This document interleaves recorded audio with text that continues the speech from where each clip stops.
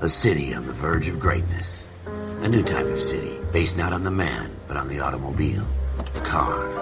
The symbol of freedom and vitality.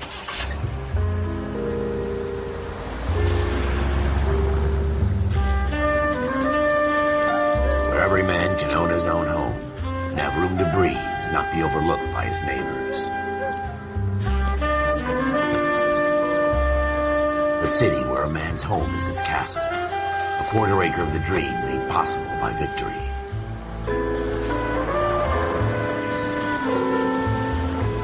A city of opportunists.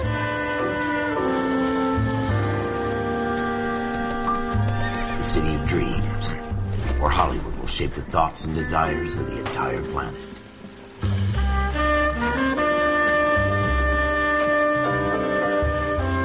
A city of pioneers.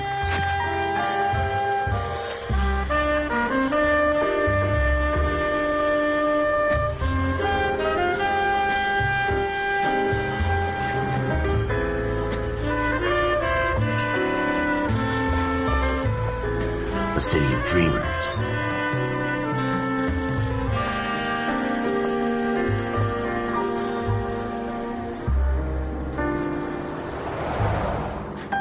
A city of undercurrents, where not everything is as it seems.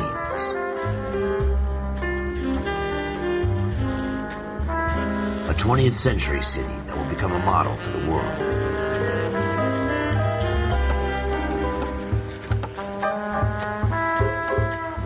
A city that has no boundaries, that will stretch as far as the eye can see.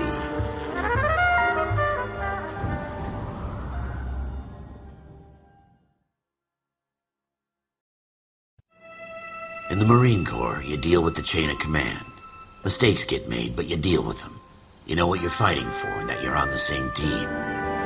But dealing with corruption is like chasing shadows. You never know whether the guy you're talking to is on the pad, or whether it's your partner, or maybe even the watch commander. So who do you trust, Cole? I made up my mind a long time ago.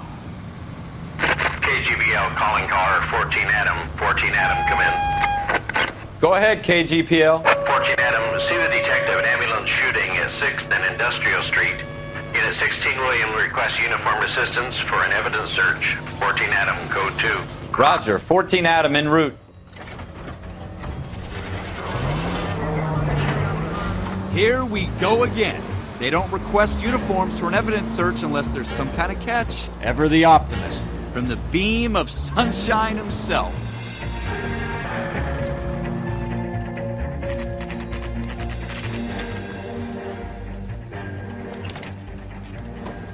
Floyd Rose, homicide. You might back up? Yes, sir. Phelps and Dunn, Wilshire Division. We had a shooting took place down this alleyway. We have the Vic, Scooter Payton, a Negro male bagged up and on his way to Central Morgue. Witness says a tall white guy, our shooter, put 2 in the Vic's head and then threw his piece. I need you guys to try and recover the gat. You want us to look anywhere in particular? Give it your best shot, guys. The dead guy's a lowlife. I'm not expecting any miracles here. And if we recover the weapon? Bag it and return it to technical services. You hurry it up, Floyd. We I'm got outta places here. to be. Happy hunting.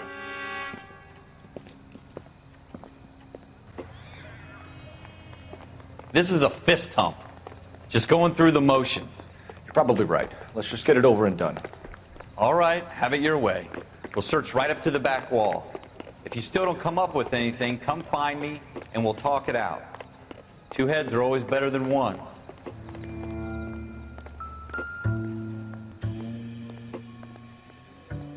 Jesus. Cole, come take... Dr. Fontaine, could I have a word? Of course, young man. I really enjoyed your lecture, Doctor. Psychiatry seems to have a tremendous amount to offer. Why, thank you. I'm always happy to receive acknowledgement for my work. The mind is the last great mystery in medicine. Are you thinking of specializing, Mr. Sheldon, or Courtney Sheldon. I'm only in 2nd year, Doctor. They fast-tracked me a year because of my experience during the war. Ah. That's what I wanted to talk to you about. Battle fatigue and collapse under duress. Can it be helped? I would say yes. given the right set of circumstances. Trauma forces the mind to close down, retreat in on itself. We try to find ways to unlock the mind again through a combination of therapy and drug treatment. Hypnosis and therapy are powerful tools in the right hands, Sheldon. I've been to visit some of the guys at the VA hospital. A good friend of mine, he's so far away. It's like he's wandering You around. went through a lot together. Yes, Doctor. Give me his details and I'll make a prognosis. I have a number of clinics in Los Angeles, Courtney Sheldon, and your penance, for your friend's help, is to come and work at one of them in your spare time, with what little spare time a medical student has. Is that a deal? Is it ever? I can't thank you enough. I'm not promising a cure, Courtney. I want you to remember that. Every physician has patients that he cannot hope to cure, for whom he can only smooth the path to death.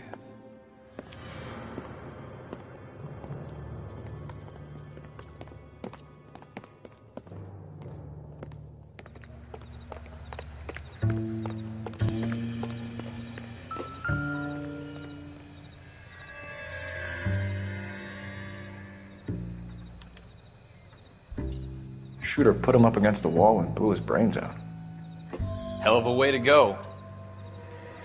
Doesn't really matter how you go once you're gone. Don't get all deep on me, Phelps.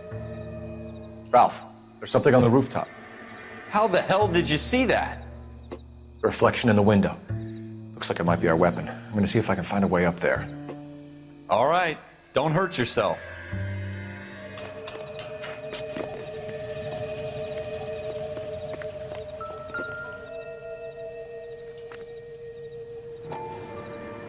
What kind of chumps do these homicide guys think we are? Smith & Wesson, serial S71893. 2 rounds fired.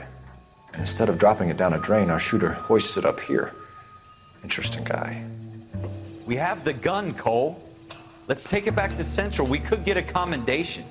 Could show some initiative, Ralph, and see if we can come up with an owner. That's a long shot, Cole. It's a pretty fancy gun. You know a local gun store? Sure. There's a place a couple of blocks from here.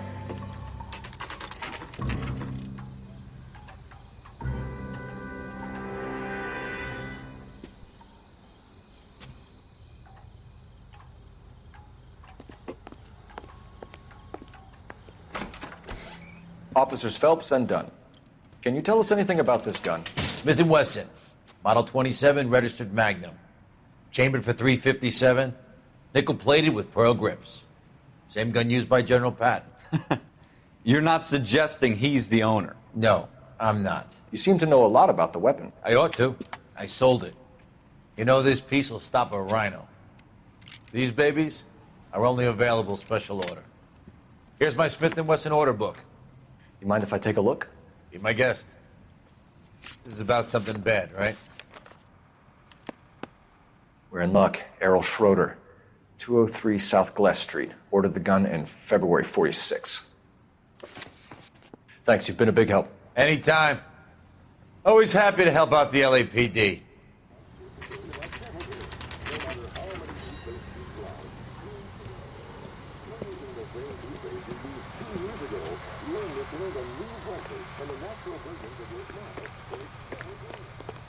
Are you drunk, mister?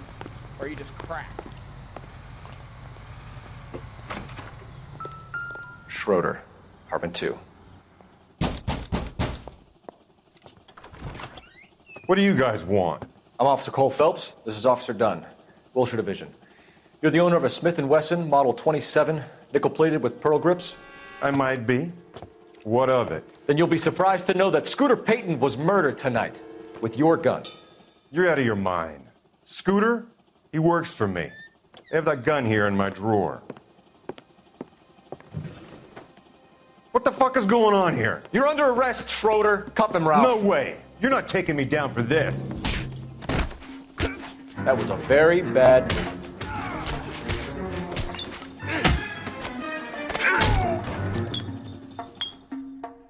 Ralph, you all right? I'm fine. I hardly felt it. He's lucky he caught me off guard. Keep an eye on him, Ralph. I'm gonna take a look around.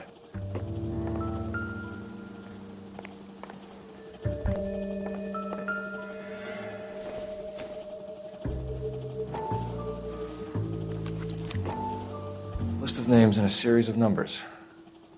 Floyd Rose's name is in this book. Phelps, we can come out of this all bright and shiny with a commendation. Or stick our schlongs in a hornet's nest. Call it in, partner. And leave the book where you found it. Officer Phelps, badge 1247, requesting.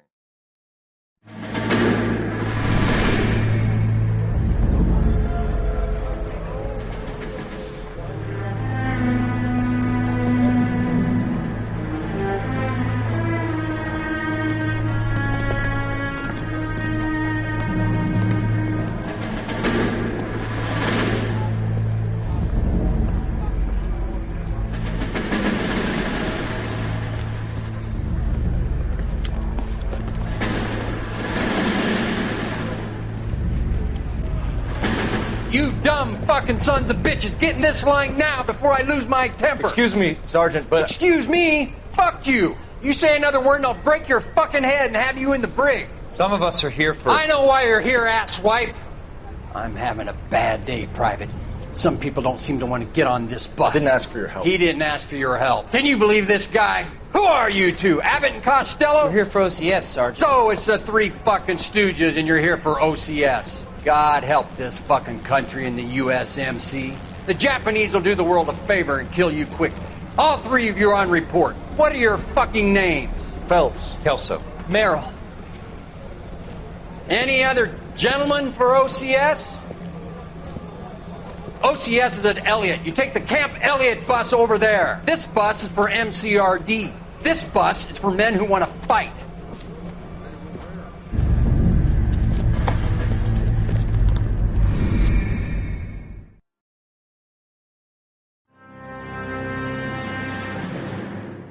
Well, you picked the right place, Cole.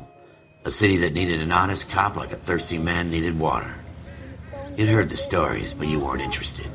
You were here to fight the good fight, solve cases, right wrongs. But the force is like politics. There's no sitting on the fence. You have to choose sides. A brown paper envelope or a Greyhound ticket to Palookaville. It could only ever end one way. All units to 211 in progress and shots fired at Westlake Savings and Loan, 1415 West 3rd Street. Unit to handle identify, code 3.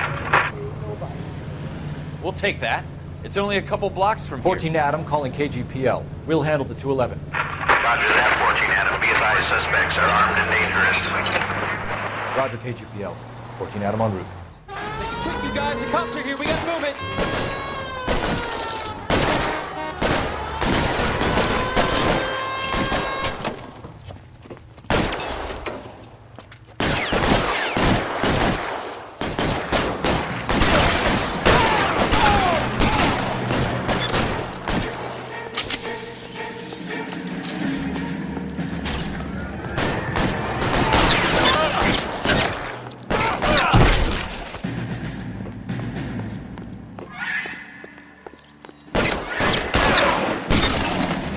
LAPD, put down your weapons.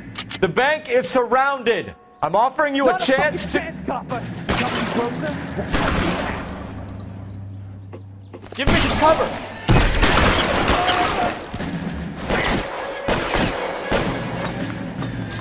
Get down.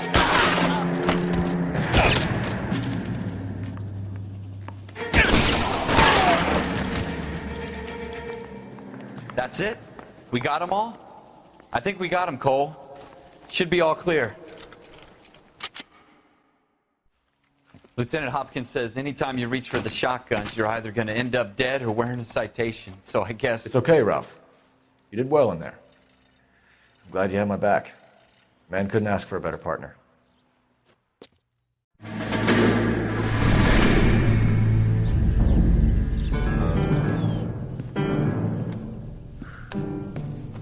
This kind of opportunity comes along once in a lifetime, Hank. I have to grasp it. You have to survive at first, Cole. Here are the veterans. The Japs love to shoot officers. If I can make a name for myself in this war, my future... Thinking of taking on a company of the Emperor's finest single-handed? You don't seem the Sergeant York type to me. When I need your opinion, Kelso, I'll ask for it. They talk about officers like you in boot camp, Cole. They call it the Custer Syndrome. Guys who go around dreaming of fame and glory and getting all of their men killed in the process. Our duty is to lead, Kelso. And their duty is to die for your wonderful future?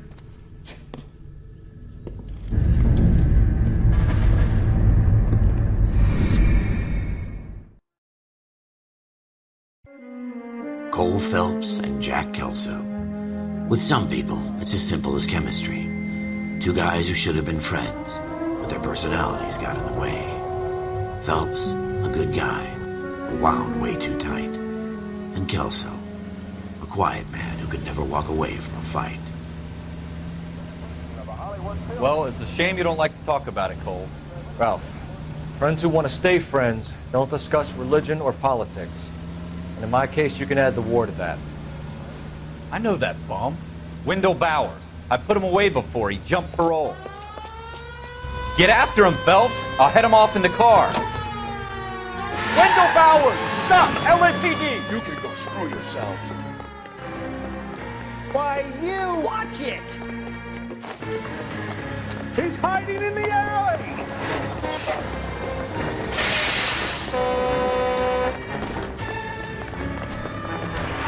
Bowers! Hold it right there! Stop now or I will shoot.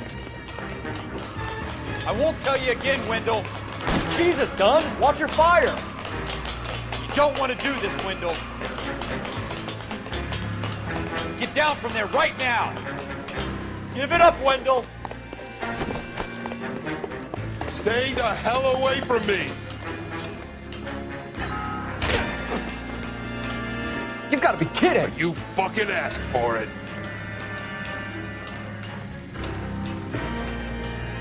No way I'm going back inside.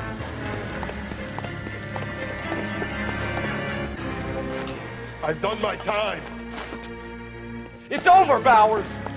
You assholes already screwed me once.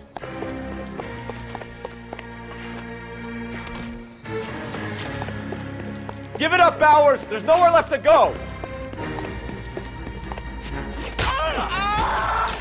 Looks like we've got the place to ourselves.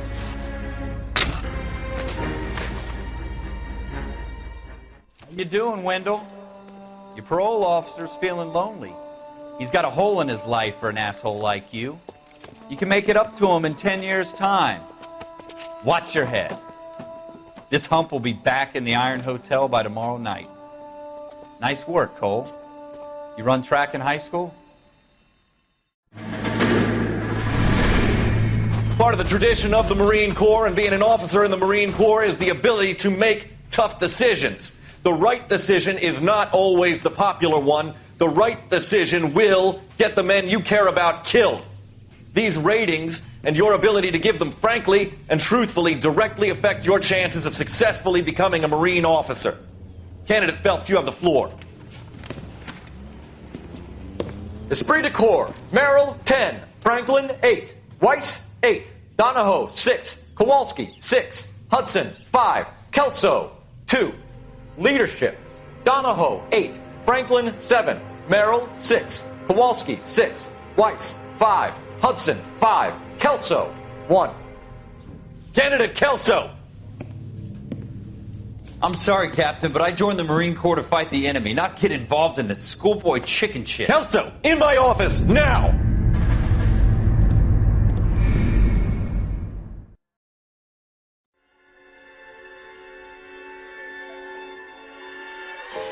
For every cop, there's the case that makes you. Gives you that leg up. Gets you recognized as the shining new star in the squad. The case that you solve that shows that you have the gumption, the gung-ho, the get up and go to make you stand out from your average rank-and-file patrolman. This could be the one, Cole.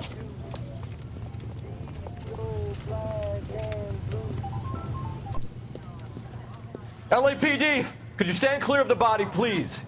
Has anyone called an ambulance? We've called an ambulance and the police, but I'm afraid he's dead. Okay. Okay, stand further back and move along. It's your choice, but make it quick, people. Hey, Cole. You got here quick. My beat crosses 7th Street. Okay. You're first reporting then. We'll get a perimeter going and move the crowd on. You better see what you can find out before the homicide dicks show up. I'll be with you in a moment. Broad daylight, crowded street. Now I've seen everything.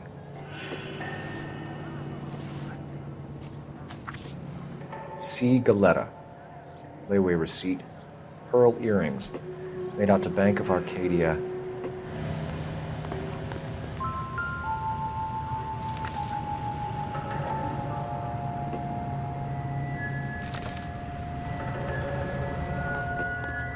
Sir, I'm Officer Phelps. What exactly did you see? I heard the shots. I thought it was a car backfiring. I saw a girl run into the shoe store. You want to take a look around now? The witness can wait, Cole. We've got the perimeter. Speak to the witness before homicide arrives, Phelps. And if you think she's lying, don't be afraid to get forceful. Verbally, of course. And don't accuse her of anything without proof. Lawyers love that shit. And if you're sure she's straight up, try the general approach. See what you can coax out of her. I swear, this town is gonna swing. Officers, what can I do you for? Officers Phelps and Dunn, sir, Wilshire Division. We need you to trace a serial number. Sure. What's the make and model? FN Browning, model 1922. The serial number is 01138. You don't say. Well, I didn't sell it. Europeans love them, but it's pretty rare you find one over here. Although I did have one in here a couple of weeks back. Remember the owner? Yeah. Caillou. Edgar Caillou was his name. Thing looks like he'd never been fired, but he brought it in here for cleaning anyway. Then he bought a box of cartridges and he left. You know where we can find Mr. Caillou? Told me he was on his lunch break. Said he worked at Hartfield's jewelry store just up on Broadway. Thanks for your help.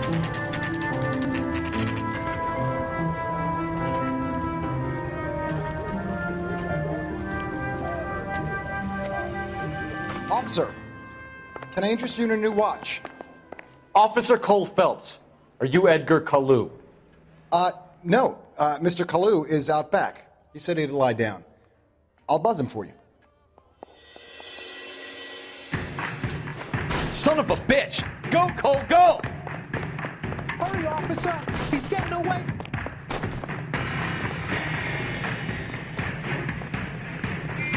Caillou, get back here! There he is, officer! Goobers all around, y'all. Thing's alive! It's a hook fire! Run for it! Stop or I will shoot! Lord above! Edgar Caillou, you're under arrest for the murder of Everett Gage.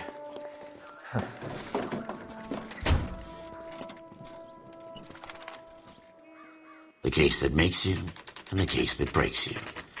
The one you never solve, the one that keeps you awake at night. The case that gnaws at your guts and ruins your marriage. The case that keeps you propping up a bar as you relive the what-ifs, the might-have-beens, the half-leads, and the half-truths. The case that other cops murmur about whenever you walk past. The case you never, ever discuss. God's mill may grind slowly, but it grinds finely, son. I hear it's you who nabbed our malefactor from the shooting yesterday. Yes, sir. Then tell me, Boyle, I hear you're quite the climber, a man of initiative. How would you like a chance at smiting this man with the sword of justice? You're asking me to conduct the interview, sir? I am, young Phelps. You've only been with us a short time and you've assembled yourself a stellar arrest record. Not to mention the fine work you did in the war, sending heathens back to the hell they came from. But I'm curious as to whether you can turn your hand to interrogation. Takes a certain animal cunning, lad. Do you think you might be ready for that? Yes, sir. I think I am. Good man. You need many things for a conviction, young Phelps. A motive, opportunity, hard evidence, and best of all, a confession.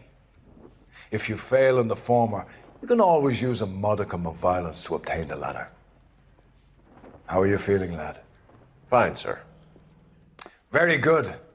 The evidence is overwhelming. May the cat eat him and the cat be eaten by the devil. Bring me a confession, young Phelps. This is your chance. Don't fail me.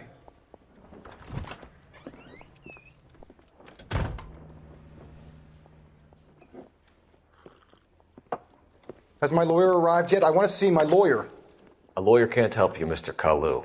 You shot a man dead in cold blood. You're going to have to pay for that. Let's talk about the shooting. Do you deny shooting Everett Gage? I'm a businessman. I run a jewelry store. I don't know what you're talking about. I'm sure my lawyer can clear all this up. You deny owning a Browning pistol, serial number 01138. I owned a gun, yes, but it was stolen in a burglary a couple years ago. You can't prove I used my gun on Gage. You had the gun cleaned and bought a new box of ammunition. The store owner remembers you and where you worked. Is that so? It's amazing what the Nebbishes will recall when it suits them. Let's change the subject. You fasting for Yom Kippur, Mr. Kalu? Yeah, let's change the subject, you going motherfucker. How about baseball? You're not denying you're a Jew, Mr. Kalu. This is America. It's not Germany. It's not a crime. Some people don't like Jews, Mr. Kalu. Yeah, and I guess you're one of them. Gage hated Jews, didn't he, Mr. Kalu? I don't know what you're talking about. You left-wing leaning parasite. You expect me to sit here and listen to your drivel? You call me that? You sit there and you call me those names, you goddamn goy butt snatcher? You and that stump Gage! Why did you do it, Mr. Kalu? Gage. He's in the Chamber of Commerce. He's in with all those momsers. He blocked every proposal I ever put forward. Kike this and kike that. He's been trying to ruin my business for years. Edgar Kalu, I'm charging you with the first-degree murder of Everett Gage. I respect your beliefs and your right to hold them. I hope for your sake the jury can commute to murder in the second degree.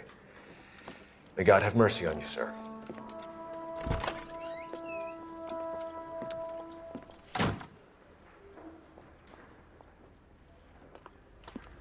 Masterfully done, Officer Phelps.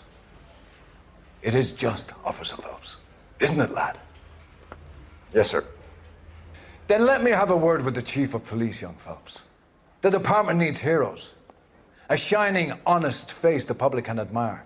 I applaud a man with your talent for unwavering justice. Back to your duties for now, Boyle. But here's a piece of advice. Get yourself 2 suits, get them pressed. You'll be needing them.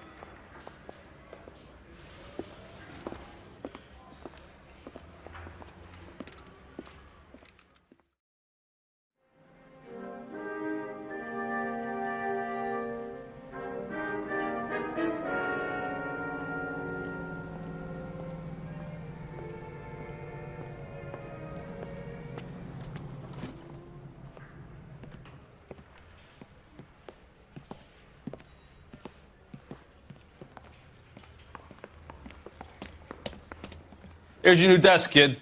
You're on traffic. The hot sheet is posted here, next to the map. What's his problem? That's Biggs. He's an institution. So this is what all the fuss is about. Why couldn't they build a freeway that goes past my place? They haven't even approved the money yet, kid. The bond issue won't be till December. It'll be years before any of this will happen. Here's your new partner, Stefan Burkowski. I've heard all about you, Phelps. You go easy on me and let me earn the odd citation, and maybe we'll get along fine. I'm here to learn, Detective. He's an intense one, isn't he, Mel? Intense. The newly minted detective here, Cole Phelps. Hi, Phelps. I'll be keeping an eye on you. I could spend a little time basking in reflected glory.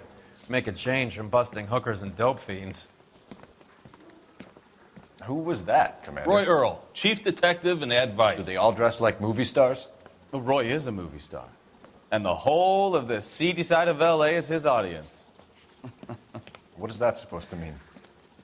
Stick with me, kid. You'll find out.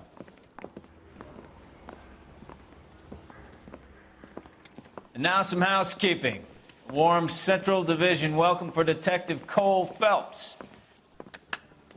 Some of you guys may know Phelps. He's the cop who broke the jewelry store murder. Stand up and take a bow, Phelps. If it's all right with you, That's sir. That's an order, Phelps. Shh, quiet, everybody. Phelps is one of only 2 serving LAPD officers who received the Silver Star during the war.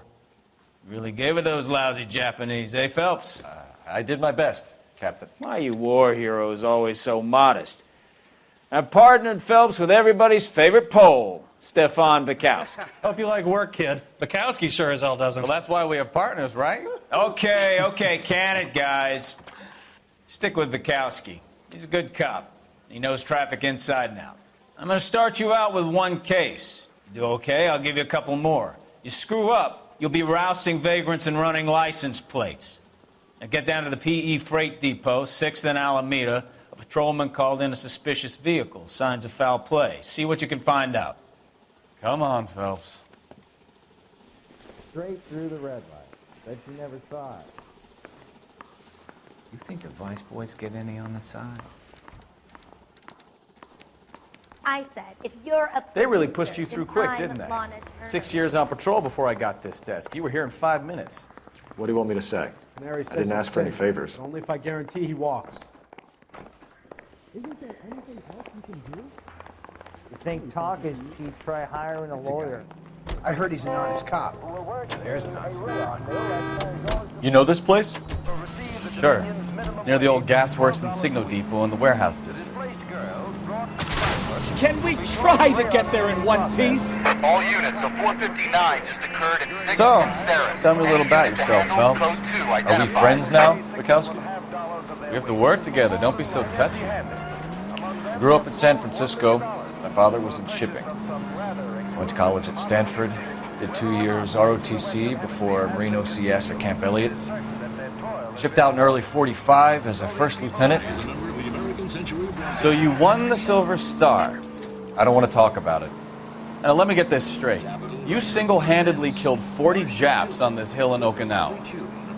No, you were up there all night, draped in the flag, knife between your teeth, gun at the ready. Finished? The Emperor Hirohito himself leading the charge against you. I did my part, Bukowski. What did you do? I kept the streets of LA safe. All units of 459 just occurred at 6th and Sarah's. Any unit to handle, code 2, identify. Yeah, now I get it. Unfit for service. Oh, fuck you, Phelps. I earned a bravery citation during the Zuda riots. Sounds like you had it rough. I did my job. That you, Bukowski? Go on through. Parking lot straight ahead.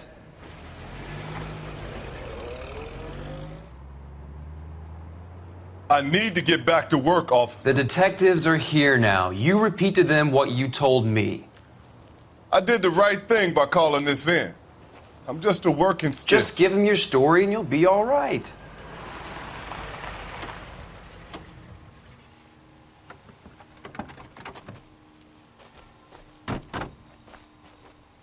This is your first case, Phelps. It's okay to admit it if you're stumped. If you don't know what to do next, just come talk to me and we'll see what we can figure out. Thanks, Stefan. You're okay. I'm Officer Hart. Phelps, traffic. What have you got? Abandoned car, probably stolen. The solid citizen is Nate Wilkie. He called it in. What gives with the coroner? There's blood all over the interior. Someone's copped a full Broderick, but no stiff as yet. We have an owner for the car? The car is registered to an Adrian Black, just north of Bunker Hill. All right, we'll take a look around. I'll keep Mr. Wilkie talking, but don't make him wait too long. He's the restless type. I better get back to work, sir. Victim looks to have lost a lot of blood.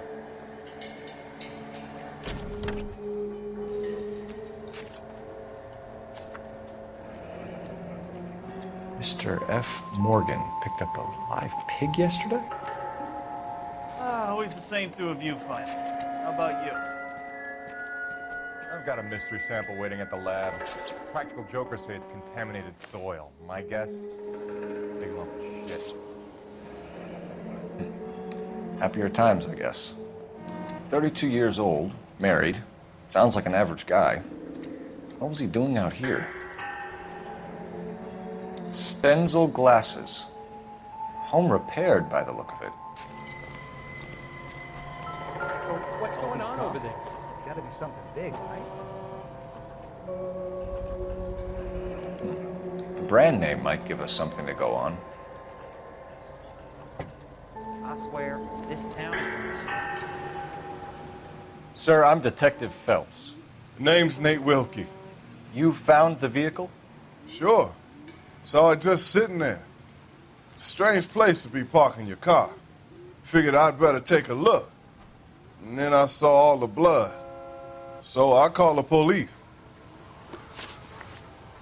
Mind if I ask what you were doing out here? Well, I work for the railway.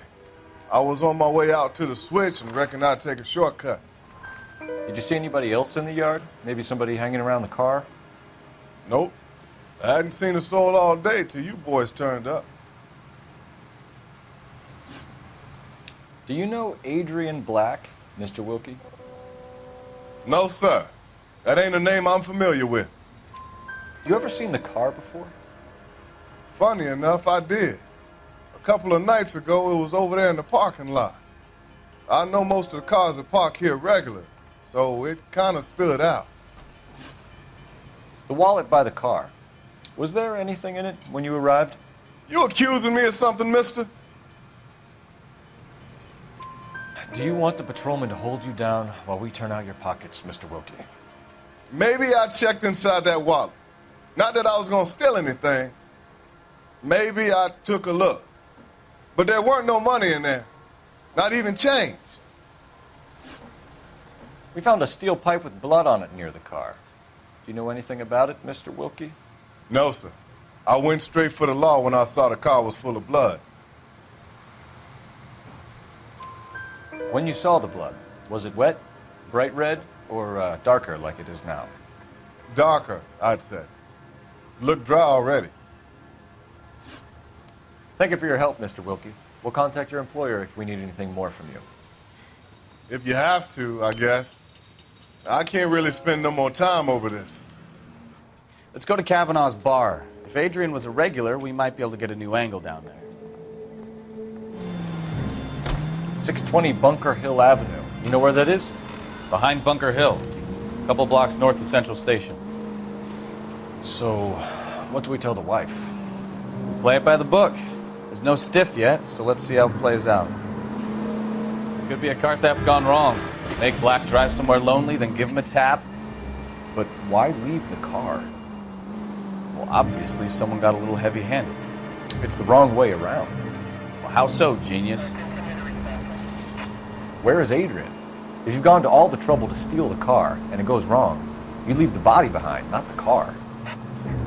You got something there, Phelps. Doesn't add up. You read about the guy on the crossing yesterday? No, what happened? Over on Lincoln Avenue. This guy's driving along and his oil light comes on. He stops the car and gets out. He pops the hood and... He's on a rail crossing. Oh, you got it. He's got his head under there checking the oil, and the Southern Pacific Freight slams into his car doing 90 miles an hour. The car came to a rest more than a mile down the track. What a pointless waste of life. You'll get plenty of blood and guts and mindless stupidity working traffic, Phelps. I mean, who needs a Second Amendment when we'll give a goddamn fool the license to get behind the wheel of an automobile? If it's a kidnapping, why leave the victim's ID? If it's a murder, why leave the car? The evidence doesn't add up. Free lesson, Phelps. Evidence will only get you so far. You ask me, the whole thing feels hinky as hell. What I wouldn't give to have your powers of intuition, Bukowski. Don't worry, kid. Keep watching the master and you'll get there one day.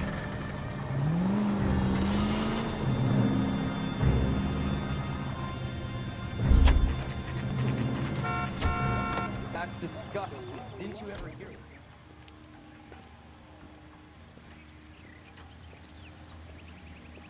Let's go introduce ourselves. You talk to her, Phelps. I'm no good at this shoulder to cry on stuff. Just a minute.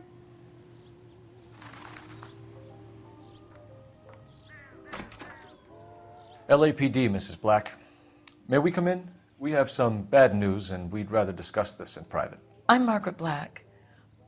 We can discuss this in the living room. Please come in.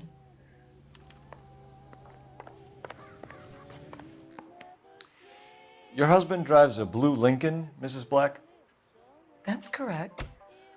The car has been found abandoned, and I'm afraid there are signs of foul play.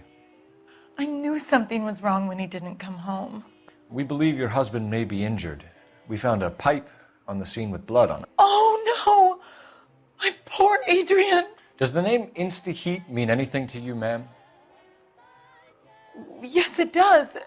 We've just had a new water heater installed. Whereabouts, Mrs. Black? Just outside the kitchen window, at the side of the house. I'd like you to try and stay calm and remember everything that you can about last night. My partner and I are going to take a look around. When you're ready, we're going to have some more questions for you. Is that okay? Of course, officer. Anything to help secure my husband's safety. Well, let's check the place out. Come on. Have a good look around. There's got to be something in here to go on.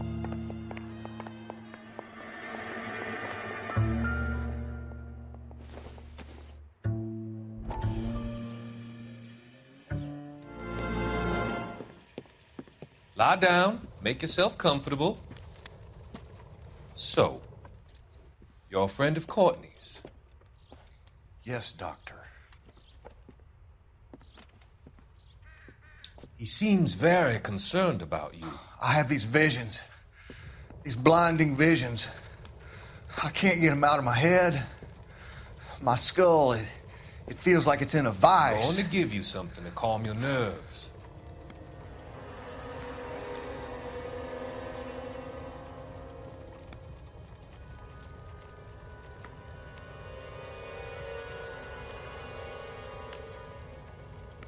I want to take you on a journey back. I want you to remember the good things about your past, occasions that made you laugh, times that made you smile.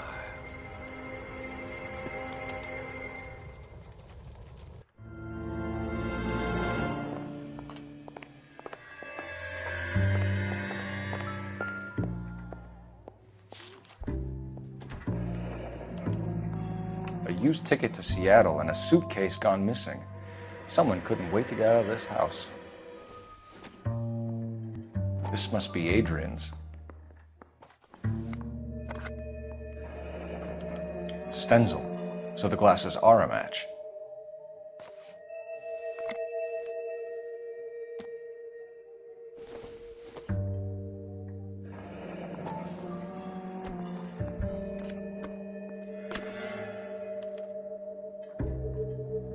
To my Adrian. This thing gets more and more interesting.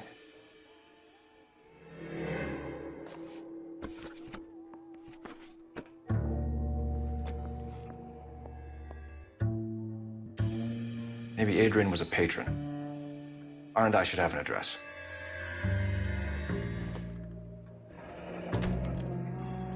This was only recently installed, not 2 days ago. Maybe it's time we took a look around outside.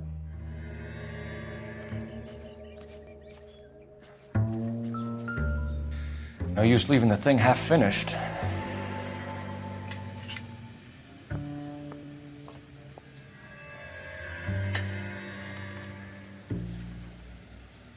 So the pipe missing from Mr. Black's heater is the same one that killed him. Huh. Seems like the assailant is a little closer to home. Operator, give me dispatch. Putting you through now.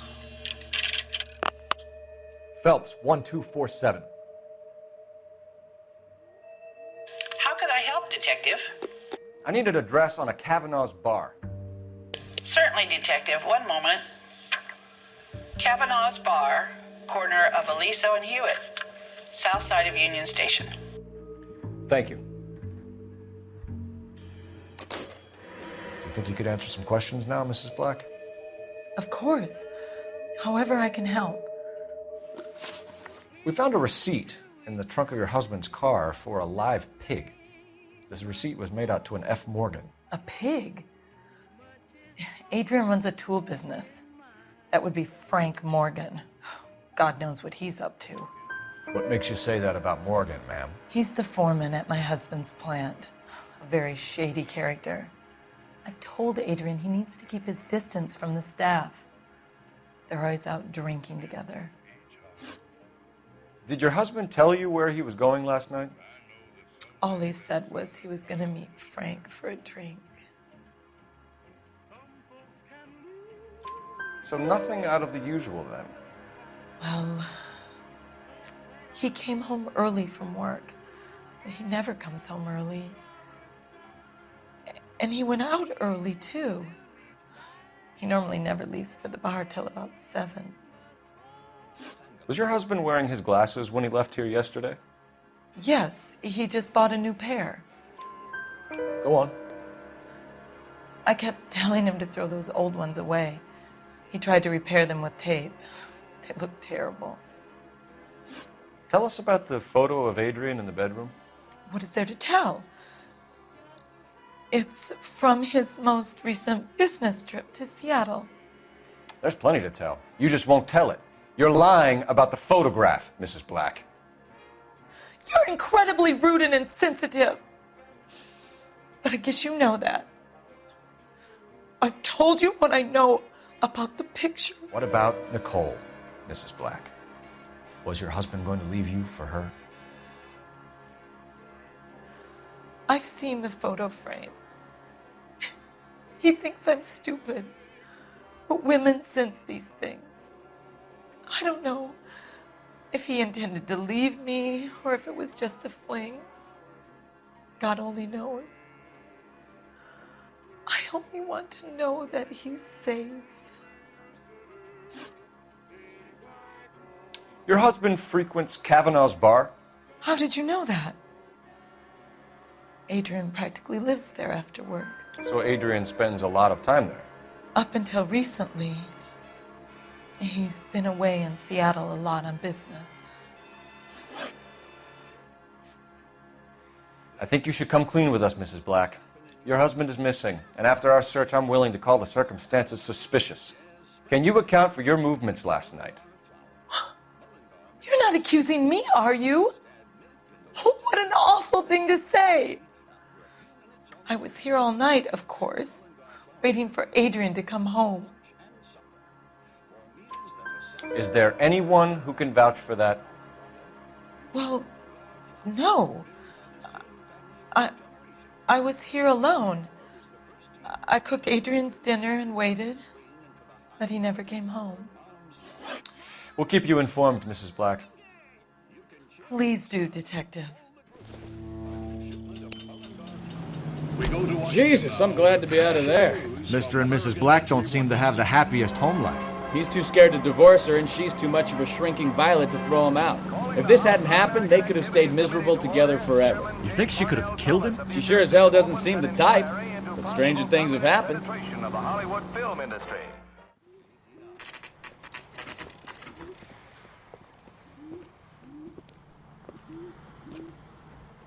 Hey, I know you. No, you don't. Can I get a bowl of that Looking chili? for someone? You know Frank Morgan? Sure. Frank's your regular. He's a loner in the back. Root beers all around, doll. Frank Morgan? Who's that? Cole Phelps, LAPD. I understand you're a friend of Adrian Black. Yeah, I know him. Are you aware that he's missing? No, I hadn't heard that. Tough break.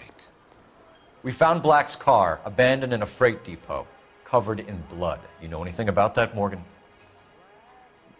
Hell no. I'm sorry to hear that. I like Adrian. He's a good boss. Please, don't tell me you actually believe this jerk-off, Phelps. You're lying, Morgan. You were there. And you're talking out your ass, Detective. How about you prove I was out at that rail yard? You were there, Morgan. We found a receipt in the trunk of the car. It has your name on it. We can call the slaughter yard and nail you on it. All right already. That fool Adrian's fallen for some dame in Seattle. He wanted me to make it look like he'd been attacked. Where exactly is Black holed up? No idea. I think he took off for Seattle. I'm tired of your shtick, Morgan. Spill it, or we take you out in the alley and we knock it out of you. He's holed up at my place. He's waiting for some money to come through before he blows town. An address? It's an apartment house at the corner of Temple and Figueroa. Apartment number 2. I think that's all. Thanks for your help, Morgan. We appreciate it. Hey, I'm just glad I could help. I love cops. Cuff him, let him go. It's up to you, Phelps. There's no way I'm writing this idiot up. You want to meet Joe's...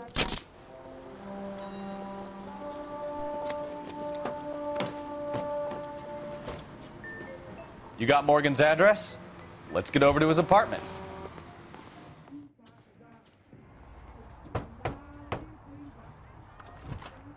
Help you, gentlemen? LAPD detectives, Mr. Black. You're under arrest. Look, I'm really sorry about this. I never tried to hurt anyone. I just needed to get away from LA. I won't put up a struggle. Just let me get my things. I knew it! Phelps, go after him. I'll try and head him off in the car. Remember, the gun is the last resort. There's no point running, Adrian.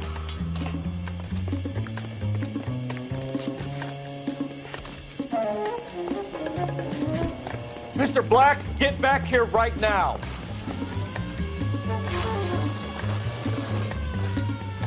Stop right there, Adrian. It's over, Adrian. Why not just come clean with her, Black? Why the melodrama? I thought it would be easier. No, it just got a whole lot harder. Adrian Black, you're under arrest for conspiracy and fraud. We'll see what the DA has to say about wasting police resources on a wild goose chase like this. You're gonna lose your wife, lose your job, and probably end up in the big house. I hope she was worth it, Adrian.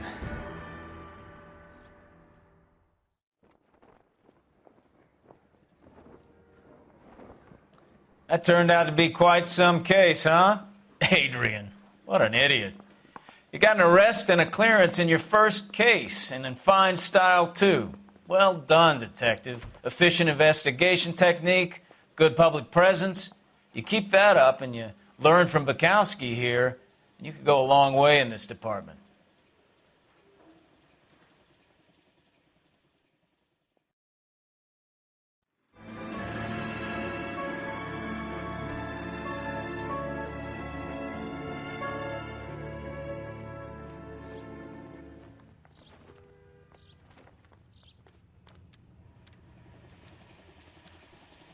Okay, we're gonna keep this short. I'm already late for the DA. First up, Phelps, Bukowski. We got a report of a brand new Packard abandoned in an empty lot off 2nd Street between Olive and Grand. PR is one Oswald Jacobs says the vehicle was dumped in his backyard. There's a patrolman on site. Get down there and see what you can turn up. Any questions? Good, get going. Better go earn our pathetic wages.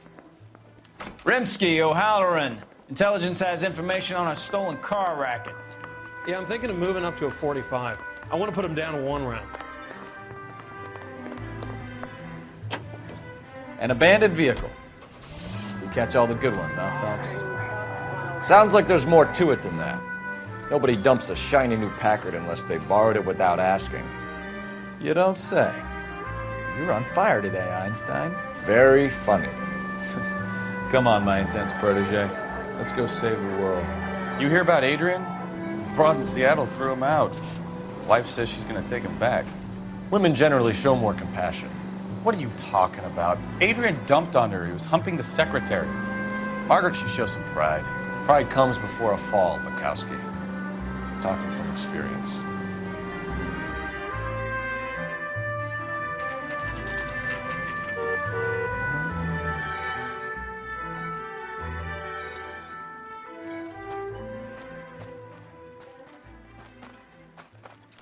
Phelps, traffic. I'm Officer Houlihan. Car's down the alleyway, detectives.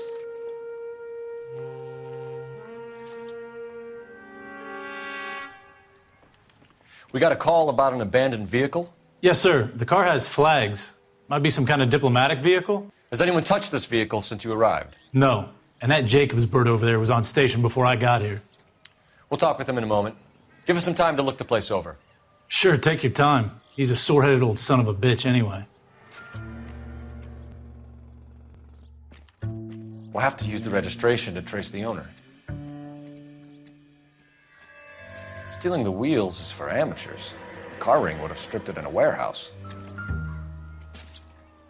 They must have taken the flag as a souvenir. Can't have any street value. It's owned by the Argentinian embassy.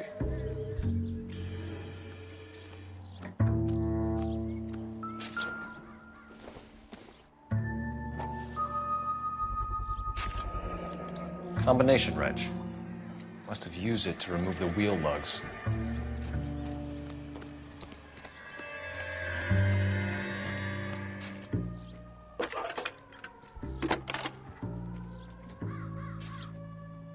Phelps, badge 1247.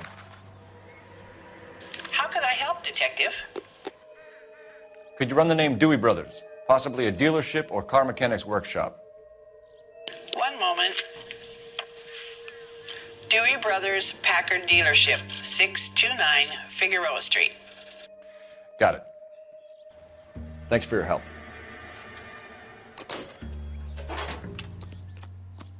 Oswald Jacobs?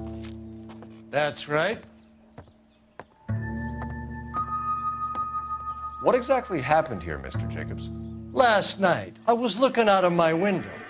I like to keep an eye on what's going on. I can understand that. You see this empty lot? Damn kids play stickball here. Always breaking my windows, always asking for their ball back. Can we get back to the car, Mr. Jacobs? Don't be impatient, Sonny. Anyways, last night I see this brand spanking new Packard up on bricks. Did you see who stole the Packard? Hell yes, I did. I saw 3 goddamn Mexicans going to work on it. Can you tell us what they were doing? Using the headlights of an old Ford so they could strip the thing. I yelled out to them, "I'll call the cops." So they loaded up their car and drove off, tooting and hollering and yelling obscenities at me in Mexican. You speak Spanish, sir? No, I do not. After the Mexicans left, you didn't go anywhere near the car? After I scared them off? No, I didn't go anywhere near that car. You went out to the car. Once they were gone, you had to take a look for yourself. I was curious. Ain't no law against that. So what if I took a look around that car? You can't be accusing me of nothing. Tell me about the car they were driving. It was an old Ford. I didn't catch the license number. You look like the kind of guy who notices details. You're right there. The car was old, but it looked brand new. Candy apple red paint job stands out a mile. What exactly did you see them take? They was working on the tires. That's all that was took. Right. So what did you take, Jacobs? Do you want my partner to pat you down? I found a notebook in the glove compartment. I was going to show you. It's on the chair on my porch. Thank you for your help, Mr. Jacobs. You can speak to Officer Thibault about signing a formal statement. When you get the car out of the way, maybe you could come back and do something about those kids. Well, how about we bring you an umpire's mask?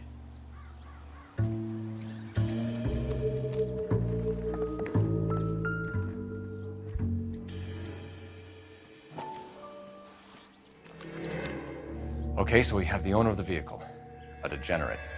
I'll run John Madsen by R&I. Contact details on a William Dewey. This looks like business rather than pleasure.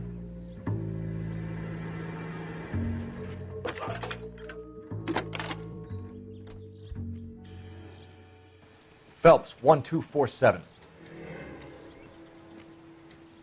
How could I help, Detective? Can you put me through to Michigan 2458, please? Connecting you now. Hello, can I help you? LAPD, ma'am. Can I speak to John Madsen, please? He's at school, officer. What's this about? Is he in trouble? How old is your boy, ma'am? Just turned 16. Wrong person, Mrs. Madsen. Sorry to disturb you. Messages, please. There's just one message for you, Detective. A 4-door Packard, diplomatic license number Paul Robert 706, was reported missing this morning by Juan Francisco Valdez. Could you have him brought in? He's already here at Central, Detective. He's demanding an audience, as he calls it. Thanks. Can you get a message to Captain Leary? Tell him we'll be in as soon as we can. Thanks, ma'am. Can you cordon off this lot until we have the vehicle impounded? Yes, sir, Detective.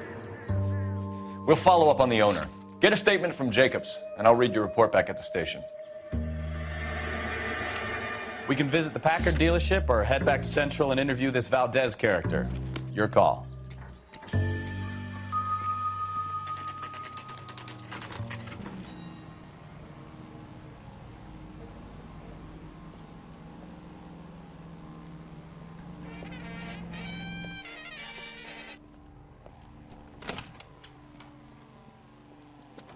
Don't tell me, let me guess.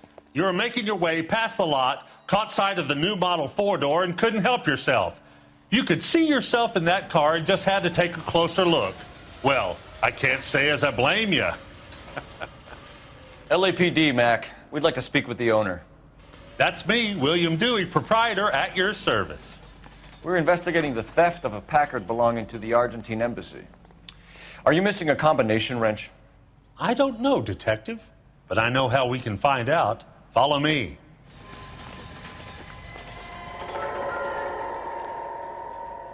We keep all our tools in here. Mind if we look around? Be my guest. Gabriel Delgado is missing a 3/4. If you don't mind, we have a few questions. Packards are great cars, but this doesn't look like the kind of place favored by foreign embassies. How do you know Valdez? I don't know Valdez. The embassy bought the car. All I know is he must know a quality car when he sees one. And I know a shyster when I see one. You and Valdez are in this together. Me and Valdez? I hardly know him. Valdez wouldn't wipe his shoes with me. We found your contact details in Valdez's notebook. He had to be calling you for something, Dewey. Okay. So I met Valdez in a bar. We cut a deal and he bought the car through the embassy. I cut him some change on the side. It happens all the time. Where can we find Delgado? I don't know. He sure as hell isn't here. Address, Dewey, or my partner shoves your head in a car door. Okay, all right. Apartment 3, 103 Hill Street.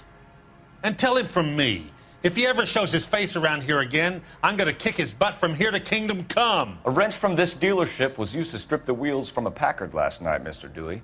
A couple of Hispanics were seen taking parts. We've had a spate of thefts ourselves. Comes with the location. Thieving bastards to steal anything the minute your back is turned. What are you hiding, Dewey? Spill it. You don't want the LAPD getting too interested in this place. So I hire a few illegals. It's cheaper than hiring returning GIs. They have less attitude. Downside is, they're a little light-fingered. Thank you for your help, Mr. Dewey. No problem. God damn that kid. I'm just an honest car salesman. Seems like you just don't know who you can trust these days. Going to movies, Dewey. You're missing your calling. Time to visit Gabriel Delgado. See how good his excuse is.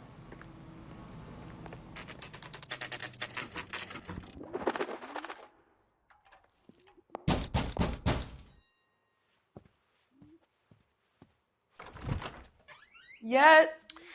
LAPD, ma'am. We're looking for Gabriel Delgado. Gabriel?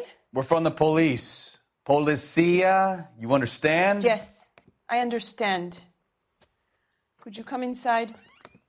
What is your name? Ana Rodriguez. Is Gabriel Delgado here, Ms. Rodriguez? No. What do you want with Gabriel? Is he in trouble? Stay where you are, Ms. Rodriguez. We need to take a look around. But he is not here.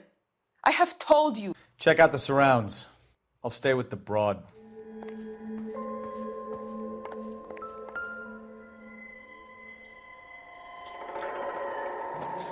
Souvenirs are a dumb move.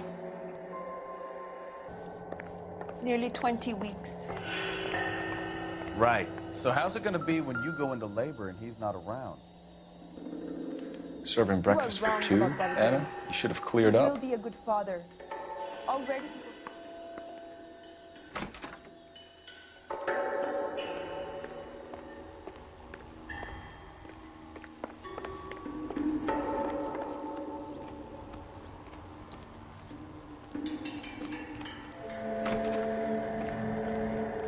Looks like Valdez gets his wheel back.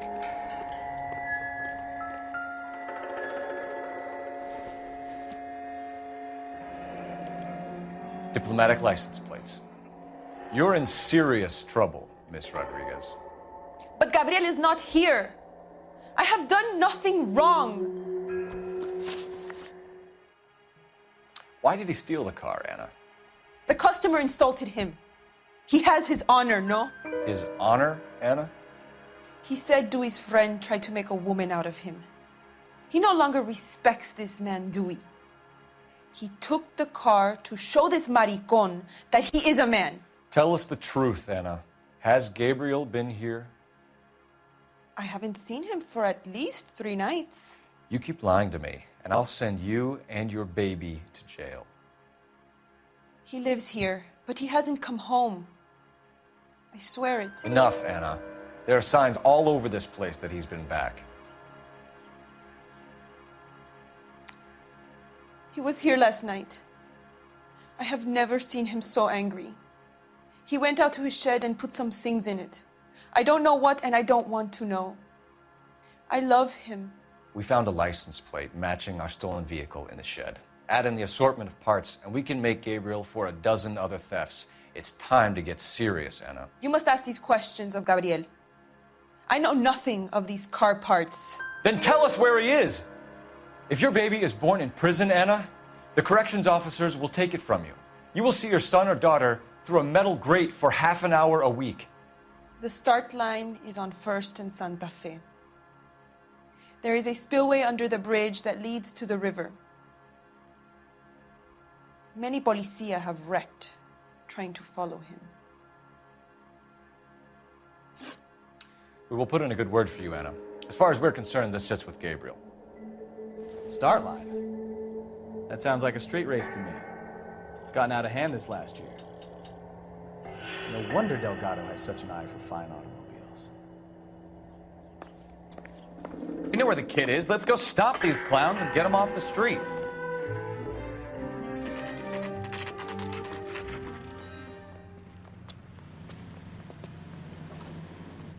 Do we have a Juan Francisco Valdez in for questioning?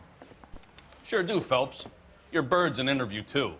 And get this, he's wearing gloves and doing his best not to touch anything. Can you beat that? Sounds like we don't want to keep this guy waiting. It's this way. That bum took a swipe at me. I put him down in my sap. Hey, I gave his wife a tap. He said all's fair in love and war. About time. Are you the senior officer I requested? I'm Detective Phelps, and this is Detective Bukowski. Have you any idea how long I've been waiting to speak with you? I am needed back at the consulate, and you keep me here like a common criminal. All right, friend. Let's take a deep breath and start all over again. Mr. Valdez. Consul General. I insist on my full title. Where did you purchase the car? My secretary and driver arranged the purchase. A disreputable place, Dewey Brothers by name. As soon as I can have it arranged, I will have my Hispano-Suiza brought up from Buenos Aires. Bought a Packard, Valdez? A snob like you doesn't drive an American car. I want answers or I'll smack you around the teeth. William Dewey offered me a substantial bribe to make a purchase at his establishment. It is not unusual to make this kind of transaction in the civil service. Don't tell that to the Argentine taxpayers. Consul General, we have located your car. Can you tell us how it was stolen? It must have been stolen from the consular garage. Terribly inconvenient, of course. I want the perpetrator soundly flogged. Unfortunately, we don't do that here, Your Worship. You have a pretty good idea who stole the car, don't you, Consul General? Are you going to tell me, or do I shake it out of you? There's no call for violence. I suspect a disgruntled boy from the car dealership. You have a name for this kid? Gabriel, like the archangel. I have no surname. So tell us about this kid, Gabriel. You had a run-in with him? Mecánico.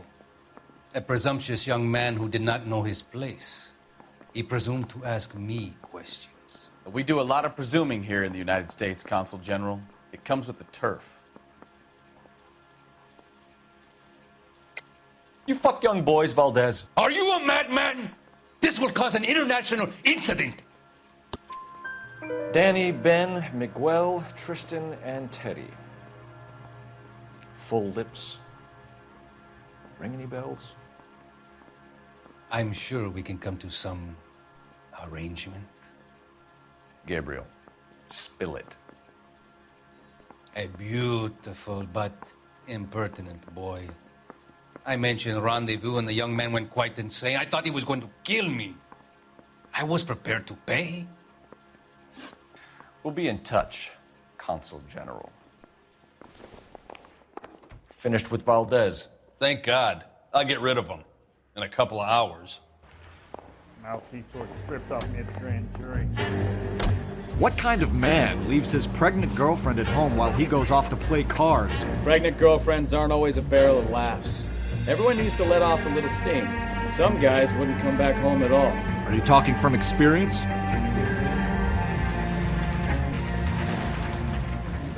There's the red Ford. That's Delgado right there.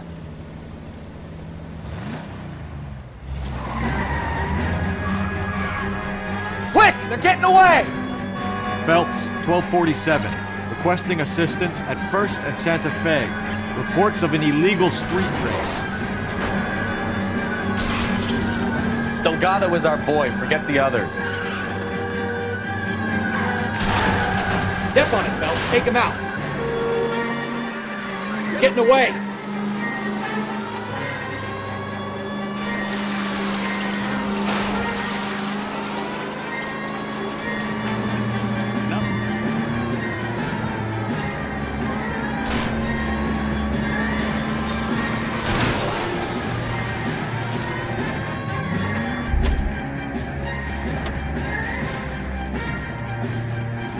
Gabriel Delgado, you're under arrest for Grand Theft Auto. Fuck you, puto! You should speak to the maricón. Valdez, I showed him. Now who's a man? I should have burned his fucking car.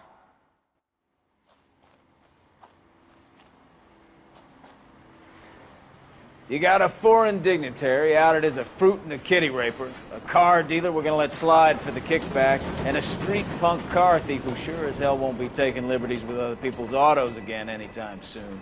That, Detective Phelps, is not a bad haul. You keep your chin low and your hands high, and you keep bringing me clearances just like that one. That's textbook policing, and we need more of it in this department.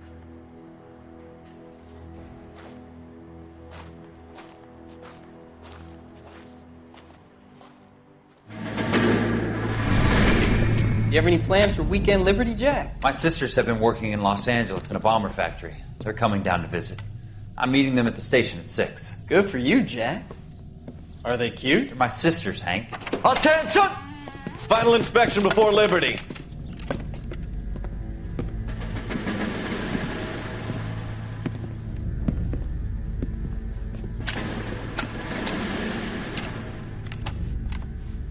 Good job, Kelso.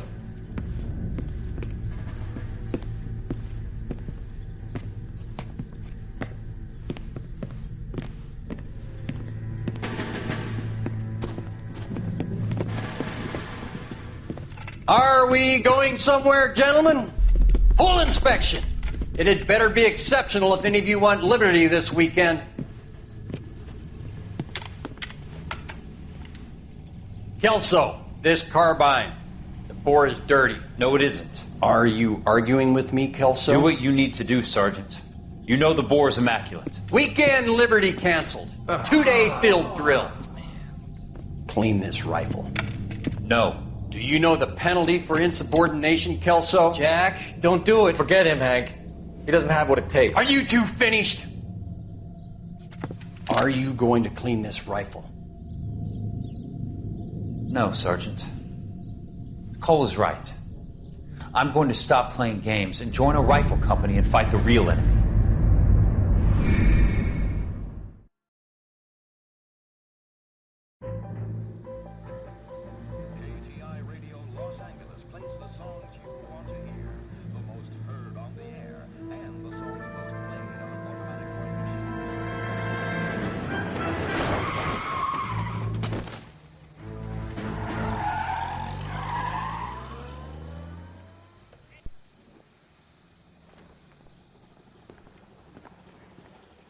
All right, gentlemen, I just got this handed to me. A hit-and-run felony at Ray's Cafe, 208 North Los Angeles. Got a patrolman on site. The coroner's on his way. Get down there, see if you can find any witnesses who can put a make on the car.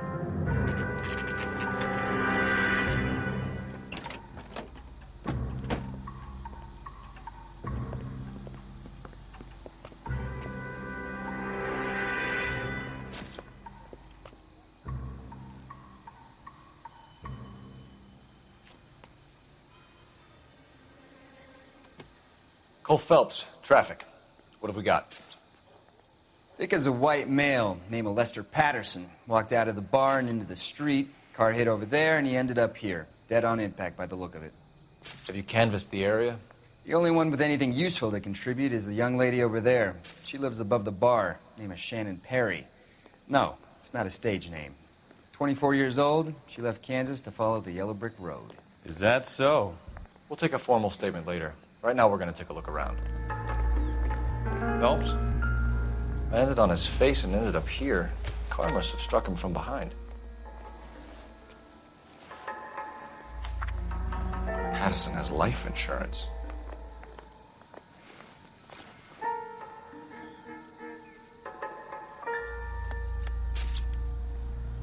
We can notify next of kin. What have you got on the victim? From all reports, he was intoxicated at the time of the accident. I'll know how intoxicated once I've done the autopsy. Looking him over now, I'd say he died on impact. What about the chest wound? Isn't that inconsistent?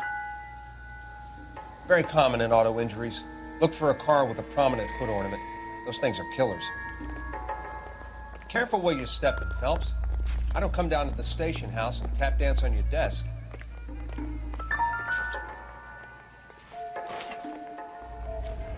A knife covered in blood. Could be a steak knife. This is a hit-and-run case, Phelps. Anyone could have thrown away a kitchen knife. In any case, we'll want tech services to scrub the alleyway before they bag the knife.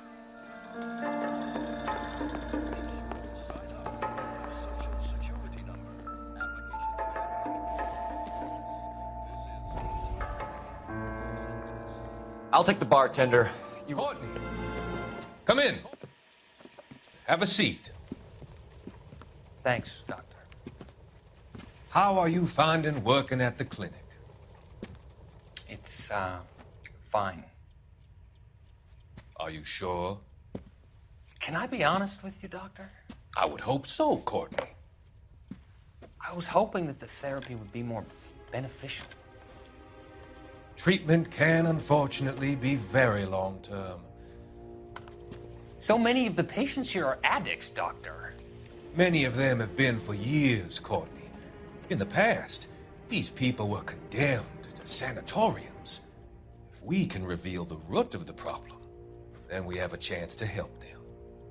And until then, they stay sedated? Do I detect a hint of reproach, Courtney? I was expecting more, Doctor. I'm sorry. I don't mean to criticize. Part of being a physician, Courtney, is learning to be patient. How is it possible to keep so many of them on their medications, Doctor? Many of their addictions are illegal. Oh, many things in life are gray, Courtney. What may on the surface appear to be illegal is actually of benefit to society at large.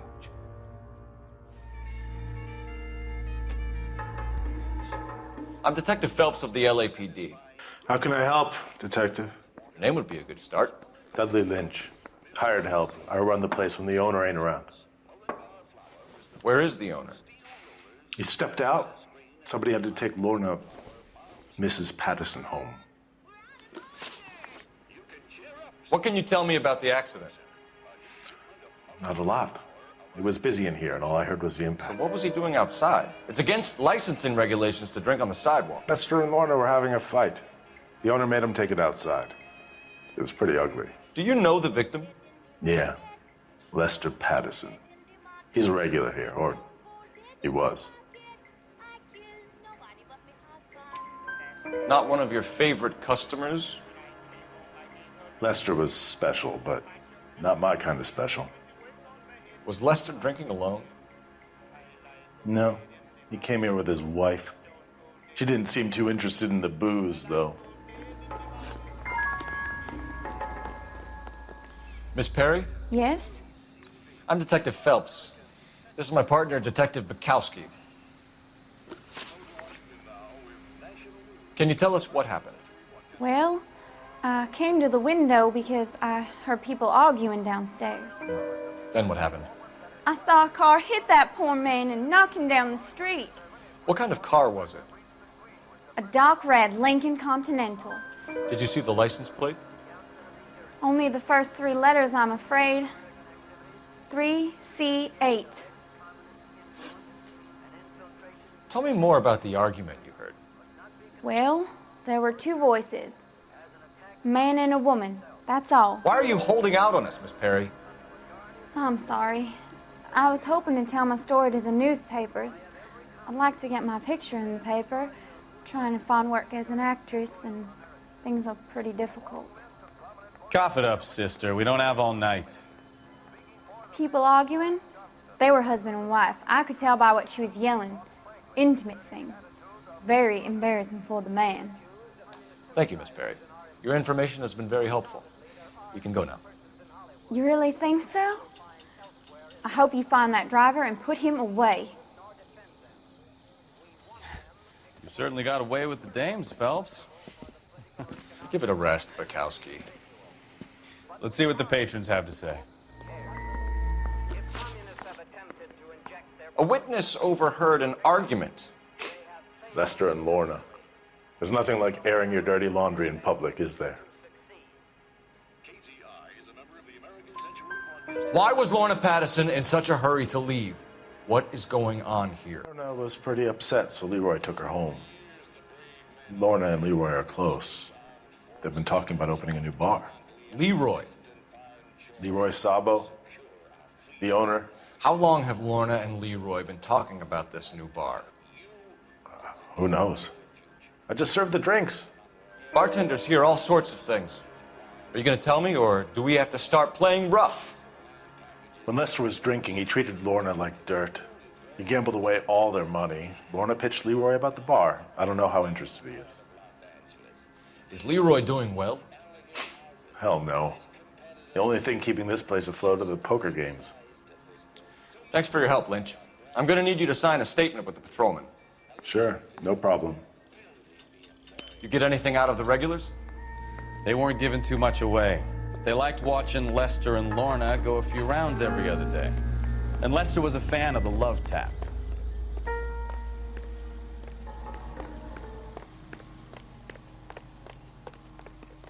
You drive. I need to go over the case notes.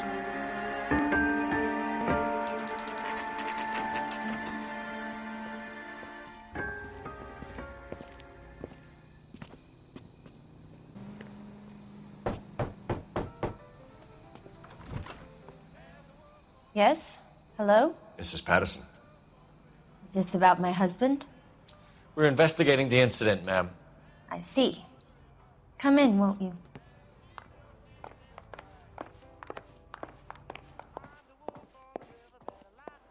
Can you tell me what happened? What's to tell? He got hit by a car and now he's dead. You don't appear to be too upset about the fact.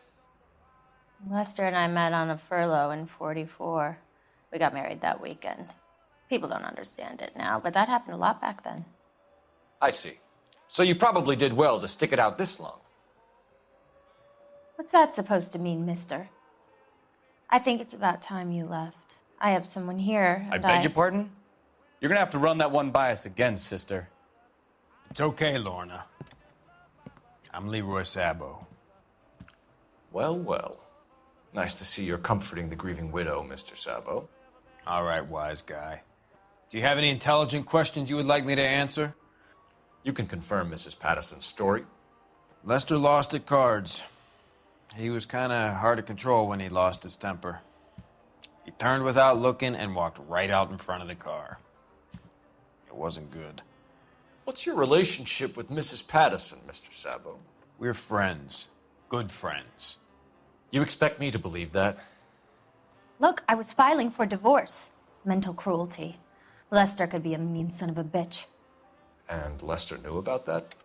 No, I hadn't told him. Well, hasn't this worked out well for the two of you? I feel almost bad for busting in on this little rendezvous.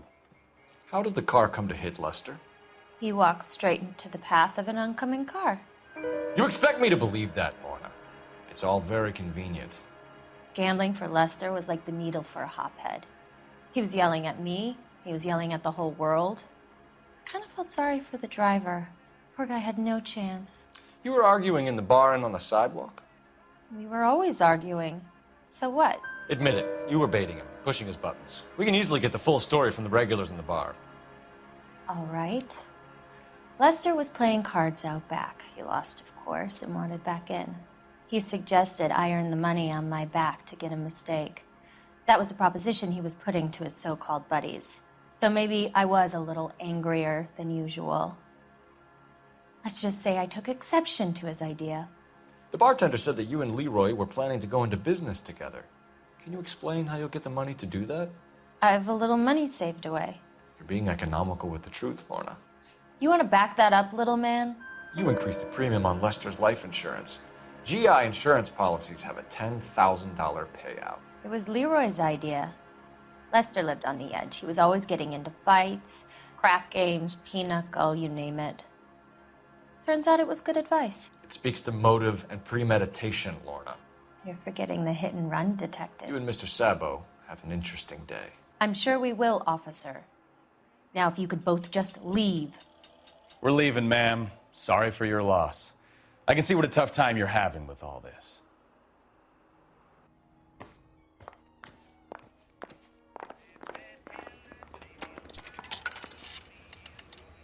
Operator, give me R&I. Putting you through now. Phelps, badge 1247. How could I help, Detective? I need to run a partial license plate, 3 Charles 8. Cross-check possible Lincoln owners. Suspect vehicle is a red Lincoln Continental. Just a moment, Detective. Only one possible make on that license. Registered to a William Shelton, 738 West Temple Street. Are there any messages for me? Just one, Detective, from the coroner. Message reads, Phelps, see me at Central Morgue immediately. Results of the Pattison autopsy. Thanks. Looks like we caught a break on this one.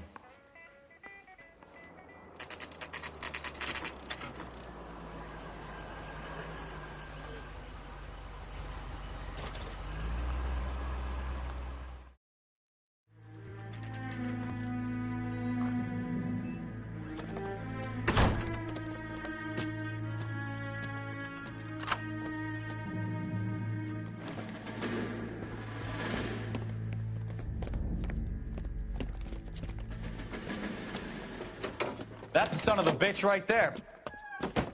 William Shelton? Yes? It doesn't look good, Shelton. You packing your bags and making a run for it? You know why we're here. Yes. The accident. We've got witnesses who can put this car at the scene, not to mention the physical damage. This is open and shut, Shelton.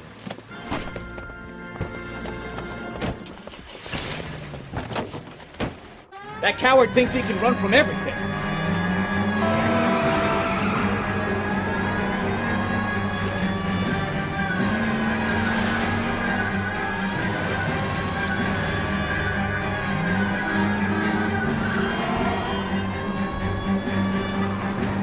Enough games, Phelps. Take this guy out. Don't let that asshole get away. All right, I give up. That's it. Cuff him and we're done. Put your hands where I can see them. How does a vehicular manslaughter rap sound, Shelton? I hit him. I admit it. I just panicked, but it wasn't my fault. What do you mean? The guy jumped right out in front of me. He came out of nowhere. There's nothing I could do about it. Why didn't you stop? I've had accidents before. That's it. We're done here. The DA is gonna love you. They weren't all my fault. I'm a surveyor. I need my license for my job. There were people around. A woman and a man were standing right next to him. I thought they could get him to a hospital. I'm telling you, it's not my fault. The guy is dead, Shelton. You can't be serious. William Shelton, you're coming downtown. We need to talk about a manslaughter charge. A fine gentleman playing in ballrooms across America. We can put the driver in front of a judge in less than a week. You'd be making a big mistake. Run that by me again? The victim was dead before the car hit him. 2 puncture wounds to the right side of the thorax. Second puncture reached his heart. You're kidding me. Been doing this job 23 years, son. No one's ever laughed at one of my jokes. He was stabbed to death? Long, sharp knife. Length of a bayonet. We found a knife in the alleyway. Where is it now? Was it bagged? By Patrolman Kaplan. Perfect. I'll get you a definite match. Jesus, we got him. Murder 1. We were right there and they tried to stare us down. Now they'll both get the gas chamber.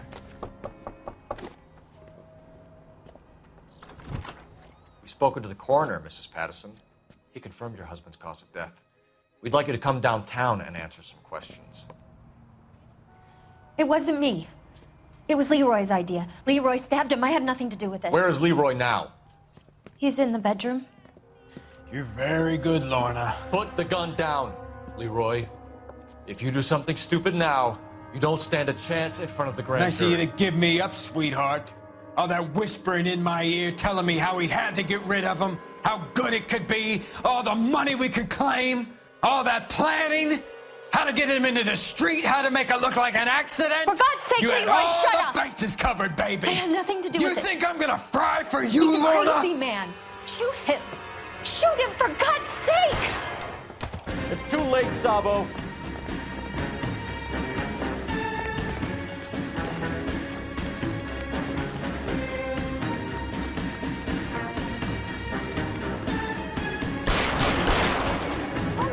Sabo, stop or I will shoot.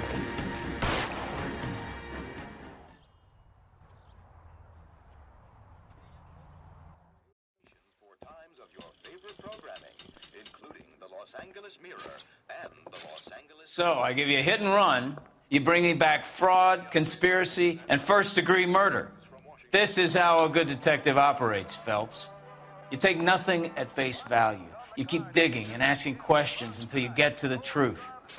You got some sharp elbows on you, detective. I like that. Keep up the good work.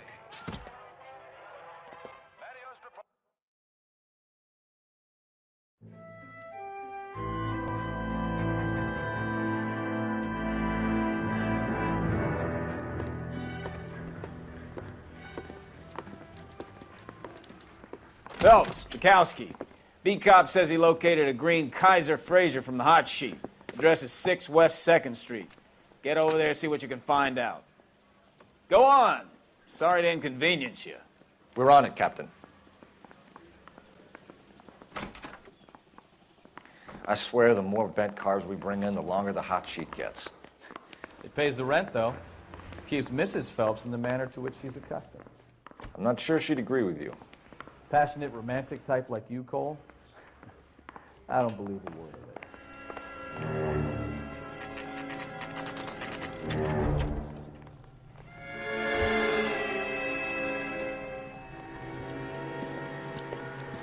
That's the car, Cole. Just pulling out of the drive. Get him. Remember, we need him healthy enough to answer questions.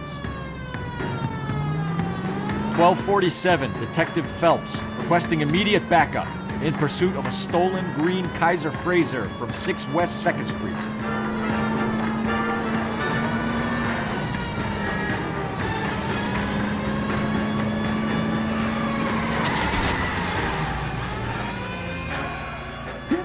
All right. Maybe I was a couple miles over the speed limit. Get bracelets on him, Phelps. I'll call it in. Car 11K to KGPL. Suspect in custody requires transport Out back of the to Central car Station. now. Requesting a patrol unit. Why did you run from us? I saw a big car in my rearview mirror with 2 tough guys bearing down on me. What would you do? What's your name? Cliff Harrison. You're under arrest. For what? What are you talking about? Nice try. I'm talking about the car being stolen. You're out of your mind. I bought the car, and I've got the paperwork to prove it. Looks like we'll have some questions for the people at Coombs Automotive. You purchased this car from Coombs Automotive Company? Yeah, that's right. And the ownership papers? From the same place. If this is a forgery, it's top-notch. This will need to be traced. You have a criminal record, Mr. Harrison? No, nothing like that. You better give us something, Cliff, or we're gonna make this hard on you. I didn't steal the car.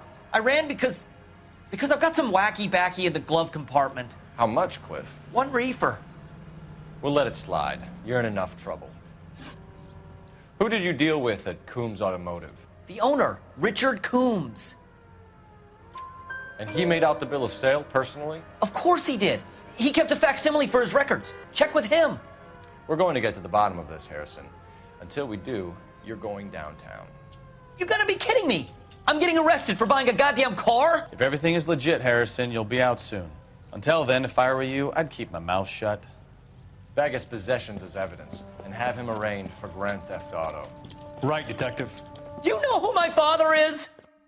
We need to get to Coombs Auto and check out Harrison's story. The paperwork all looked above board, and he seemed like a clean-cut kid. Uh-huh. Well, I get it now. You see some kid who's basically you 5 years ago and assume he's got to be innocent. I'm more than happy to be proved wrong. Hey, if he'd been black or Hispanic, you'd be singing a different tune. You spout all this communist crap about treating everybody the same, but it only works one way. I'm not sure that's communism, Stefan. Oh, God, please. Not another history lesson from the man who single-handedly won the war. Are you finished? Yes. I feel much better now. We'll shake down the car dealer and take it from there. Unless his daddy plays golf with yours, of course. In which case, we'll give him a firm gentleman's handshake and be on our way. See? I knew you weren't finished.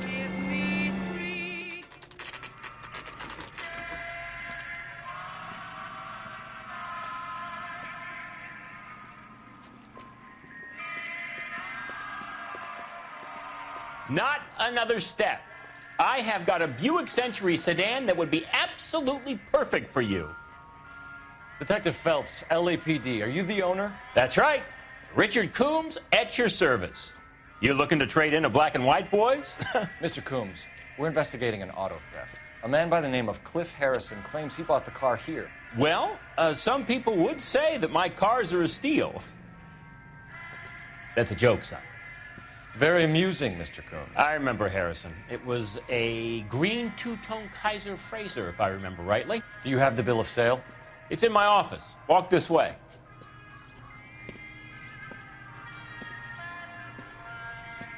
That's a joke too, son. Phelps, you mind if I shoot this guy? He's getting on my nerves.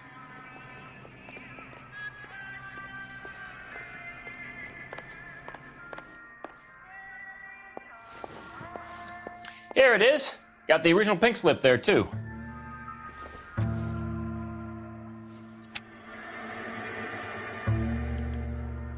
Gene Archer, 146 North Fremont Avenue.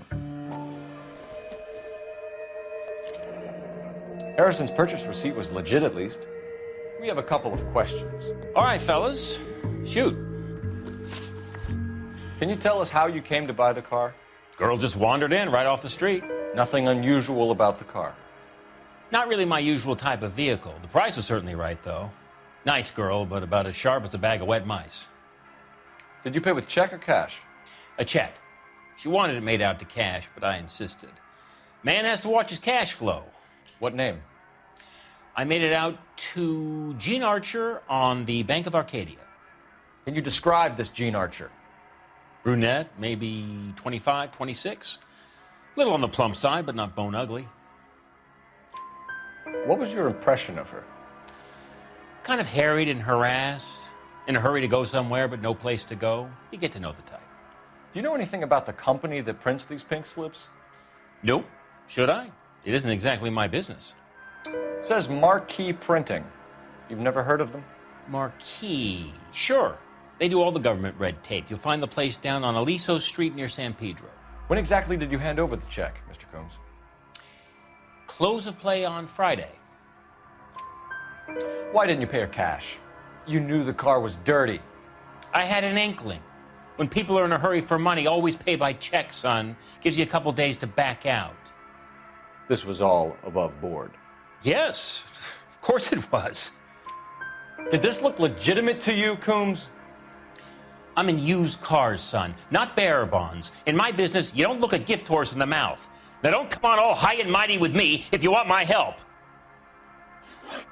Thanks for your help, Mr. Coombs. We need to continue the investigation. Hope you sort out your problem with Mr. Harrison. Go easy on him, son. Boy's about as sharp as a bowling ball. He's built too low. The fastballs fly over his head. Let me shoot this guy, please. You have a pleasant day, Mr. Coombs.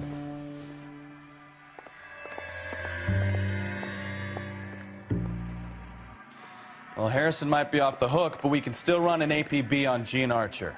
Get on the horn and call it in. 11K to KGPL. Request an APB on Gene Archer, age approximately 25, on suspicion of grand theft auto. KGPL to 11K, roger. KGPL calling car 11K, 11 King, come in. 11K, go ahead. 11K, go to Central Station. James Velasco held on suspicion of GTA. Awaiting questioning. Possible link to the Harrison case. 11K, code 2. Roger that, KGPL. 11K out. Experiment by a Canadian industrialist.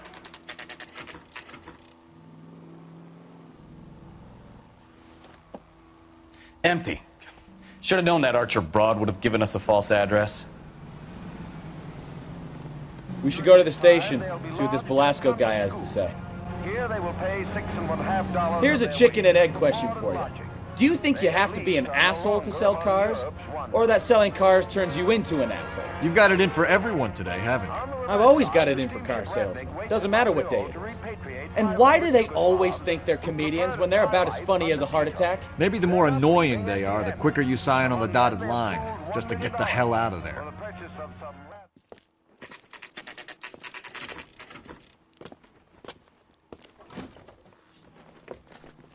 Detectives, Velasco is prepped and ready in 2. Another stolen car with legit papers. Thanks. Crummy bastard. James Velasco? I want a lawyer. It's my car and I got the proof right here. Take a look for yourself. The paper is real enough, Velasco, but the car isn't yours. This pink slip is a forgery. Where were you taking the car, James? Blow it off, greenhorn. You'll get nothing from me. You're a two-time loser. If you don't give me something, I'm gonna ask the DA for the maximum. You're looking at 10 years, Velasco. Kiss your youth goodbye. I want a deal. Keep talking and we'll see what sort of deal you're worth. My job is to drive the cars out of state. Nevada, Arizona, sometimes New Mexico. With the paperwork they provide, it's normally a breeze. Does the name Gene Archer mean anything to you? Nope. Never heard of her. You're a liar, James. Say that again. I'm telling the truth. I don't know the broad. So that's why you both have the same address printed on your pink slips. She's a mule for these stolen vehicles, genius. Same as you. Jesus. All right, I know her. Stupidest broad I ever met. Always cooking up crazy schemes. I don't know why those guys use her. You happy now? What happens to the cars once they cross over the state lines? I don't know. I just deliver them. Give me something, Velasco, or I'll take you back to the cells and tell the whole station you're a child molester. How long do you think you'll last? Okay. I hear you. The cars get sold in Chicago or back east. Sometimes I bring back cars coming the other way. Where do you pick up the cars, Velasco? Warehouses. Mainly in East downtown. An address, Velasco. You want my help with the DA? Cough it up, now. A place on Industrial Street. I don't know the number. You're gonna help me out, right? Keep talking, kid, and we'll see what we can do. All right, James. We're gonna check if this information is worth anything. And if it is, I need your help here, pal. If it is, then we'll know you're a man of your word, and so will the DA. You're Phelps, right? Yes, I am. Look, can we do this later? I'm in the middle of it. Ray Pinker. I'm with Technical Services. The pink slips are all real. Yes, we know that. There's only one company that prints them in California, the Marquee Printing Company. They've confirmed that the numbers are legitimate. You've checked them out? Sure. They're on Aliso Street, near the corner of San Pedro. The guy I spoke to was Lightval. Gordon Lightval. Here, I wrote it down. Thanks, Ray. This is a great lead. We'll get down there as soon as we can.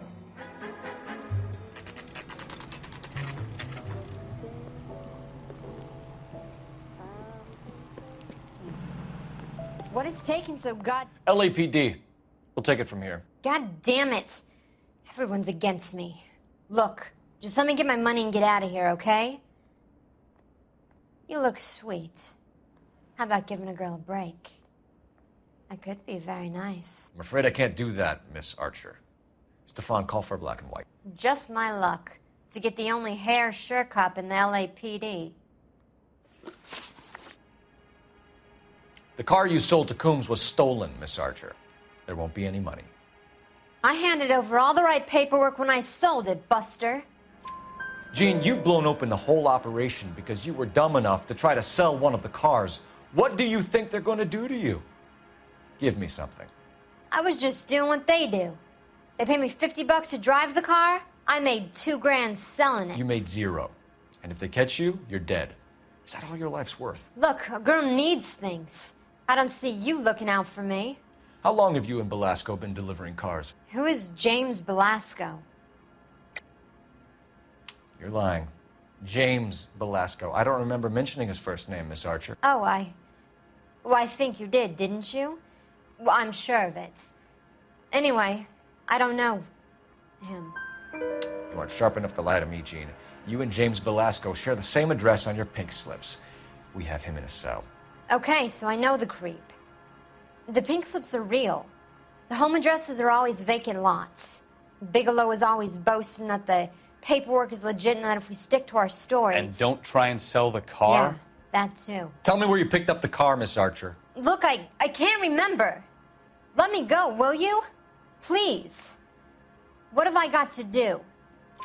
Trying my patience here, Gene. I'll have the reporters down here and have your picture in all the papers. You'll have nowhere to run. All right already. I get the message. I pick up the cars from a guy named Bigelow. 58 Industrial Street. Big warehouse full of goons. Now you've got what you want. Can I go? Please? No, you sure can. We've got a car waiting outside for you. Some career advice, Gene. Get out of crime. Marry someone boring who has money and will find you captivating. Is this guy for real? He takes a little getting used to, but yeah, he generally means what he says.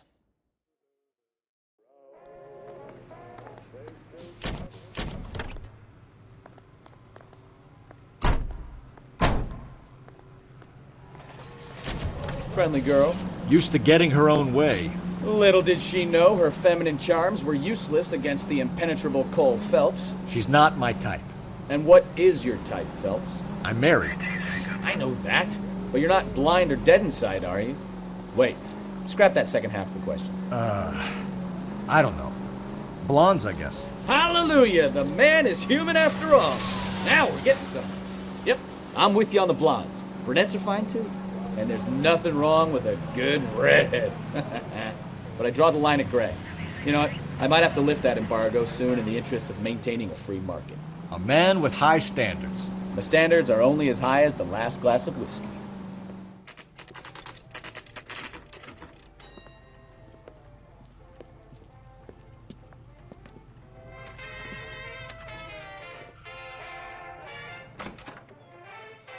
And what can I do for you, gentlemen? I'm a traffic detective from Central Division. Who's in charge here? I am, Gordon Lightfall. What's this about? We understand that your company prints California vehicle titles. Yes, I have the government contract to print pink slips. I've done for some years. Have you had any goods or equipment stolen recently? We're running up against stolen cars with seemingly legitimate paperwork. Not recently. Have you ruled out forgery? There's no shortage of talented artists in this town. We'll keep it in mind. We have some questions for you, Mr. Lightfall. Mr. Lightval, we're currently working 2 auto theft cases. Do you know anything about a car theft ring? Certainly not. Why would I get mixed up in a thing like that?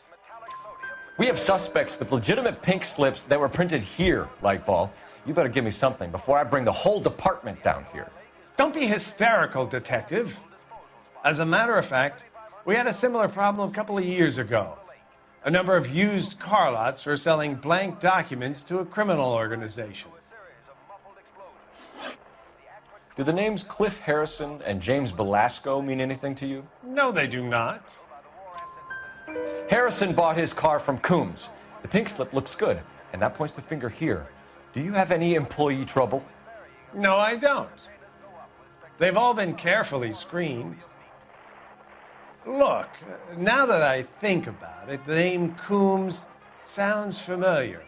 I think they may have been involved in stolen documents in the past. Do you have a delivery ledger, Mr. Lightval? We would like to cross-check against the Coombs Automotive Emporium.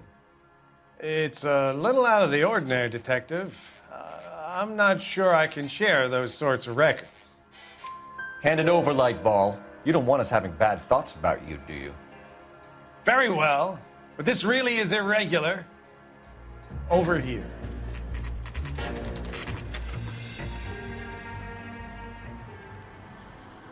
think we should call for a couple of black and whites. Get Fleischer down here. I thought you Marines were gung-ho, Cole. You have a 45. Don't you ever want to use it? I'll take the back. Just give me a few seconds to get around there.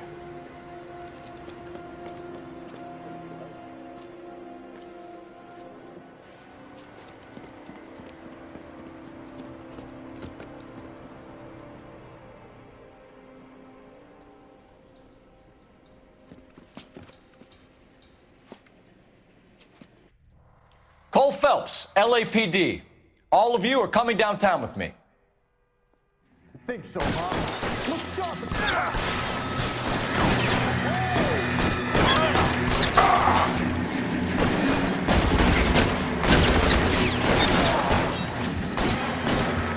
I'm gonna put holes in you, ass.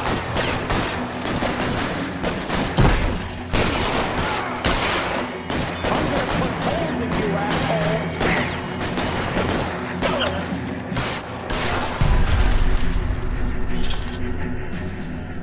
Let's clear the top floor. I don't want to get drilled in the back on the way out.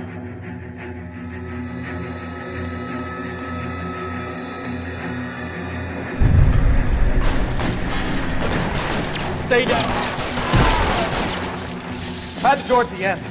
I heard something. All right, don't shoot. Keep your hands up.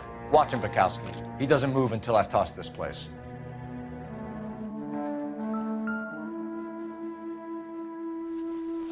Marquee Printing Company.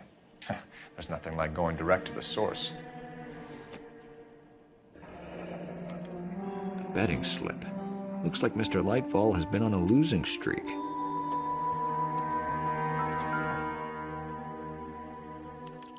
There are enough slips here to keep them stealing cars till Christmas.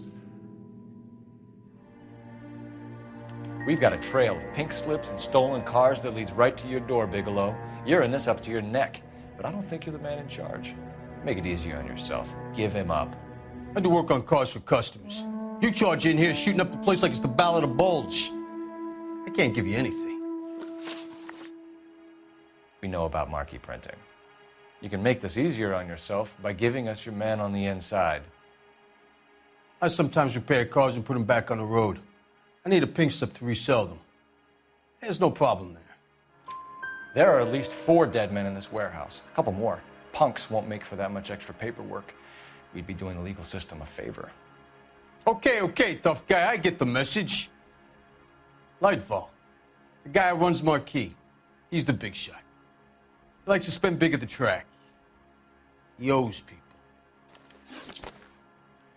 Lightval, the guy with no luck at the track. Tell me about him. It's one of the guys lying over there. You're right. He has no luck. That's the best lie you can come up with, Bigelow? Hey, would I lie to you, detective? I'm not exactly in a good position here now, am I? Gordon Lightball owns Marquee Printing, a government print shop. He's losing big at the track. He has these big government contracts. He's in hock over 20 grand. If the feds find out, contracts will be all over. Lightball plays ball. All right, Bigelow. The heat is off you. Play your cards right and you'll be able to count your time in Quentin on one hand.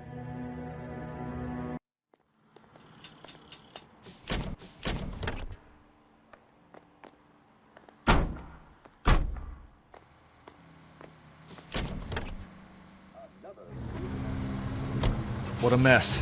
Gonna take some cleaning up, that's for sure. I wish it hadn't gone that way. Well, they shouldn't bring guns to work with them. We didn't have a lot of choice. You have to admire the barefaced cheek of someone who tries to blow your brains out one minute, then pleads innocence the next. Yeah, especially when he's surrounded by evidence. You know, guys like Bigelow spend so much time convincing themselves that they're not doing anything wrong, that they actually start to believe their own bullshit. They get sloppy. Bigelow, Lightball, all of them. If they hadn't, who knows how long they could have kept this racket going. Complacency or greed. It's always one of the two that brings them down.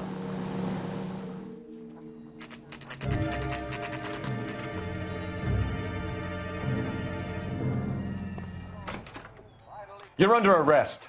You again? This harassment is starting to wear thin. We found a box of pink slips in a warehouse full of hot cars. You signed for them, Lightball. I signed for all the orders and deliveries. You'll need something better than that, cowboy. Save it, Lightball. We already have all we need to send you down. I've had enough of this. You either produce some shred of proof, or I call my attorney. You're in the hole with the organization. We know about the debts, Lightball. I agree. I have a small problem. I'm prepared to help you in any way I can, Detective. I'll name names. I need you to keep this out of the paper. You need to shut up now, Lightball. Gordon Lightball, I'm charging you with conspiracy and fraud. Hands behind your back. The LAPD Central Traffic Division has today smashed a nationwide auto theft ring, writes crime correspondent, blah, blah, blah. Oh, here it is. Traffic squad detectives confronted a large group of armed thugs. After an exchange of gunfire, more than a dozen dead criminals were removed from the scene. The LAPD sustained no casualties. Damn fine work, Phelps. Now get out there and nail some more bad guys, will you? I want to finish reading this.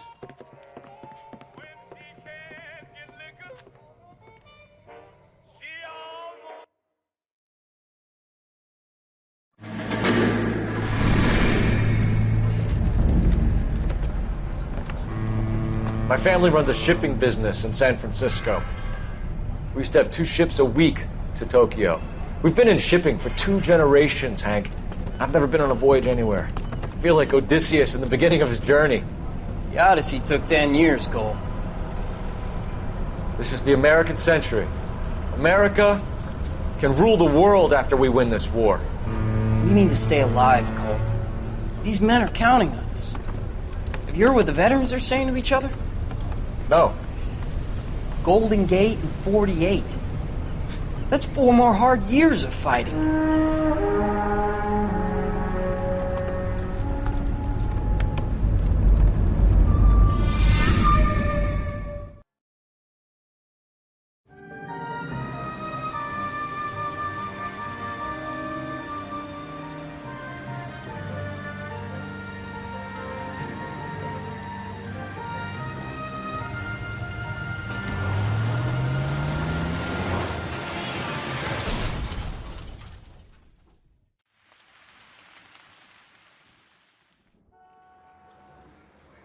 Phelps, Bukowski, you have a new case. 2 women, possible drink drive. How is that a case?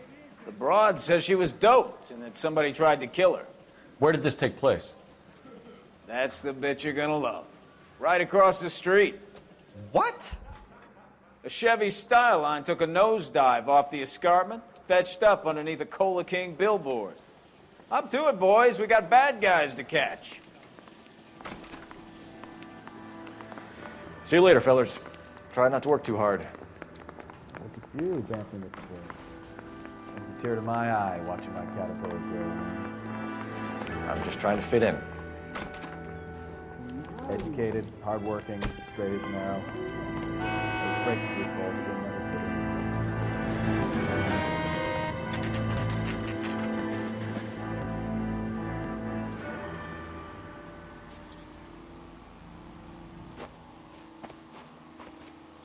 Her face looks familiar. Well, that's June Ballard, Tarzan's sister, beast of the Amazon. She's married to Guy McAfee. The captain has moved to Vegas now, but the two of them still have juice. Phelps, traffic. Detective Phelps. Hey, Bukowski. Long time no see. You could have called this in by megaphone, Enrique. Phelps, this is Enrique Gonzalez. Enrique was a pretty decent middleweight. What do we have, Gonzalez? Broad drives right through the empty lot and off the side of the escarpment. Her story is that a movie producer doped her and her friend and sent the car over the cliff. Was anyone hurt? Driver's beat up. Not too bad considering. If she hadn't hit that billboard, we'd be scraping both of them off the pavement. Passenger's a Jessica Hamilton. She's just a kid. She's pretty knocked around. Kid gonna be all right? I think so. They've taken her to central receiving. If you want to take a look around, I can stall the ambulance. Thanks. Do that. One more thing. Watch out for the driver. She cuts rough.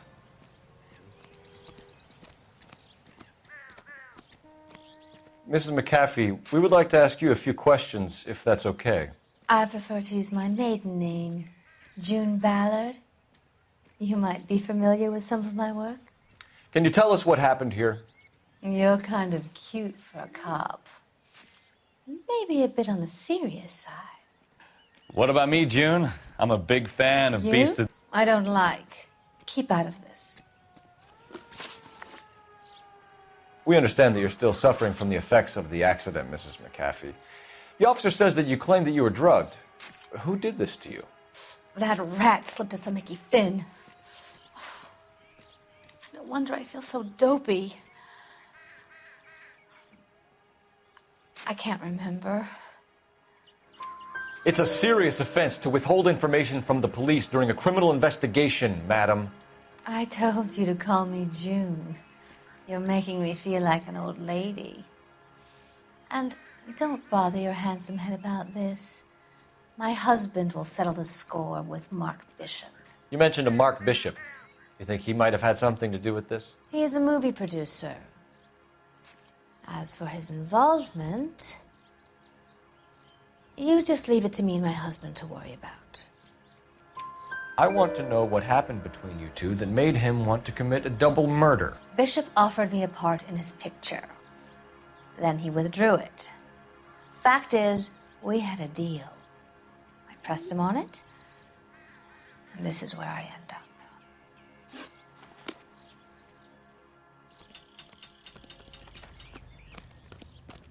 You'll want to see this, Phelps. There, laid out on the trunk. And that isn't even the best part.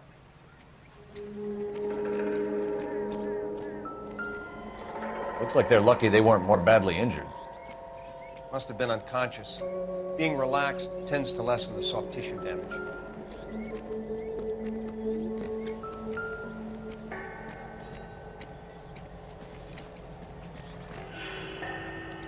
They've been torn off. Where did you find them? They were stuffed in the young lady's handbag. I'll run a trace for semen when I get back to the lab.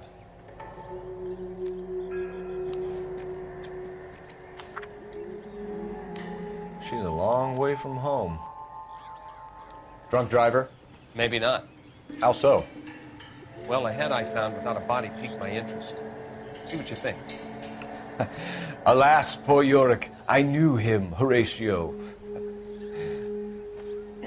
Is it real? No. I think it's supposed to be a replica of an Indian shrunken head. It's some kind of curio or movie prop. See the casting marks? What's it made from? Plaster of Paris would be my first guess, then painted. So we can rule out the murder angle? No, you can rule that in. That thing was wedging the accelerator to the floor. Whoever did it wanted these women dead. We should speak to Ballard again. She might not be telling us the whole story. Find anything interesting? What can you tell us about the passenger in your car? Jessica Hamilton. Poor Jessica. It's been a rough day for her. She's desperate to break into movies. What more can I say? I think you're lying, Mrs. McAfee. I think something happened to Jessica yesterday before the crash. I'm offended, Sunshine. Do you have any proof?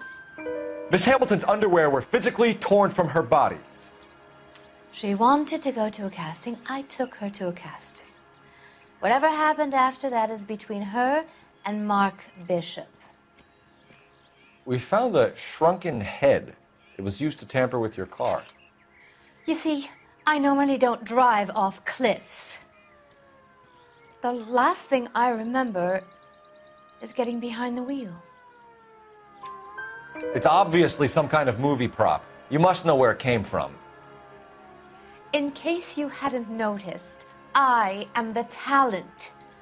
And the talent doesn't deal with props or sets or any of that kind of stuff. Why don't you ask Mark Bishop which prop house he uses? Mrs. McAfee, I think it would be in everyone's best interest if you accompanied Patrolman Gonzalez back to the receiving hospital. I'm going to be okay. These guys can take me home after my lawyer and I have talked to the news hounds. Mrs. McAfee, you are still under the influence of narcotics, and you're likely to go into shock once the drugs wear off. And I thought you were a heel. It's nice of you to be concerned. I think we're good here. Let's go see what we can shake out of the kid.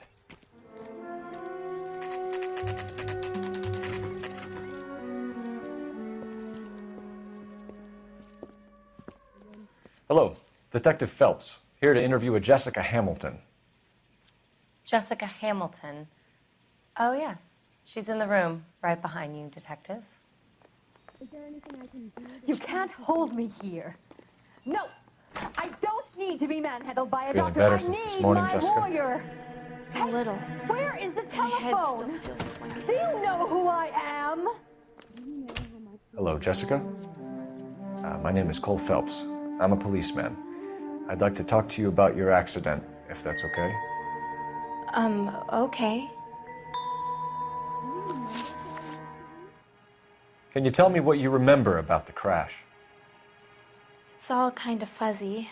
I remember waking up here. Nothing happened yesterday. Tell the truth, Jessica.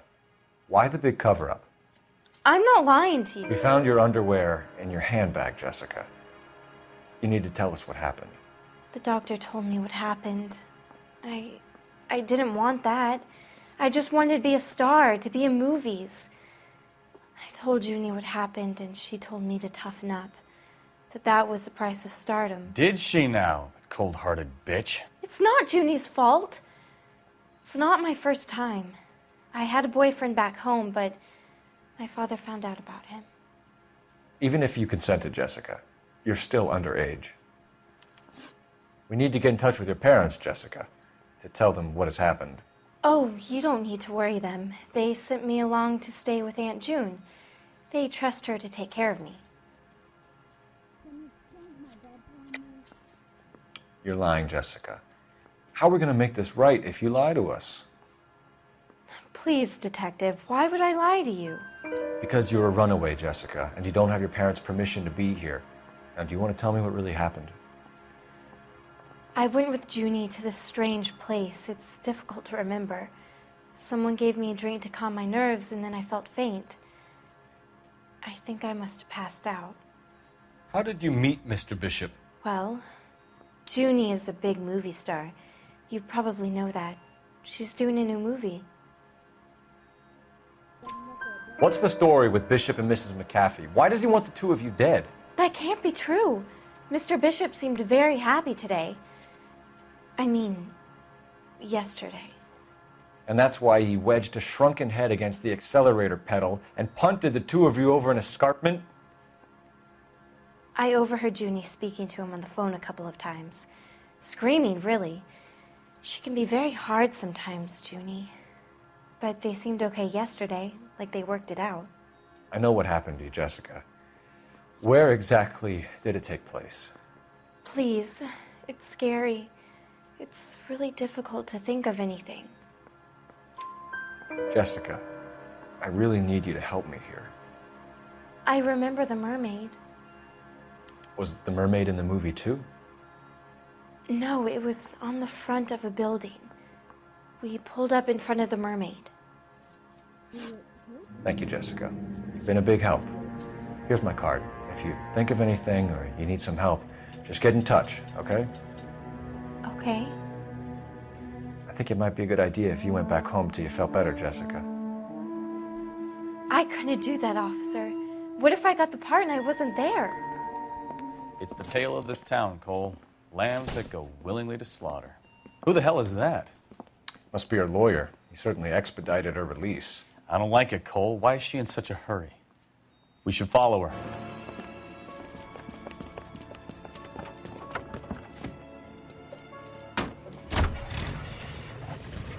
There she goes. Come on.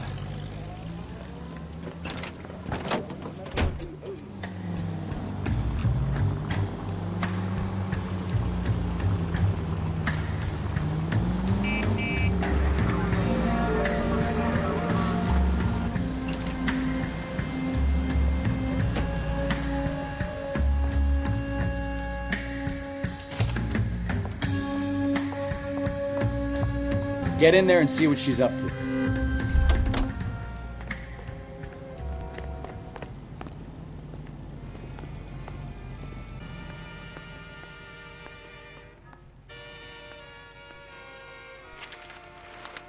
Baby?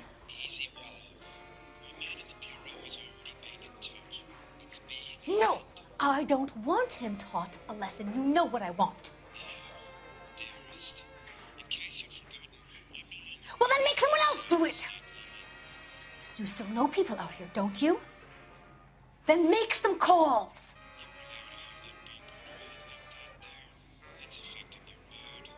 I'm gonna be very clear about this. You get this done, or I'm... Wilson's Hotel.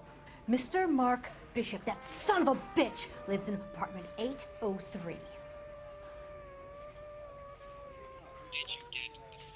Sure, I got the film. So what's the story? I'm guessing she didn't stop for light refreshments. She made a call. Sounds like Mark Bishop has a heap of trouble headed his way. I've got an address. Wilson's Hotel, apartment 803. Oh, shit. You better step on it. If he's got any sense, he'll be as far away from home as possible. If he had any sense, he wouldn't have tried bumping off Guy McCaffrey's wife in the first place. Or he'd have done the job properly. McCaffrey will break a fella's legs just for looking at his property.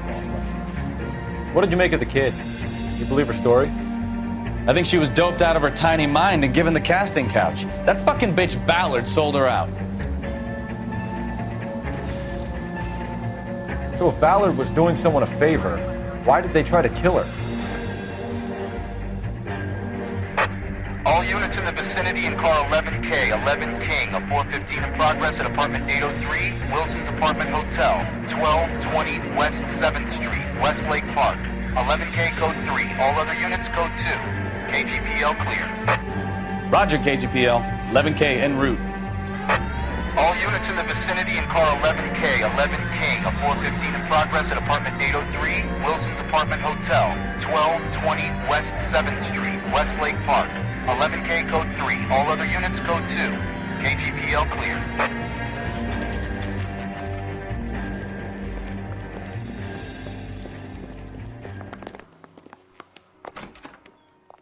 I'm Detective Phelps. We received a call about a domestic disturbance in apartment 803. Oh, the detectives. Listen, Mrs. Bishop's pretty upset. Take the elevator and then left down the corridor. It's the last door on the right.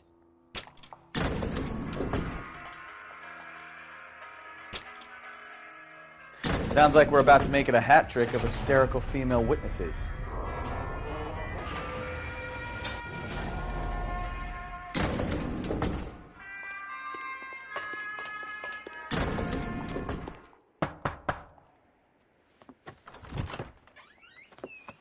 LAPD, ma'am. Are you in danger? I'm all right now. You just missed them. Horrible, awful men. Are you injured, Mrs. Mrs. Bishop. Gloria Bishop. Please, come in, officers. I'll just need to sit down for a moment. Forgive me. That's perfectly normal, ma'am. Just look at this mess! We'll take a quick search of the premises, ma'am. You take a moment to gather your thoughts. I will. Thank you, officer.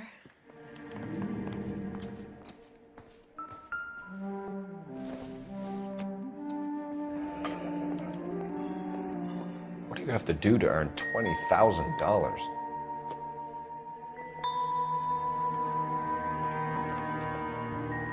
Presented to Mark.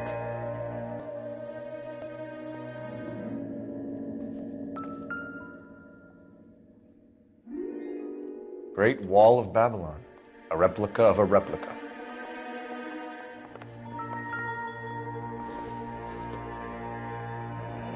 Looks like the old movie set downtown.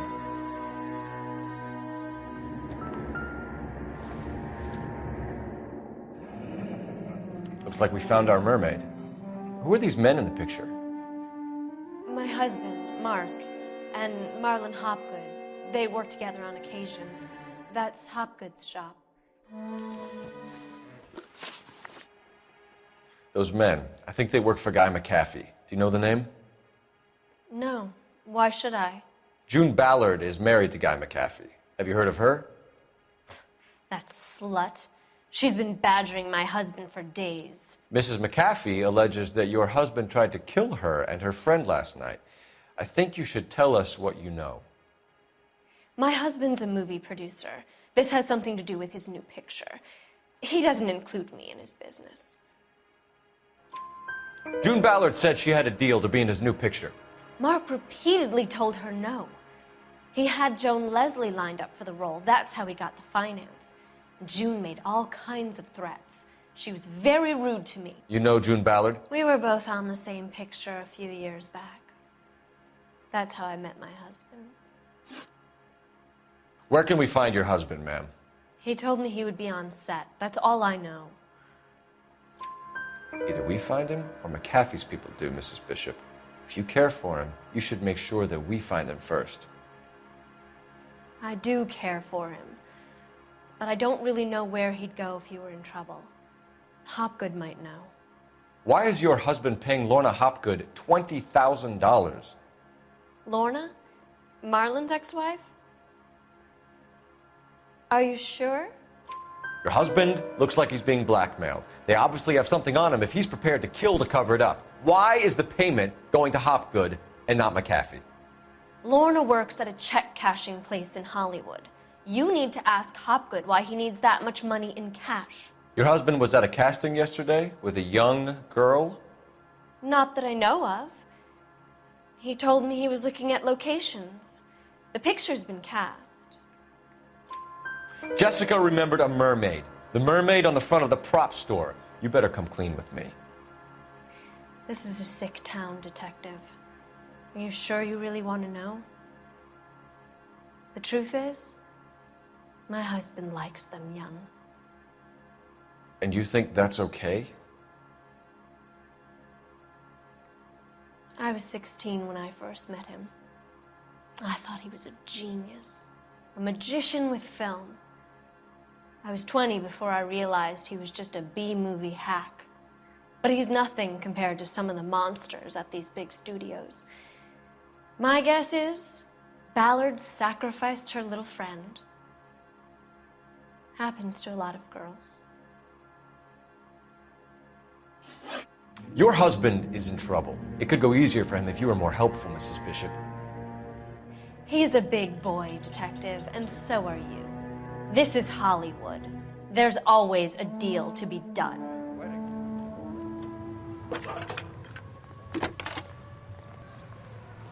Wow. Cole Phelps, badge 1247. How can I help, Detective? Bill won't buy me something I need a nice. location on a silver I'll screen find prop someone store. who will. Just a moment. Silver screen props, corner 3rd and Figueroa. Thanks, ma'am. Mrs. Bishop knows more than she's letting on. She doesn't seem to realize how much trouble her husband is in. The LAPD are the least of their worries right now. You'd think she'd have gotten the hint after those hatchet men redecorated her apartment. Maybe she's just loyal. Or she's in on it. She didn't seem like your average giddy broad with nothing between the ears. Or she might just be trying to buy enough time for Bishop to put a couple of oceans between him and McAfee.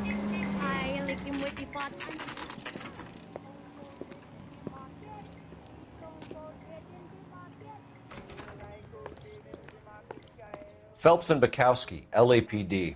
We're investigating the attempted murder of June Ballard and Jessica Hamilton. Christ! I'm Marlon Hopgood. How can I help? You hold castings here?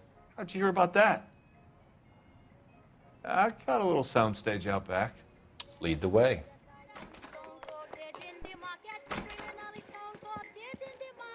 Keep him here, Stefan. I'm going to take a look around. What's this got to do with me? Don't try my patience, knucklehead. Doping a 15-year-old kid and abusing her in a screen test. What is wrong with these people?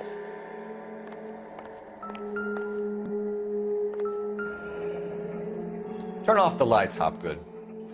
Why would I want to do that? Humor him. One-way mirrors. There's a room on the other side.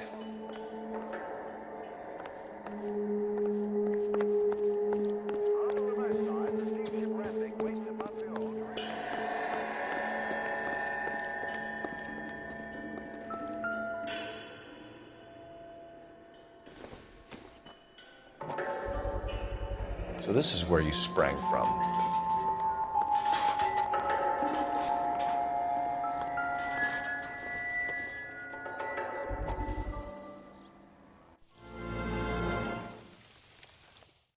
Listen, I have to call you back. I got some business here. Sit down, Courtney. This is Mickey. Mickey, this is Courtney Sheldon. What would you like to drink? Scotch. Straight up. I hear you're back at school learning to be a doctor, kid. Yes. That's right, Mr. Cohen. So you want to be a doctor and a dope peddler. Interesting combination, huh? Do we have a problem, Mr. Cohen? We might have, yeah. Selling your dope to my boy Lenny looked like a good move, but Lenny has been supplying, wholesale, so to speak. The Bindle boys in this town aren't used to the juice without a little of the middleman taking his cut. Lenny promised that wouldn't happen, Mr. Cohen. And Lenny works for you. What can I say about Lenny? Let me think. Oh yeah, he's a putz. And he's lazy, and he's greedy, but he's my wife's brother. And how can you make a cake with those ingredients, huh? So how is that my problem, Mr. Cohen? Well, kid, the only way we're going to be able to make this work is to do some repackaging. We need to get the dope out of those dinky little cardboard boxes and... Surrettes. Yeah, surrettes. Great. We can put it into a big vat so we can water it down a little bit. I won't bore you with the chemistry, but it doesn't work that way. You're likely to kill even more people. Okay, listen. We want to buy you out, kid. I'll offer you 50 grand.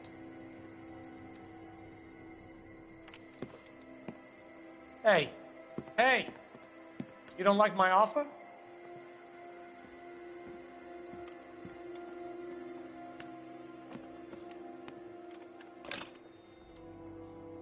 The Sheldon kid? I think I want him dead.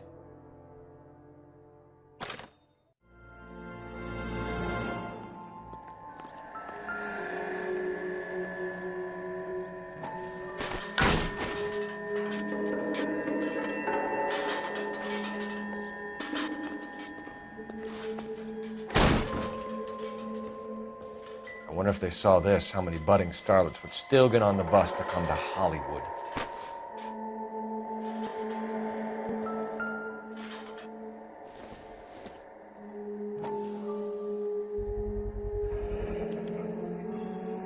Jungle Drums, 8th and Francisco. Attention, Mark Bishop.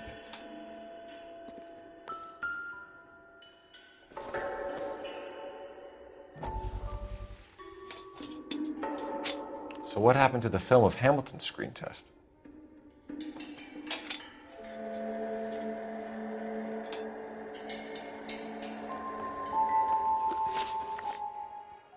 You ever do any work for Mark Bishop? Mainly do work for the studios. RKO, Republic, Warner Brothers. So yeah, when Bishop is doing work for a studio, yes. When did you last see him? Now I'm doing work for his next picture. Still pre-production though. Haven't seen him around here in a while. I know you're lying, Hopgood. Bishop was here, and you know exactly what he was doing and what he left lying around afterwards. You come in here without a warrant, and now you start throwing your weight around?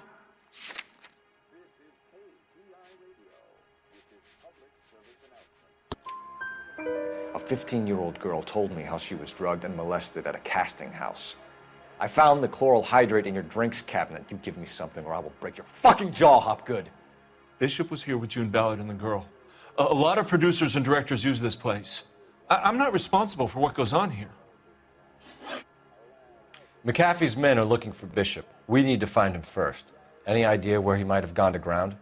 If he really tried to kill McAfee's wife, my advice to him would be to leave town. You're delivering props to Jungle Drums on 8th Street? Bishop is using that old rundown wreck of a set. That place is dangerous. But it might be a good spot to hide. What's the deal with you and June Ballard? Look, buddy, I make props. I hardly ever meet the talent unless it's something tailor-made for them, like a sword or something. You and Ballard are blackmailing Bishop. That's why he cracked. You got nothing on me. My hands are clean on this. Enough! I've been in your peep room, Hopgood. I've seen your smut pictures and the camera setup. You made a movie of Jessica. I found the canister. The deal is I get to sell the movies to burlesque houses and private collectors. These movie guys love seeing their cocks on screen. But part of the arrangement is I never film their faces. June had me film Bishop, and then she kept the movie for insurance. He went apeshit when he realized his face was front and center. Who has the film now? Who else? McAfee. Ballard had what she wanted. Where does the money come into it? What money? Enough of the lies. I told you, I get my cut selling dirty movies. Your ex was getting 20 large from Bishop. If I wanted to skim 20 from Bishop, we'd do it through the movie budget. June said she'd sell him the film once the movie had wrapped, but Guy wanted cash. He's in a cash-only business. You think I had a choice in this? That's all for now, Hopgood. We're taking you in. Phelps! Roy Earl, advice. Hold on a moment. This is clearly a vice case. You've been roughing up my informant? Hopgood is a vice informer? Yes, he is, Phelps, and a very important one. Look at that mug. Have you been upsetting these two officers, Marlon? So we just drop it? You do if you know what's good for you. You need to catch the movie producer before an angry husband does, from what I'm hearing. I'll be making a full report to the captain, Detective. You do that, kid. We're all very impressed with you. Let it slide, Cole. Let's get out of here. Detectives. Johnny Goldberg. You work for Mickey C. That's right, detectives. You wouldn't happen to know the guys who roughed up Mrs. Bishop earlier today by any chance? No, not us. We don't do that kind of thing. It's the husband we'd like to talk to. This is a police matter. You don't want to be taken in for obstruction of justice, do you, boys? You could try the obstruction rap, but it won't stick. We could beat that. You've had your 10 cents worth, gentlemen. Bishop knows how the world works. Mrs. McAfee hits him up for a movie part, happens every day. But Bishop takes it a step too far and tries to rub out Mrs. McAfee. Naturally, Guy is going to get upset. What made you think Bishop would be here? We figure he might be planning a little accident for Hopgood, too. Those two guys have got some unfinished business. You let us know if you find Bishop. Guy McAfee can be a very generous man. I'm only going to warn you once, gentlemen, to stay out of this. This is a police matter. We will be bringing Mark Bishop into custody. At least he's polite. Kind of dumb, but polite. But I'm a lot less polite, you smug son of a bitch. So let me put it in ruder terms that even a pair of blockheads like you might understand. The only reason that you don't have bars on your windows already is because you're small fry. And we don't waste our time on small fry. You stay away from Bishop, and you stay away from me. Is that clear enough for you, asshole? Now run along back to your boss so we can pat you on the head and tell you what good boys you are.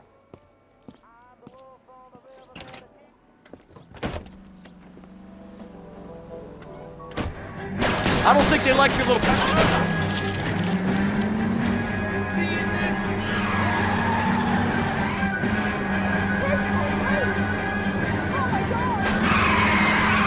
I need to be closer, Cole. They really don't want anybody getting to Bishop before they do. Lay into his wheel arches. Come on.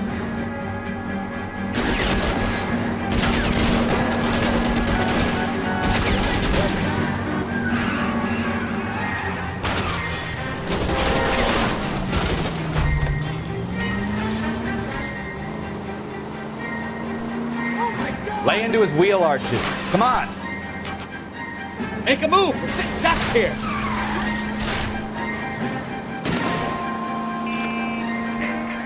Let's see him chase us now. Onto the movie set, Phelps. Let's roll. Oh, Christ. And they say working traffic is like watching paint dry. You know how to piss people off, Bukowski. Hey, if they're prepared to gun down cops in broad daylight, McAfee really means business. Seems like we're the only ones who want Bishop alive. I have a good mind just to let him go work on the son of a bitch. I'm about done putting my life on the line to protect some child molester. That's our job, unfortunately. They don't get to dole out the justice.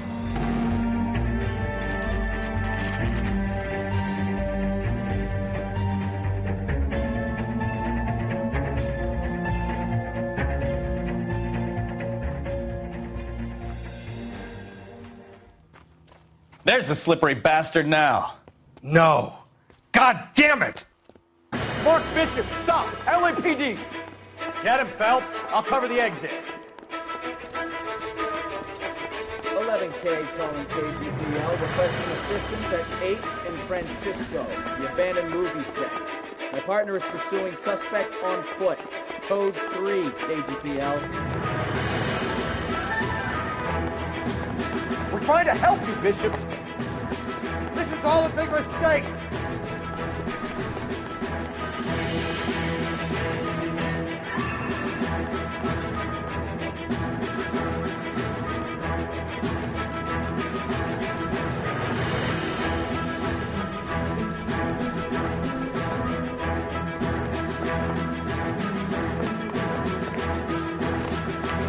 It's us or McAfee's boys, your choice. I didn't do anything.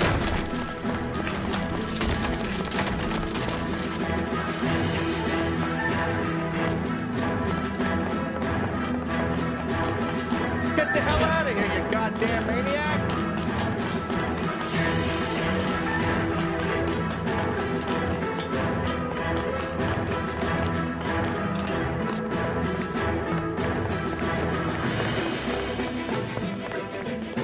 Bishop, that's enough. That girl made it all up.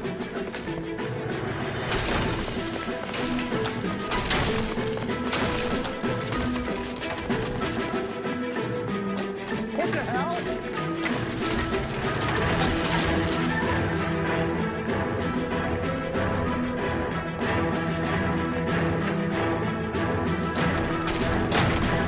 Hands in the air, Bishop.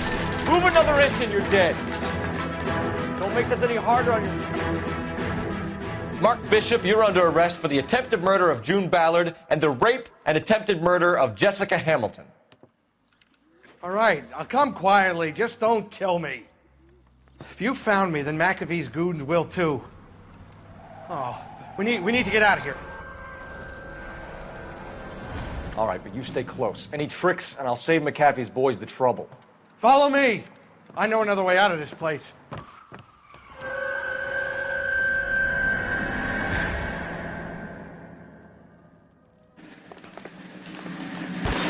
Christ, detective, they're trying to kill me! Last chance to back the hell down. Hi, you motherfucker! Ow! It's this way. McAfee doesn't make the rules. You hear me? Kill them, for God's sake! I don't want to die!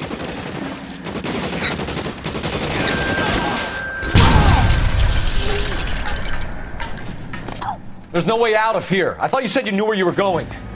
We have to jump for it. LAPD, you're making a big mistake.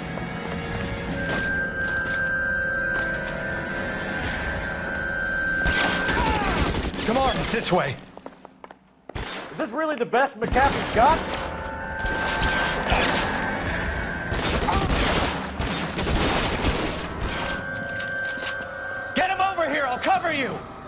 The cavalry's here!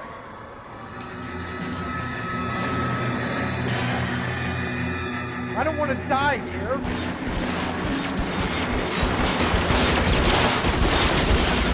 Those barrels at the base of the elephant column. They're full of gasoline. Shoot them! Quickly! Stay down.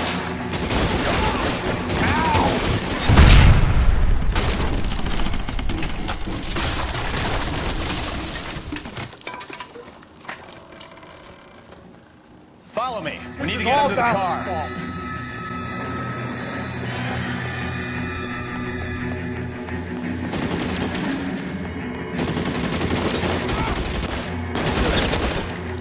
Stay in cover.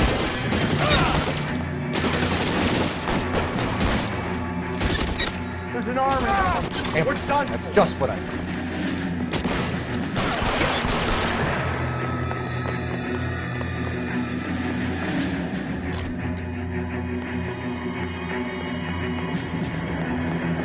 Get him to the car. I can cover you from here. You're almost there.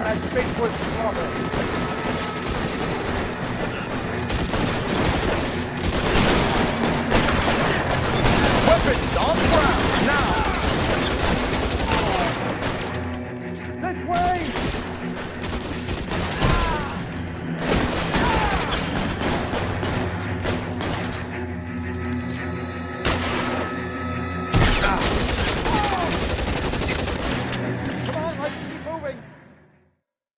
Now, this is what I call a result. Mark Bishop, erstwhile film producer, an all-around piece of shit, catches a fast ticket to Quentin for statch rape and attempted murder, so he gets to spend the next 15 years playing sissy instead of sticking it to little girls. That is justice with a capital J, Detective Phelps. You've developed such a reputation, I'm not going to be able to hold on to you any longer. You're getting promoted. Go on, get your new assignment. It was good working with you, son.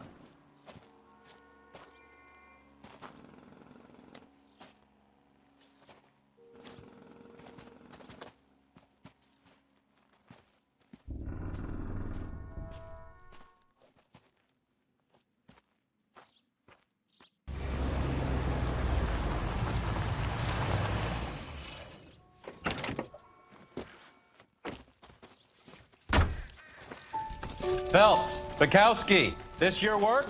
Can I help you, Detective? Sorry, Cap. Didn't see you there. Yeah, I'll bet you didn't. This is a traffic case. You need some... Two LAPD traffic cops who broke the back of Guy McAfee's private army. You don't have a problem with that, do you, Captain? Go right ahead. Get in. I'm buying.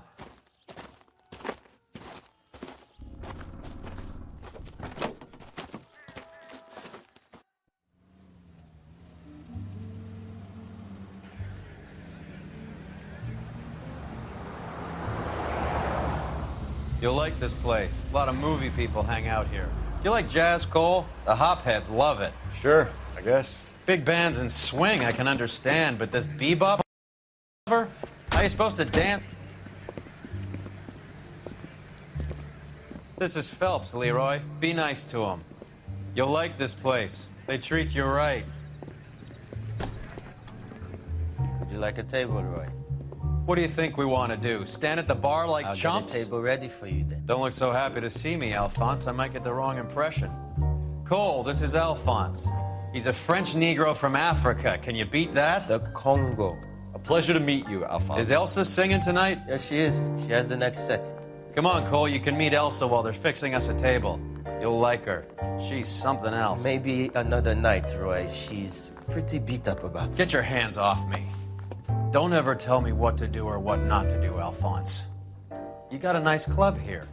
Don't spoil it. If you will follow me, detectives. Just through the door. He was my only real friend, Harlan. We went through it all. Do you realize what he meant to me? Of course I do. You have no idea. You said it was construction work. It was an industrial accident, Elsa. How can I be held responsible? Elsa, are you going on? Louis, for God's sake, he was my best friend. The only man who ever loved me without putting his hands on me. Hi, Elsa. Here's someone I'd like you to meet. Cole Phelps, war hero and crime fighter extraordinaire. And why would I want to meet another fascist from the LAPD? Sorry about this, Cole. What an evening I'm having. First a Negro puts his hands on me, and then this. Who do you think you're talking to, you German junkie whore? Don't you ever forget your place with me again. Do you hear me? Evening, Doc. How's business? Sanguine. Louis, help me here. I'm gonna have to give her something before her performance. Blow it off, Cole. These artsy-fartsy types always get a little flighty. Meet Dr. Harlan Fontaine, doctor to the stars. Mr. Fix-It to the mental wreckage of Hollywood. So what about that drink, boys?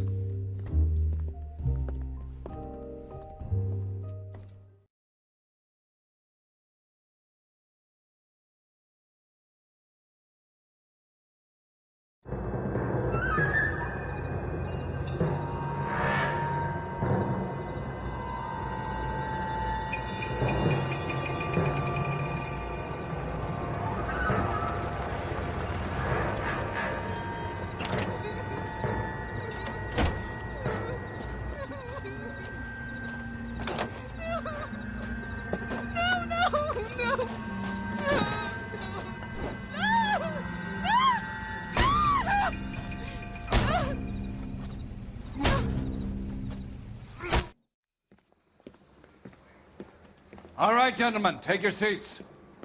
Let's get this over before lunch. Floyd Rose of the Homicide Squad has decided to take early retirement.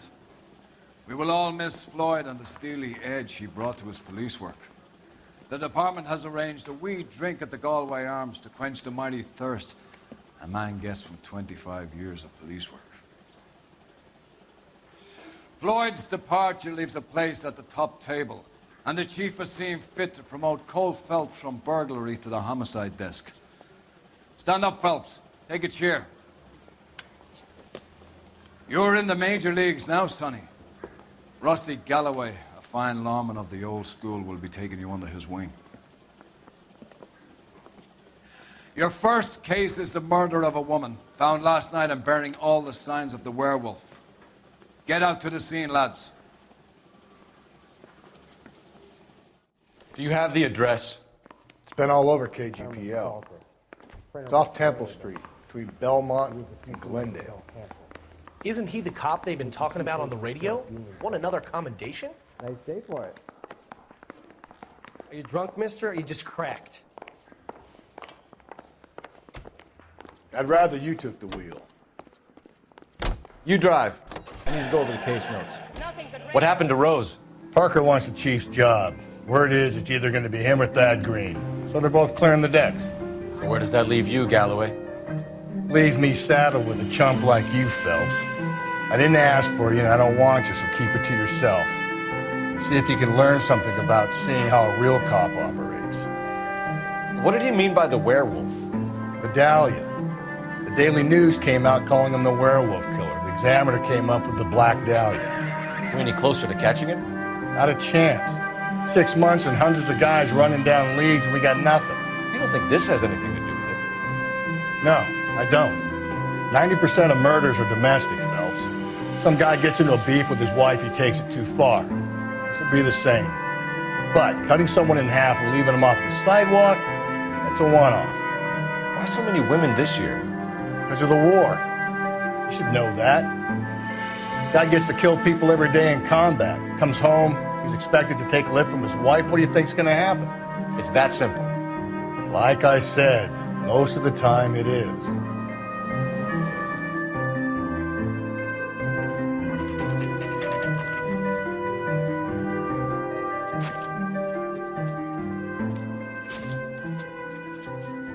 How about a scoop for the Examiner, Galloway? You could use some good press. Another tramp, another message. Is the werewolf back in business, boys? Do you have a mother, asshole? A sister? How about showing some respect for this poor woman? Let us do our job, and Detective Galloway will give you a statement later. He's good, Rusty. He even sounds genuine. That's Phelps, guys. The war hero. Defending the honor of murdered humps. You're used to it, Phelps. Moving along, guys. You got your pictures, you got your headlines. Now scram.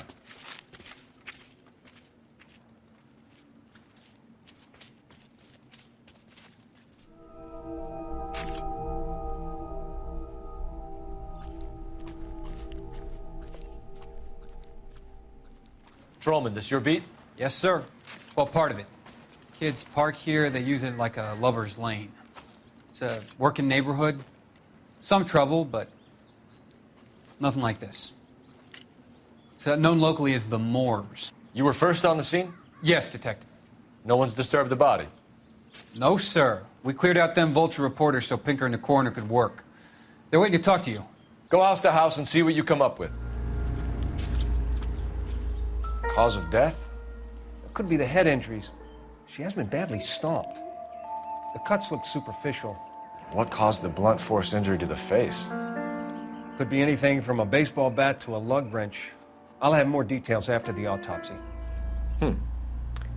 Interesting.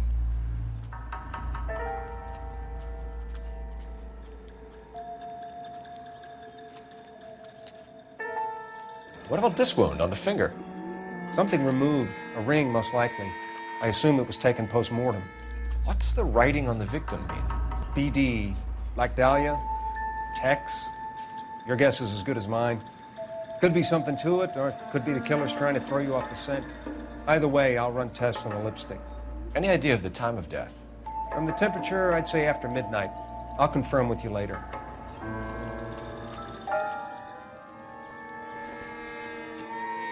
The victim's bag?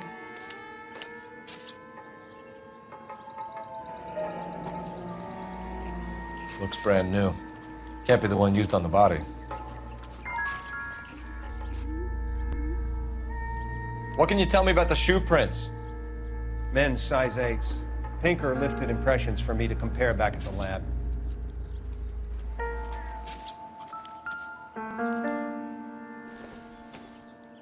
Looks like some kind of puzzle or parlor game.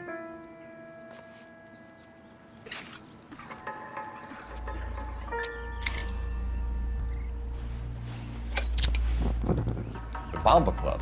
Why steal a table lighter?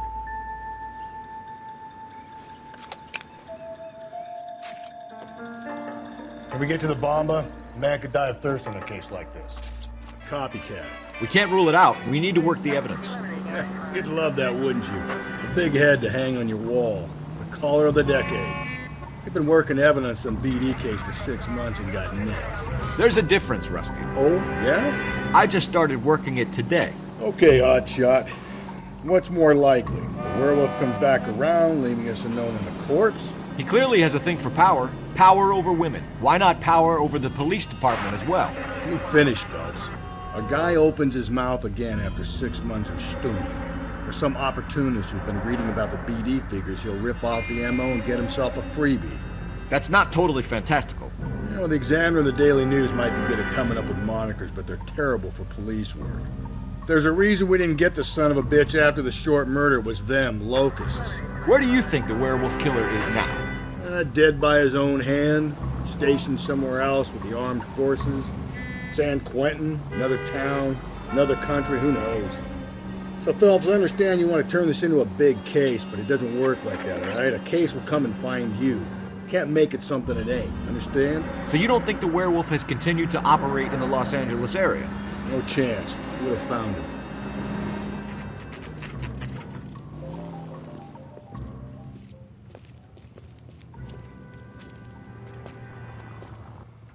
He drove me up to Mulholland and we did some. Gentlemen, what can I get you? Phelps and Galloway, LAPD. Were you working here last night? Yes. How can I help, officer? You can start with your name. Garrett Mason. You're the regular bartender on nights? I'm a temporary barman. I work for an agency. I fill in at bars across town. Do you remember a woman who came in here last night? 5'7", about 110 pounds, blonde hair, about 40 years of age. You mean Celine Henry? Yes. Do you know anything about her? I don't. But the owner, Mr. McCall, serves her most nights. Would you like to speak to him? I would. He sits at the back of the club. Where's the hibiscus? You can't miss him. Is there anything else? Fire away, Phelps. I'll stay here. I'm a little parched. Pour me 3 fingers of rye. I think he's a bit of a ganguero. But Detective Phelps, LAPD. We're investigating the murder of Celine Henry. Do you know her? Celine? Oh, Christ. Sure I know her. She and I and Jacob, her husband, we go way back. She was here last night? Sure, she's a regular. Celine is... House officer. That's Was a it. Pour me another. lovely woman. Was Mrs. Henry here with anyone last night? Not at first. Celine already had quite a head start. But she attracted attention? Certainly. A few gentlemen became very enamored with her and her stories. One guy in particular. You know him? No. He's been in a couple of times. Did they leave together? Yes, at around 11. If it helps, I made the guy's license plate. Say, honey, what time do you get off waiting table? You want a tip? Refill my coffee next time, honey. I think this could be a great help, sir. Thank you. So, how's your tuna fish salad? Mrs. Henry appeared to be missing a ring, torn from her finger, but not her wedding finger. Celine always wore a red garnet ring on the large side. Larger than life, like Celine herself. Did she have it a long time? Sure. Since way back in her flying days. Did her husband buy it for her? No, it was before Jacob. I think you know where the ring came from, and I think you're gonna tell me. Okay, I bought it years ago. I carried a torch for Celine in those days. Guess I always have. Her old man never knew about it. You know the husband? Sure I know Jacob. He was in the Corps. He met Celine on a furlough and married her when the war was finished. He put up with a load of shit. Do you think he killed his wife? No. No, not in my opinion. So if it wasn't Jacob, then you probably let her out of here with the guy who killed her. How do you feel about that? Stow the attitude, will ya? I tried to get onto Jacob. I rang him up. Asked him to come pick her up like usual. But he refused. She picked some night to push him over the edge. I rang him back around 11:30, but got no answer. Thanks, Mr. McCole. You've been a big help. One more thing. Would you have an address for Celine? 142 North Union Avenue. God knows I had to send her home in enough cabs to remember that. You find the booze helps you get through a working day? Sharpens my investigatory instincts, Phelps. A smart lawyer might use that to throw out anything you collect today. A smart man might know it's unwise to stand between the patient and his medicine. As long as you're not falling over, Rusty, I'll let it slide. That's mighty kind of you, Phelps. You know, you picked the wrong job if a healthy thirst offends you, Cole. We owe it to this city to do the best we can in this position. As homicide detectives, that responsibility is all the more serious. Always the politician. It's not political, it's practical.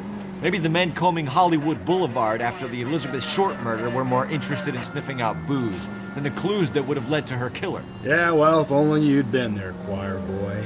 Betty Short would be alive, the Japs would have spared Pearl Harbor, our ancestors wouldn't have tasted the forbidden fruit. Minor syntactical error, Detective Galloway. I never claimed to be able to prevent crimes. I only suggested a proficiency in solving them. Guess that's the drink slowing you down. Oh my God, brother, oh brother. It's worse than I could ever have imagined.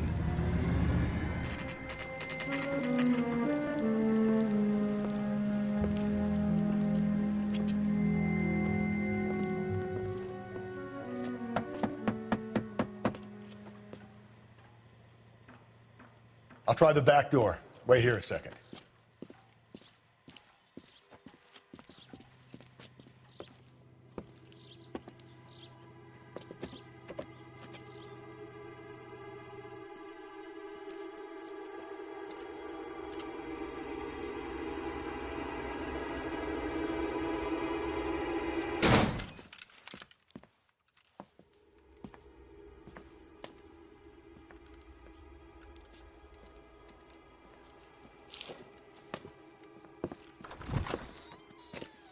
Side window's been jimmied. Looks like somebody's creeped the joint.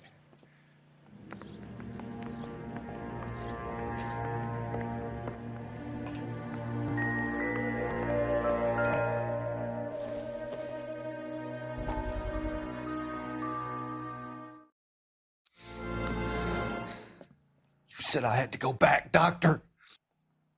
The fires are cathartic.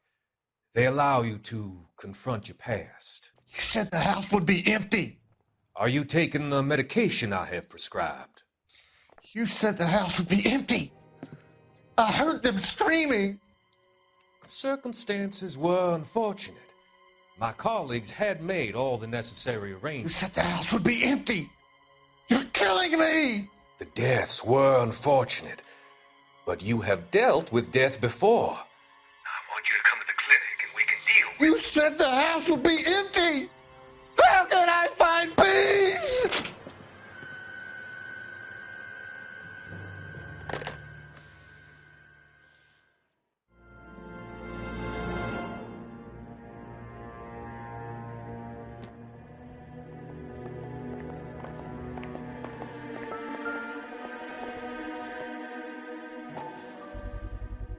Size 9s. Above average for a lady.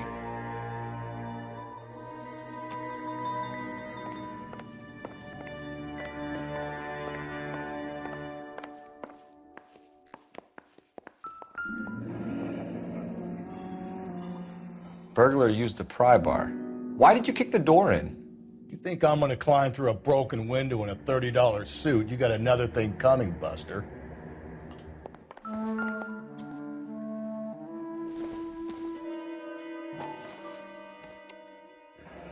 Tiffany? The rest of the stuff is junk. Might explain the missing ring. A regular Amelia Earhart in her day. The ring looks distinct.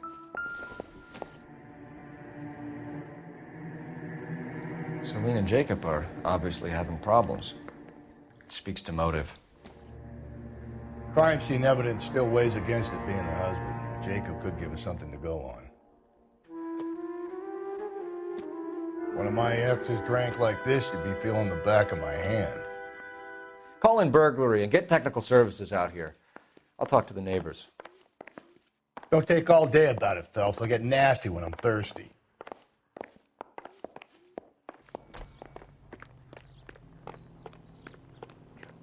I knew it wasn't safe around here anymore.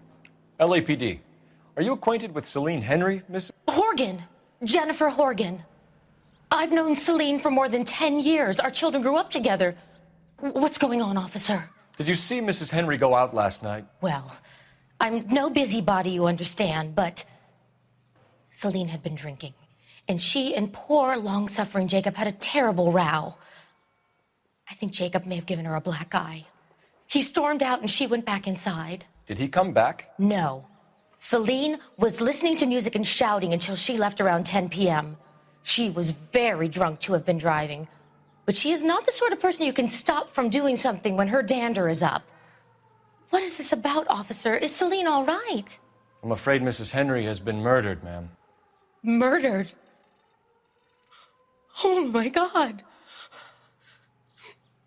I'm afraid I need to go and sit down. Jacob Henry had a violent argument with his wife last night. He's looking more and more likely. For my money, the broad keeps the house looking like that, she's probably deserved it. The skipper says bring him in. Keep the hacks off our backs for a while. Fine by me. So it ain't the werewolf killer after all. Good to see you've come to your senses, Cole. I always said work the evidence. I only stipulated a connection to the BD killer as an avenue of investigation we should leave open. And as far as I'm concerned, it still is. Okay, Phelps, we go in hard. You follow my lead. You Jacob Henry? Yeah. Who's asking? LAPD.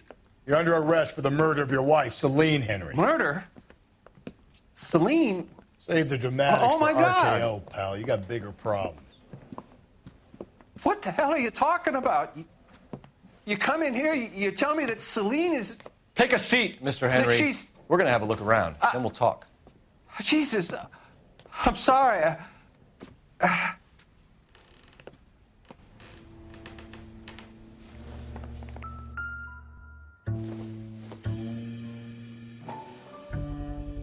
Size 11s.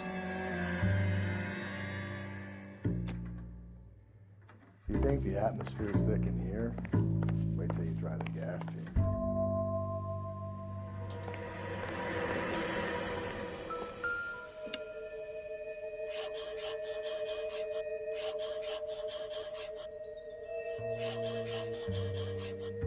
He'll be back in. The oldest problem there is, what to do about the old lady. So who could have killed Celine? Where did she go last night, Jacob? A bar, I suppose. Look, I don't know. You know where she went, Jacob. You're lying. Why would I help you if you keep lying to me? Look, I'm telling you, I don't know. We know she went to the Bomba Club. The bartender there, he calls me if things are getting out of hand, and I go and I bring her home. He called me last night. I said no. Phone rang a couple more times after that. I ignored it. I'm gonna have to live with that. When did you last see your wife, Mr. Henry? Last night. I went to see her. We talked. Things got a little out of hand. I left. You don't remember what time you last saw your wife alive? Look, I'm sorry. I left. Maybe 9 p.m. Might have been a little later, but right around 9. Why did you kill her, Jacob? Things will go better if you come clean about it. That's a lousy thing to say. I never gave up on my wife. I don't believe you, Jacob. I think you didn't have the guts to do it yourself, so you had someone else do it. You want to back that up with something, Big Mouth? Huh? The note by the phone suggests you meant her harm. You want the truth? Truth is, I was sick to death of her. I was trying to have her committed. We're still going to need you to come downtown, Mr. Henry. We can get this all down on paper, Jacob. How you got fed up with your wife and how you figured killing her would bury all your troubles. Kill my own wife? She was a lush and a tramp, and you just couldn't stand it anymore. Shut your goddamn mouth. So now you're gonna tell me you loved her? Ah, the DA goes all gooey over remorse, Jacob.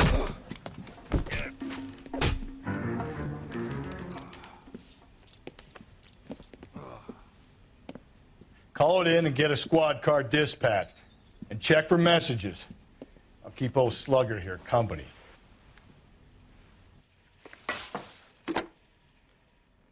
Operator, message for KGPL. Putting you through now. Phelps, badge 1247. How could I help, Detective? I need a patrol unit to transport a suspect back to Central. Certainly, Detective. You have a message from the coroner. Do you wish to be put through? Yes, ma'am. Carruthers, It's Phelps. I've completed the autopsy. Several wounds to the head from a blunt metal instrument. Closest match would be a socket wrench handle. So the cause of death was the blunt. No, the blows to the head surprisingly were not fatal. Death was from hemorrhage and shock from the fractured ribs and multiple injuries caused by the stomping. Anything else? He's some kind of sex fiend. The tissues of the anus were bruised about 1/8 of an inch, but no trace of semen in the anus, vagina, or stomach. Thanks, Doc. Operator, give me R&I. I need a registered owner on a license plate, 2boy8899. Yes, Detective. I'll need to contact the DMV. Shall I relay the details via KGPL? Please. Any other messages? One, Detective. From Captain Donnelly. He wants any and all suspects returned to Central. Interviews to be set up immediately. Got it. We're coming in.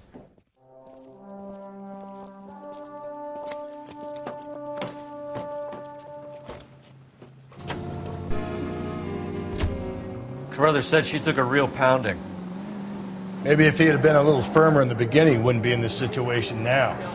I imagine that Neanderthal routine is a big hit with the ladies, Galloway. Women love me, Phelps. I have no complexity. They know exactly what they're gonna get. Car 11K, come in. 11K, go ahead. License plate 2boy8899, belonging to a brown 1936 Pontiac, registered to an Alonzo Mendez, apartment 16 at 402 South Fremont Street. Mendez could be our man. He could be at that, but you don't want to cross the skipper, Phelps. Not a great move in your first day. He wants Henry re-interviewed.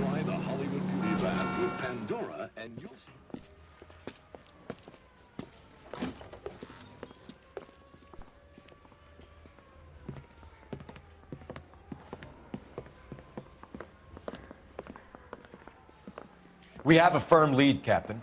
Are you questioning my judgment, Cole Phelps? No, sir. Good. I thought not. Jacob Henry is a sub-sister pushed around by his wife. I think with the right kind of persuasion, he might be prepared to seek absolution. Are you prepared to show him the error of his ways, young Phelps? I don't think he's our man. Galloway agrees with me. Don't drag me into this. Rusty is a practical policeman. A bird in hand is always worth two in the bush. Let's liberate a confession from poor Jacob, and the public will sleep easier tonight. Run along now, Phelps. I've warmed them up nicely for you.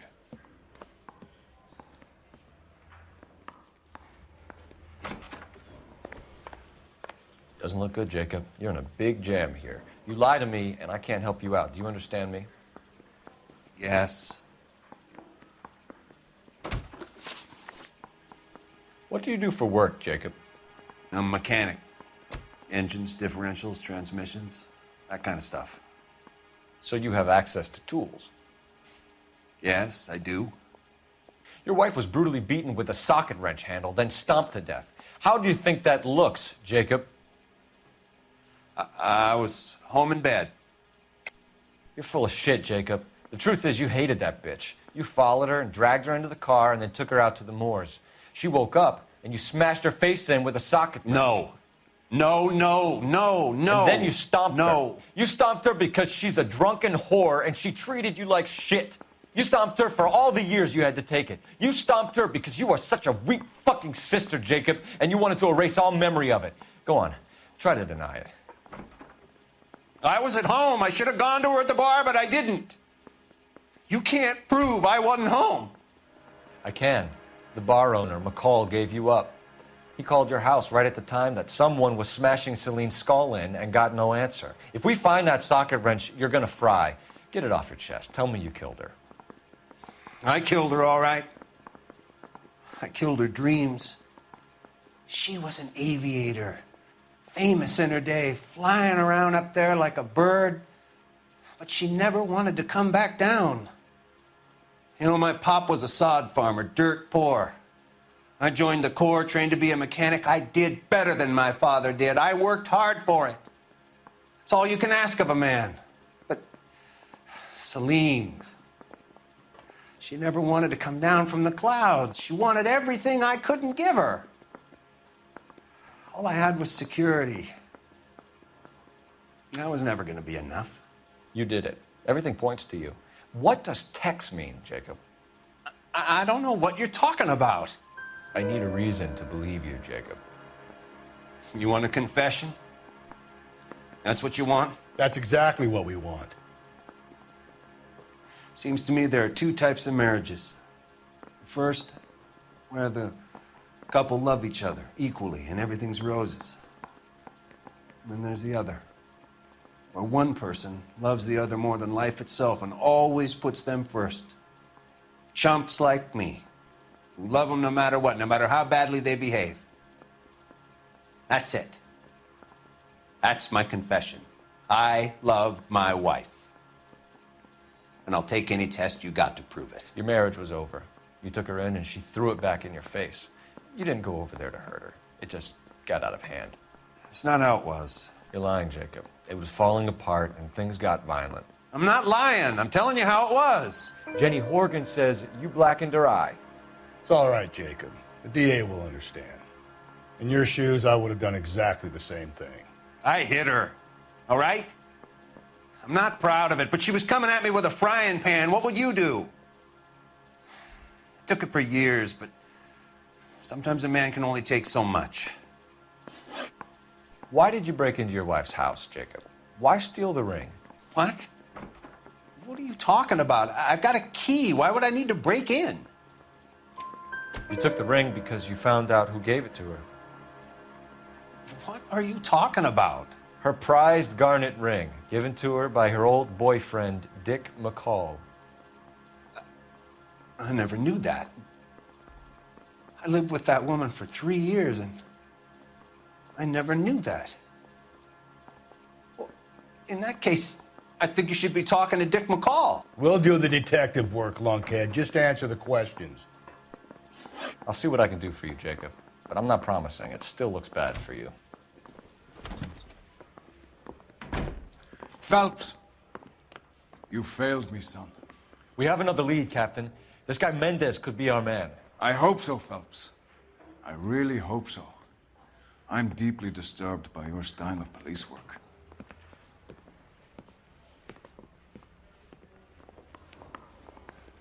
We can still pull down a conviction for the skipper if we chase down this Mendez guy. Yeah, I'm thinking of moving up to a 45. I want to put him down to 1 round.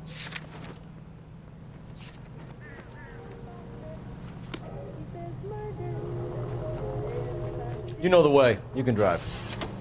Keep it up like this. Alonzo Mendez. Sound like a man who moonlights as the werewolf? Don't sound like a man I'd let my daughter anywhere near.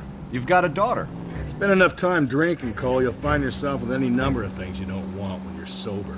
So that's why you never sober up. Exactly.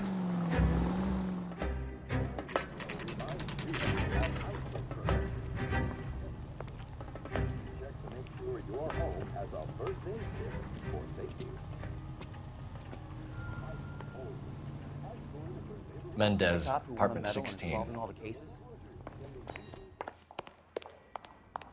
Don't bother knocking, just kick the door in. Take a look around and see what you can find.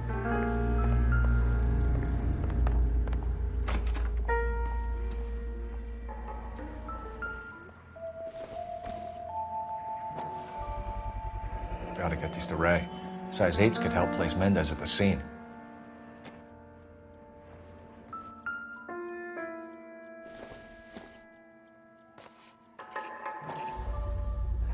Brothers could match the color and brand of the body.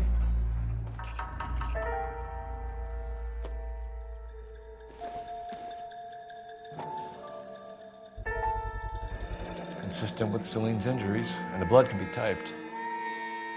We have the murder weapon. We better get Pinker down here. Why keep it? Why not throw it away? Think these clowns are geniuses? Thank your stars you caught a break, and Captain Donald will begin to like you. Hey, what gives? LAPD, you're under arrest. Do not lose that son of a bitch. I'll go get our wheels. Mendez, stop right there.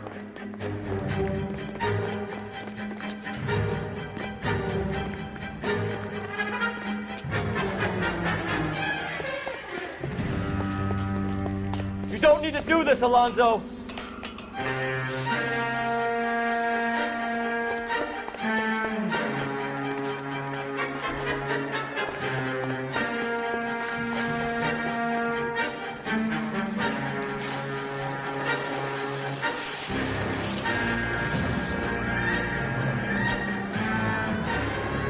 Get in and drive.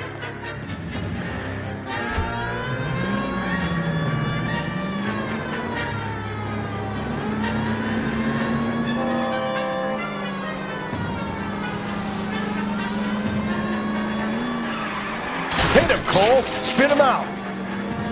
Phelps, you gotta get me closer.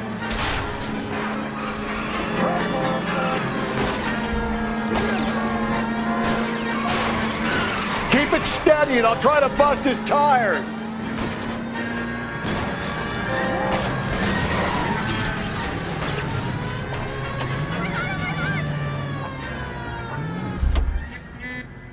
You You're under arrest for the murder of Celine Henry. Put your hands in the air!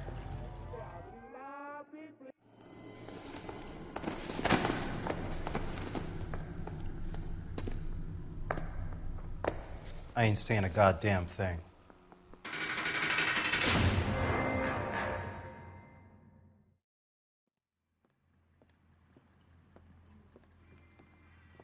You did a grand job, lads. Phelps, that's quite a way to acquit yourself in your first outing as a homicide investigator. It seems the city has a new and vengeful guardian. Considering the evidence against your suspect and the thoroughness with which a report was compiled, I foresee a safe passage through the courts, and the DA agrees with me. Brutality on a scale such as this deserves retribution. The people and the press of this city demand it.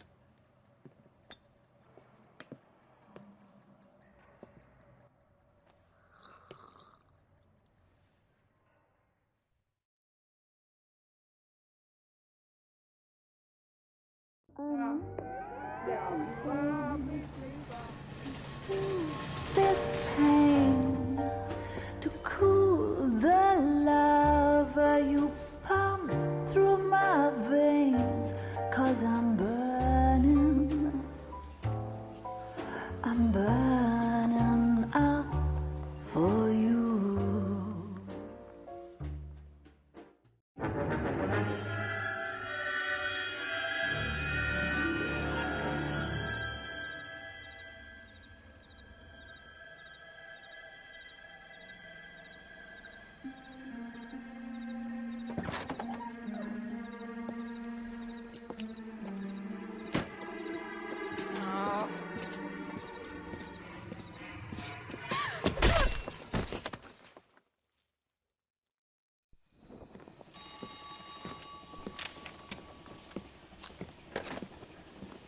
Galloway. Got it, Skipper. Yeah, I'll bring him. He's my partner, after all. What have we got? New case. White female dumped in plain sight in the grass at the end of Hill Street. Hacks are all over it. Captain's trying to fend him off. That sounds awfully similar. The first rule of police work is make no assumptions until you've seen the evidence. Skipper wants you to have your newspaper face on, college boy. I think I know the place where they found the lady. It overlooks Sunset Boulevard. Let's go.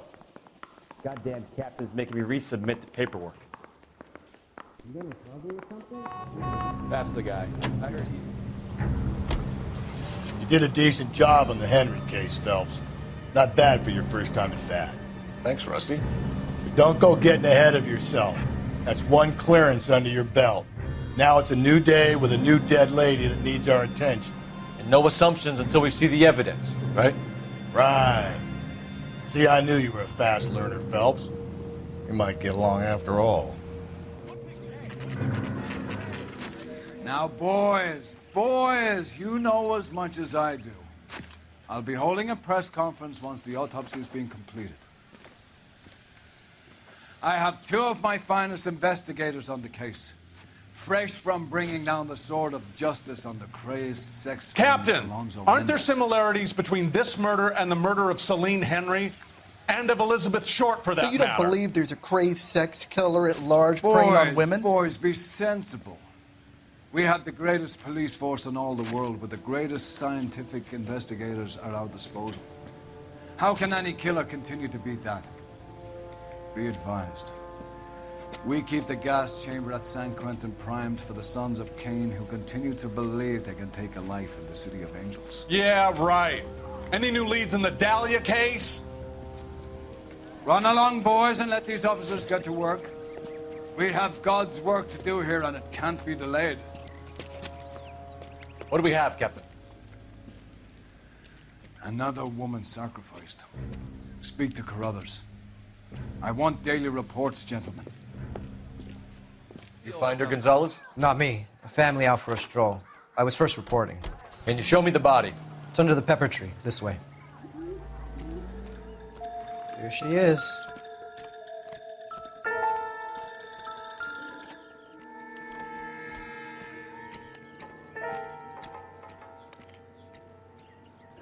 signature mark is very distinctive. I'll do some comparisons back at the lab and get back to you. What's this mark? A cut on a finger. Fourth finger, left hand. A wedding or engagement ring, violently removed. Looks like she was tied up. It does at first, but that would leave a mark on her other wrist, too. I think her watch might have been torn off. The stomping angle in the Henry case, was it reported in the press? Sure was. Every detail a copycat would want was there in the story.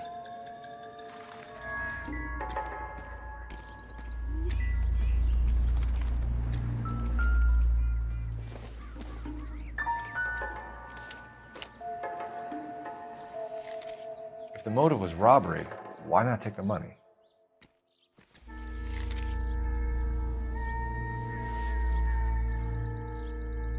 Well, we have a name. Can you run Deirdre Muller by RNI? Back in a second. Detectives, RNI says that Deirdre Muller of 130 North Bonnie Bray was reported missing this morning by her husband, Hugo Muller. What'd I tell you? Let's grab the husband, take him downtown, and work him over. Could have this wrapped up by lunchtime. What about not making assumptions and going on the evidence? There still might be some play in the boyfriend angle. I thought we were on our way to lock up the husband. If he doesn't work out, that is. Deirdre Muller has suffered enough. More than enough. You shouldn't make disparaging comments about her without even the slightest inkling of what she was like. She was a woman, wasn't she? All around about my third divorce, I realized women might not be the pure angels we imagine. You're married, ain't you, Phelps? Don't make any insinuations about my wife. Hey, she's a woman. She's the mother of my children. You're a father, Cole? But don't tell me your eye don't bend. This conversation is over.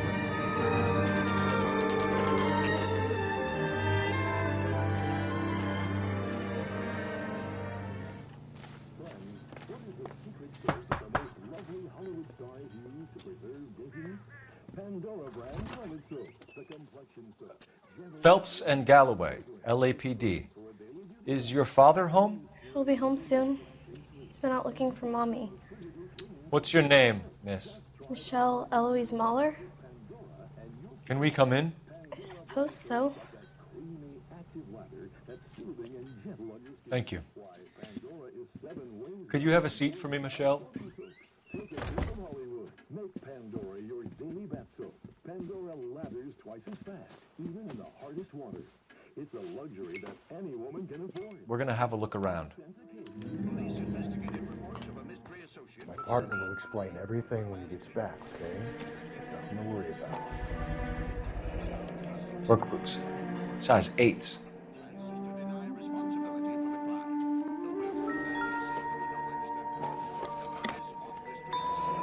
Elgin wristwatch. Probably the same one snatched from her body.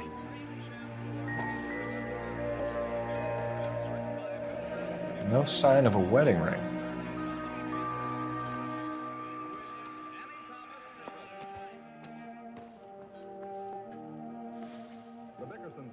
Is this about Mommy? Daddy is trying to find her. Please tell me she's okay. I'm sorry to have to tell you this, Michelle, but your mother is dead.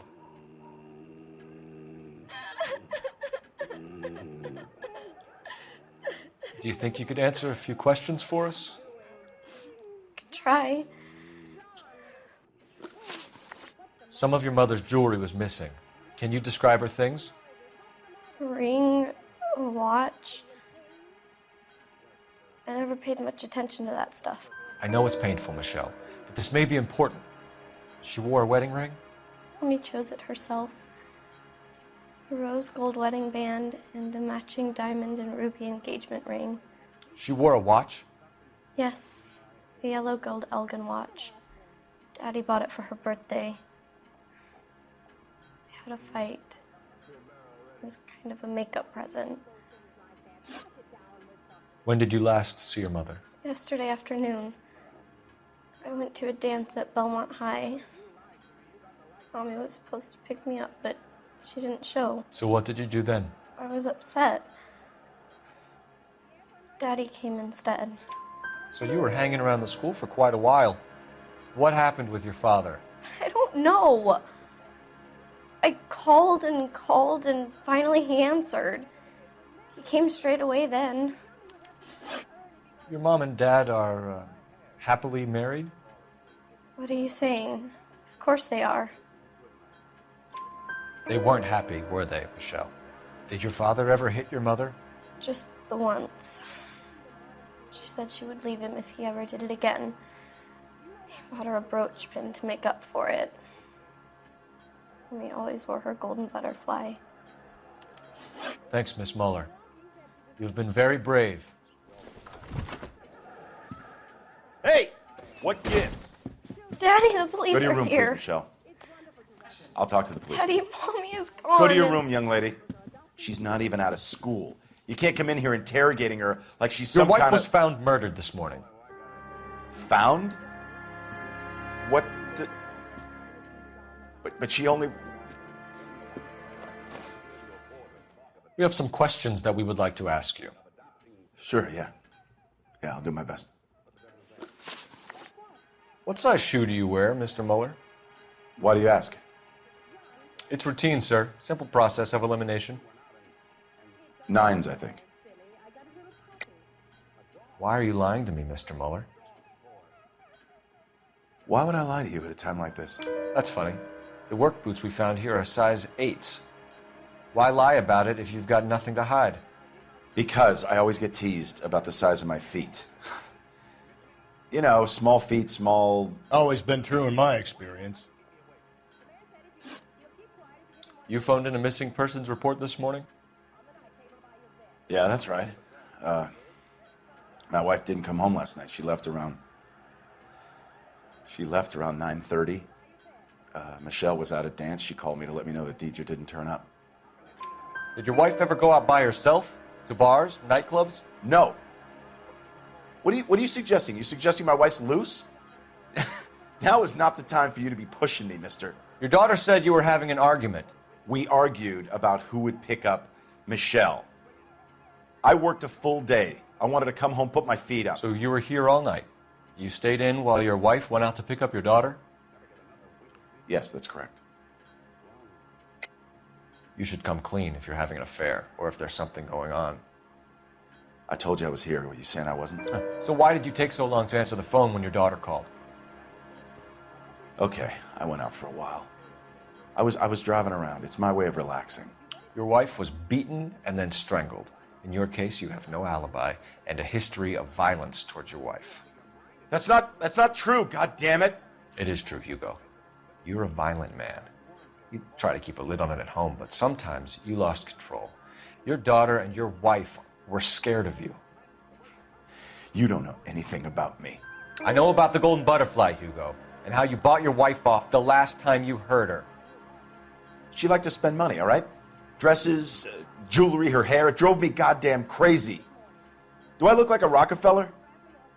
Nobody likes a cheapskate, Hugo. Getting hostile with us is a very bad idea, Hugo. I'm no murderer.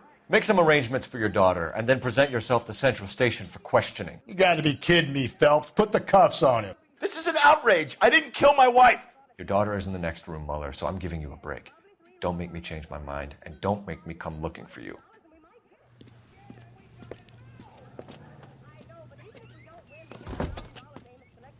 We should go back in there and bust his ass.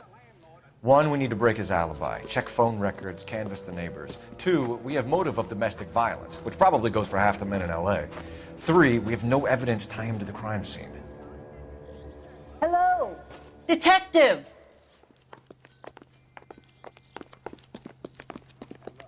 Yes, ma'am. I heard the terrible news over the radio. And you can help us with our inquiries? Yes, sir. They had a row last night. I heard Mrs. Muller screaming. Did you see Mrs. Muller come home late last night at all? No, not at all.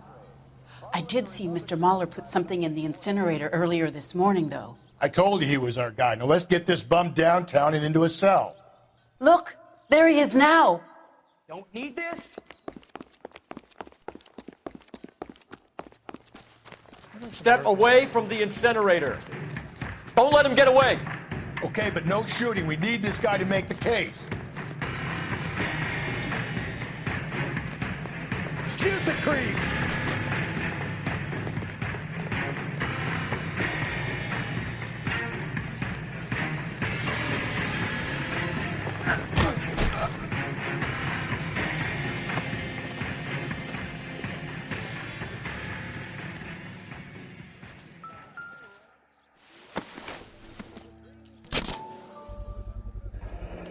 This doesn't look good, Hugo. I can explain the blood. Get him booked in at Central, officer. Then put him in an interview room. We'll be speaking with him later. And inform the captain. Yes, sir, Detective. Is there someone you can call, miss? I don't... It's home and... You need somewhere to stay, Michelle. You have other family? Grandparents? Aunts or uncles? Call Aunt Helen, but she lives in Bakersfield and... Call her. We're gonna get someone down here from Juvenile Hall to talk to you in the meantime. We ought to get some uniforms down here, clean up, take care of the kid. Galloway, Homicide Division, badge number 564. Go ahead, Detective Unit. Can we get Ray Pinker and a technical services team to a house at 130 North Bonnie Bray Street? And send someone down from Juvenile Hall to look after a young lady. Roger, 11K. Inform Detective Phelps that the coroner has report waiting. Police morgue downtown when he's available. Got it, KGPL. I'm surprised, you know. I didn't make the husband for it. Always make the husband, Phelps. 9 times out of 10, it's the closest person to the Vic who does the deed. God knows I've wanted to kill some wives in my day. Lex parsimoniae. What? The law of parsimony. Occam's razor. The simplest explanation is most likely the correct one. You know, you could have said that without getting all liturgical on me. I'll try to dumb things down from now on. Appreciate it. And try this one on for size. Rusty's razor. How's that go? You blame the guy that's banging her. Ah, of course. The famous Lex ignoramus. Closes cases, Cole. Puts a lot of people away, that one.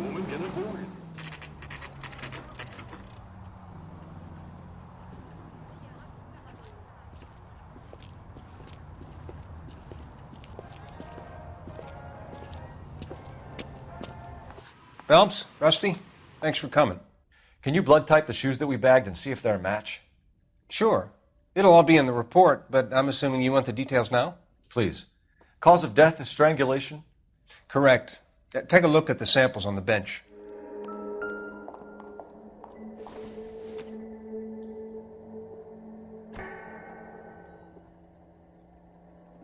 What are the normal uses for that kind of rope?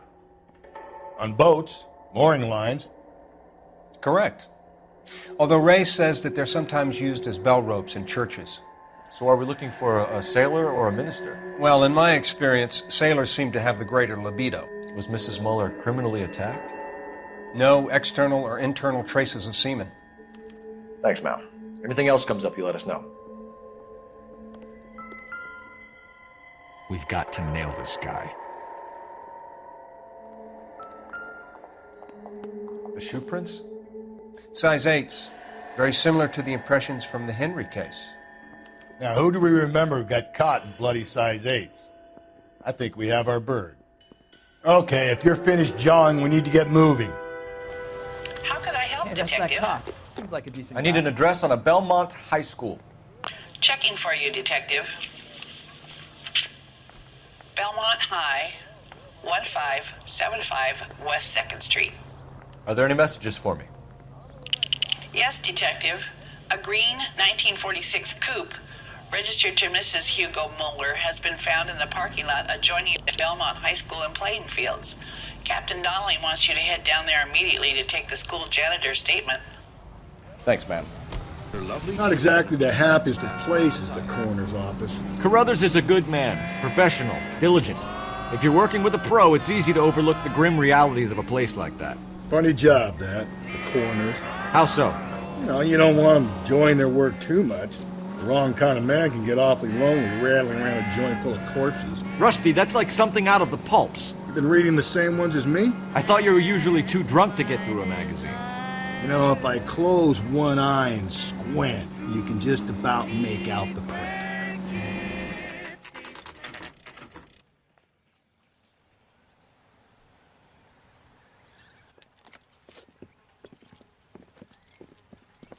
This is the car? Yes, sir, Detective. Have you looked it over? Superficially. I was told to wait for you guys. Thanks. We'll take it from here. What time did you see the person park the car? Late last night, after school social, maybe 1 a.m. I've been keeping a good eye out lately. We've had problems with the child molester. And this was the same man? I don't know, sir. I mean, I'd like to say yes, but truth is, it was pretty dark. All right. Tell me about this man you've been having trouble with. He hangs near the playground, tries to befriend the children. He was around here last night before the dance. Is he violent? Yes, sir, I would say so, yes. There's the son of a bitch now. Hey, you! Go, Phelps. I'll take the car and see if I can cut him off.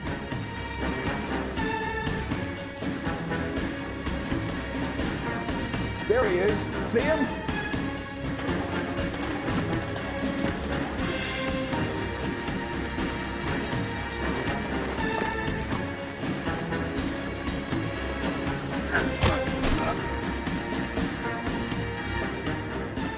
What's your name?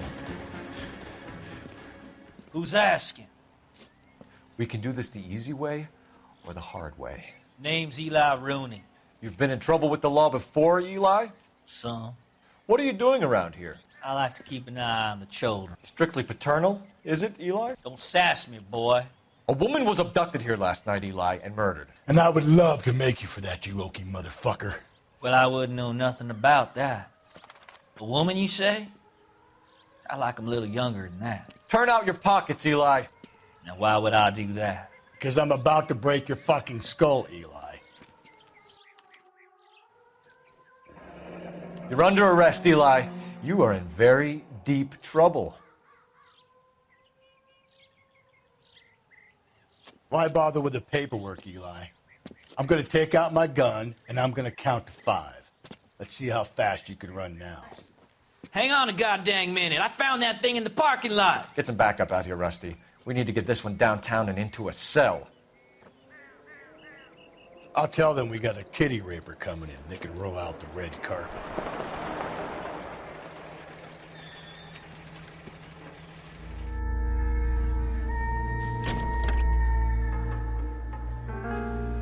Blood and skin samples. We better get Ray Pinker out here. The overalls are stenciled HM. Muller is a mechanic. I wonder what Eli does for a living. It's from a Chrysler. Could be important.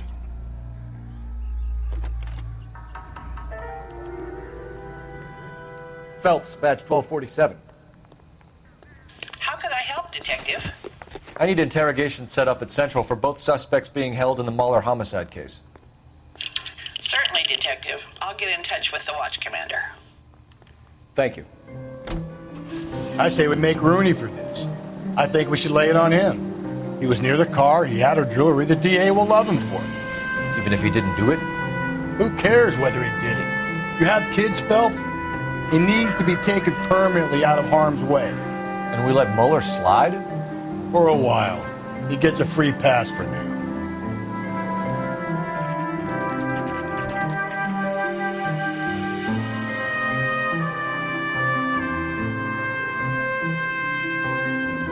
Better not go soft on me in here, Phelps. We'll work the evidence, Rusty. But are they ready? Bowler's in 2 and the pervert's in 1. Get in there and get a conviction. This guy was willing to rat his own mother after I'd sweated him. Captain, we were on our way to interview Eli Rooney. Yes, Phelps, I know. This particular fiend is an old acquaintance. I have tried to reaffirm his belief in a wrathful and terrible God. Whichever way it goes, I'll be dealing personally with him. Can I take this bag? You look like you've had it rough. You see me asking for your sympathy, boy? What size boot do you wear, Eli? Kind of like anything I can get my hands on. I'm wearing 11s. You're maybe 5'5", 5'6" tops. And you wear size 11s? I don't think so, Eli. That might be on the large side. Maybe 10s. Maybe 8s. Now that I come to think of it. Why punish children with your iniquity, Eli? Do you think I was never punished? You must know what you're doing is evil. Well, son, nobody's perfect. You down on your luck, Eli? I've had worse. My family ate roadkill during the Dust Bowl. But you have a job. A parolee has to have a job, correct? I had me a job down in San Pedro. I'm looking for something new. This place you worked have a name? Hennessy Marine. You can't miss the place. Big yellow letters, HM out front. They give you any workwear, Eli? Sure. Green coverall. Dang thing was hot. Felt like I was back in the pen wearing it. You ever tie up any of your victims, Eli?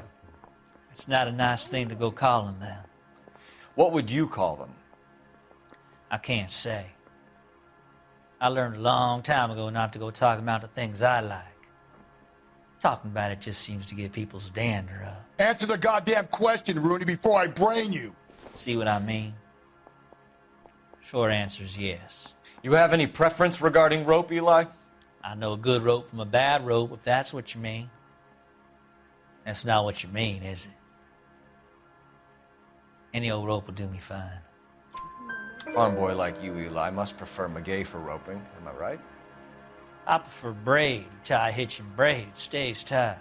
You killed Mrs. Muller and stole her jewelry. That ain't so.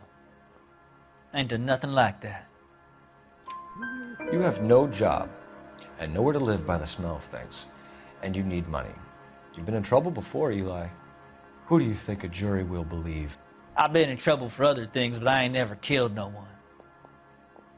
I saw that car coming to the parking lot late last night. Man got changed there and put his coveralls in the trunk. I saw him drop the butterfly in the lamplight and he strolled out, cool as you like. And I went over and I picked it up. Eli Rooney, I'm charging you with the first-degree murder of Deirdre Muller. You want to put me back if I stir that badly, boy? You go ahead and try. I'll beat that rap. I ain't a killer.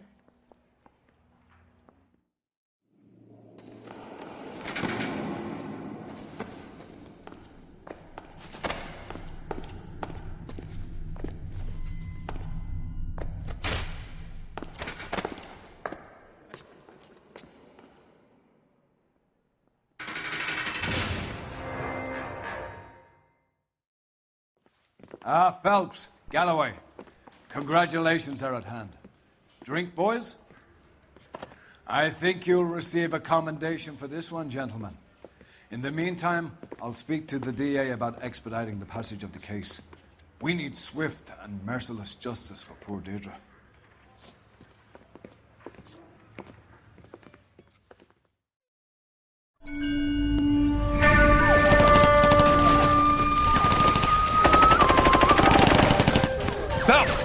We captured 2 regular army. Lieutenant! Phelps, we've been over this. That sniper barely missed you back on the beach. Until the mission is over, there'll be no more saluting or signs of rank. I'm in charge here, Medier! Do you wish to interrogate the prisoners? No, they're beat. Why they look so sullen? You're wondering why we haven't killed them yet. There is no greater shame than being taken prisoner. Get this, Golden Boy actually seems to know what he's doing.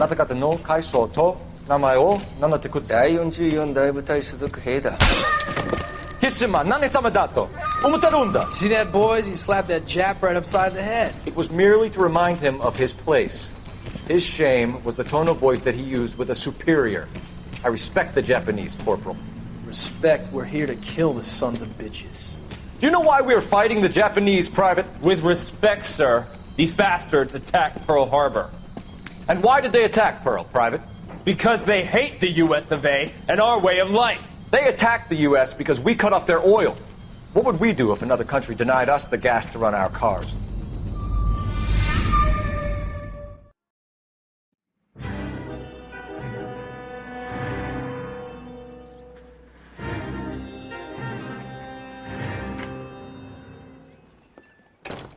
Ah, Phelps.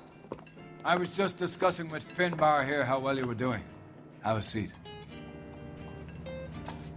Yeah, my real name. And you can just forget all about it. You boys have a new case.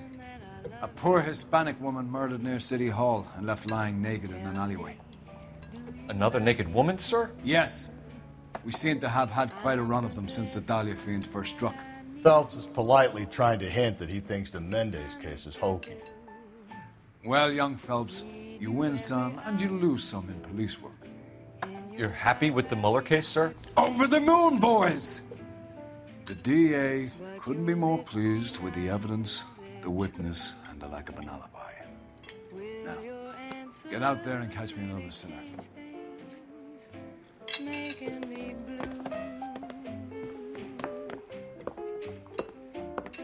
Oh, I'm a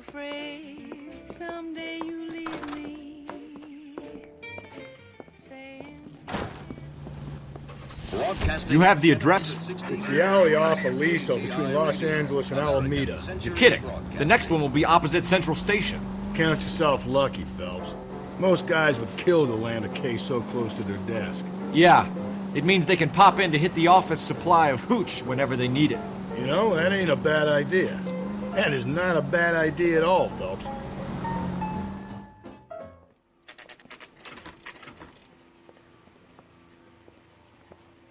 Detectives, they're ready to start the show. I'll take you through.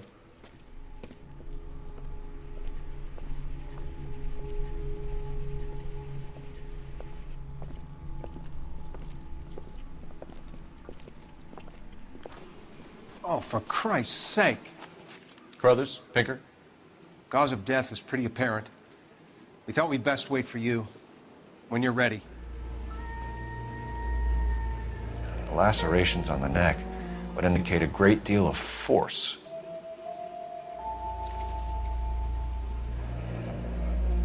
Only 21 years old. But why the library card? Did he want us to find it? Another wedding ring torn from the finger. No skin under the fingernails. Kiss the blood, BD. The evidence in the Mueller case was solid. I'm not convinced about Mendez. The best way to get away with murder is to pin it on somebody else. I'll bet a month's salary this is a copycat. Strangled, battered. Yeah. We know the M.O. So does every jerk who kills his wife and girlfriend looking for a way out. I've spoken to Brown. He still believes the Dahlia perp has medical experience. 4 women, all murdered, all put on display, all with messages. Mueller had no message. Look, Phelps, this is getting us nowhere. Anything for us to go on, Mal? Head injuries from contact with road, bruising from a small man's shoe, further blunt force trauma to the occipital region at the base of the skull. Could have been fatal, but clear signs of strangulation would seem to rule it out. Lipstick appears to be a similar color to the other cases. I'll see if I can nail down a brand. If she took a blow to the head like the others, she was probably unconscious when strangled. Never the same. May as well follow the trail. Antonia. Huh. Same as the library card. Proximity to the scene, plus the bloodstains. No way is this coincidence. Get out.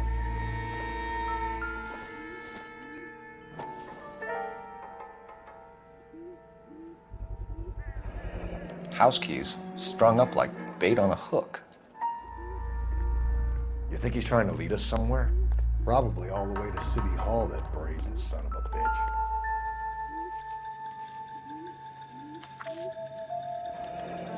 That's got to be a code or a cipher.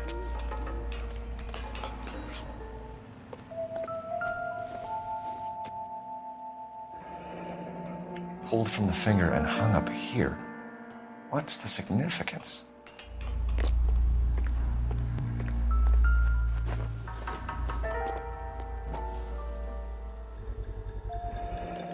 Looks as though the killer was decorating with this.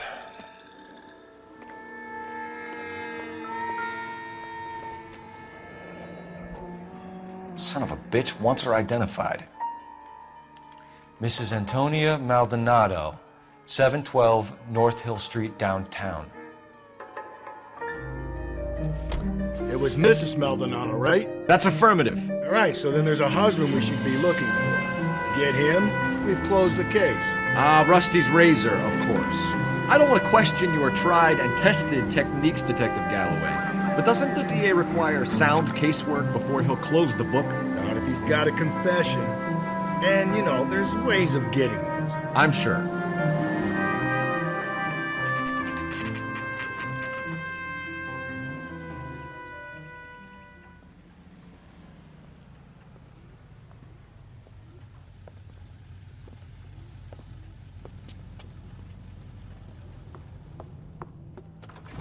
I'm sorry. Can I help you?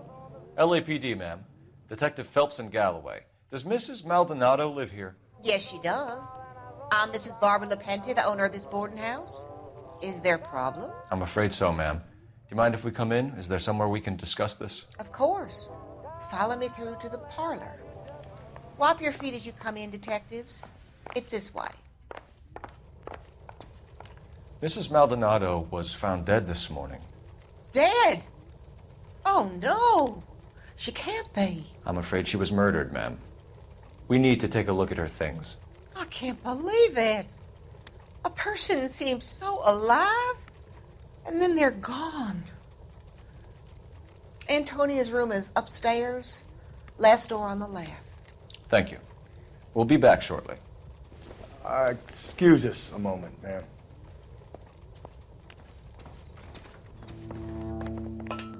Will you look at that? Someone's turned the place over.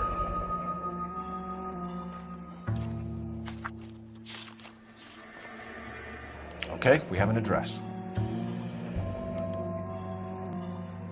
The charm bracelet wasn't among the crime scene evidence.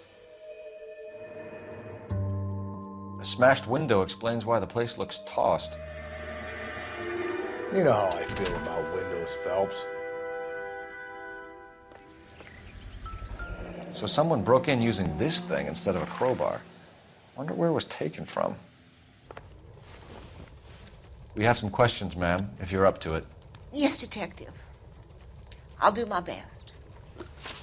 Do you have any idea who might have wanted to hurt Mrs. Maldonado? That rat of her husband, Angel. She was serving him divorce papers. If I killed every wife to serve me papers, I'd be a mass murderer. Are you being flippant, young man? No, ma'am. What can you tell us about Angel Maldonado? She married him when she was 17. He was cruel to her, very cruel. She was a good girl, little on the religious side, but a good girl. What time did Antonia go out yesterday? She left around 9. Do you know where she went? No, I have no idea. She was a good girl, but she didn't confide in me. A nosy old hag like you knows everything about the people who live under her roof. Where did she go? I think she went to a bar. She's been drinking quite a lot lately. This bar have a name? El Dorado Bar. It's a Latino place on North Los Angeles Street. That's only a couple of blocks from where we found the body. You've had a break-in? No! That can't be true. You're being economical with the truth, Mrs. Lepenti. What do you have to hide? I have no idea what you are talking about. So Antonia lost her keys and used an iron bar to jimmy the back window? I heard a noise in the early hours of the morning. I thought it might be a raccoon at the milk bottles. It'd be very bad for business if this news got out. I have a reputation to protect. Antonia and her husband were estranged? Yes. She moved here after she separated from her husband 2 months ago. But Antonia still wore a wedding ring? She wore the wedding ring and a necklace. She always wore a religious necklace. That's about all of her jewelry. What about her bracelet? I don't know anything about a bracelet. In her wedding photo, she's displaying a charm bracelet. That thing? She never wore it. He gave it to her. She always kept it in that wooden jewelry box. Thanks, ma'am. You've been very helpful. Pay a call to that husband of hers. Lock him up and throw away the key. We can either front Angel, seeing as the finger's pointing right at him, or we can check out the El Dorado bar. A nosy old hag? Ha! And I thought I was coming on strong with the ex-wives line. Sometimes you have to be firm to get the information you need. God damn it, ain't that the truth?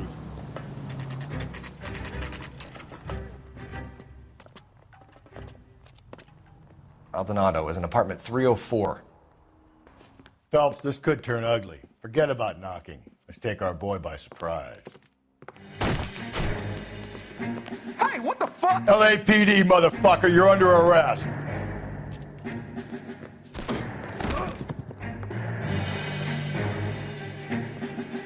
I got 100.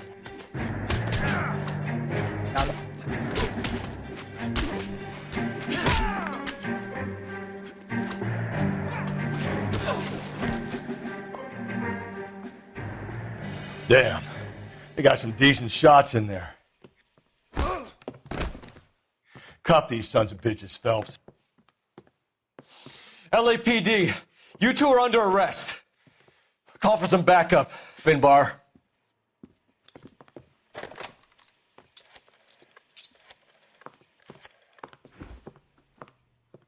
Galloway, badge number 564. I need a prowl car at the apartment building 330 North Hill Street. 2 suspects need transporting to Central. Your wife has been murdered, Angel. Antonia? Oh, God, no! Where were you last night, Angel? I was here with my brother the whole night, goddammit! You think I'd kill my own wife?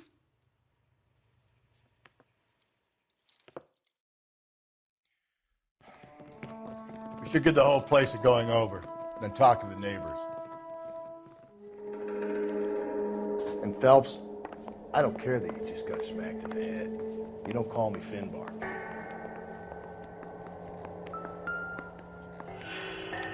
This will take some explaining.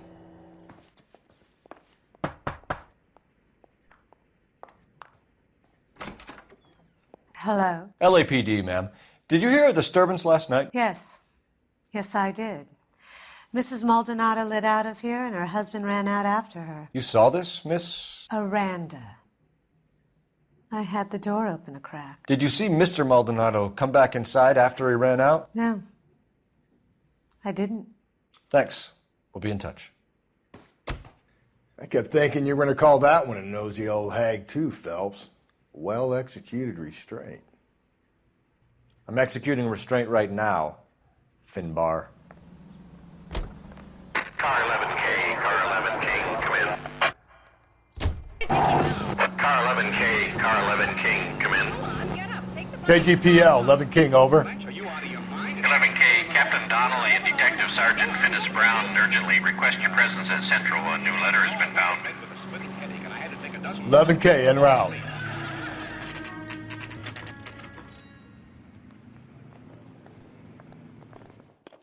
I just don't know how to dance. Boys, come on in. Phelps, have you met Finis Brown? Pleased to meet you, sir.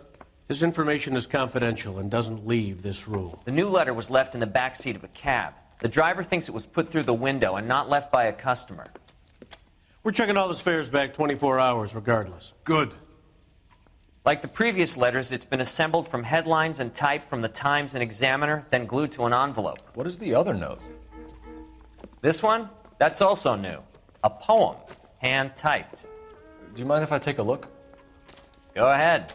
We've been over both documents pretty carefully. They've been wiped with gasoline, so there's no chance of prints. That's the message from the Celine Henry case. Jitters again. Heap upon thy soul by virtue of this curse. That's why we called you in. Do you think it's original?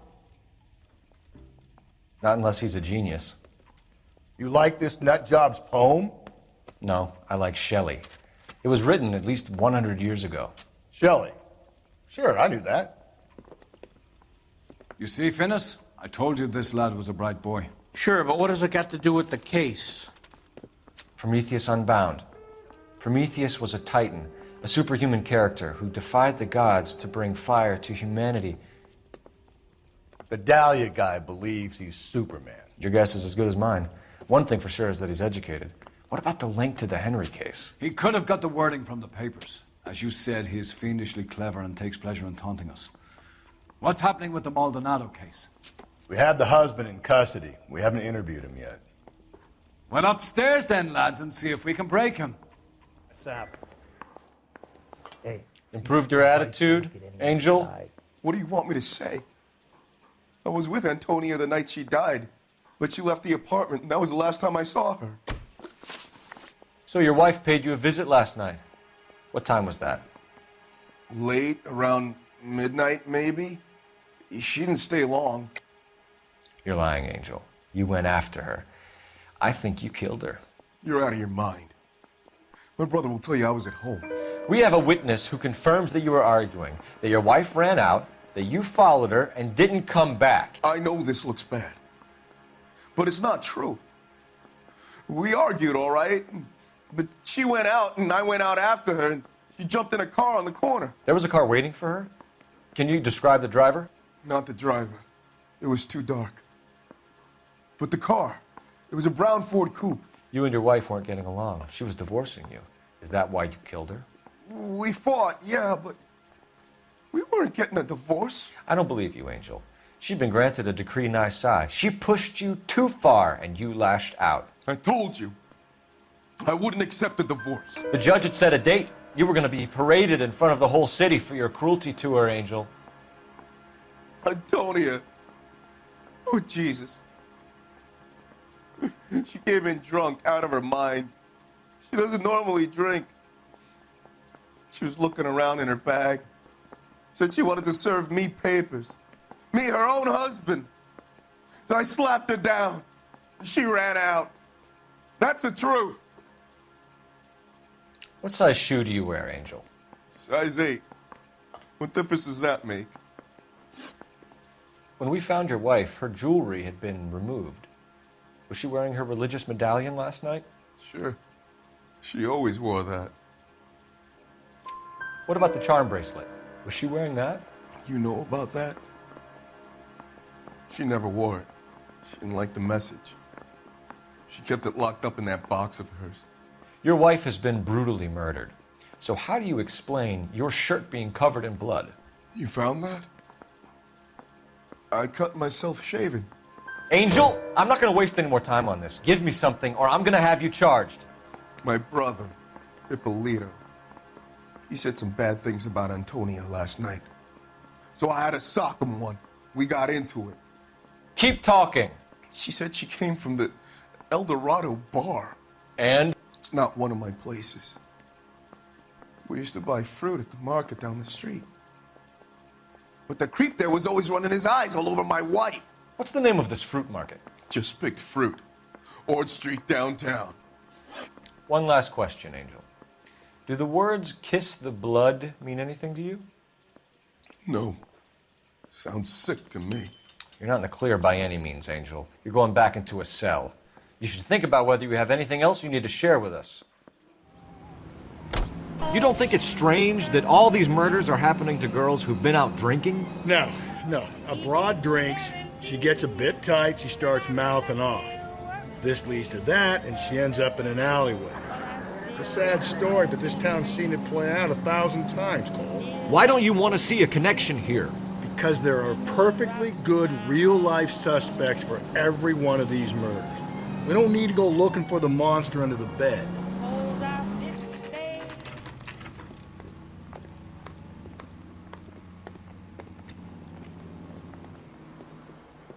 What can I get you? LAPD.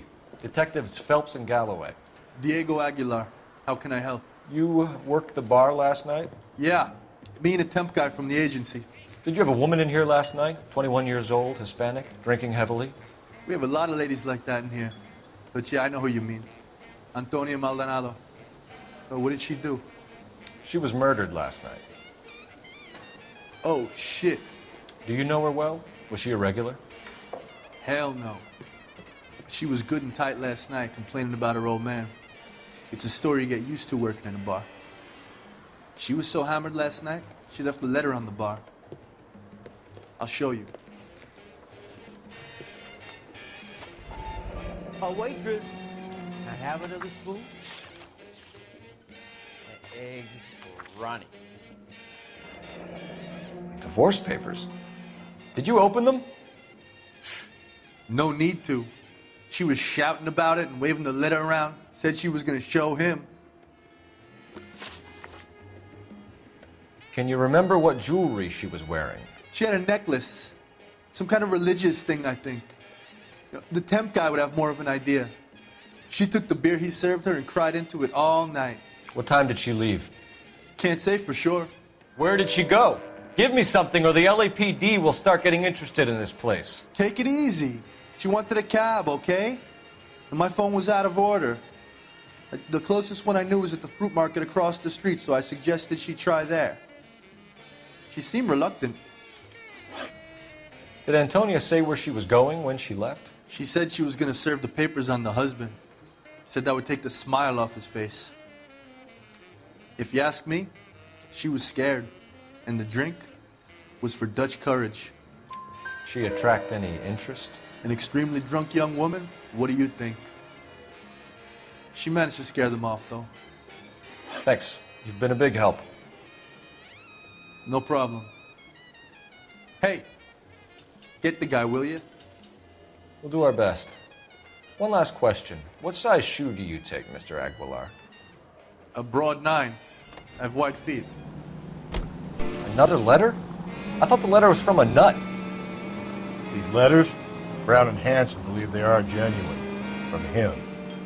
Now he sent another. You know, I really hate this fuck. This Black Dahlia guy. Have you seen the body? He fucking cased his nozzle way into your guts. Hollywood.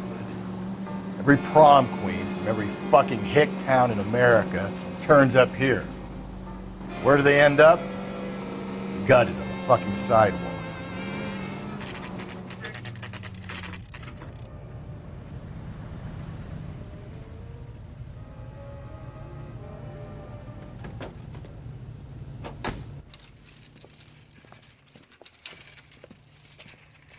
The handbag was left just up there, overlooking the market. Could have come here from the start and saved ourselves a day's legwork. I got a call back for that Universal Chorus line. LAPD, Detective Phelps and Galloway. Clem Feeney, what can I do for you? Did you happen to see a young woman last night? 21 years old, Hispanic? Sure, she came by last night. Why do you ask? She was wearing a necklace? I didn't notice. You weren't paying attention, Feeney? Hey, you're getting the wrong idea. Exactly how much fruit do you sell here after midnight, Clem? Look, not much. I sell the odd bottle on the side to the after-hours crowd. Look, I don't want any trouble. I'm just trying to make a buck. The young lady arrived around midnight? Yeah, something like that. Used the phone for a cab and then left. You already knew Mrs. Maldonado, didn't you, Clem? Sure, I met her before. She seemed like a nice lady. Her husband went apeshit one day when he caught me talking to her. She hadn't been back until last night. Where did she go from here? She wanted a cab, but I couldn't get her one. I was about to offer to drive her, but a car pulled up and she got into that. Can you describe the car? Brown Ford Coupe, I think. She seemed to know the guy. Do you mind if we look around? Why would you want to do that? Because we say so. I guess you can. Don't you have to get a court order or something? I have rights. Clem? Shh.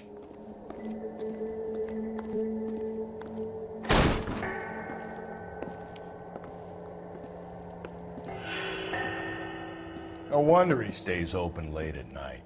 People have to get their vitamins. Check through this stuff before we get back out there.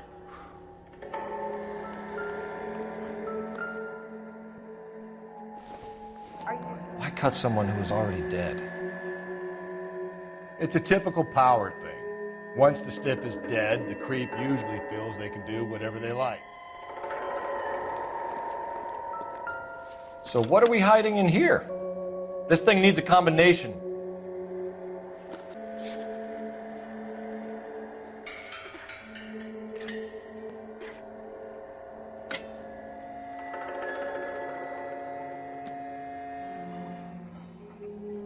This fruit stall punk gets about 10 seconds to explain before I pull his fucking arms off. Clem!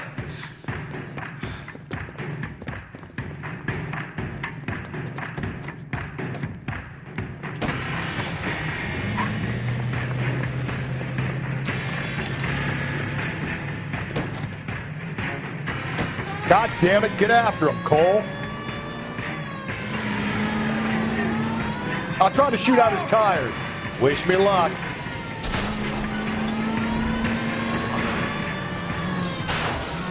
Hit him, Cole. Spin him out. Keep it steady and I'll try to bust his tires.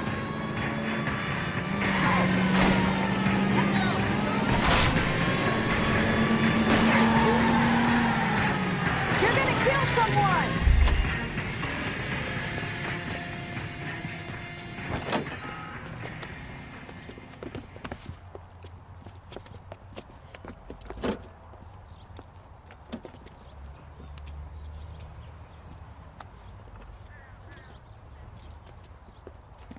You're a sick man, Clem. You need help.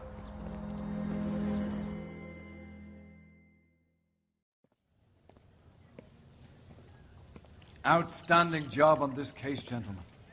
The poor woman can now rest in peace. I'll pay the fiend a personal visit myself and remind him that crime in this city does not go unpunished. When they finish with him at the receiving hospital, we'll have him up before the grand jury. I have a meeting this afternoon with the mayor lads. I'll be sure to mention your names. Now, on your way.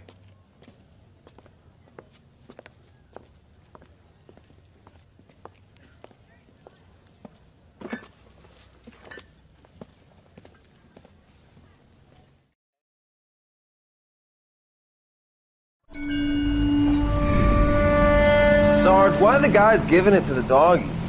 They're riding in trucks, numbskull, while you're marching. They look pretty badly beat up. Yeah, they do it then.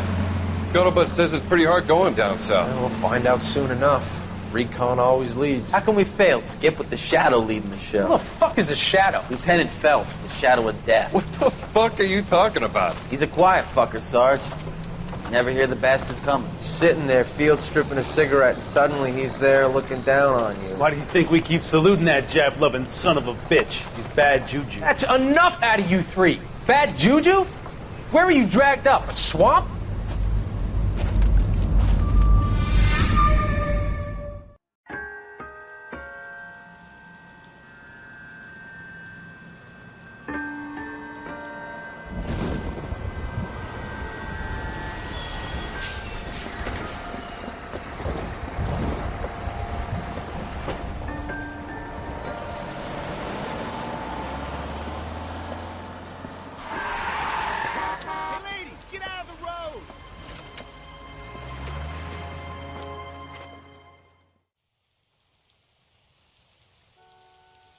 Good morning, gentlemen, and what a grand morning it is, too.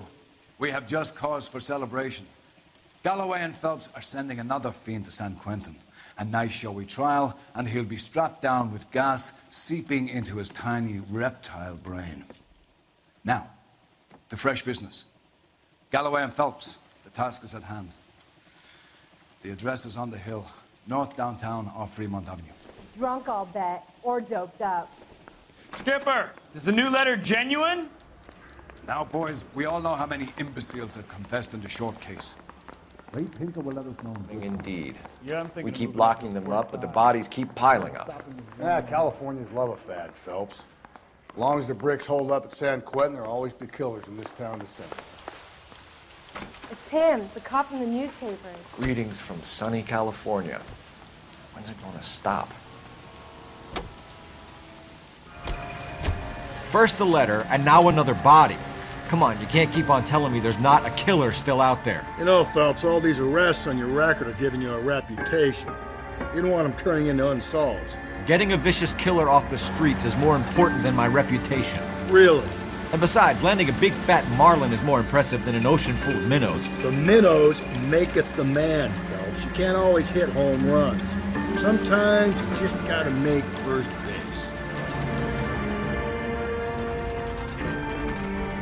Detectives? Phelps and Galloway, homicide. Scene is secure. The rest of the patrolmen are going door to door, canvassing for witnesses. Thanks. Keep me informed. Will do, Detective. This looks awfully familiar.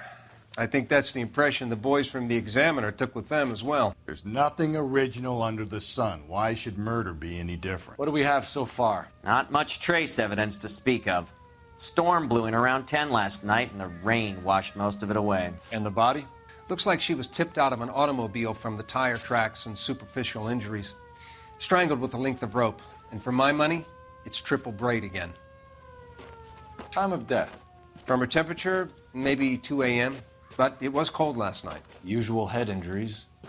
Blunt force trauma. Knock him over the head, then strangle and mutilate. No message with this one. At least she was left clothed. I doubt very much he was concerned with her dignity. The green silk dress is very distinctive. Any sign of her other shoe? No. And no handbag or other personal effects.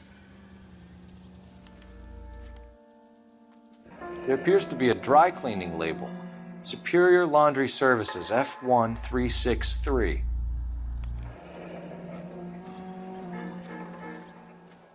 No drag marks.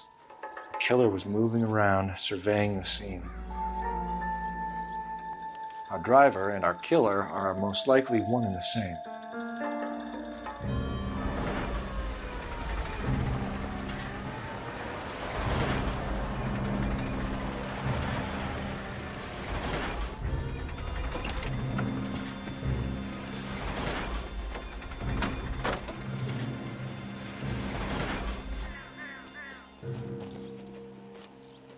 Detectives, I've been working the houses across the street and up the block. This lady thinks she has something for us.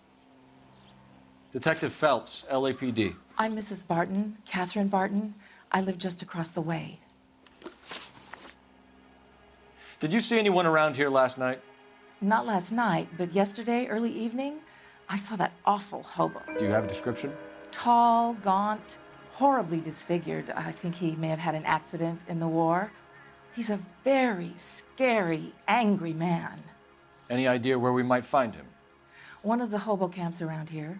He's some kind of hobo leader. They all follow him around. Thank you, ma'am. You've been a big help. Of course. Anything I can do to help. I'd hate to think that something so ghastly could happen right here and nothing be done about it. I need an address on Superior Laundry Services. Just a moment. Superior Laundry Services, 1260 West 1st Street. Can you track down reports of hobo camps in the vicinity of Signal Hill? Just a moment, Detective. There's a large camp under the bridge on Grand between Temple and Sunset. Thanks, ma'am. No message. Excuse me? There was no message. Where? On the Vic. The last bodies had something written on them. This one didn't. I'm failing to follow you. Can't be the same guy is what I'm saying, right? Before you start trying to link this to Maldonado and all the others. There are more factors to consider than the messages, Rusty. This doesn't fit your pattern, Cole. End of conversation. Understand?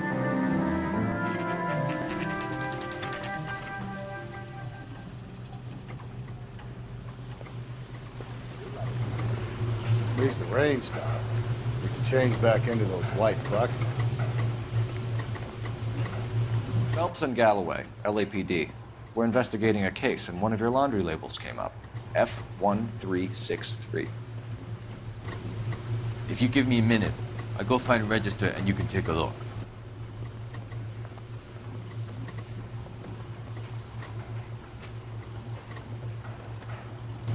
You take a look for yourself. I've got clothes that need pressing.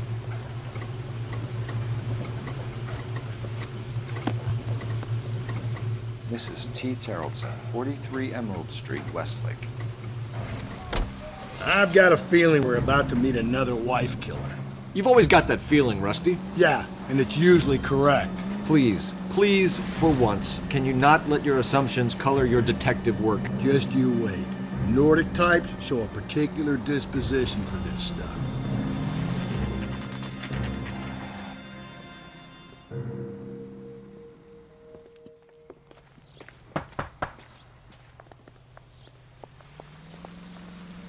Hello? Yes? Detectives Phelps and Galloway. Is your wife home, sir? My wife went out last night and she hasn't come home. Can you describe your wife and what she was wearing? We were out at a friend's place, Bobby Ross's, for a party. She was kind of dolled up. She had her green silk dress, open-toed white shoes. Those are her favorite shoes. Can we come in, Mr. Terrellson? I'm afraid we have some rather bad news. Do you have someone who can look after your children, Mr. Terrellson? I've been trying to arrange a sitter. Look, tell me what's happened. I'm afraid your wife was murdered last night. Her body was found this morning. We're very sorry for your loss. I know this is a difficult time, Mr. Terrellson, but we are going to need you to answer some questions. First, we're going to take a look around. What for? You don't think It's procedure. You see to your girls.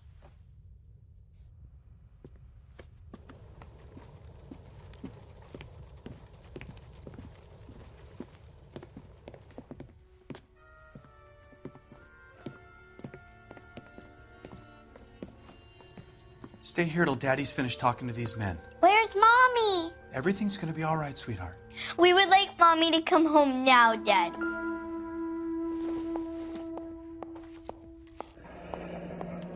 Need to check if she was a regular.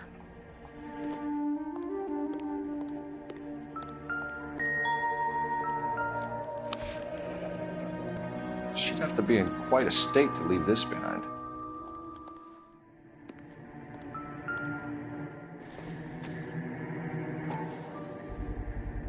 We can see if Pinker can match the impression to the crime scene. Lars was out in the rain last night.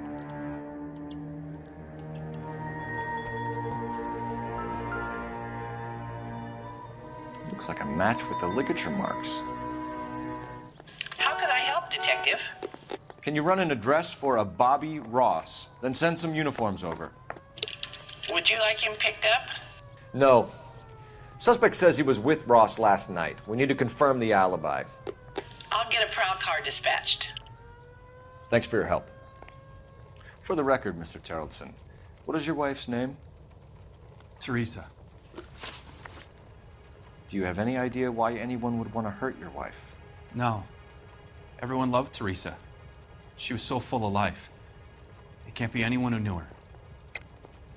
I think you're lying, Lars. I think you were mad at your wife for embarrassing you in front of your friends. I think you came back here and strangled her and then dumped her body on the hill. You think I strangled my wife? How do you expect to prove that? Your wife was strangled with triple braid rope. The bow line from your boat is a perfect match. Look, I know this looks bad. I'm gonna have to come to terms with the fact that I let her go. You said you went to a party at Bobby Ross's place? That's right. Bobby had a bunch of people over. We were having a good time. She said she was bored and decided to leave. You let your drunk wife leave the party and go off on her own? Look, I was angry. I was having a good time. She has to go and ruin it. We always have to do what she wants to do. Last night she wanted to go dancing. Any idea where? Where she always goes. A bar down on North Beaudry Avenue. Barron's Bar. She goes there, drinks too much, gets maudlin, and calls me. I go and bring her home. Mr. Terrellson, was Teresa happy at home? Yeah, I think she was. Spill it, Terrellson.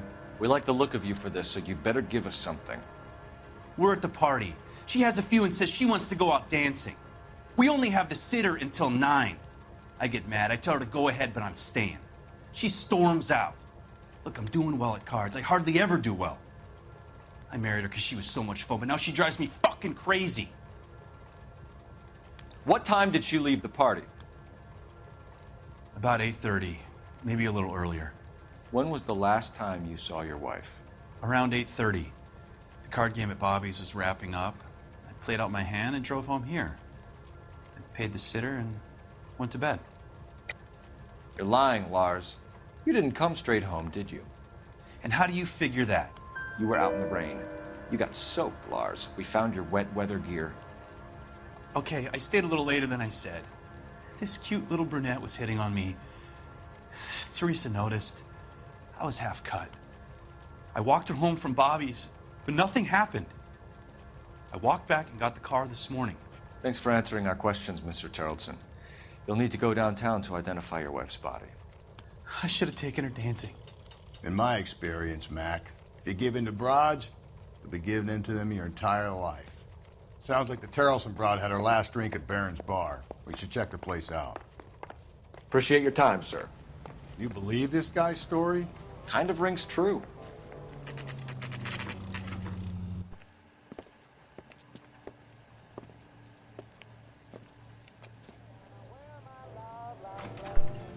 Gents, drink?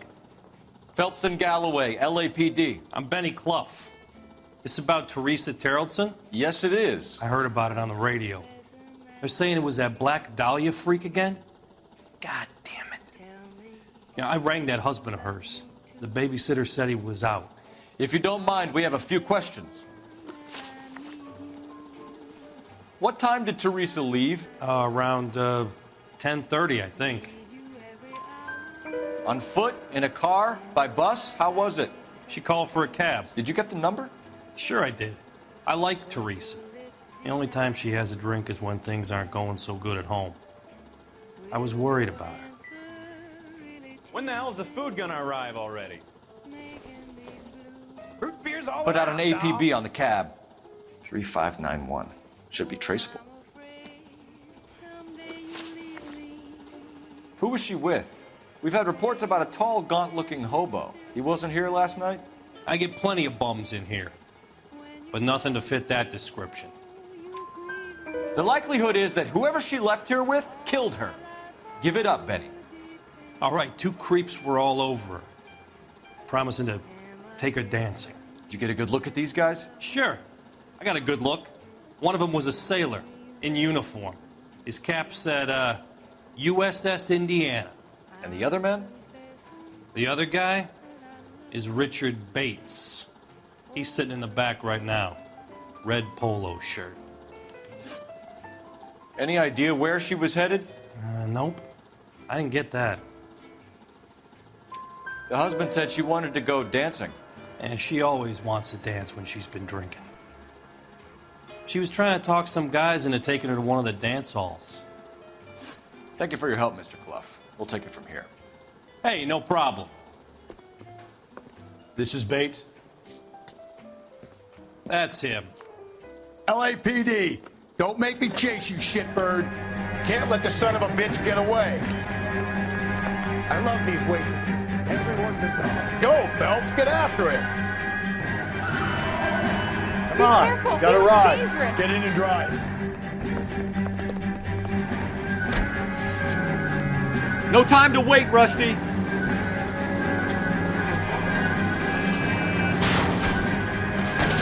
Let's end this farce. I'll try to shoot out his tires. Wish me luck.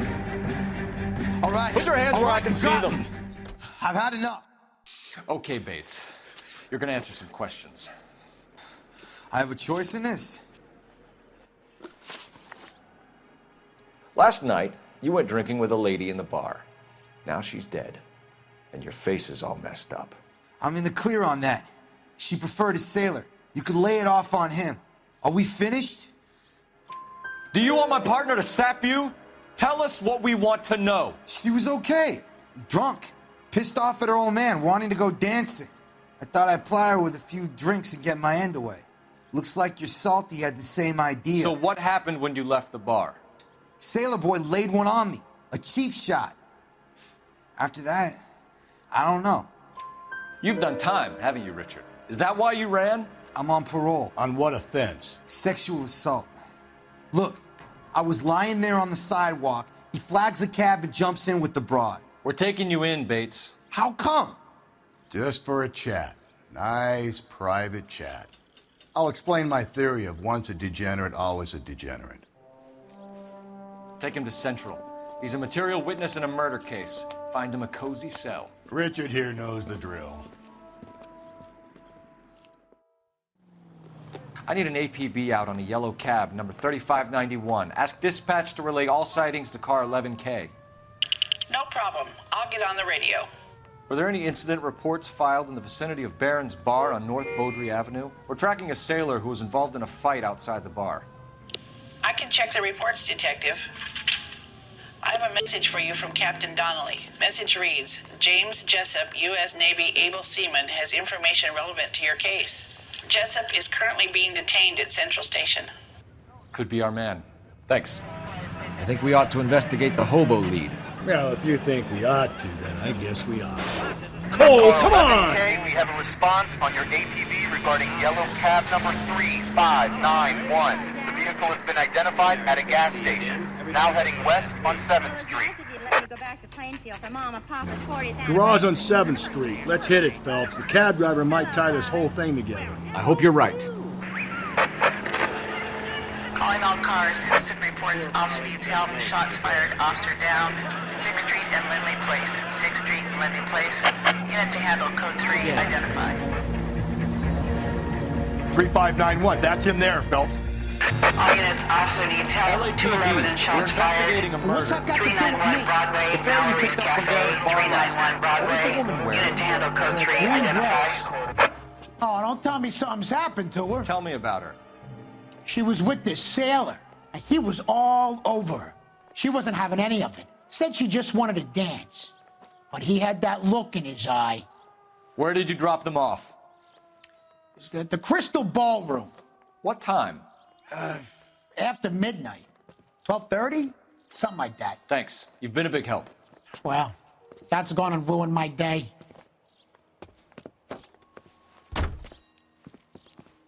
Fair in love and war. He's in interview 2. Thanks. What do you make of him? Sailor on furlough who looks like he's in trouble and knows it. Sir? Detectives Phelps and Galloway. We know why you're here, Jessup, so it would be best if you answered our questions truthfully. I don't want any trouble. That's why I'm here. I heard on the radio about this lady getting killed. I got leave from my CO to come down straight away. So why did you kill her? I didn't kill anyone. Look, you need to believe me. Let's start at the beginning. You went to Barron's Bar. What time did you arrive? I got a 24-hour pass. I got there around 7. That's where you met Teresa Terrelson? Sure. We had a couple of drinks. So you tried to make a woman who was incredibly drunk? Look, I'm not proud of myself, but I never hurt her. You took her dancing? That's right. We caught a cab to the Crystal Ballroom. You had a fist fight with Richard Bates over Mrs. Terrelson. You met the guy? He's a creep. You should take a look at him for this. He's pointing the finger directly at you, Jessup. I only had one night before I was back in the tub. He had all the time in the world to look for some action. I belted him. I'd do it again. She was better off with me. Sure.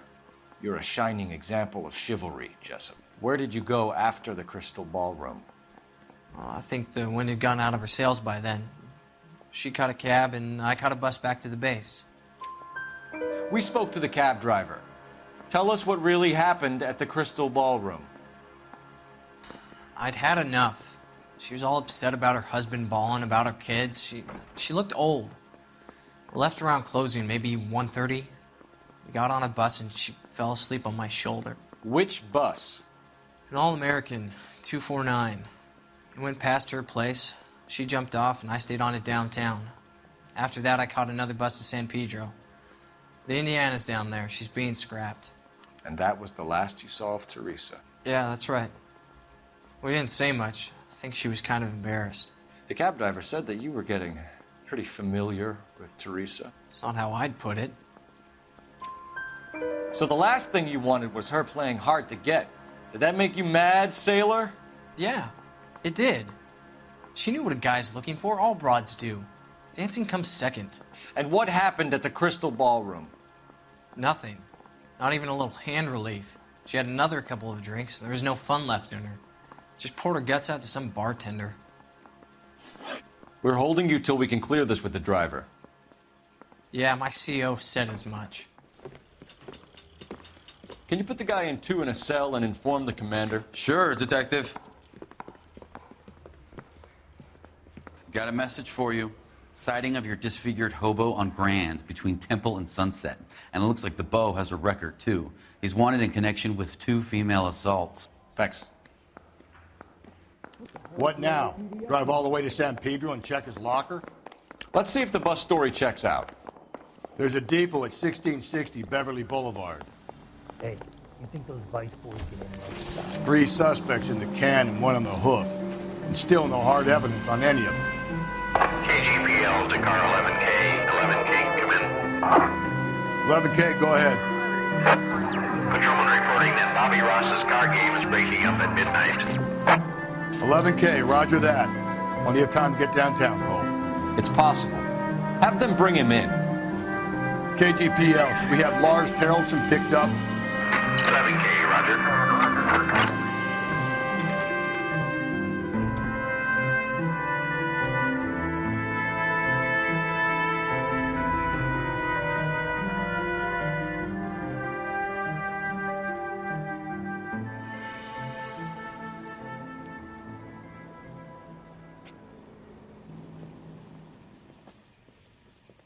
And thank you, ma'am. You have a safe trip now. Where are you boys headed today? LAPD. We're after the driver of All-American 249. Would have been around midnight onwards last night. Just a minute.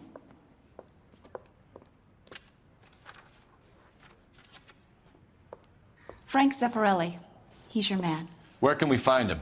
Frank is out on the 7-4. Can you tell us the route? Hang on. I should have it mapped out here somewhere.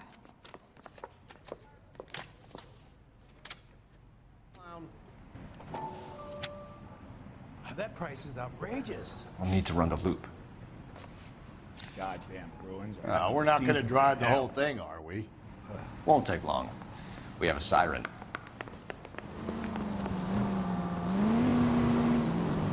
This could be a long trip, Cole.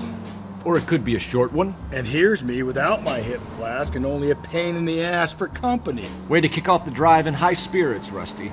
Comments like that put me in just the right mood for some legwork. Touchy. You know what your problem is? You don't like hard work. This kind of rigorous search is what police work is all about. Discipline. Save it, Phelps. You're just as bored as I am.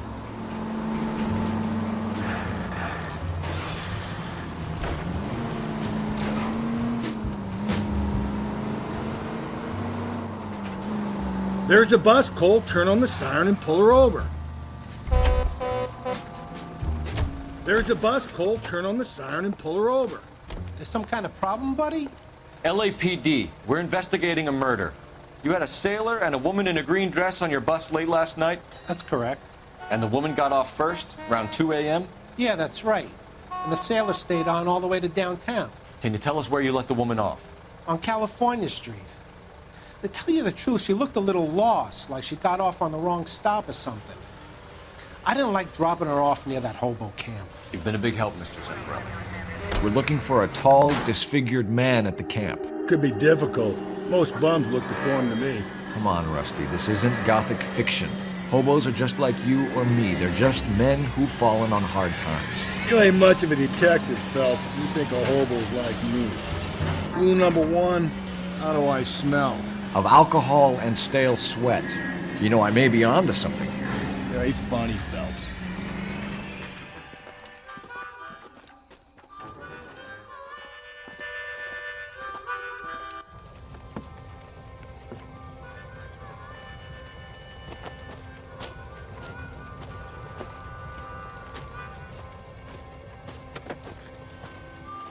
LAPD, we'd like a word with you. Save it for someone who's interested. They're fascists. Come to move us on and steal what little we have left. 6 rounds won't get us far. I need you to stay copacetic, Phelps. We need to hold out till the cavalry arrives. How do we do that? Like this. Buckshot to keep you down, Phelps. If you want These your men know they're rightful harboring share, a murderer. we need to fight for it! Your disciples know what you did last night?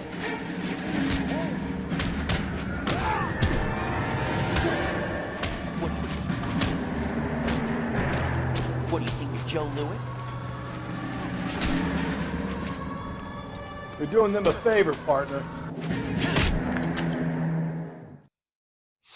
What's your name? Comrade Stalin. Very funny. We'll find out from your personal effects. Stuart Ackerman. You're under suspicion for murder, Ackerman. We're taking you downtown. You can't do anything more to me than what the Japanese have already done.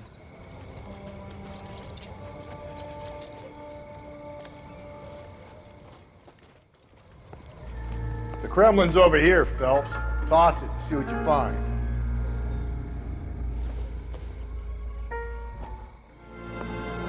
Still working, Jack.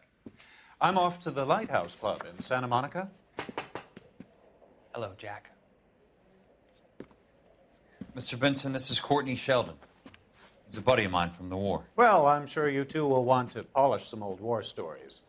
Good evening, Jack. Mr. Sheldon. Good night, sir. Take a seat, Courtney.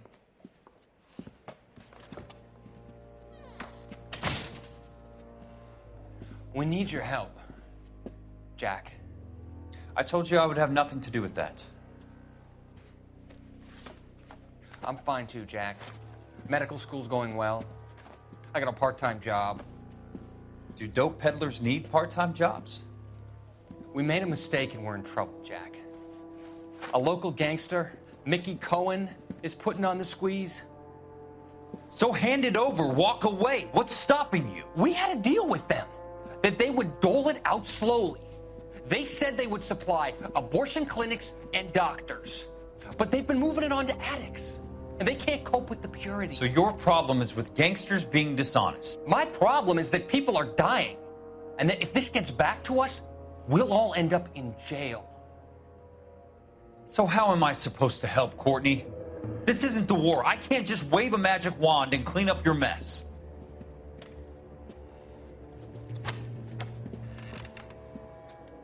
We want you to negotiate, Jack. The only thing these guys understand is force, Sheldon. They got to the top back east by proving to be more vicious than the English, the Irish, and the Dutch. They make their own laws. That's the nature of a secret society. For God's sake, Courtney, you want to be a doctor. How can you fight with that? We are better trained, Jack. I didn't make it through the war to come back to this kind of shit, Sheldon.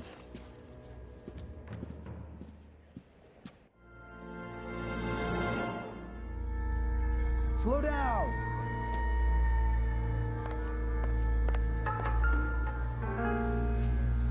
Looks familiar. Safe bet it'll match the mark under Teresa Terrelson's chin.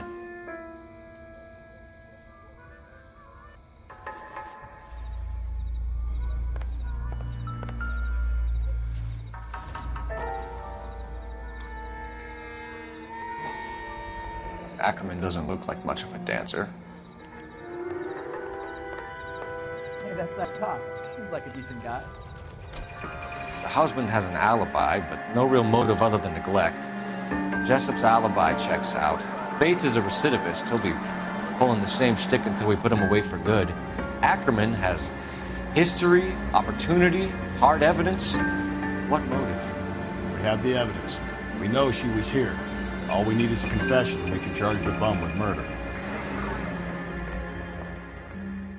Parker or Green? I don't know who they were. Ackerman, you were in the Marines. How do you know? The Corps selected big guys for flamethrower duty. That's how you got the burns. Life expectancy was 5 minutes for a guy in flamethrower detail. What kind of a government puts weight like that on a man's shoulders? You'll get no argument from me. It was a heavy load. You feeling sorry for this smelly fuck? Why did you kill Mrs. Terrelson? I have no recollection of the people I have killed. Are you denying that you strangled Mrs. Terrelson with a length of rope? I'm not denying anything. You have to have proof, lackey. We found a matching piece of rope in your lean-to. I think we'll find the blood will match too. I own no property. How could it belong to me? A bus driver dropped Mrs. Terrelson near your camp around 2 a.m. Why did you take her up to the hill? Which hill? I have many places. I go where I please. You are clearly insane, Ackerman. The state of California does not execute mental patients. I don't know the names of the women I've killed, but I've killed many of them. Their necks are so fragile. Where were you around 2 a.m. last night? At the camp. You were up on the hill. You were seen during the day. We have a witness. We have evidence. Come clean with me, Ackerman, and I'll see what I can do for you. I despise your pity. You have nothing that links me to this woman. We have you cold, Ackerman. Her purse and the ballroom ticket were in your lean-to. Tell us why you did it. I kill because people need killing. It's what I was trained to do. Stuart Ackerman, I am charging you with the murder of Teresa Terrelson.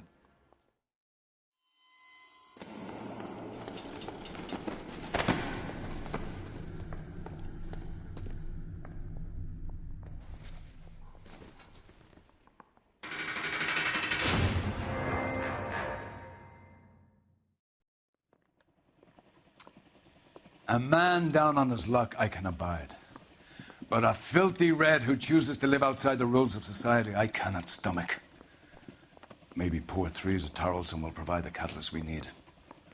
I've spoken to the chief and the mayor, and I think it's time we send some men in to remove the godless and send them on their way over the county line. A grand day that will be, gentlemen. And a grand result you have brought me. You two are fast becoming my finest crusaders.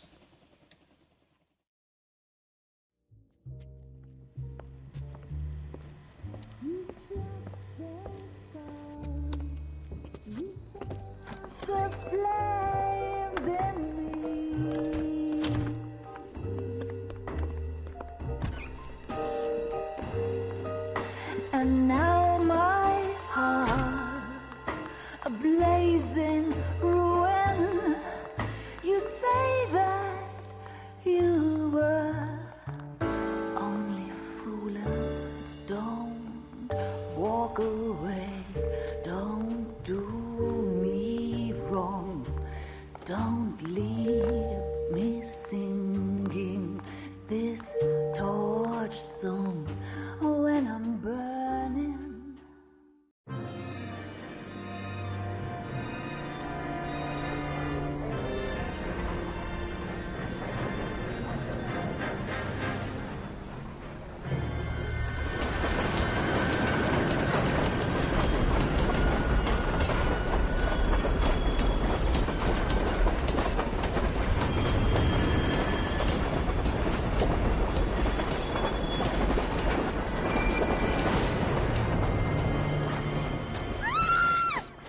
Of course we will look into it. Yes, I'm aware that it's an election year. Keep a hold of your hat, Counselor. Now is not the time to lose your nerve. It would appear that someone has hocked a rose gold wedding ring and matching engagement ring. Sound familiar? Deirdre Muller. Press the pawnbroker and see what you can find out. The address is 348 South Main Street. The Muller case goes before the grand jury next week, and the DA does not want any egg on his face. Then get out to the railroad depot on Santa Fe Avenue. We have another poor unfortunate found this morning beside a railroad line. 40-year-old white woman. Right, Skipper. You think his wife was good on the other side? Another body and Deirdre Muller's ring. The Emperor may soon have to come to terms with the fact that he's wearing no clothes. When exactly did you get that book of riddles shoved up your ass, Phelps? Is that what your old man paid college tuition for? You've got to admit, this is looking odd. Anyone could pawn a ring. But if you take it along with all of the other indicators... Cole, Hugo Moeller was identified by the school's groundkeeper. He's our guy. Witnesses have fingered the wrong guy before. He ran, for God's sakes. And he always maintained he was set up.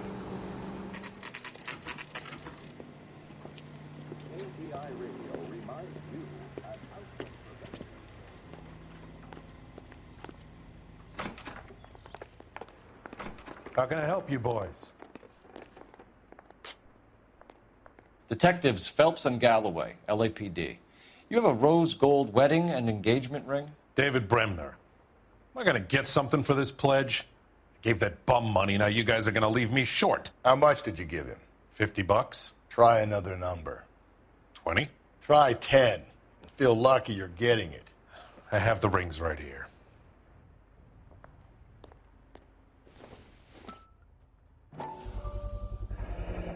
What's this mark here? Maker's mark. Usually traceable. That one came from Hartfield's Jewelry down on Broadway. Does this mark mean anything?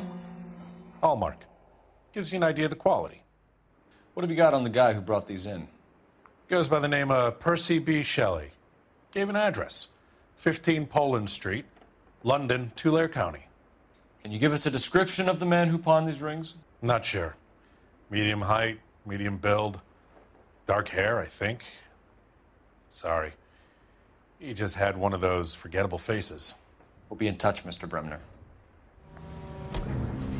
We have a problem. We could have the local troopers check out the Tulare County address. The address is bogus. Purpose having fun with us. The guy who's been sending the Dahlia letters is also the guy who pawned these rings. How do you figure that one? Percy Bysshe Shelley wrote the poem that came with the Dahlia letter. If the Dahlia letters are genuine, then the man who killed Elizabeth Short may have also killed Deirdre Muller. And how do we prove that, Phelps? Skipper ain't gonna like this one bit. We're gonna have to rely on this guy tripping up on his own vanity.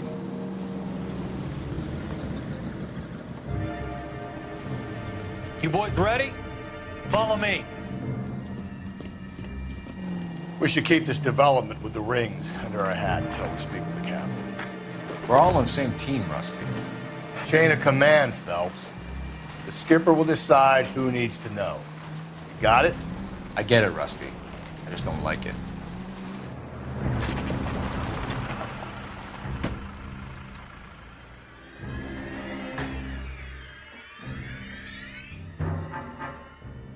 hard, isn't it? Yeah.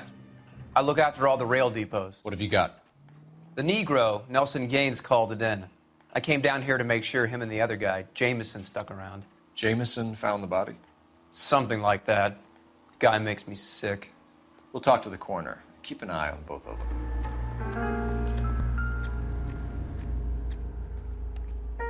The smell? Very good. There is the usual evacuation smell, but it appears she's been living rough for quite some time. Very strong smell of alcohol. Well, the autopsy will tell, but I would assume that she was inebriated. Another missing ring. Certainly seems I've been swabbing a lot of bare fingers recently. Can you be more exact about the time of death? No later than 2 a.m. The state the body was in, a 1 or 2 hour window is the best I can do.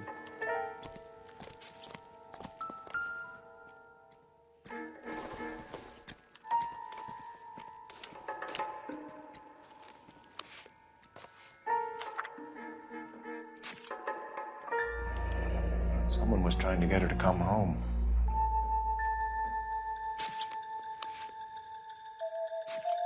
We could go over to the lot and see what they know about her.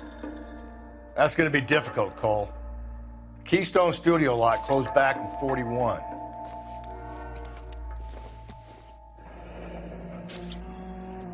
This is a chit for personal items, not booze. It's an angle worth investigating. Maybe someone at Mensch's will remember her. What have we got here? White female, approximately 40 years of age, lipstick smudges on the face, but no writing, at least nothing legible. A blunt force trauma to the temple, nose, and eye regions. Ligature marks point to the probable cause of death being strangulation. Any idea of the time of death? From her temperature, after midnight would be my guess. What are you thinking, Ray?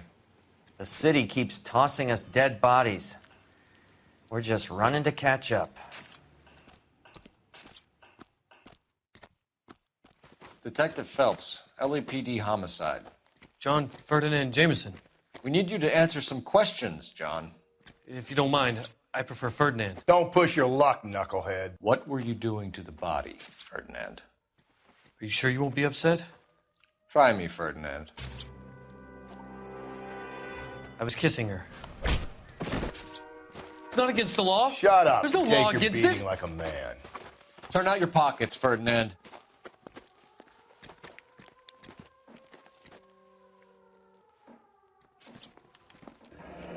Classic Carmine.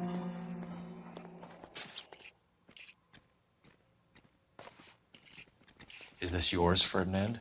No. I found it near her purse. I thought she could use some lipstick. Rusty, stop! Don't hit him. You went through her purse? It wasn't like she needed it. I took a look. Did you take any money? Wasn't any to take.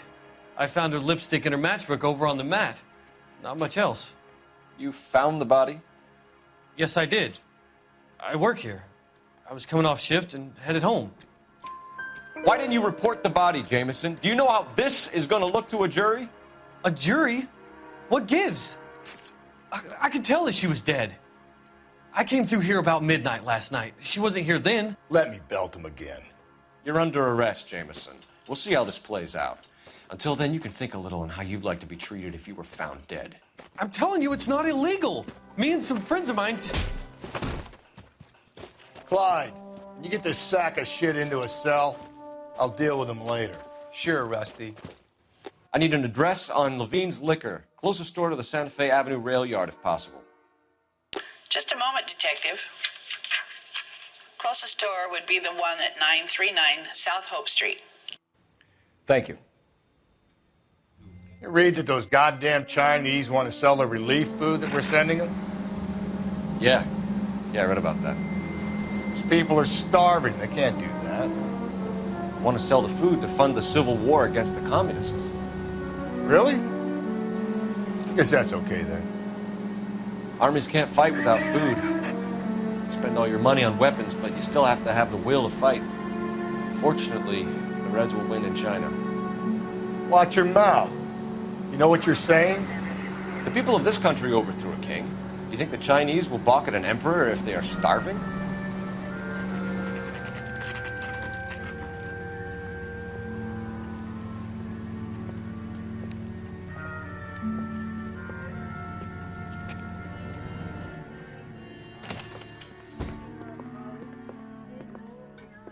What can I do for you? LAPD, Phelps and Galloway. We're making inquiries into the murder of Evelyn Summers. Evelyn? She's dead? You knew Evelyn Summers, Mr. Robbins. Yes, I knew Evelyn. I was a good friend of her ex-husband. She kept some of her stuff here. Can you show us, please? Sure. Come this way. You got some fine stock here, Mr. Robbins. You know, you let us take some for the road, this case might get solved a lot quicker. He's joking, Mr. Robbins. She kept a bed here, but I probably shouldn't have let her. An alcoholic in a liquor store, that was never going to work out, was it? We'll take a look around. Evelyn was reading Aristotle? Evelyn wasn't stupid. The only stupid thing about her was her need to drink. And she was borrowing books from Grosvenor McCaffrey.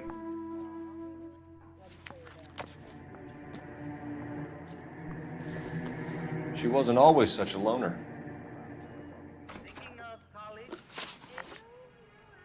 We're trying to account for Evelyn's movements yesterday. She came by in the morning. A social visit? To pick up some of her things? She had a couple of bucks and bought a quart of rye. Any idea where the money came from? She didn't mention it. But she did say the booze was a present for a boy. She said they had been fighting and she had to make it up to him. Were you and Evelyn close, Mr. Robbins? Many people will be sad she's gone. I'll be one of the few. We got the impression that Evelyn had been sleeping rough of late. It became difficult for me to have her staying here. Her mother was trying to get her back on the straight and narrow. She's old now.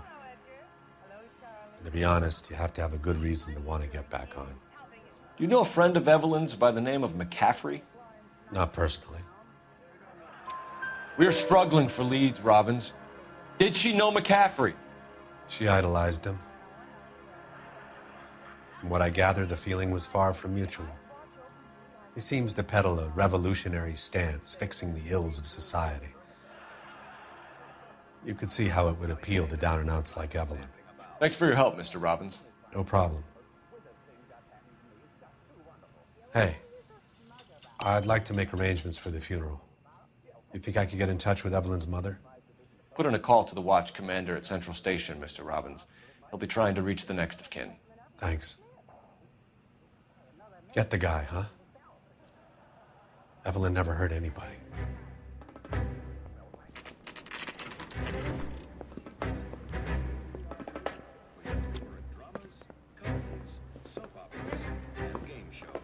Drink, fellas. Phelps, Galloway, homicide. We need to ask you some questions concerning Evelyn Summers. I'm Walter Mensch. Evelyn Summers, what is it now? You knew Evelyn? As well as I wanted to know Evelyn. She's a pain in the ass, always coming in here, cadging drinks, never had any money. She was in just a couple of nights ago. Did she ever tell you where she was staying? I don't know. I think she was living rough. She had that kind of stunk about her. Who did she drink with? A bunch of these guys. Ask around. What's your name? Grosvenor McCaffrey. Mind if I ask you some questions, Mr. McCaffrey? I'm just a starving writer, detective. What do you want to ask about? Evelyn Summers, and why she was found beaten and strangled in the rail depot on Santa Fe. Okay. I see your point. How well did you know her? I can't say that I knew her. It was more like I was aware of her. Do you have a criminal record, Mr. McCaffrey? Nothing serious. I've had a few skirmishes. Do you want to save me some time, or do you want me to look up your file?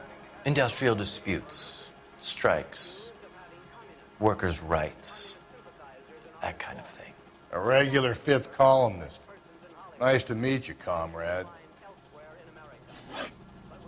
You say you barely knew Evelyn? Yes, that is correct. You're lying, McCaffrey. You look down your nose at Evelyn, but you knew her, and you have some idea of what happened. I hope you're holding aces. I'm telling you again, I barely knew the woman. Why would you lend her your book on metaphysics if you only knew her in passing? It was more than that. A Renaissance man like yourself, lending his books to his acolytes. She hounded me about that goddamn book, and then she lifts it from my apartment and lies to my face that she didn't take it, as if she could even comprehend any of it. I saw her go into a hotel with Tiernan last night. They had booze in a paper bag. He's your man. Thank you for the information, Mr. McCaffrey. Car 11K, Car 11 King, KGPL. 11 King. A message from Captain Donnelly. Return to Central, code 2. 11 King, en route. Let's not keep the man waiting, Phelps.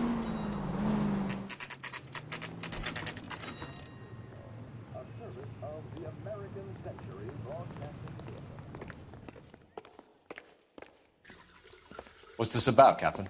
Ray and Mal have some concerns over the Henry and Muller cases, which I don't want aired outside of this room. The evidence is solid, Captain. I agree, Rusty.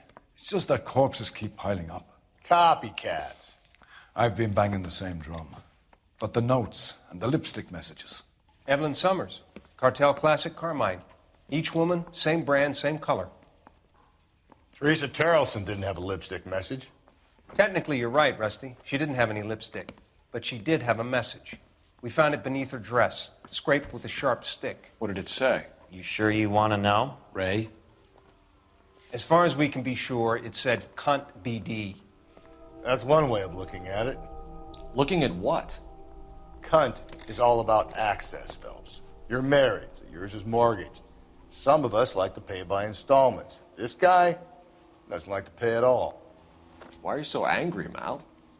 Because I just had to fire one of my assistants. He was a friend of Jameson's. God knows what he might have been up to. Captain, we have good leads in the Summers case, but it's up to you to decide how we proceed. Keep this under your hat for now. And to follow up on Evelyn Summers, I want daily reports.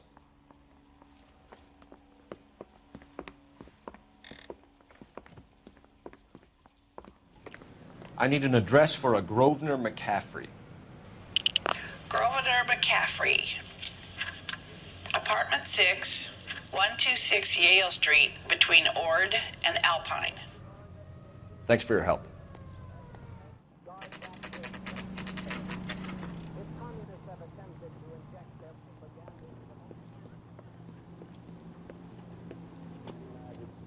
McCaffrey is in apartment 6.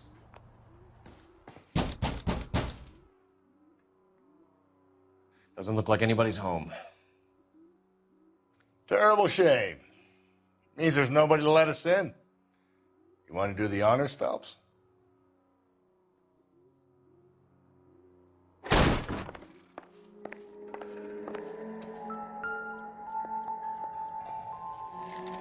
Torn from the letter we found beside the body. At the very least, I'd say it ties McCaffrey to the scene.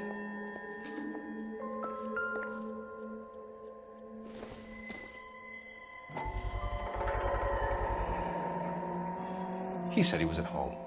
He said he didn't know her. And we have the book. Let's see Carruthers argue his way out of this one. Is that you, Grosvenor? Who are you guys? What are you doing in here? We're from the LAPD, ma'am. Do you know where we might find McCaffrey?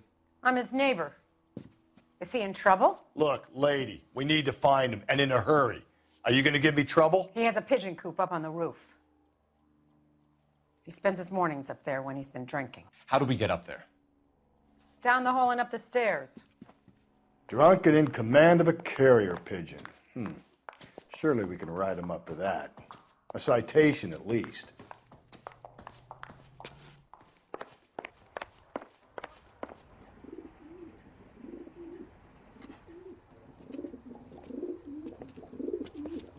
Grosvenor McCaffrey! Running on a hangover, McCaffrey? Sit down and we'll talk. Son of a bitch. I'll go get our wheels.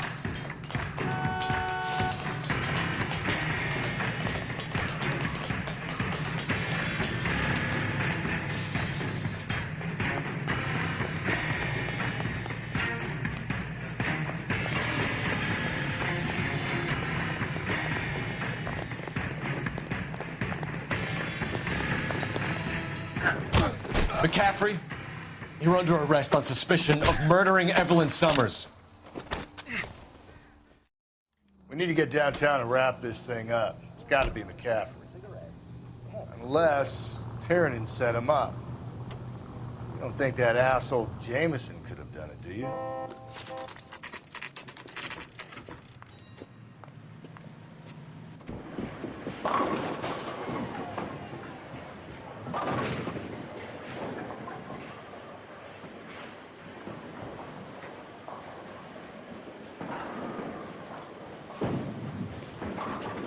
Hello, Rusty. 2 on your usual lane? I'm Detective Phelps. Homicide. You must be new. What's your shoe size? We're conducting an investigation, ma'am. Do you know the name Evelyn Summers? Sounds like I should. Oh, maybe it could be Jimmy's friend. Jimmy? James Tiernan. He's a pin setter. One day he introduced me to a lady after work. It stuck in my mind because she was much older, too old for him. Where can we find Jimmy, Florence? He'll be hopping around the lanes toward the back. Thanks, ma'am. Let's go get him. Does the chicken come with fried tomatoes? Tiernan! LAPD!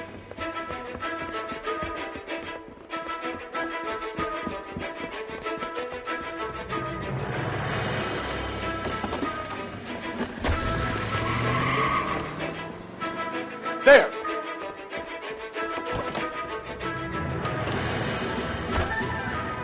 What are you waiting for? Get after him! We might go faster if we weren't carrying the extra weight.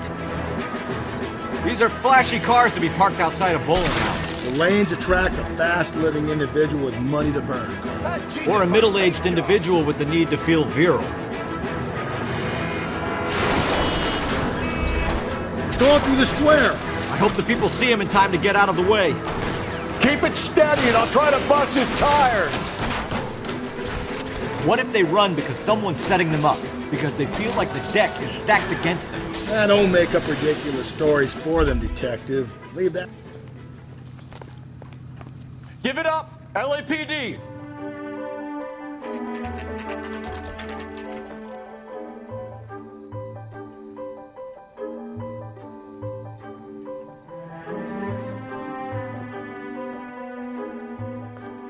You sure you can make it stick with one of these suspects, gentlemen?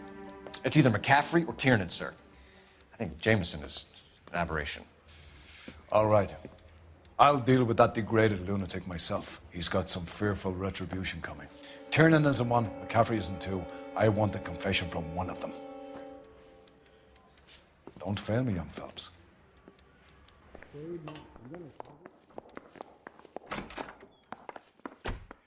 Why did you run, Tiernan? I was the last one to see Evelyn that night. I knew you would think it was me. Can you describe your relationship with Evelyn? I barely knew Evelyn. Keep lying to me and I'll have you charged and in front of a grand jury before your feet touch the ground. How can you possibly prove Evelyn and I were more than friends? McCaffrey gave you up, Tiernan. He says he saw you go into your hotel with Evelyn. I met Evelyn at the public library. We would read for a while and then go for a drink. Last night, we went back to my hotel room and had some more to drink. I must have passed out. I woke up and she was gone. What time was this? Around midnight, maybe later. And there's no one who can confirm this? No, there isn't. I knew you wouldn't believe me. Aristotle's Metaphysics, the book that belonged to McCaffrey. McCaffrey saw her looking at it once and laughed in her face. And you're saying Evelyn stole it? She wanted something of his. We either hang this on you or McCaffrey. You better give us something. Well, McCaffrey's been in trouble with the law before. I mean, he always makes out it was some kind of labor dispute. But, you know, I'm not so sure. You and Evelyn were drinking together last night, and she had no other place to stay. I don't know what happened last night. I don't remember. You're lying, Tiernan. You'd been fighting with her. You fought, and... I'm not lying! She got up and left! That was it! She left, but she came back. She bought you a quart of whiskey to make it up to you.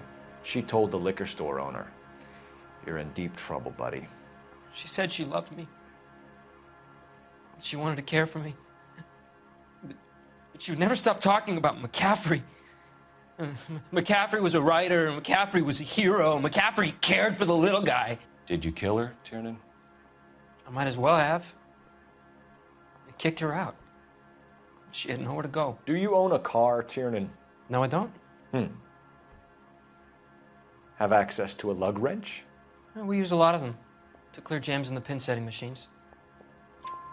Coroner's report says that Evelyn was killed with a wrench. I think you did it and then planted the evidence at McCaffrey's apartment for us to find. We went to his apartment. McCaffrey was up on the roof. Evelyn stole the book. McCaffrey went crazy when he found out. He said he would put her out of her misery. He can be very cruel. Evelyn was missing a ring from her right hand. That's strange. She always wore it. A big black circular disc with a white E in the middle. It was made from an old typewriter key, a present from the prop department at her old movie studio. We're going to talk to McCaffrey. You need to think about what you've told us, Tiernan. You're not in the clear. How long is this going to take? You ready to answer some questions? You think I have all the answers? People who run from the police usually have something to hide. Touché, detective. Let's see where this takes us. Evelyn died sometime around midnight. Remind me, where were you? I was at home, writing. I'm working on a manuscript. You're lying, McCaffrey. You were out at the rail yard. And what do you have that proves I was there? How about half of Augusta Summers' last correspondence with her daughter? What are you talking about? After you were done beating Evelyn, you searched her and found her mother's letter. That old lady's anguish amused you. I know nothing about a letter or Evelyn's goddamn mother. So what was it doing on your writing desk? I don't know, but if I didn't put it there, somebody else did. Try exercising your powers of deduction on that. We found the lug wrench that Evelyn was battered with in your apartment, and the note from her mother, and your blood-stained clothing. We have you cold, McCaffrey. You think if I could be bothered to murder Evelyn Summers, I would be stupid enough to leave the evidence in my apartment? I don't believe you, Grosvenor. The evidence says that you killed her. You can prove that I wanted to kill Evelyn? Tiernan is prepared to testify that you threatened Evelyn's life in his presence. Self-preservation. That's understandable. Okay, I'll level with you. Tiernan killed Evelyn. He came to me for help. I listened to him, and he explained why he did it. Tiernan went to you for help. You expect me to buy that? That's how it went down. I told him he made a terrible mistake, but he would be throwing his life away if he went to the cops. I took his things and told him I would dispose of them. But you didn't. Speak to Tiernan. He'll give it up. Operator, give me R&I. Putting you through now. Phelps, 1247. How could I help, detective? I don't care. I don't go in for I letting need the gangsters off jacket on a scot-free. Grosvenor McCaffrey. Just a moment, Detective. McCaffrey was formerly under surveillance by the Red Squad. Convictions for petty theft. Dishonorable discharge from the Army during training at Syracuse. Assault on a local woman. Says he almost beat the woman to death. Thanks. You spoken to McCaffrey? I can go? It's all been cleared up? Not quite. We have one more question we need to ask, James. Then I think we will be done. Sure. Go ahead. So Evelyn passed out, and you walked out. What happened next? I woke up in the morning, very hungover. I thought Evelyn would have come back. I know you're lying, James. You went out looking for her. Tell me what really happened. I don't know what you're talking about. How can you say I wasn't in that hotel room? You wound up at McCaffrey's. You were still incredibly drunk. You passed out on his floor. It's time to tell me what really happened. McCaffrey woke me up the next morning. And he showed me the lug wrench and the letter and the box. And he said I came in with him last night.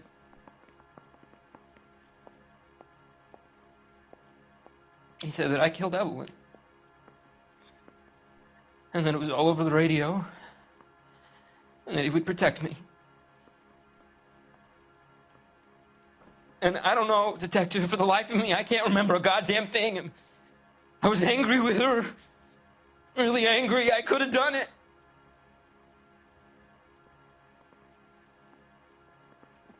Was it me? Wait here. You going to release me now?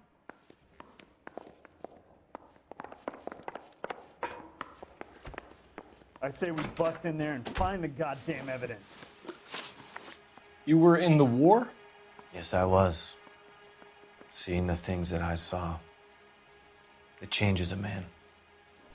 I came back here determined to change things. All I wanted was a pen and an opportunity to speak out. You told us before that you had only minor run-ins with the police. You didn't mention petty theft. I've never been in trouble for violence. That's the salient point here, isn't it? You're lying, McCaffrey. You have a history of violence towards women. How do you turn a couple parking tickets and a petty theft misdemeanor into an assault charge? We know all about you and your dishonorable discharge, beating some poor woman near to death in Syracuse.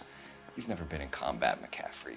Your whole life is a fraud. She was a goddamn peasant whore! She tried to steal from my wallet. I could have fought for this country. I could have... You beat her because she stole from you, because she tried to outsmart you. The ignorant audacity of the bitch. What is a man supposed to do? Sit there and take it? How is a man supposed to call himself a man? And Evelyn Summers, a poor, drunken nobody, stole your book. And she got what was coming to her. Grosvenor McCaffrey, I'm charging you with the murder of Evelyn Summers. She was a sad lady who never hurt anyone except herself. I hope God finds a way to forgive you. Congratulations, boys. You bagged the fine catch. Another red to boot. Grand.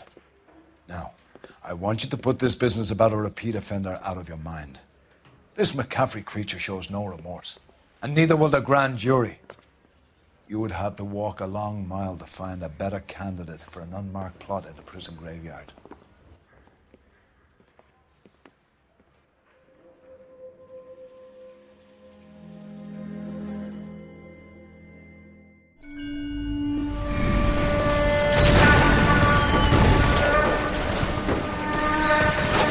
We have lost most of Shaughnessy and Dunn's squad. The gunny is dead, first platoon is in worse shape. That medic is either crazy or the bravest man alive. Can we rally with the first and try for the Nambus? It's sheer to the left. To the right, it goes right through a pass with two Nambus and enfilade. Mate, we can lose everyone. Lieutenant! Get back off this fucking bridge! They'll start walking the mortars back to their own positions. We only have minutes. I'm in charge here, Sergeant. Get your men off the bridge, Lieutenant. What's your unit, Sergeant? We don't have time for this, Lieutenant. What's your unit, Sergeant? I company 22nd Marines, Lieutenant, and we just saved your ass by fording the river. My orders are to reconnoiter the... I think that point is now moot. You have 10 men left. My orders are to save what's left. Move out!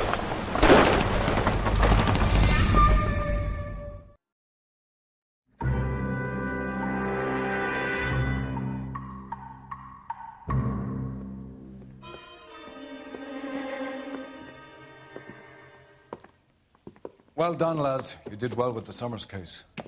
But we have a problem. The examiner received a new letter today. Do you mind if I take a look, Ray? Go right ahead.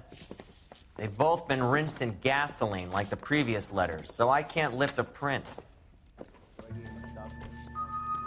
one else but the killer knew about this message.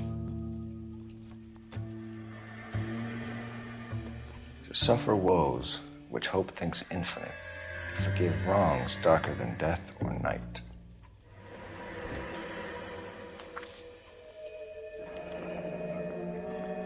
Another snippet from the Shelley poem. If the note is from the Dahlia maniac, he definitely also killed Teresa Terrellson. Mal and I agree. But where does that leave us? If this is the Dahlia killer, and he is responsible for the Terrellson murder, not to mention the Muller Hang case. on a moment, Skipper. Let me finish, Rusty. We have 5 birds in hand and none in the bush. The department will not survive a scandal if we have to let them all go without catching a fiend first. Your careers will be over for a start, gentlemen. Looking in wonder. Ah, fuck it. I knew this run was too good to be true. I hid myself within a fountain in the public square. You like that stuff? What is it supposed to mean? It's supposed to... Forget what it's supposed... What does he want it Where are you going with this, Cole? He's obviously taunting us. He believes he's far more intelligent than we are. Okay, it's some kind of story, right? A guy that God hates, chains him up. It's an allegory, Rusty. A what? Story with 2 meanings. A symbolic meaning. But that's what he wants us to think. Could he be using it literally? Within a fountain in a public square? Could it be that easy? Can somebody tell me what the fuck is going on? The fountain in Pershing Square. Come on, we have a clue. Captain, thanks, Ray. Be careful, Phelps. This is his game you're playing now. All those cases, Rusty. What have I been telling you all along? We gotta get this guy. I know. Enough women have died. Yeah, and it's our asses on the line too, Phelps. You heard what the captain said. The department is not gonna take responsibility for all those bad convictions. Success is a double-edged sword. Let's just get this sick pervert and have it done with.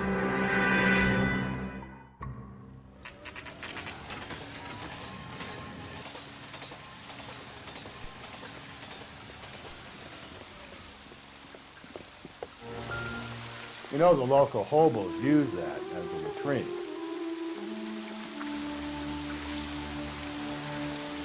There is a cave, all overgrown with trailing, odorous plants which curtain out the day. Where next? Elizabeth Short, Betty Short, Black Dahlia. Elizabeth Short's social security card. Jesus Christ. That's not all. There's another stanza from Shelley. Can you work it out?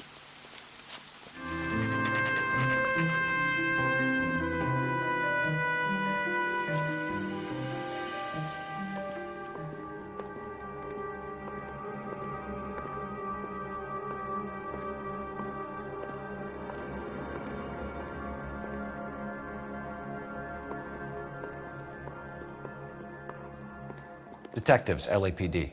This is very important, sir. How do we get to the top of the chandelier? You what? Have a little faith, pal. We're in a real hurry. Head up to the top floor. There's an access panel and a ladder in the maintenance room.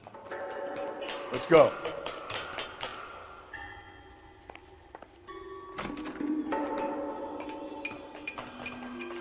I'm going out there, Rusty.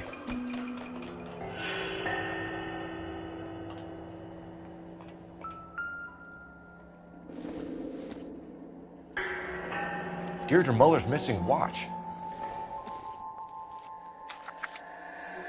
The temples high of man's ear and eye, roofed over sculptures and poesy. Where have I seen that?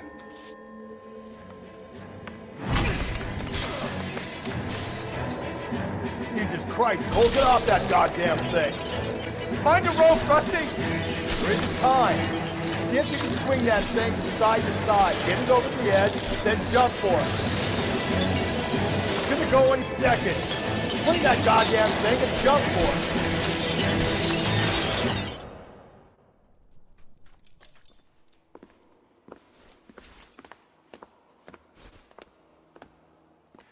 That was too close. Yeah, well, the higher you climb, the further you fall. Let's get out of here. Another Dahlia clue? No. A yellow gold wristwatch. The Mulder dame. Yes. And a scrap of the poem. Another location. If I can work it out.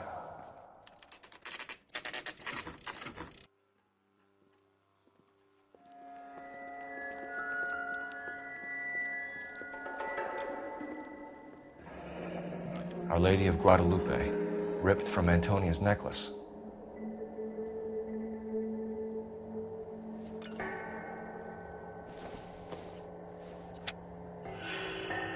Round which death laughed, sepulchred emblems of dead destruction, ruin within ruin. What is it this time? The religious medal from the Maldonado case. The Dahlia, Moeller, Maldonado. When this gets out... We still have to find the guy, Rusty. Another poem. Well, you must have some idea, right? Come on, Phelps. We're on a roll here. Don't let me down.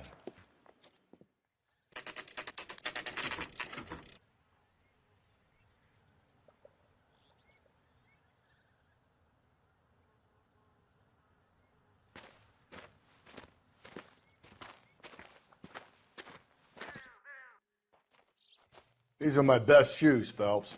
I'll leave you to it.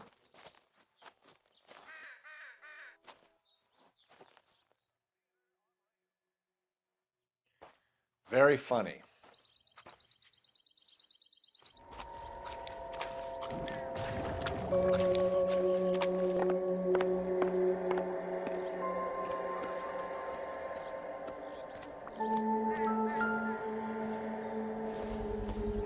One of Teresa Terreldson's shoes. A sphere which is as many thousand spheres. Okay, where to now?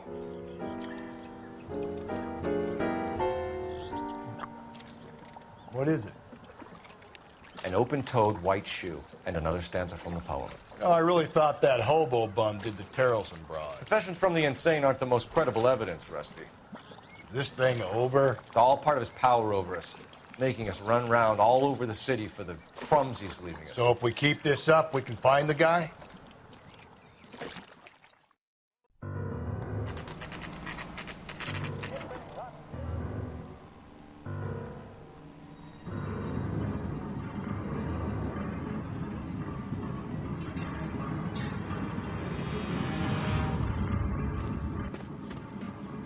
You ever been in here, Galloway?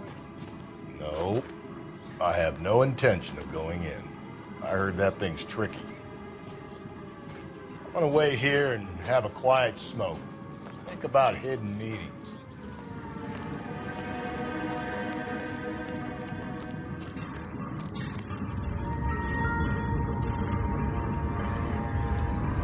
Once belonging to Celine Axford Henry. Thrones, altars, judgment seats, and prisons. No, it couldn't be. See? That was easy. I found Celine Henry's ring. How far does this thing go? How did we not catch this nut job?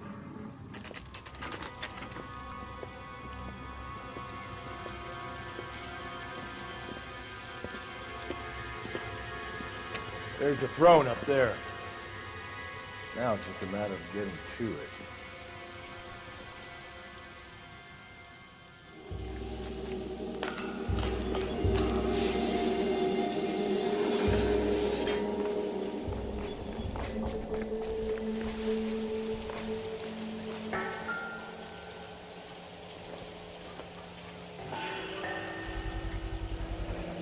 Typewriter ring. Evelyn Summers.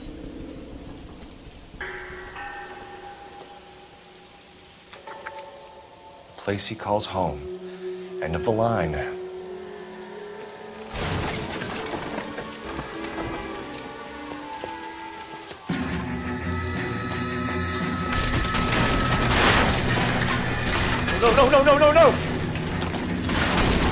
Come on! Ah, no!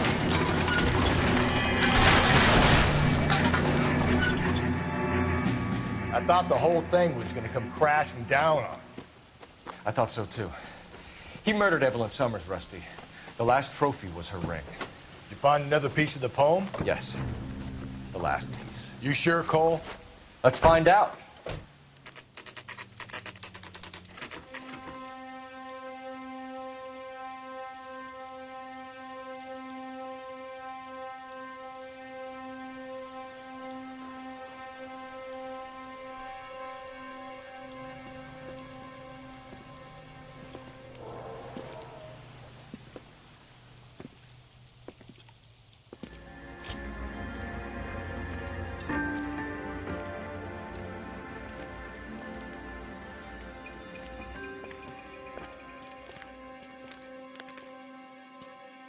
Reminds me of my days as an altar boy. There's a light coming from the house. Nothing hasty, gentlemen. Keep your hands where I can see them, or I'll be forced to redecorate the stucco with your entrails. We're from the LAPD, sir. I'm gonna tell you only once to lower your weapon. The LAPD, you say? Is it really possible you could have found me after all this time? How interesting. Put down the gun, shitbird. Last warning. This boorish ignoramus could never have found me. It was you, wasn't it? Do you remember me, detective? The temp bartender. Yes, you found me. You know what I'm capable of, and yet you walk in here like lambs dressed for the slaughter. We'll see about that.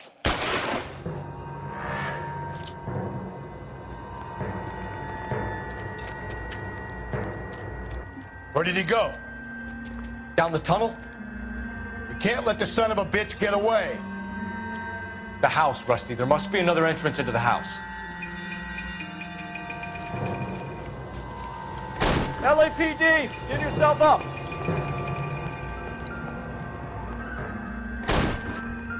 Oh, sweet Jesus. If we can bring him in alive, there's enough physical evidence for an airtight case. You heard him, Cole. He's fucking nuts. What are the chances of hauling him out of here alive? We're going down there. I'll go. Call for backup and keep an eye out above ground and see where this thing comes out. Don't let me down, Rusty. You're an interesting man, detective.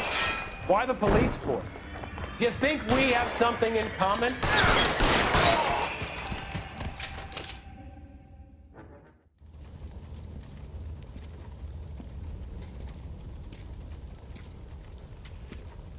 Where's the press, Cap? I think Phelps and I should get a medal for this. This has got to be the case of the year, right? The case of the century when you think about it. Are you finished? Yes, Skipper. Good. Because there won't be any press briefings or commendations. What are you talking about? We got the werewolf, the guy who killed the Dahlia, killed all the other broads. You got no one. Mason was a ghost. Can you at least tell us why, Captain? Mason is the half-brother of one of the most highly elected officials in this country. How high? Beyond the moon for mere mortals like us, Rusty. There'll be no more mention of him. The city owes you both, but there'll be no mileage in ever bringing this up again. What's going to happen to the suspects in the cases, Captain? I won't be a part of that. A bit of missing evidence at the grand jury. A procedural error here, a mistake there. They'll all be quietly let go. The DA knows how we'll have to play it. So that's it? I'm afraid it is. And I have some news for you, Phelps. No more rooting around in the entrails of cadavers and corpses for you. The head of Vice has asked the chief for you. I'm reluctant to see you go to the glory boys of advice, but my hands are tied. Go home to that lovely wife of yours and celebrate your promotion.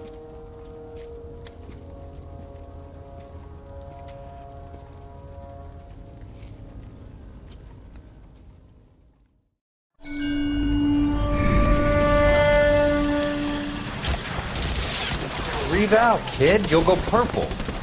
I'm scared, Sarge. Everybody's scared, kid. Anyone who says he isn't is a damn liar.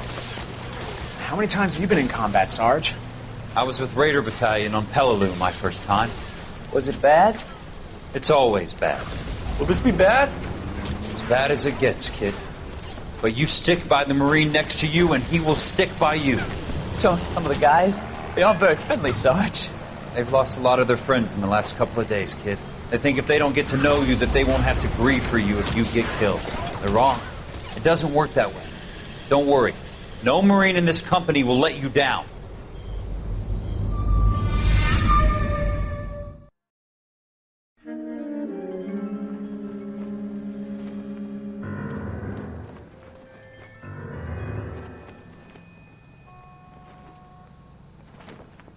Phelps, welcome to Vice.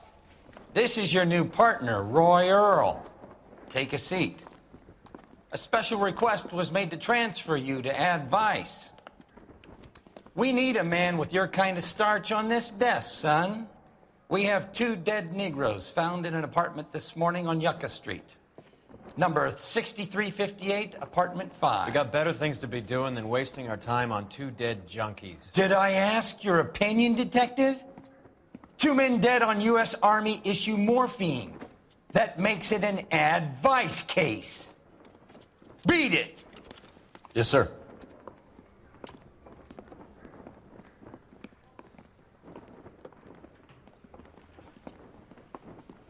You and the lieutenant have some history? You could say that. We used to be partners. So, you're working with the big boys now, Cole? I guess so, Roy. I thought homicide was the primo assignment. That may be the case. I asked for you personally, Phelps. I had to pull a few strings to get you over to advice. How does it feel? The lieutenant seems to think I'm doing okay. Okay? Don't get humble on me, Phelps. You're doing great. You're the department pinup boy. War hero and crime fighter. What a combination. I can assure you I'm no war hero, detective. Let's rouse some hopheads. You know the way. You can drive. Should the need arise. Nice car, Roy. Is it department issue? No, this is my sled. You can't be seen slumming it in a Nash if you're in Vice, Cole.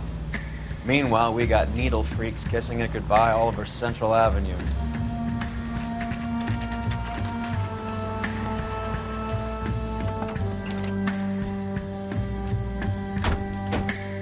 Can you go door to door? See how many of the neighbors are home. First thing we did once the apartment was secure. Word is evics kept to themselves. Only time anyone ever saw them was when they went to the joint across the road for some soul food. Carruthers. Phelps? I've been reassigned to advice. What have we got? 2 stiffs. Overdosed. Been dead a couple of days. Government issue morphine. We use the same syrettes in Okinawa. Fucking Negro junkies can't take supply this pure. You know these guys? I know of them. The younger one's a 2-bit horn player by the name of Cornell Tyree. The other one works in distribution. Started using a little too much of his own product, and Jack D took exception. He wasn't born that ugly. His name's Lamont. Tyrone Lamont. So who's supplying the drugs? That's easy. Whoever knocked off the wharves in San Pedro.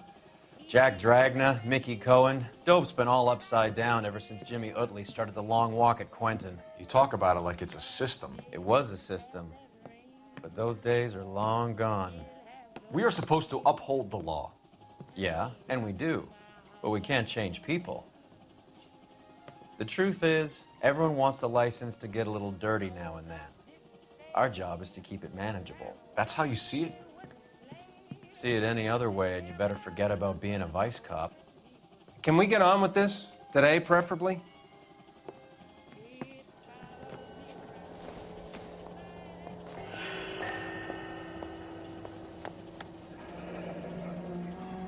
Tyrone Lamont, not even 23 years old. Small chance in life is probably better than no chance. These clowns lived on popcorn? Took his jolt and drifted off. And I suppose his friend wasn't in any condition to notice that he had stopped breathing. Never the same, are they? One cigarette is enough to knock you out for combat trauma. 2 of them will stop your heart. They say only the good die young. I hope it was true in your case. Who is JJ? And why do these 2 care about his taste in music? I've seen it all. Some kind of fruit, a bell, and win. Strange doodle.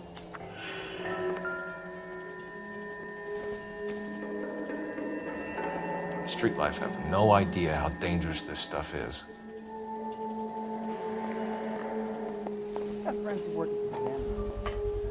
A bit heavy for an empty cup. They've been getting their fix right over the counter in broad daylight. The Emperor across the street appears to shift a lot of popcorn. Let's shake him down.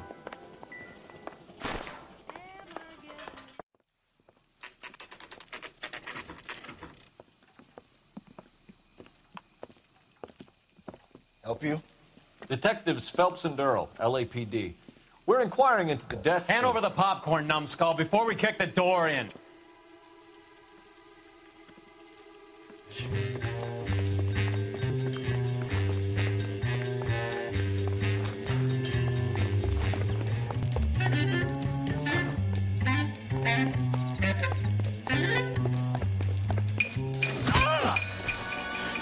Eddie, help me out, man. They're trying to kill me. You gotta help me out. What the hell going on here? Morgan! Not you?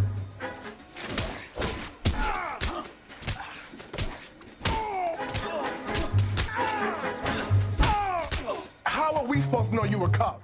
What's your name? Morgan. Half an answer is no answer to me, asshole. Fleetwood Morgan. Keep an eye on him, Roy, while I take a look around.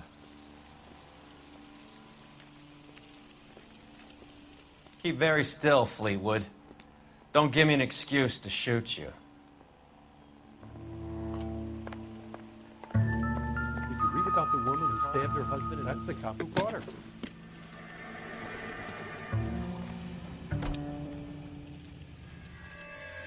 These number slips might affect your tone, Fleetwood. Should be stamped on the reverse by the issuer. Maybe Morgan can give us something on this Jones character.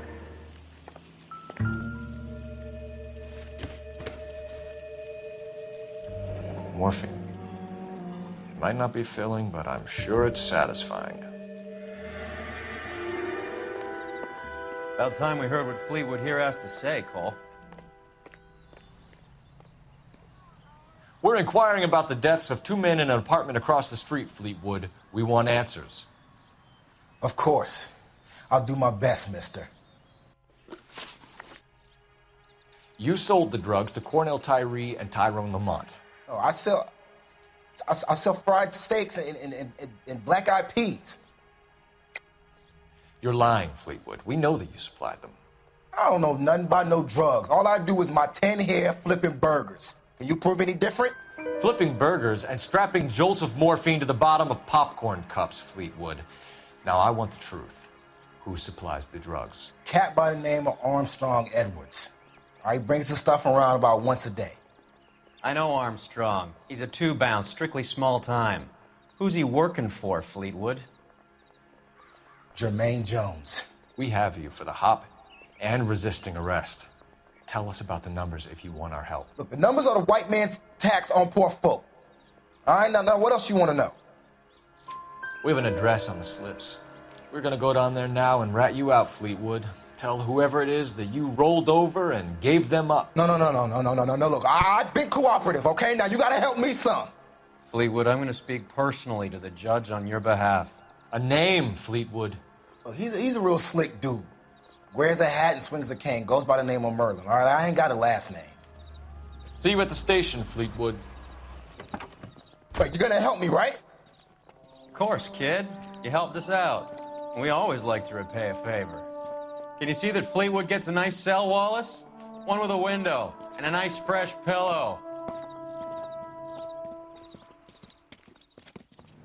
How could I help, Detective? I need an address on a Jermaine Jones musical booking agency. Just a moment, Detective.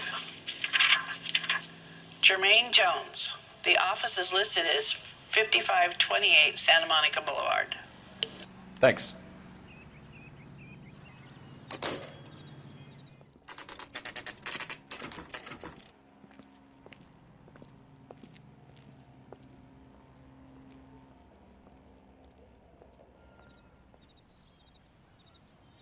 Here we are. Jermaine Jones, 238. Hey, who let you in? Jermaine Jones. Don't bother getting up. Your flunky Fleetwood Morgan just snitched you out. I wasn't planning to. Now, you think you could tell me who the hell you are? LAPD. We'd like to take a look around. The hell you will, motherfucker. You carrying a warrant? No, do we need one? Search the place, Cole. What do you think you're gonna find, policeman? Huh? You ain't allowed to do this. I got rights. Scott Phantom. Fine radio. Shortwave, AM and FM. My father has a Scott.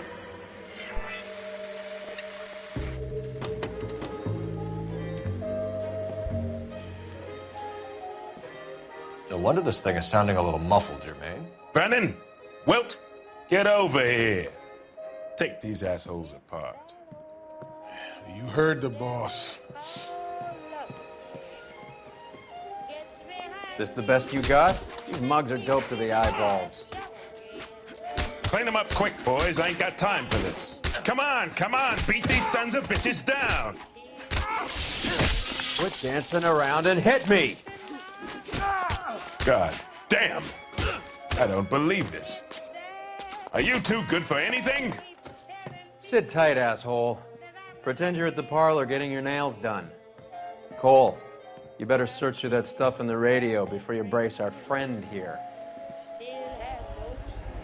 How many starving musicians pay with perfect, clean 50s? This must be how those two bums standing guard take their wages. Too much for felony possession. I'm thinking intent to supply. Your friend Fleetwood was also a betting man, Jermaine. Ramez Removals. They must have taken special care delivering this for you. Lamont and Tyree are dead. At a stretch, the DA could have you on felony murder for supplying stolen government... Tyrone and Cornell are dead? They're on a slab downtown with the ME examining their last meal. Popcorn washed down with morphine.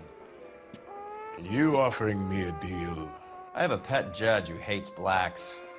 He'll give you 50 years for your two buddies. Another 30 for stealing from Uncle Sam. You'll be out by the time you're 110. Imagine the changes you'll see. I get the message. How much is this gonna cost me?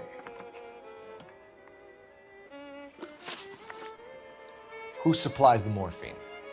I don't know nothing about that. So we make you for all of it. You're the fall guy from Mickey Cohen. In case you haven't noticed, I'm a colored man. You see any Jew boys running around here? I collect my cut. Lenny the Fink controls the action. Lenny who? Lenny Finkelstein, Mickey's dipshit brother-in-law. What is the link between the morphine and the numbers slips? There is no link.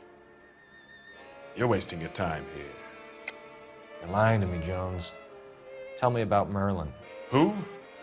I don't know anyone named Merlin. Fleetwood Morgan will testify that you and Merlin are expanding out of illegal gambling and into drugs.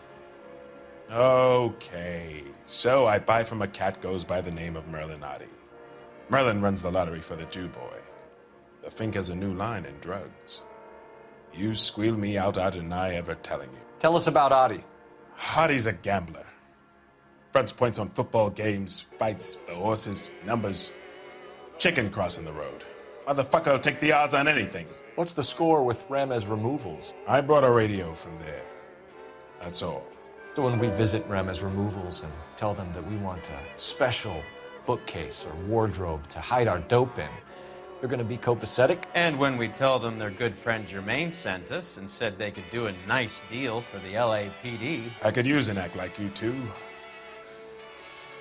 Those fucks Abbott and Costello are on the slide. Hollywood could use another couple of deeply unfunny white bread humps like you. Very good, Jermaine. You have character. Now cough it up. Ramez is a good friend of Lenny the Fink. You getting the picture? Take them all in. We have a deal, right? We're after the morphine. I'll speak to the DA on your behalf. You have my word.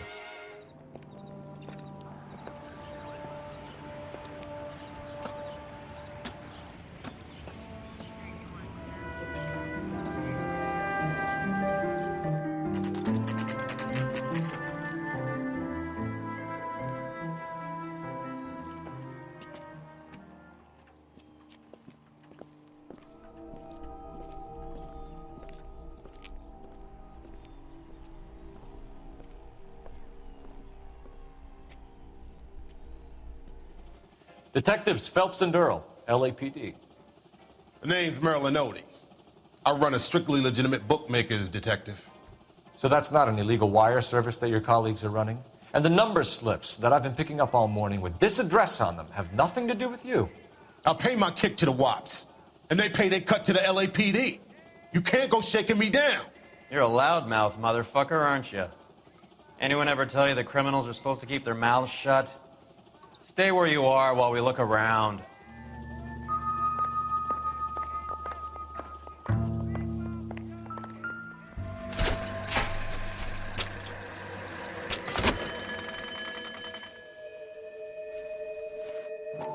With this quantity, we're looking at a high-level trafficking charge. Thanks for the paper trail, Merlin. I think Ramez's place is our next stop. Oh, that's quite a win for a dime, Merlin. You better start talking. God damn it. Get after him, Phelps. Give it up, Audie.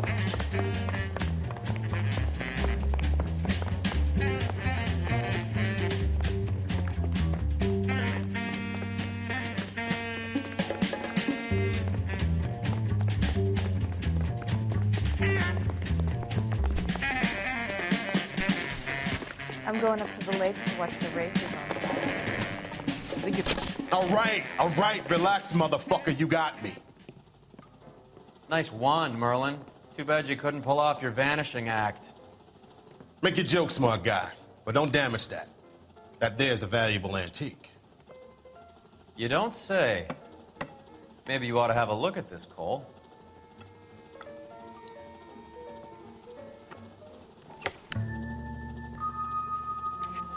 Adi has Jose Ramez in his pocket. Ramez must have forgotten his lucky numbers. Would you like to calculate the odds on you going to prison for a very long time, Merlin? I'm not going nowhere. I've paid my contributions, and I'm not getting hustled by you. We're only interested in morphine. Army surplus morphine. What do you have to say about that? I heard about that. Big robbery on the ship. Ain't my line of work. I prefer something with a sporting outcome. You distribute for Lenny Finkelstein. You're a patsy for those gangsters. I don't know what you're talking about. Jermaine Jones gave you up as his supplier. He says that you're Lenny's sissy, and that you'll do whatever Lenny tells you. Me? That nigga's a dead man. I moved the dope Jose brings me. Jose Ramez? I ran a clean numbers racket until those two motherfuckers went into the dope business. Ramez seems to owe you a lot of money. We all owe somebody. So it has nothing to do with the proceeds of the morphine shipment? It's a gambling debt. The Heaps took over the wire service and screwed me. Now I just do what I'm told. Run numbers and shift dope. Jose's no different. He just thinks he's a big man that can run up tabs. You're not the guy we want, Merlin, but we're taking you in. Maybe some time in a cell will help you remember something worthwhile. Fuck you, and fuck you. You'll never put a charge on me. Take this bum in. Take the long way around. And don't be gentle with him. You got that? Yes, sir. I need an address for Ramez Removals. That's Ramez, R-A-M-E-Z. Just checking. Ramez Removals, corner Sunset and Wilton. Owned by a Jose Victor Ramez. Thank you.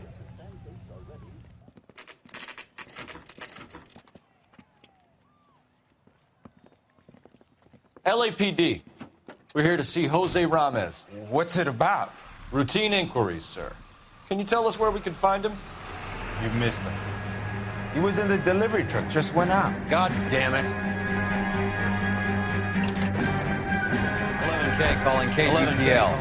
Go ahead, 11K. 11K requesting assistance in pursuit of narcotic suspects aboard a GM delivery truck. Commercial license, David Charles, 457. Roger, 11K. Hit him! Clear this asshole off the road. What does this lunatic think he's doing? We're not playing around here. Take this clown off the road. He's going left onto Hollywood. Get alongside him and take him out. Are you trying to cut me in half? Hit him, Cole. Spit him out.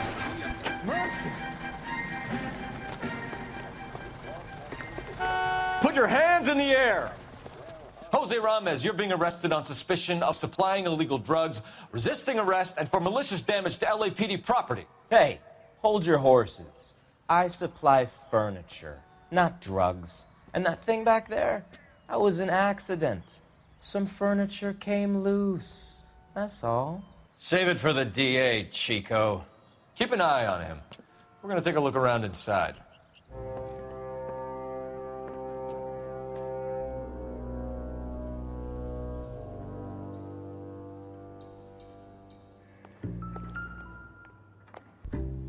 Where's he been delivering? And who's been delivering here?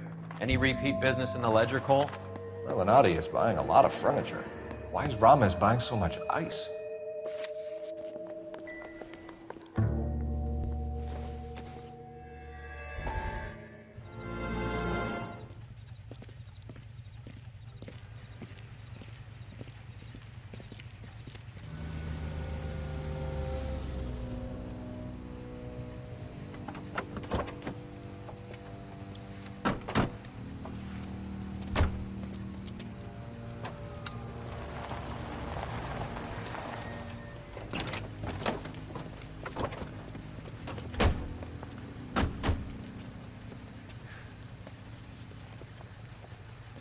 Couldn't you think anywhere else to meet, kid? We like to choose our ground. What is that supposed to mean? Huh? It's something Wellington said at Waterloo. The guys who win normally choose where to fight. We gonna fight, kid? The two of you versus my boys here? I love the fight game. I went a few rounds myself. You and your friend, he looks tough, but I don't like your chances. Nah. We don't have to fight, Mr. Cohen. We have you an enfilade. What the fuck is that? Some kind of steak? It means my men are in cover, but that they can still shoot you. If those were my orders, you would all be dead now. Are you kidding me? This is a $200 coat. You got some balls. Kelso. I hope you didn't scratch the paint of my new Lincoln. Mm-mm. These guys are getting out of the dope business, Mr. Cohen. You'll have no more problems from them. The morphine is going to disappear back into the sea. Hang on. You're getting hasty. There's a lot of dough on offer here. Thanks for the offer, Mr. Cohen, but we are going to have to politely decline. After today, the morphine is no more. This isn't the way we normally do business. I'm aware of that, Mr. Cohen. Call me Mickey. Are you aware of the risk, huh? I'm giving it to you straight, Mr. Cohen. There will be no more morphine. We made a mistake and would like to back out gracefully. If you come after us, we will be forced to come after you. You've been polite up till now, so don't stop making threats. I don't make threats, Mr. Cohen. I'd like to thank you for your time. Is that guy your idea of muscle, kid? There's something you should know about Jack, Mr. Cohen. He killed 6 Japs hand-to-hand with just a bayonet and a K-bar knife. His outfit, the 6 Marines, killed over 100,000 Japs in 3 months in Okinawa, and he was in the thick of it. Those Japs are little guys, right? Yes, Mr. Cohen. About your size.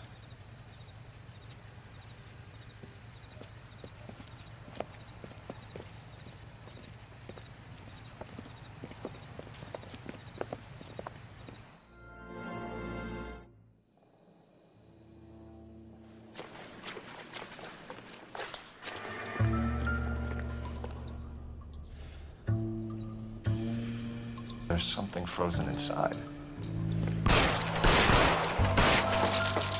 Well, I'll be damned.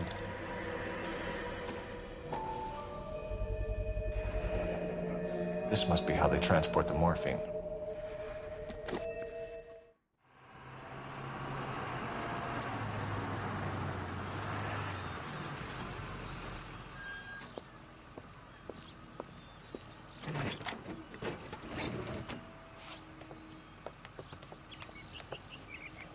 LAPD, leave it right there.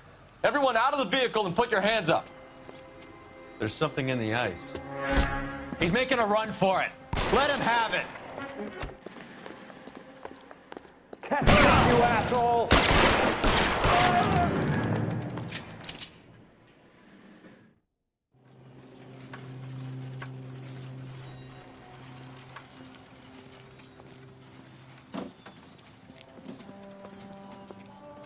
Take them all to Hollywood Station. Have the ME and tech services go over this place. Where will you be? Hunting polar bear. Factory is closed. Has been for years. Not much call for ice anymore with all those newfangled refrigerators. Save it for someone who wants to hear it. How many janitors carry a gat? That's one way of announcing we're here. Give it up, Finkelstein. Your brother-in-law will get you a good lawyer. My brother-in-law hates my guts. Come and get me if you want some daylight through that suit of yours. Suckers! Eyes open. He's around here somewhere. Reinforcements are on the way. Cease and desist. You're fucking cold! Find your cover!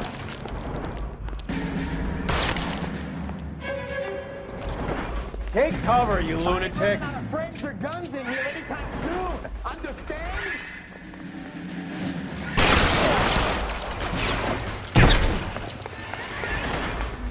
You're pretty brave for a dead man. Get behind something, Phelps. I'm gonna put holes in you, asshole. You die, boy. I want.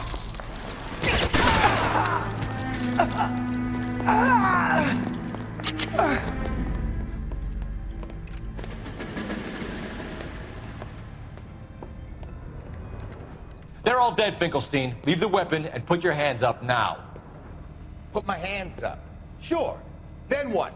Cop to peddling the dope, cut a deal, ship me off to the queue? Soon as I get locked up, some old friend puts an ice pick above my ear? No thanks. Only one other way out, shitheel. Shit, really hurts.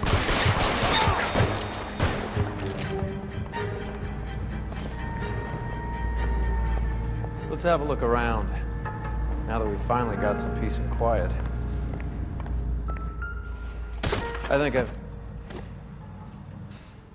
this stuff has got to be worth at least 100 grand. So Finkelstein robbed the ship? My guess is Lenny took it off their hands. This is big. This is gonna make the papers, Phelps. As senior investigator, I'll do the talking.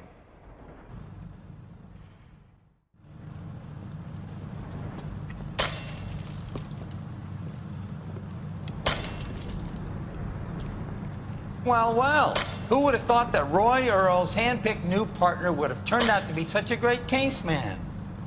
This is a good result, Phelps. As far as we can tell, Lenny the Fink was moving the morphine across the city and as far north as Frisco.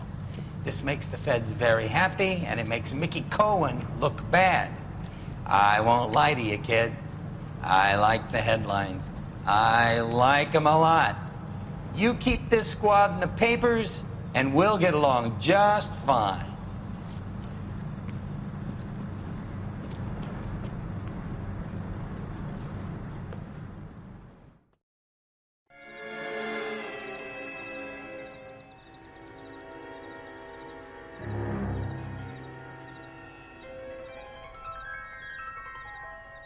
You know a Freddie Calhoun? Sure, I know Freddie needs money to get out of town. Says he's prepared to blow the whistle on a primo reefer distribution ring. Says he Has can... he said how much it's gonna cost? $50. And the department will front me the 50? You can put in an expense claim. He's over at Mike Lyman's on Hollywood Boulevard. See what you can find out. 50 bucks? Do they think I'm made of money?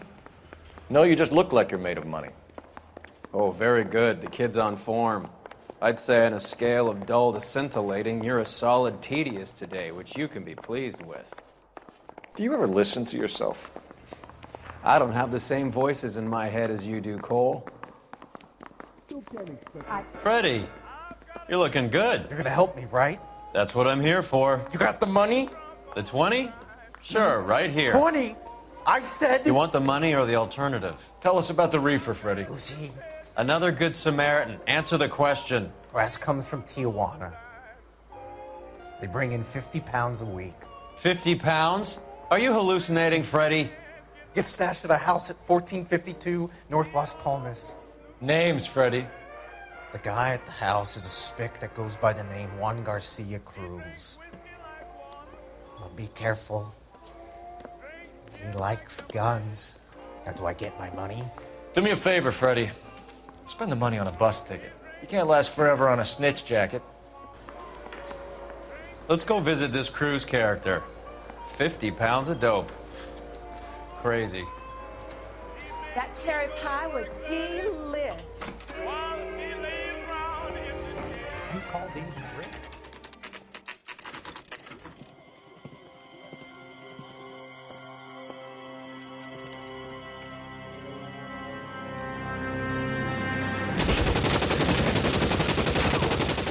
Call for help. I'll try and find a way in.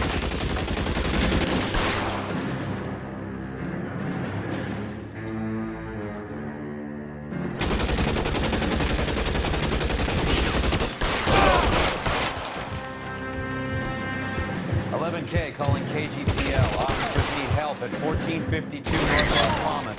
Shots fired and officers need help at 1452 North Las Palmas.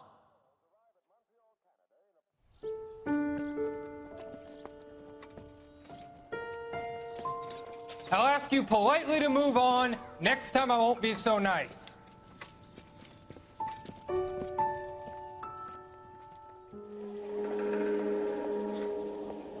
You guys don't half leave a mess. What happened? Dope peddler, Juan Cruz.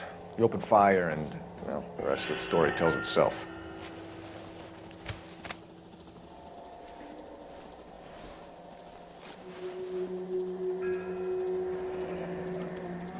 A silver dollar. I thought they took these things out of circulation.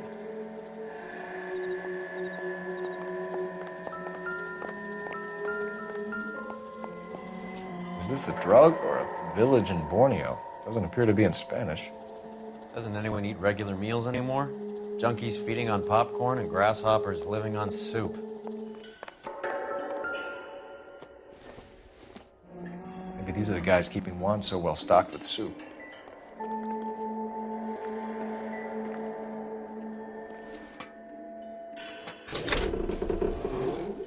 Now we're getting somewhere.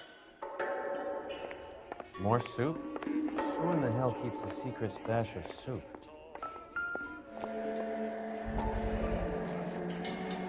You hungry or something, Phelps? I'd say that's pretty good value for 12 cents. Factory sealed. Someone at the cannery has a lot of explaining to do.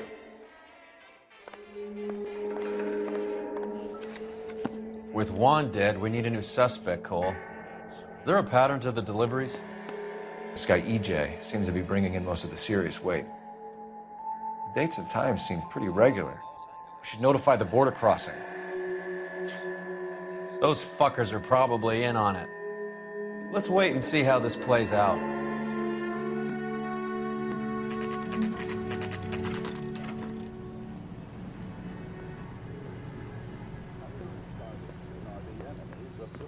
LAPD. Who owns this factory, ma'am? Mr. Parnell. Howard Parnell. I'll let him know you're here.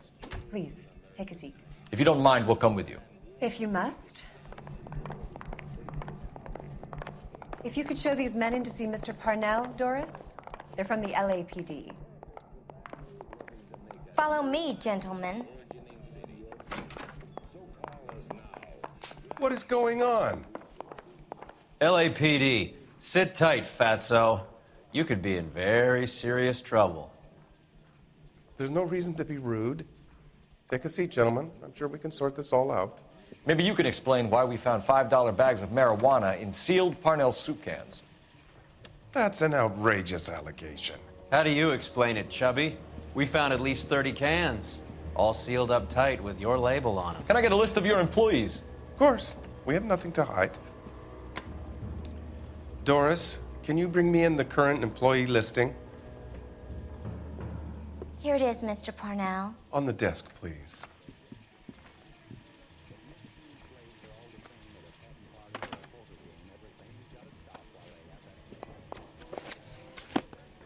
Any name on that list that rings a bell?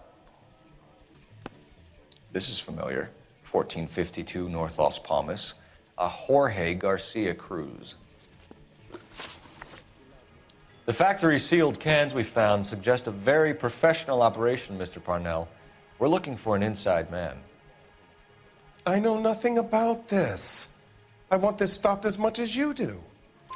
Tell me what I want to know, Parnell, or I will have half the LAPD down here tearing this place apart. You're hiding something. Am I right in thinking you would not want to pursue misdemeanors outside your drug case? Depending on what you call a misdemeanor, we might be prepared to turn a blind eye. The truth is, I employ a lot of illegals. No one wants to do menial work anymore. Most of my factory staff are wetbacks. The local blacks and Chicanos all want jobs in aircraft factories.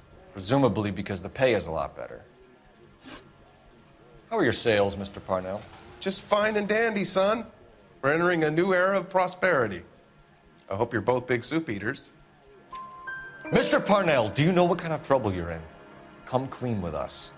Okay, so things are a little flat. We're deciding whether to lower production.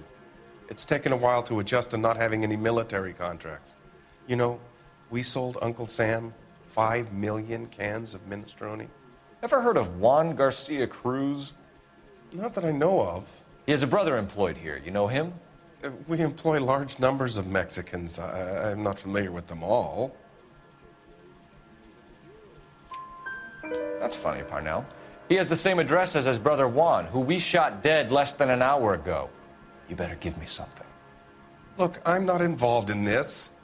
I'm getting enough grief from Washington. There's an investigation going on into profiteering. Like a guy shouldn't be able to turn a buck while the war is on. I'm sure thousands of dead Marines sleep soundly knowing that you did okay. Tell us about Jorge Garcia Cruz. Jorge? I had no idea of his last name. His team does daily maintenance on the conveyor belts and cookers. So he's here now? No, maintenance is at night. Night shift finishes around midnight. He would usually come in around 9 p.m. and have everything ready for the morning shift at 6. We'd like to take a look around the factory floor, Mr. Parnell. I hope we won't have to shut down the line. No, nothing like that. Thank you. I'm grateful for that. I'll show you around myself. I hate seeing how things are made. This is gonna be like that time I went to the slaughterhouse and couldn't eat steak for a week. Isn't that the cop who solved the big case and got promoted? This is where the produce comes in. We peel and sort all of the vegetables and add them to the line in regular quantities. This is one of our dispatchers. Sergio, right? Yes, sir. These men are from the LAPD. Sergio here records our outgoing deliveries. They all go in the book, just there on the desk. Can I have a look at that coin? Sure, why not? Silver dollar, right? Yeah, that's right. The markings on it say it's been taken out of circulation. Maybe. I'm not trying to buy anything with it. I like it. Brings me luck. Do you have access to the canning area? I do. But I keep to my station. Loading and unloading. Don't care much for soup. Sergio, if you don't give me something, I'm gonna go to Immigration Services and have you deported. I get a shipment once every 2 weeks. Ernesto does the driving. I don't know his full name. Gets delivered here at night, or he gets it canned up. From here, it gets sent all over the country.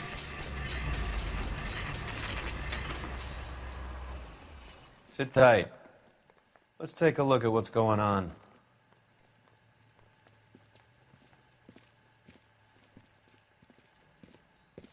Either these customers are serious soup lovers, or I think we found our middleman. Car 11 King to KGPL. Car 11 King, go ahead. I'm requesting assistance in a B-Wagon at 20th Century Markets, 1558 North Highland. Numerous narcotic suspects. Code 2 only, no sirens. 11K, roger. Okay. The cavalry should be here any minute.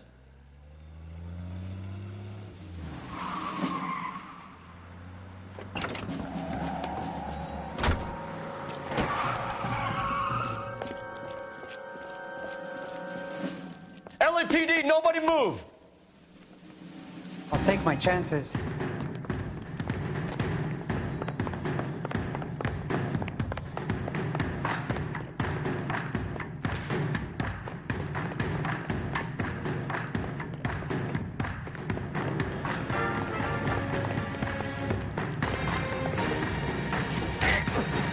I ain't scared of you. I'll take my chance.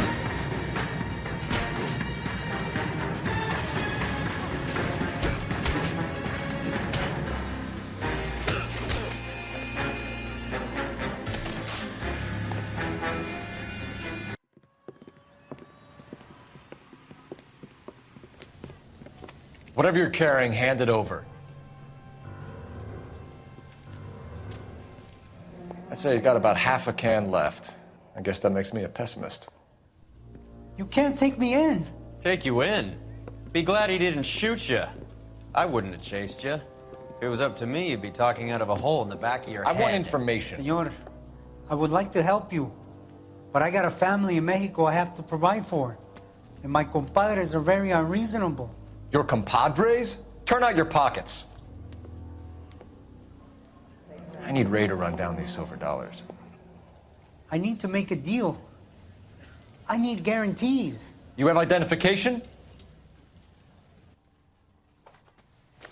Sanchez Erto, Mexican, Tijuana address. Here's the deal, Erto. You give me information, and I won't give you to immigration.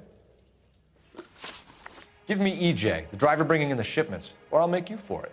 I run the shop. That's all I do. Tell me the goddamn truth. You are in this with the others. I told you I know them. I told you my family's at risk. What makes me part of their gang? You have a silver dollar, Erto, just like Juan. I'm sure Ernesto and the rest have them as well. The silver dollars are his mark. Whose? Give me a name. None of us are allowed to see him. His creatures carry his orders to us. If I gave you his name, I would be buried alongside my wife and children. If you don't give us something, you will rot in jail while your family starves on the street. Ernesto Juarez, tonight at 1 a.m. He's bringing the truck into the soup factory. Please help me, sir. Ernesto can be very cruel. Tell me about the soup cans. The soup is very popular, as you can see. It's real funny, wise guy. You want to try saying that again with no teeth? I get a delivery at 7:30 every other day from the factory. Jorge organizes everything. We know about Jorge and Juan. Juan is dead. Tell us how you know the Cruz boys. Ernesto put together this thing. He brought in Juan, Juan brought in Jorge. Continue. I was already here. Ernesto knows I'm illegal, so he threatened to report me if I didn't help. And the money is good. The gringos and the gringas, they love the reefer. And I didn't want to have to leave and start again in San Francisco. You're breaking my heart. You're under arrest, Erto. I'll speak to the DA and see if he will agree to not seize your assets or deport you. That's the best I can do.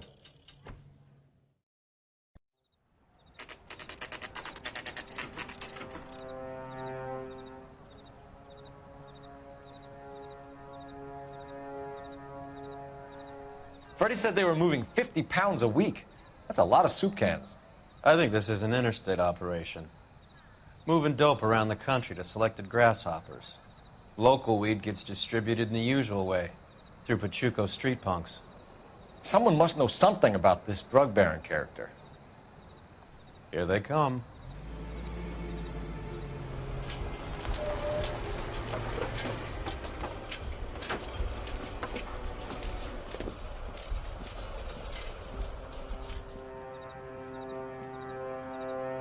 Let them unload the goods first.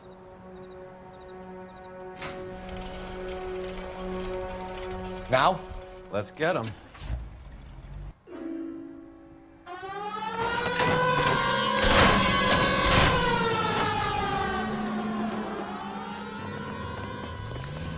Everyone into position. You're back. LAPD, put your hands where we can see them. Reinforcements are on the way. Cease and desist. Go, Phelps! Get in there! Throw out the guns!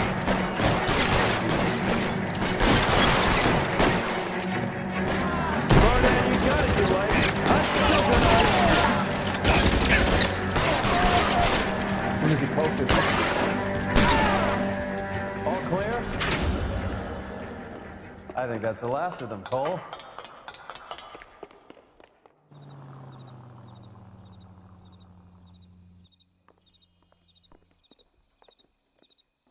Detectives, found something here you probably want to see.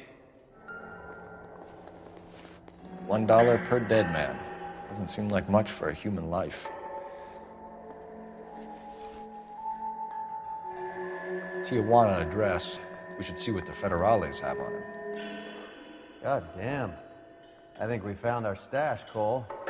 Take a look in these boxes.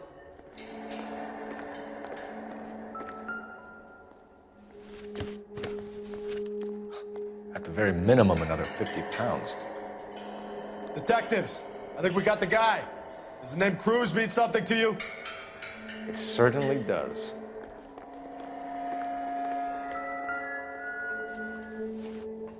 Yet another silver dollar. Phelps, Earl, looks like quite a bloodbath. What was this all about? Drugs and money. What else? Speaking of money, where did that roll go? I picked it up for safekeeping. The department owes me 50. Ray, I have another 2 coins for you. Great. I've got something to show you. It's all set up on the table over here. There. Take a look at these coins you've been collecting.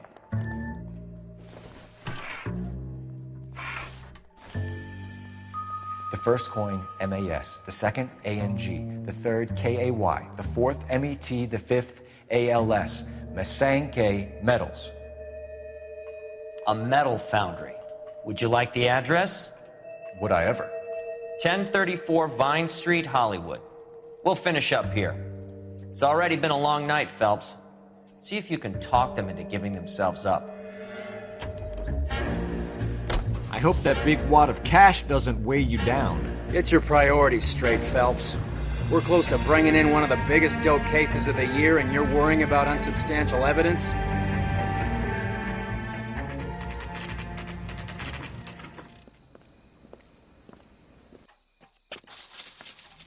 Locked. We need another way in. Hey, who the fuck is that?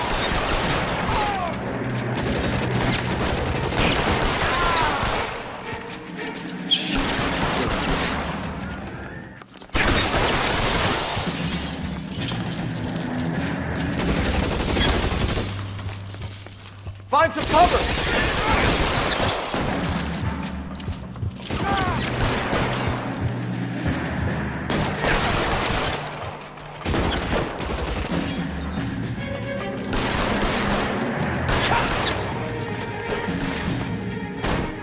LAPD, hands up! Victor Sanders. You know this guy? I should have known. Of course I know Roy.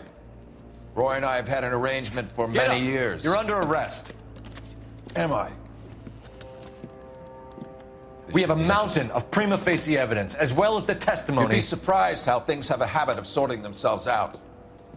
Evidence disappearing. Witnesses that can't be found. Policemen that forget. The impossible becomes probable when you have a client list like mine. Shut your mouth! Turn around and put your hands behind your back.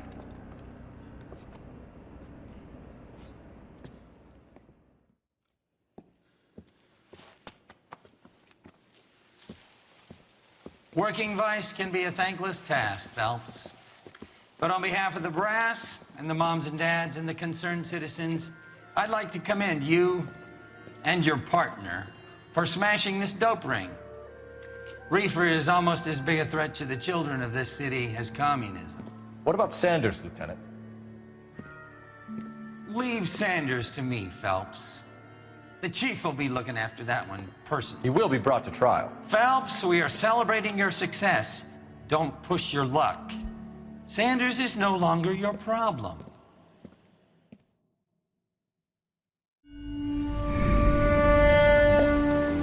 Your platoon is what remains of recon. I'm folding you into the 22nd. You'll be going up that damned hill tonight.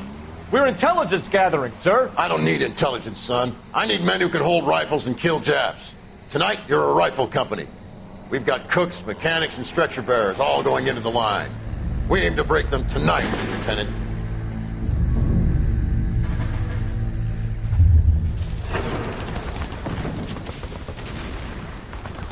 Good to see you, Hank. You too, Cole. How's your war? Not quite what I expected. As long as I live, I will never get over that sound. Hey, who's that medic? He'll be killed going out there. It's Sheldon, the guy from the Asakawa Bridge. That guy's got no fear.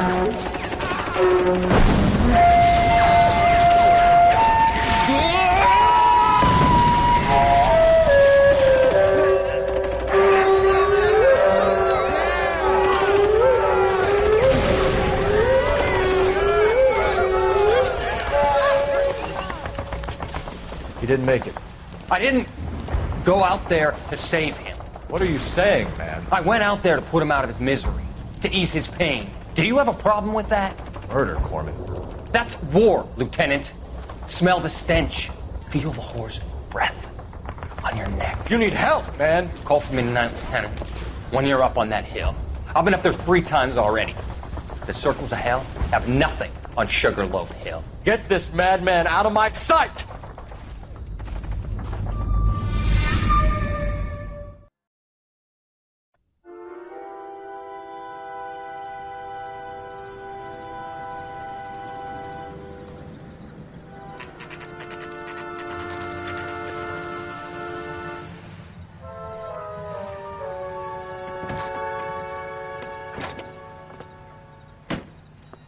You like the fight game, Phelps? I did a little boxing in the Marines. I found it a pretty humbling experience.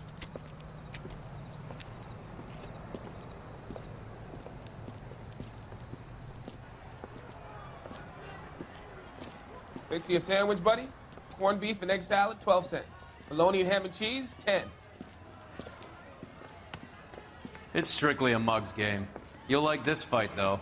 A plucky limey's about to take a beating from an up-and-coming Negro. You sound pretty sure about the result. I ought to be. I got $50 on the black kid.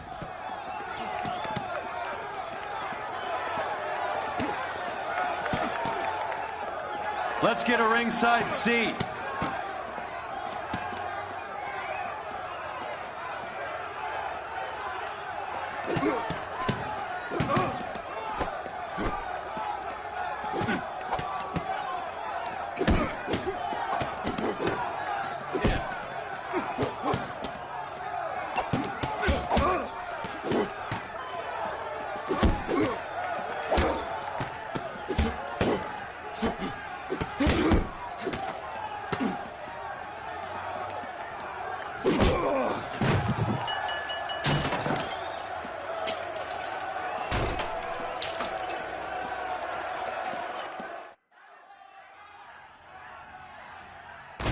That son of a bitch Hammond made a run for his dressing room. Let's find out what's going on.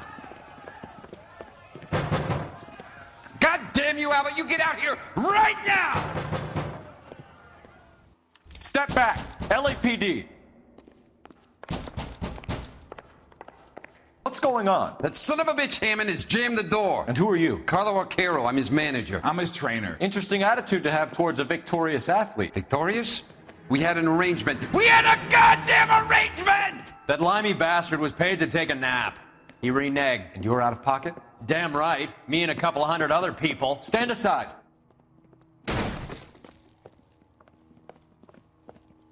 He squeezed out the window. I'll put an APB out on him. Why would we do that? He won the fight fair and square. To prevent him from getting clipped. He was paid to flop. There was big money riding on this So are we fight. here because you lost money or because we're investigating a prize-fighting racket? Very funny. Look around and see what you can find. Which is Hammond's locker? Over by the pinboard, second from the end.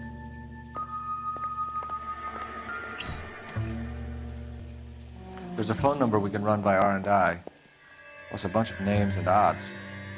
You're not the only one who likes a flutter, Roy.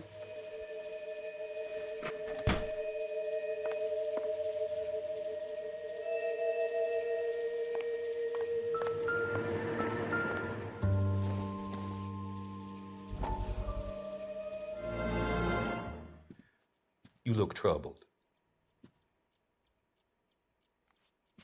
I'm in a jam, Doctor. Can I help, Courtney? Is it money? No, Doctor. That's okay. Do I have your professional confidence? Whatever you say, we'll never leave this room.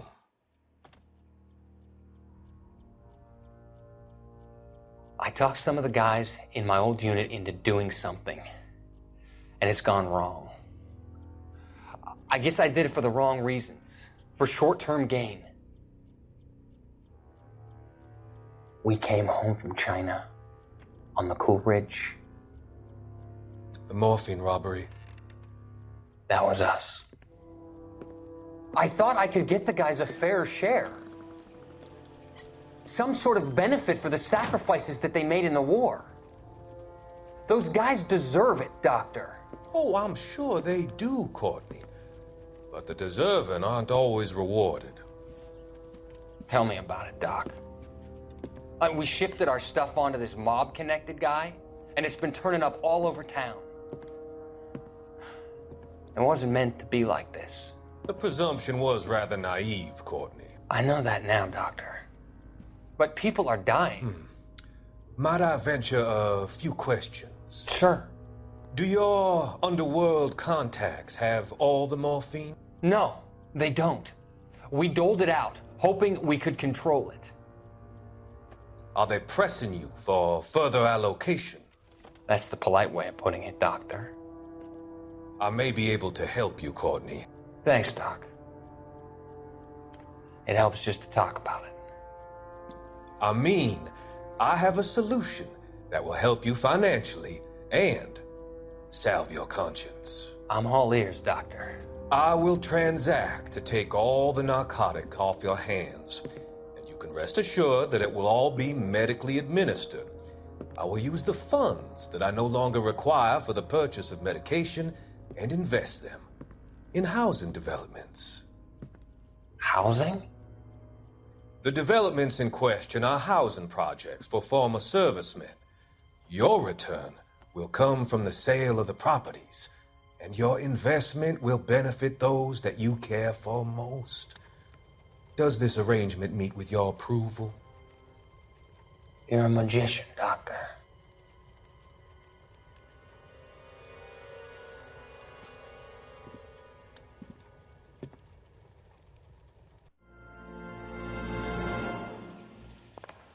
You better find that cocksucker and you bring him to me. I feel bad too, Mickey. He guaranteed me he would take the flop. I guarantee that you will be fish food if you don't bring me... Roy, you out of pocket too? Mickey? Seems that way. Don't worry about it. My boys are out looking for him. Well, you'd better call them off. This is a police matter now. If anything happens to Hammond, I'll testify that you made threats against him. Who's the Greyhound? He's a frisky one, isn't he? Cole Phelps? Mickey Cohen. I know who he is, Roy. I, met his brother-in-law.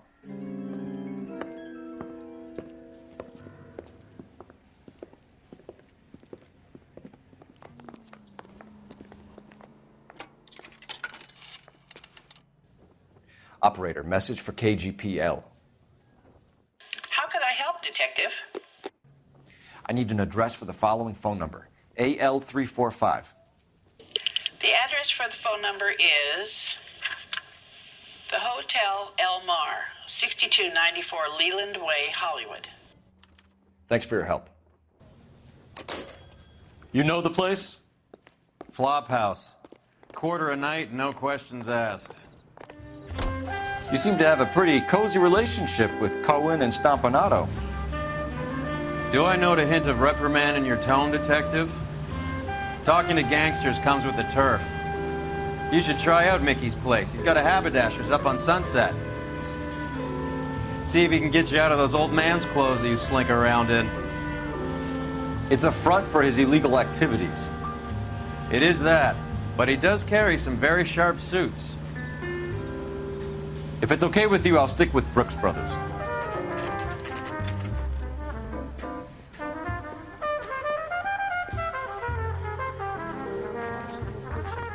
Yeah, what do you want?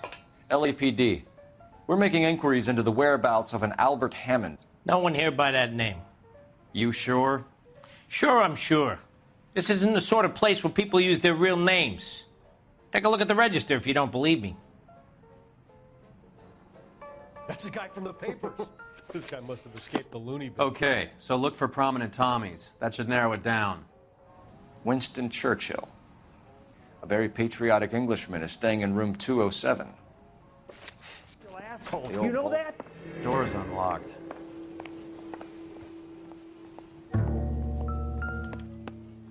Candy has expensive taste. Albert has his work cut out for him. Who's Candy? Candy Edwards, the lady who filled out this coupon. All right, let's go after his girl. See if that gets us any closer.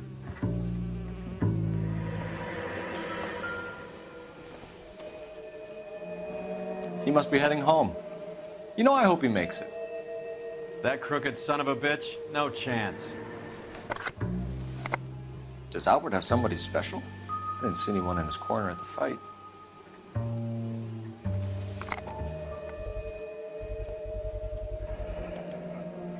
I guess a fighter has plenty of time on his hands between bouts.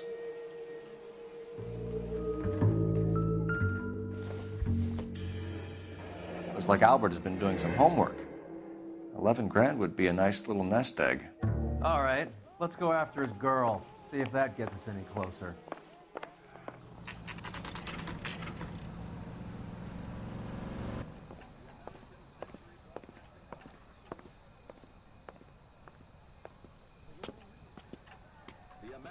Century Broadcasting Company salutes our veterans. Can I help you, gentlemen? LAPD, ma'am.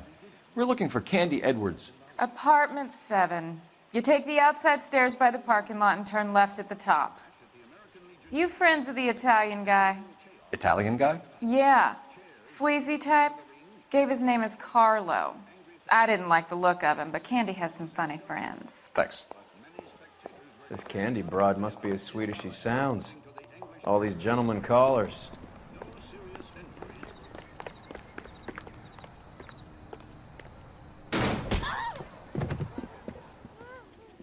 Like hitting women! This isn't gonna end well for you, friend.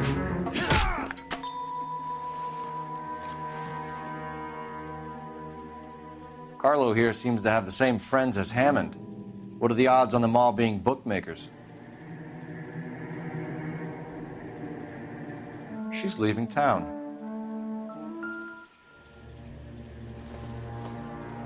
Single ticket, one way. I guess there isn't a lot for Albert in Ohio.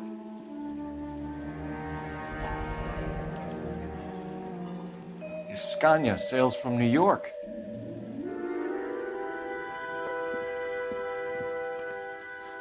Take a seat, Miss Edwards. We have some questions for you to answer. Look, I haven't done anything wrong. Ever? I find that pretty hard to believe. Can you answer some questions now, Miss Edwards? Sure, I've had worse. I'll shake it off. We're trying to track down Albert Hammond. We have reason to believe he might be in danger. Do you know where he is? No, I don't. I'm over Albert. I haven't seen him. You're lying, Candy. You were in his hotel room. He came back after the fight and you weren't there. What happened? You can't prove that I was in the room. How do you think we found you, Candy? You wrote your name and address on a coupon. Look, Albert was supposed to take a fall. We were all supposed to make a little money out of it. But Albert got too goddamn stubborn. Said his pride was all he had left. So I told him, shove it. Let's see his pride keep him warm at night. So you walked out before the fight? Yes, I did. What's the problem? I didn't take anything. Do the names Harry, Mervyn, or Ray mean anything to you? Could be anybody. How the hell would I know? They're bookmakers, aren't they? Tell me the truth. How the hell would I know? Albert wrote his winnings down on a notepad in the hotel room. We found the odds in his locker. Who has the betting slips? That son of a bitch, Albert. Everyone thought he was dumb, including me. But he beat them all. You're leaving town, Miss Edwards? Yes, I'm going straight home. Albert is going home by boat as soon as he collects his winnings. I know you're going to meet him. Albert is going to collect nothing. He'll be lucky if he can get out of town in one piece. How will you fare any better? They already believe you're in on it. Hell, I know you're in on it. You can think what you want, Buster. I'll take my chances.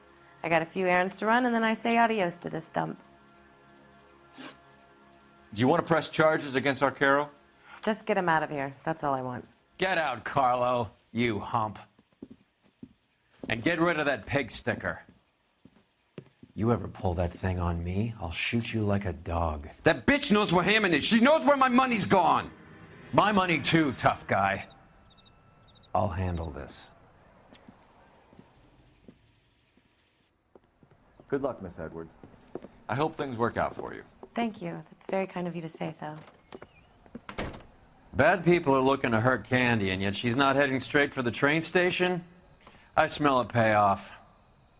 I say stake her out. See where she goes.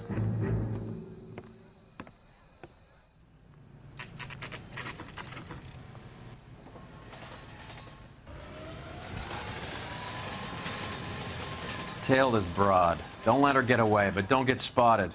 I'll bring up the car behind you.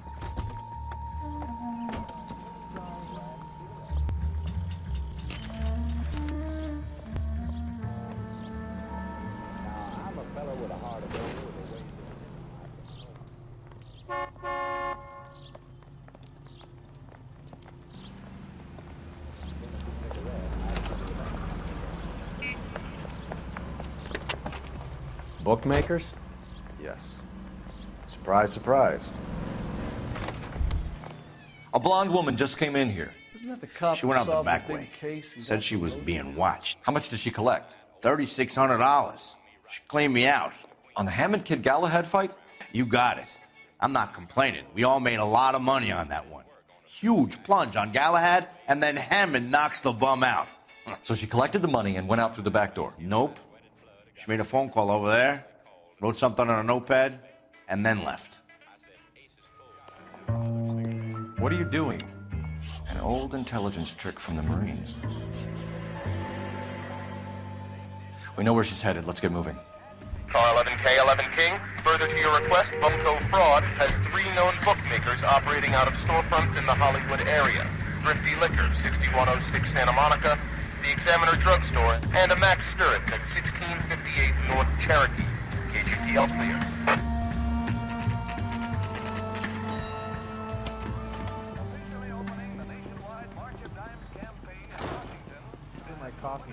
Detectives Phelps and Earl, LAPD. Relax, Cole. You just have a blonde in here, Mervyn? Sure did. I'm just about to close up. She took me to the cleaners. 4,000 clams and change. How long ago did she leave? Maybe 5 minutes. Called a cab. Asked for a number. I told her there was a card over there by the phone. Yellow cab.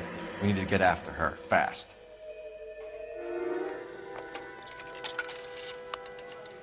Can you connect me to the Yellow Cab Company? Hollywood 2187, please. This is Detective Phelps, LAPD. You dispatched a cab to 1487 Ivar Avenue, Hollywood? Yes, sir. Sent one round from the pool. Do you have the number of that cab? Number 179. Thanks. We're done playing around. Get Mervyn to give us an address on Ray's place. You have any idea who Ray is? Sugar Ray? Not now, Mervyn. Cole doesn't have much of a sense of humor at the best of times. Ray runs a shop up on North Cherokee Avenue, just south of Hollywood Boulevard.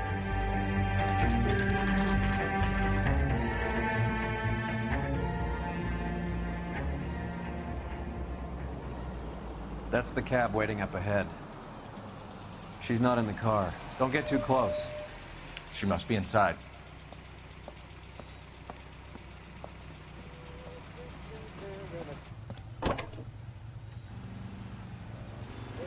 We're on the move again, Cole. After her. Don't lose that cab. Hammond is over the hill. He's a punching bag for the up-and-comers. She knows his goddamn place. I think he knows. I think he worked out the place isn't L.A. He's punchy. His brain's going to mush. Winston Churchill? Give me a break. Churchill is a fighter, Roy. Hammond didn't just scribble down the first name he could think of.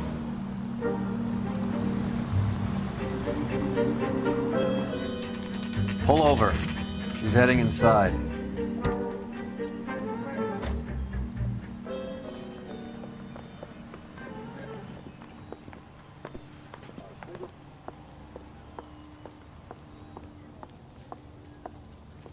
I think I just saw Hammond. I'll tail him. You get in there and stay with Candy. Make sure you don't let her see you.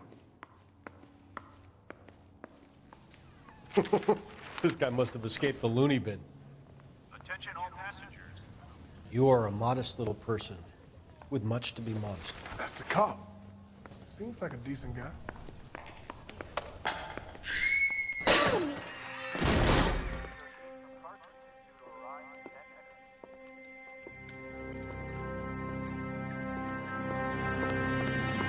Roy! Call an ambulance. Hammond got away. He said... Just try and sit still, Candy. Who shot you? Was it Albert? Car.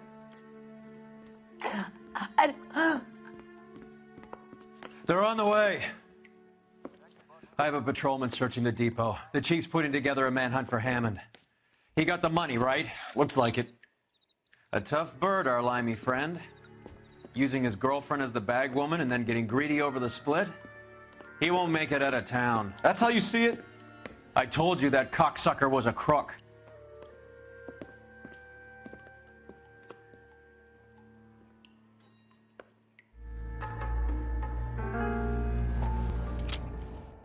.32 caliber. One shot fired.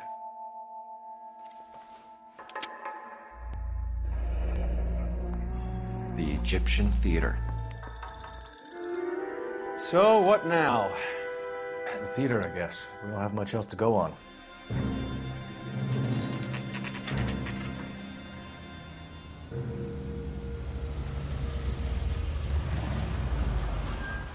This seems like a long shot. Aren't they all? Car 11K, Car 11 King, come in. Car 11 King. Message from the coroner. The cause of death was a knife wound. Repeat, a knife wound. Revolver appears to have belonged to the victim. Son of a KGB all clear. bitch. He stabbed her. I thought you said real men use their fists, not guns. That guinea cocksucker. You think he got the money, too? Come on, Roy. We're bringing this whole tragedy to its conclusion. Why'd you kill her, Carlo? Your gripe was with me. She was collecting the money for you. Mickey made it clear it was either me or you, and I intend to keep on living.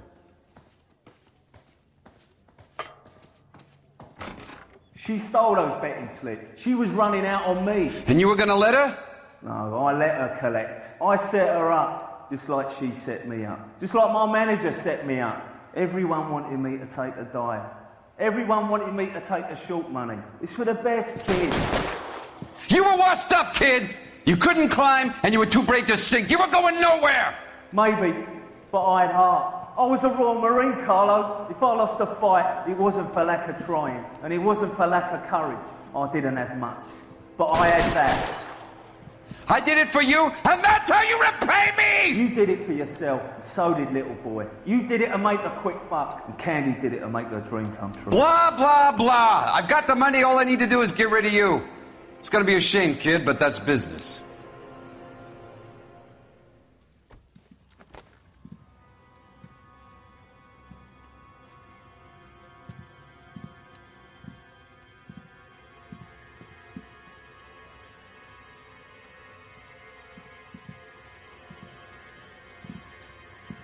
We've heard enough, Arcaro. Put down your weapon.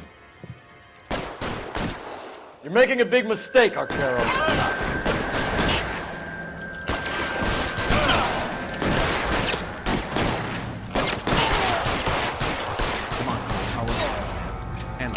Find some cover! We're clear, go! Where are you? You limey cocksucker. It's time to come out now, Hammond. Put the gun down, Roy. That son of a bitch owes me a lot of money. Catch. The Scania sails from New York, Hammond. Be on the next train and don't ever come back. Why? Because I was a Marine, and I once lacked courage. Everyone deserves a second chance. Now beat it.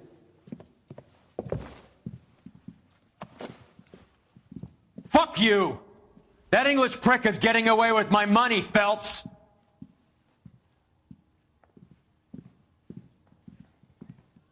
Donnelly and the homicide squad send their best, Phelps. They're more than pleased that you wrapped up the Edwards killing. They're a little mystified about the motive. You have any ideas on that? Crime of passion, sir. Looks like some sort of love triangle between the manager, the fighter, and his girlfriend. No sign of the scrapper? No, sir.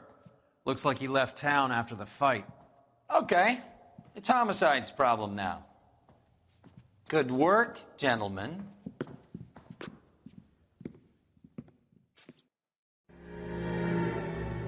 .187 at 5810 Murata Avenue. Homicide wants you over there. The coroner thinks the broad was whacked using the army morphine. Don't say anything, Roy. Just get over there. Yeah, the bum took a swipe at me. What's with that Put him down getup my of yours sack. anyway? I should start introducing us as Detective Earl, and this is my science teacher, Mr. Phelps. Your interest in my appearance is starting to get me worrying. Like it or not, we're a dysfunctional couple now. People judge me with you on my arm same way they would a fat broad with a 5 o'clock shadow. I really hope you're joking, Roy. You seem distracted. We recovered the morphine. Some of it might be unaccounted for, so what? That's life. We did our job. Closing one case opens another. Do you have any idea what is really going on while we're wasting our time following this stuff? Are you going to tell me? The deals being done right now will change the face of LA forever, and we're wasting our time on some hump. Someone's little girl. Visit the morgue at the end of the month when the John and Jane Does are cremated. Their percentages. The odds for and against lightning striking.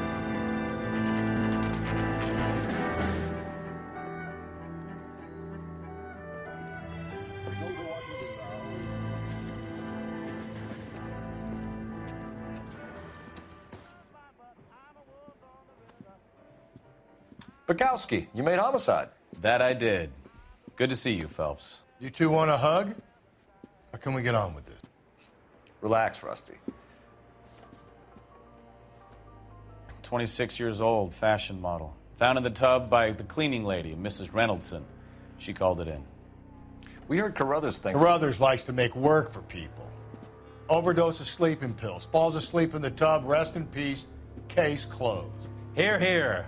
Mal is 100% that it's murder. Do you mind if I take a look around? Sure. Go right ahead.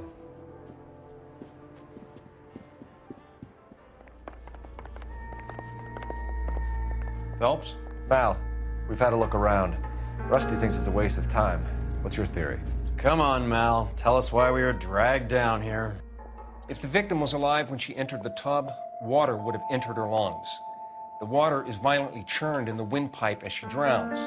The result is that a lot of foam is generated. This foam is found at the mouth and nostrils in almost all cases of real drowning. Notice anything about our Vic? May I take a look? Be my guest. Take a closer look at her head and neck. Her neck is bruised pretty badly. A very unusual ring. I could be wrong, but it looks like a black sapphire. Bruising on the forearms, and these look like bite marks. Very good.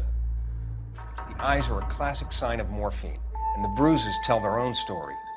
I think one man held her down and another held her arm and injected her. They put her in the bath to try to cover it as a drowning. And spread a trail of barbiturates. Take a look around outside on your way out and see if you can find the syrettes. It would make my theory. The morphine would have been very quick, and there wouldn't have been much of a struggle. Okay, so find two guys who recently bought syrettes and weren't junkies, and you might be onto something. This is her in these photos? There's something else. Yes. Looks like barbiturates. A girl like that?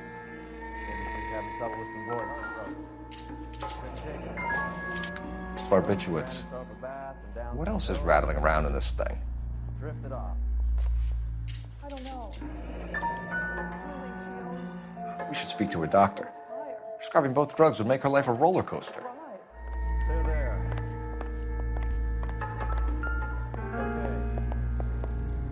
Quality English smoking jacket. I don't know anyone under 45 who would wear one.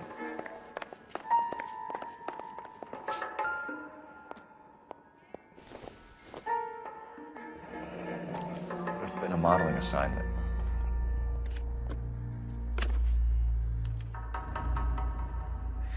It's a place to start.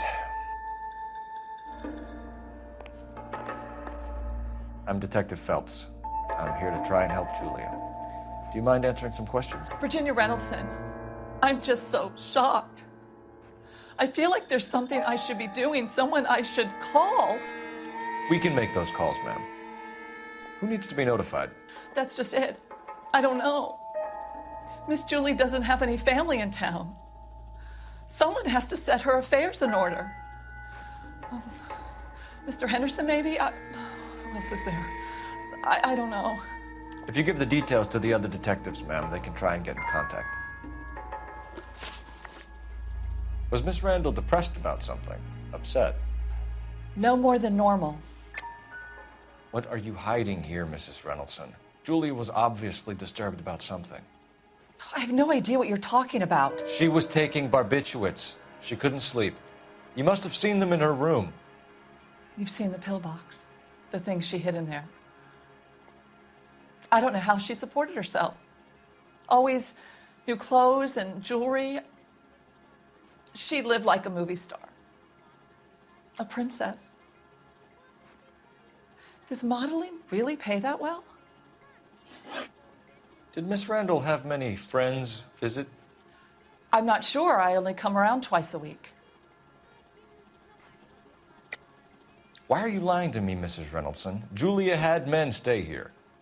I will not speak ill of the dead. You can't prove that. Who owns the smoking jacket? I wouldn't like to tell tales, you understand. That's Mr. Henderson's. An older man, very distinguished looking. He seemed very much in love with her. Where would we find him? I'm sorry. I don't know. He said he lives in San Francisco. What was it like working for Miss Randall? Perfectly fine, officer. Mrs. Reynoldson, it seems like there's something you want to tell me. She was very high-strung. Lovely one moment and screaming at you the next. She wanted it all, and she wanted it damn quick. Of course, being so beautiful, it seemed like she was going to get it. Not the way it's turned out, though, is it? Thanks, Mrs. Reynoldson. You've been very helpful. One of the other detectives will take your statement, and then you can go home.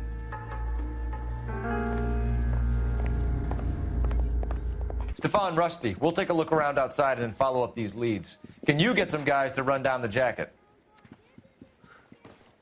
You think Carruthers has called it right? He rarely gets it wrong. I don't know. I'm with Galloway. I've met enough girls in my time who can't handle their dope. Mal will be pleased. Well, that's hardly conclusive, given the number of those things we've come across recently. The autopsy will confirm it one way or another. Bukowski, Galloway, quite the little reunion in there. Almost brought a tear to my eye. They're good police. How would you know? You got promoted so fast you barely had time to learn their names. Let me fill you in.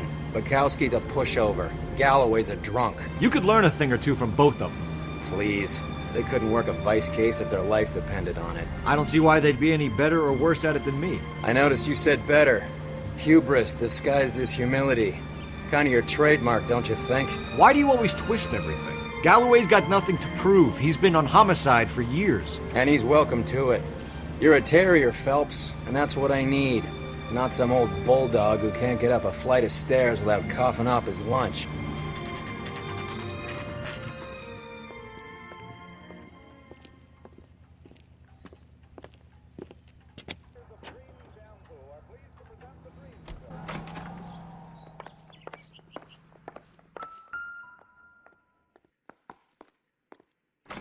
Here, Stoneman, office 505. Yes, sir, your name? LAPD. We'd like to see Dr. Stoneman. Dr. Stoneman is with a patient. Would you like to wait?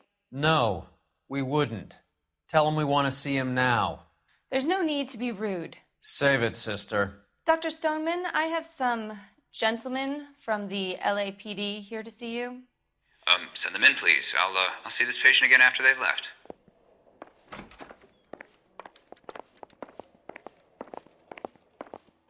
Dr. Stoneman, we are investigating the death of one of your patients. Julia Randall. I'm very sorry to hear that. Do you mind if we ask you some questions about Ms. Randall? Not if it doesn't compromise doctor-patient privilege, Detective. How well did you know Miss Randall? Barely at all. She'd only been a patient 6 months or so. Julia Randall has been your patient for nearly a year. I'm sure you know that. Do you doubt my veracity, Detective? Do you have access to my patient records? Your prescriptions contradict you, Doctor. Miss Randall was in the fashion business, as you probably know. She was jumped up on Benzedrine by day and knocked down by sleeping pills at night. I told her to slow up, but no. Life was too short for her. And you supplied the prescription for the Benzedrine? It's not illegal, Detective. A lot of young women in her line of work use it for weight loss. You wrote Julia Randall a prescription for Benzedrine. How can you account for that? Miss Randall was in the fashion business. She wanted to control her weight. Benzedrine is addictive, as I'm sure you know, Doctor. As I warned her, but she was determined. She said she needed it to control her appetite. Sounds like you knew her pretty well. I knew the line of work she was involved in. That'll be all for now, Dr. Stoneman. We'll be in touch. Have you noticed how Croakers only pull out the physician-patient privilege card when they got something to hide? There are certain things people have a right to keep private. Until it gets in the way of police work.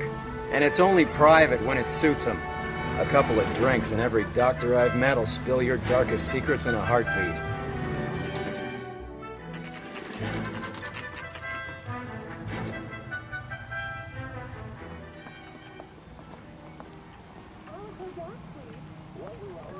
Joe's buddy. Well, hello. It's nice. What can I help you with today?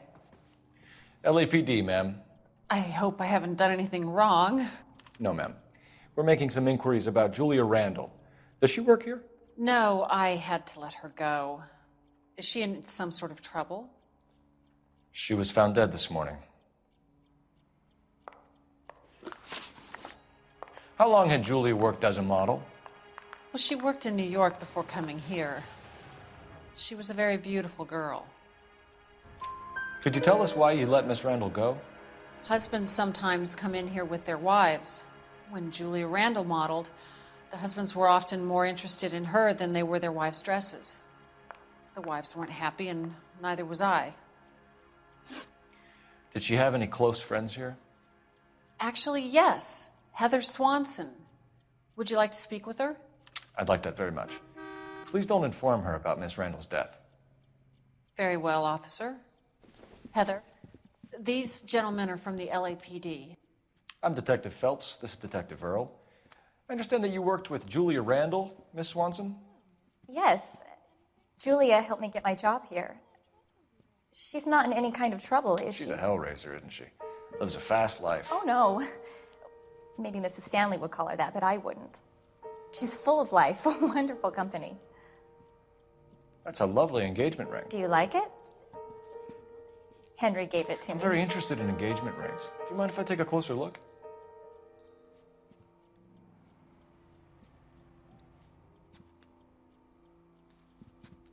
That's some pearl, Miss Swanson.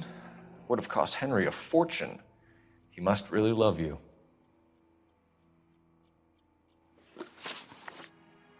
How did you meet Julia? I was introduced through my fiancé, Henry Arnett. Henry is your beau. Tell us about it. Yes, he is. Henry has a fashion business. He and Julia have been friends for years. Are Miss Randall and Mr. Henderson engaged? Who's he? She was wearing a sapphire engagement ring. Someone must have given it to her. She never mentioned a man named Henderson to me. That's all for now, Miss Swanson. Could you ask your fiancé to visit Hollywood Police Station? It would be very helpful to our inquiry. Now, wait a moment.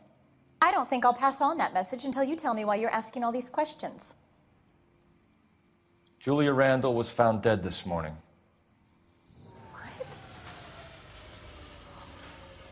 Oh, no. Oh, I can't believe it. She was so full of life. Messages, please. Yes, Detective. The coroner's been asking to speak to you. I can connect the call if you like. Please, thank you. Al? Cole, can you get over here? I just finished the autopsy. Sure thing, Mal. We'll be right over.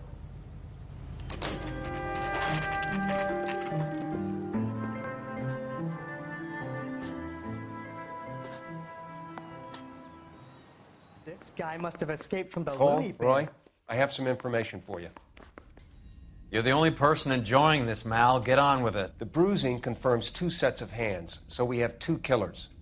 Death was caused by heart failure due to an overdose of morphine. Have you dragged us down here to gloat? We already heard your theory. We agree that she was murdered. Yes, of course. I have something else to show you. All right, Mal, what gives? The dead guy's name is Jimmy LeBlanc, career burglar. He came in this morning. Someone stove his head in with a lump of 2x4. So what? Good riddance. I found 2 cigarettes in his jacket pocket. Wow. Hang on a minute, Roy. We're listening, Mal. No sign of morphine use and no metabolized morphine in his blood. Scratch marks on his face. Which could be from getting his head remodeled. Time of death, Mal. Maybe an hour or 2 after the Randall girl. So you're saying Laughing Boy here could be one of our killers? That's a hell of a long shot. Thanks, Mal. We'll check it out. I found something else.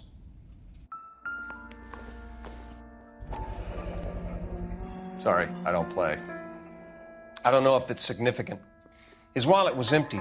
The only other things he was carrying were the harmonica and the morphine. Carruthers. Yeah, he's here.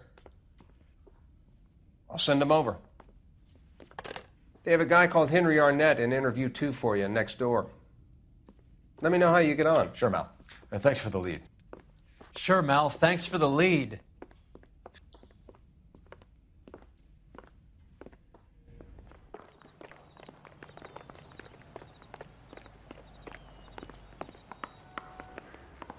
Parker or Wayne? Mr. Arnett, I'm Detective Phelps. This is Detective Earl. Thanks for coming in. Call me Henry. It's the least I could do. Terrible news about Julia. How well did you know Julia Randall? Vaguely. I'm in the clothing business, and Julia occasionally modeled for me. He's asking whether you banged her in a chuck-on-the-shoulder fraternity kind of way. I'm engaged to be married. It wouldn't be polite. Answer the question. This will remain private. Heather won't have to know. Yes. We had relations. Miss Randall's landlady said she was seeing an older man. Could have been. I wasn't privy to all the details of Julia's private life. Henry, I don't like when people lie to me. She was seeing a man named Henderson. You know who I'm talking about. Easy on, Detective. I may have heard of Henderson, but I don't know his full name. I think he's from New York or someplace back east. That's funny. Julia told her cleaning lady that he lived in San Francisco. Okay, you got me. I don't know where he's from.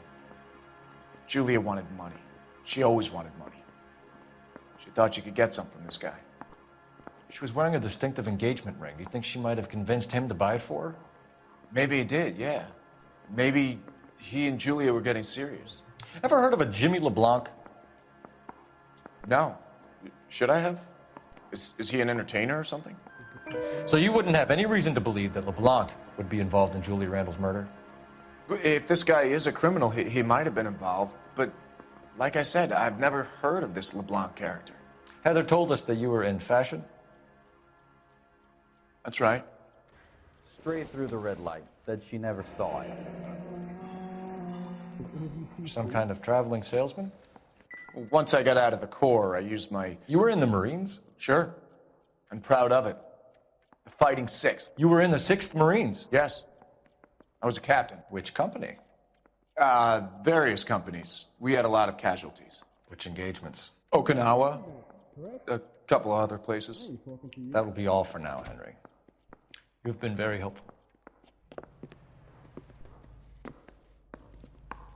That son of a bitch was never in the Marines. Why'd you let him off the hook? Because we're giving him a couple of minutes before we start tailing him.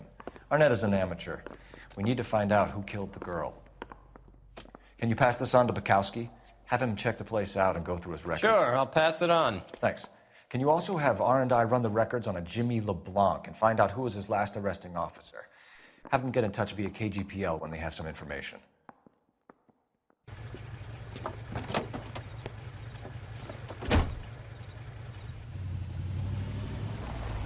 He's in that car at the lights.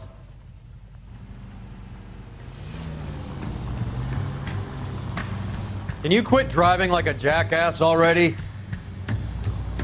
He was squirming like a worm in there. Don't you love it when they pull the war hero excuse?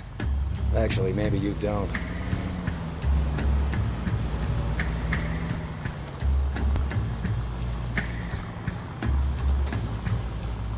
What the?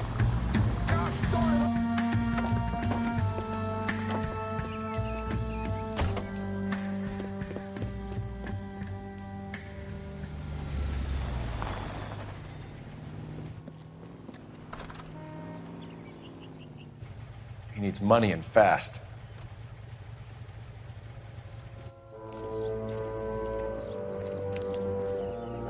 Get in there and find out what he pawned. I'll stick with him, see how he intends to spend the money. Too much slack. Gotta get closer. Hoof it, Phelps. I'll bring the car around when I'm done here.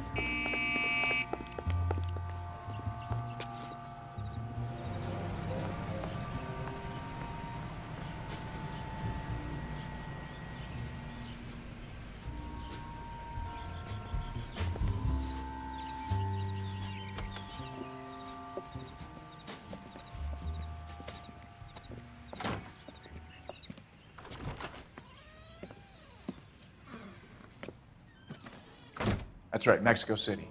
One-way ticket, please. Next available seat. That would be 1 day from now. Is that okay? It's going to have to be.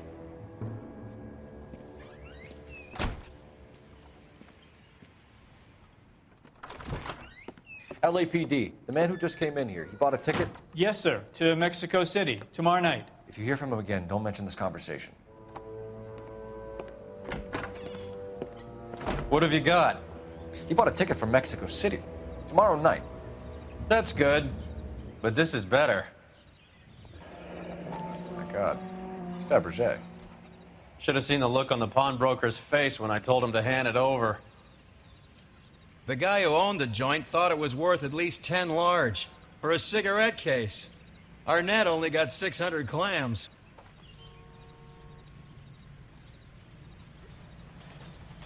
How could I help, Can I borrow Detective? some of that mascara? Any messages? Yes, Detective. Detectives Bukowski and Galloway request you return to the Hollywood station. They have information in the Julia Randall case. Any luck with the arrest record check on Jimmy LeBlanc? Yes, Detective. Jimmy LeBlanc's last arresting officer was Patrolman Fred Wallace. He's posted the Hollywood 9th Beat Sunset Boulevard between Gordon and Wilcox. Thanks.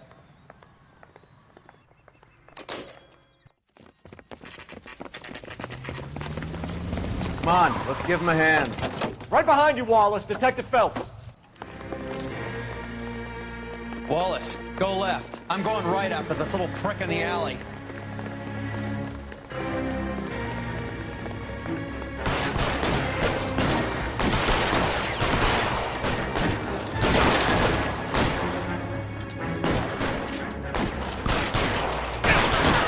Stay down. Clear me some space here.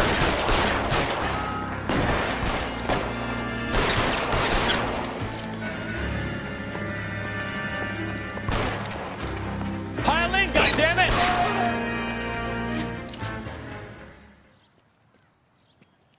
Thanks.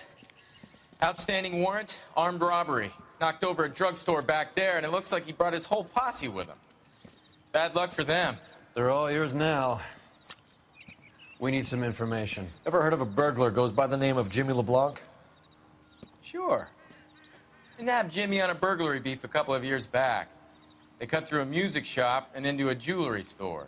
He got 4 years. I miss his partner, though. His partner? Big guy. I had him cornered, and he picked up this huge display case and threw it out a plate glass window. Then he vaulted out of there like something out of Barnum and Bailey. Got away. I would have had him, except for LeBlanc yelling, "Run for it, Willie!"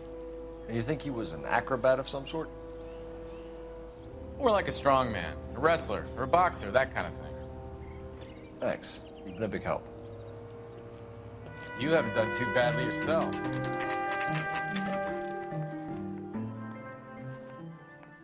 We caught up with Mao. He's given us the dope on LeBlanc. He worked burglaries with a big guy. Goes by the name of Willie. He might be our killer.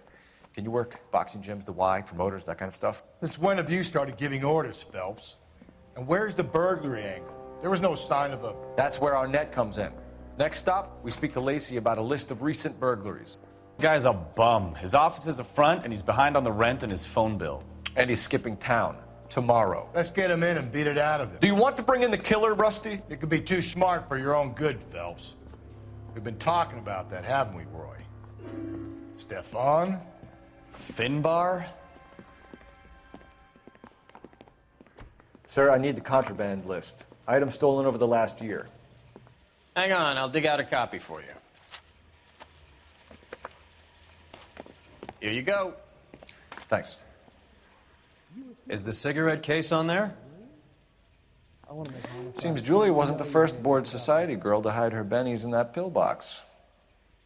Julia Randall's ring. It's here. It's here. Arnett must be out of his mind trying to move this while under a murder cloud. Even the engagement ring was purloined. Arnett is a cad. Nice house.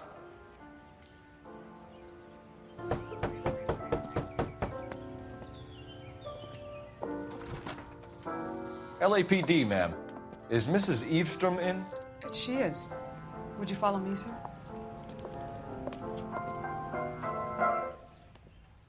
I am Mrs. Eavestrom. How may I help you? We appear to have recovered some stolen goods that belong to you, ma'am. Yes, of course. That terrible burglary. Would you like something to drink? No, thank you, ma'am. We have some questions, if you don't mind. Why would I mind, young man, if you are returning 43 pieces of my property? Okay, before we get down to that, I'll have a scotch. Thanks, straight up. Maria, can you get the detective a drink, please?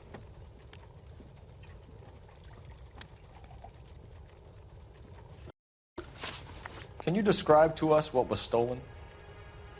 It would be easier to describe what wasn't stolen, Detective. A priceless tiara that has been in the family for 50 years.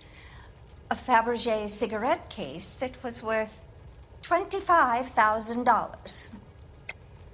Why are you lying about the value of your jewelry, Mrs. Eavestrom? Who do you think you are, making heinous accusations in my own home? We recovered the cigarette case from a pawnbroker. No one knows the real value of an item better than those guys. I inflated its value for the insurance claim. There. Are you satisfied? My daughter's boyfriend was quite taken with the case. I think he was even more disappointed than I was when it was stolen. What can you tell us about the burglary? That terrible night, at least a year ago. But let's not go into that. Let's talk about what you've recovered. In the house when the burglary took place? Good heavens, no. I was at a social function held by a Dr. Harold Stoneman and his lovely wife. I returned home and all of my things were missing. That's about it for now, Mrs. Eavestrom. The department will get in touch and let you know how you can recover your valuables. You have only mentioned a few of the items that have been stolen, Detective. What else has been recovered? You see, Phelps? That's why you get the drinks in early. Hello, Mother. Hello, detectives. What is going on? We'd like to ask exactly the same question. You have met my daughter? This morning at work. Oh, mother and father divorced. I took my father's name. The detectives recovered some of the things that were stolen, darling. Well, what did you find? A sapphire ring on the corpse of Julia Randall. What are you talking about? Your engagement ring, Miss Swanson. Would you be surprised to know that it was part of the proceeds of a burglary? That's an outrageous allegation. Yes, it is. I suggest we go straight to Henry Arnett's place and sort this mess out.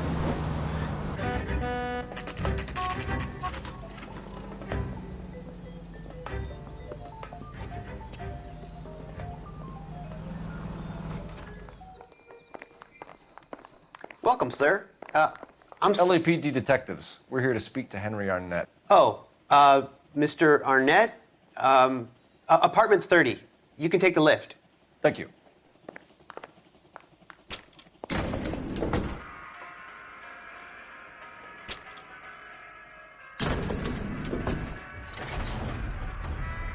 Well, isn't this just nice and awkward?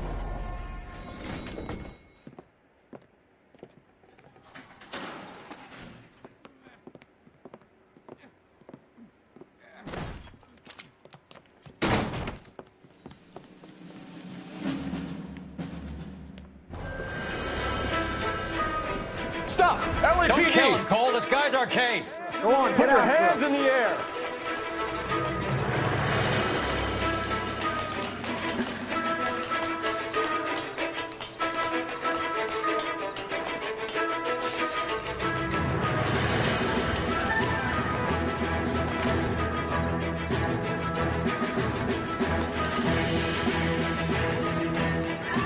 Give it up, LAPD!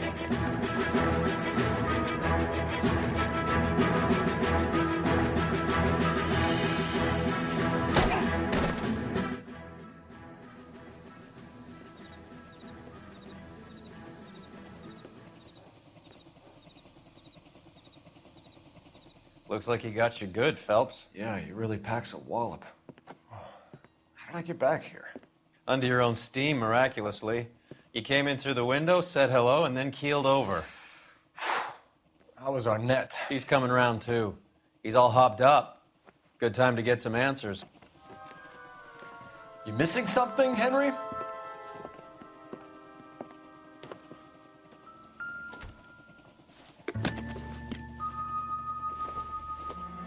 You told Heather you're honeymooning without her? Vacheron Constantine. That's an extremely expensive watch, Henry. A graduation present from my parents.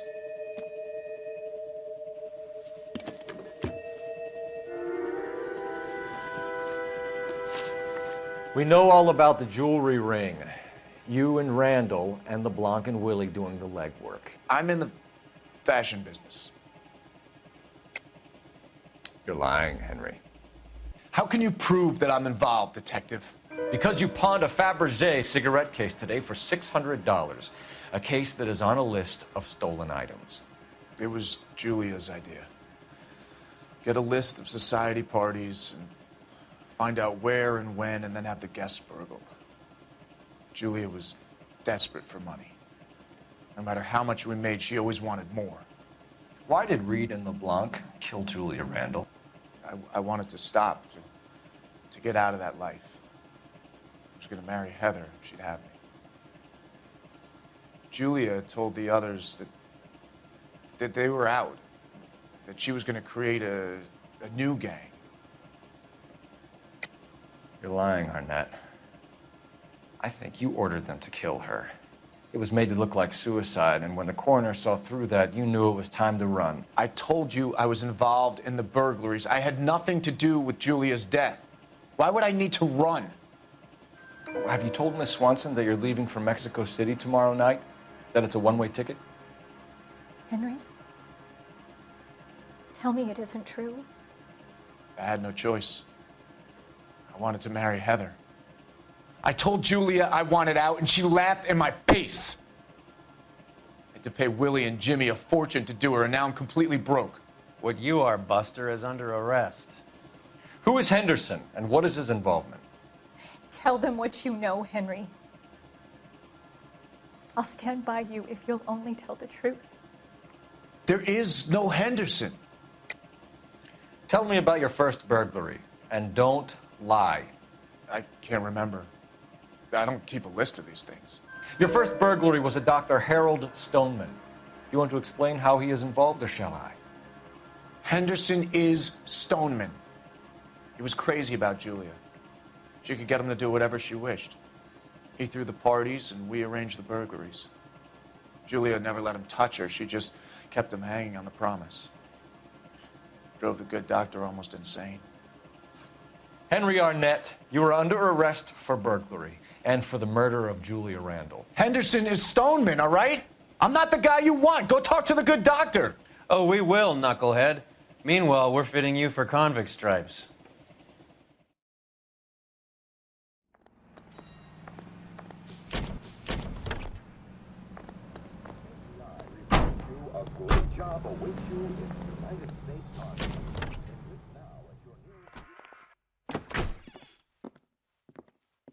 Hang on a moment, sister. Tell him it's Henry Arnett, and tell him it's urgent. I can't do that. Tell him, or I'll charge you with obstruction of justice. Doctor, I'm afraid Mr. Arnett is here to see you, and he says it's urgent. Send him in. I told you never to come. Tell us the truth, Doctor.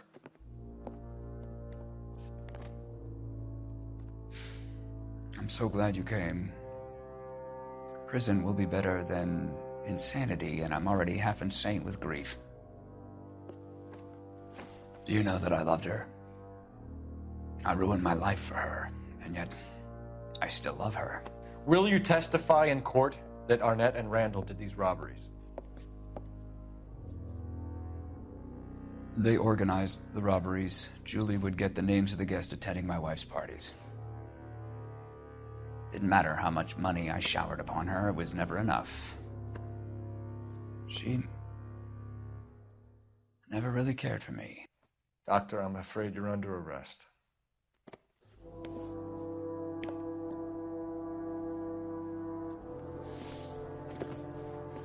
Oh, the practice. You'll call Dr. Gerard. No. Please don't cry. I want to see no one. Not my wife or my children, nor my friends. And I don't want a lawyer. Just lock me up and throw away the key. What have I done?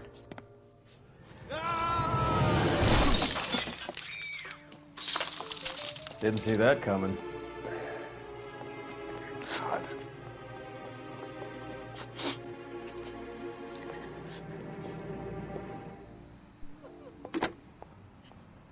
Operator, message for KGPL. Putting you through now. I need an ambulance and the coroner immediately to the offices of Dr. Harold Stoneman, 1646 Ivor Street, Hollywood. En route, Detective. You have a message. Detective Bukowski says the suspect is named Wilson Willie the Wolf Reed, former wrestler. Last known address is an apartment building at the corner of Hollywood and Vine.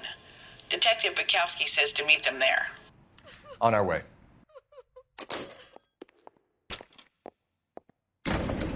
That old boy really fell for that broad. She was incredibly beautiful, boy. Would you throw it all away for a woman? Life has a way of making you pay for your pride. You're quite the romantic, Phelps. Stick with the percentages. Broken hearts are for chumps. You're talking from experience. I certainly am. Oh, I like women as much as the next guy, as long as they're in this place and doing what they're told.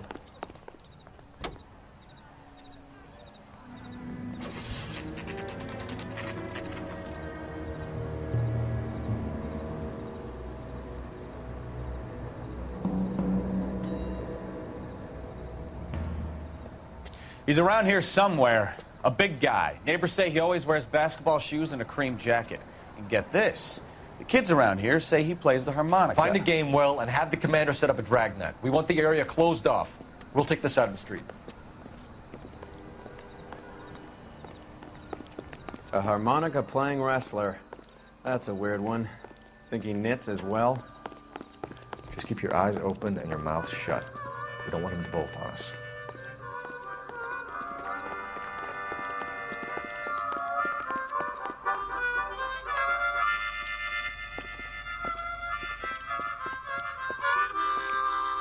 Wilson Reed, LAPD, give yourself up.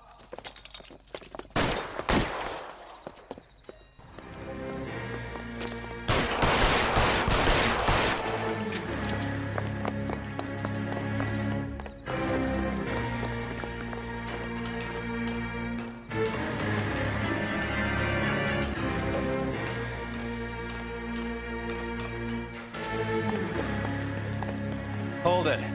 He's got to be around here somewhere. No place to go unless he grew wings. There he is. Waste the son of a bitch.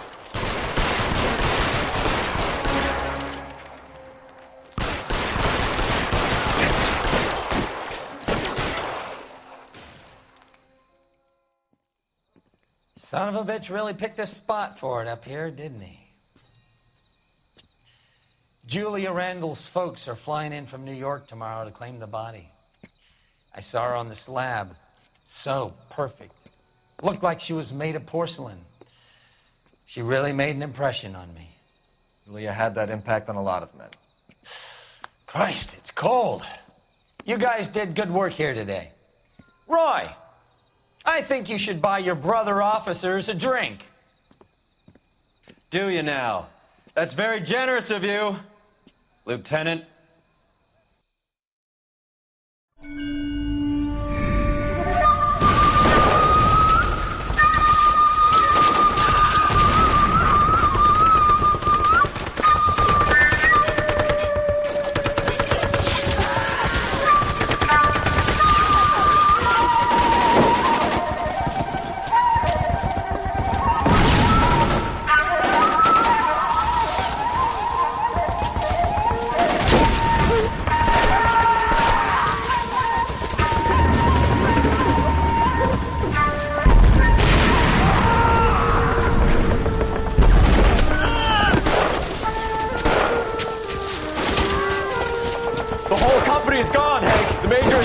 We're being overrun. We have to get off of this hill. That's one of our 50 cows still firing, Cole. The 22nd are still fighting.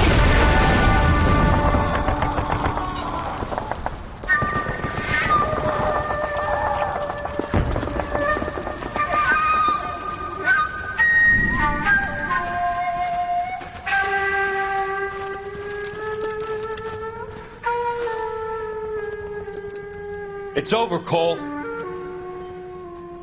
Looks like you're one of the lucky ones. Say goodbye to your friend Hank, Jack.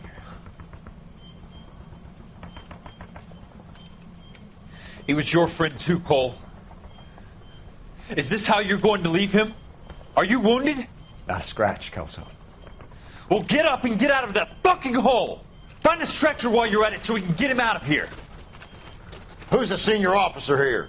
I guess that's you, Cole. You were up here all night? Yes, sir. And your command? Gone, sir. Sorry to hear that, son. God damn it, we have beaten these bastards back. It's the beginning of the end, and it was one here. You're a goddamn hero, son. What's your name? Lieutenant Phelps, sir. I'm recommending you for the Silver Star and promoting you to First Lieutenant.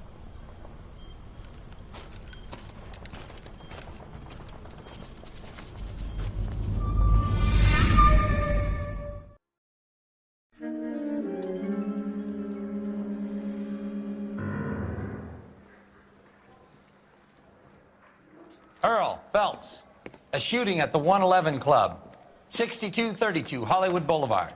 Sounds like a homicide beef. 2 of the dead guys caught in the crossfire were carrying Army surplus morphine. Get over there before homicide tramples all over the place. We already cleared that up. Judge in Pasadena took the big sleep yesterday. He had a personal stash of 20 cigarettes.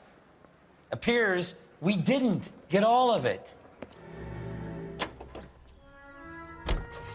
Parker and Green are going toe-to-toe for the top job. There's a change in the wind. About time. This wind will be like a tornado, Phelps. Parker's got a puritanical streak. You never know we'll get swept up in a thing like that. Homicide guys are already inside. Bukowski. Phelps, back again. We're here about the morphine. Over by the bandstand. You can see what's left of the owner, Eddie McGoldrick, 26, former Marine. I know Eddie McGoldrick. He was a non-com in my old unit. I'm sorry to hear that, Cole. Waitress said he recently came into some money and bought the club. Who are the other Vics? 2 musicians, Biddleston and Bowe. And get this, they used to be in a 4-piece, but the trombone player and the drummer OD'd. Don't tell me. Lamont and Tyree? We've met the rest of the band. Now they're a no-piece. Do you mind if we take a look around? Be my guest. You might want a word with the hostess, too. I'll keep her company until you're ready. Find anything interesting? Well-maintained, custom case. Someone cared for this instrument. Neat trick. The case must have cost more than the trumpet. We should follow up on the musician. He kept his stash close at hand. Do we have a new source, or is this coming from what's left in circulation?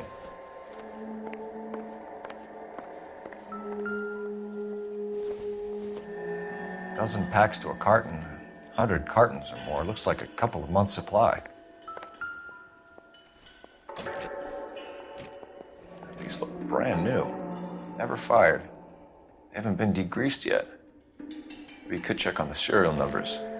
Is this guy hunting for bear? Look at these things. They're BARs.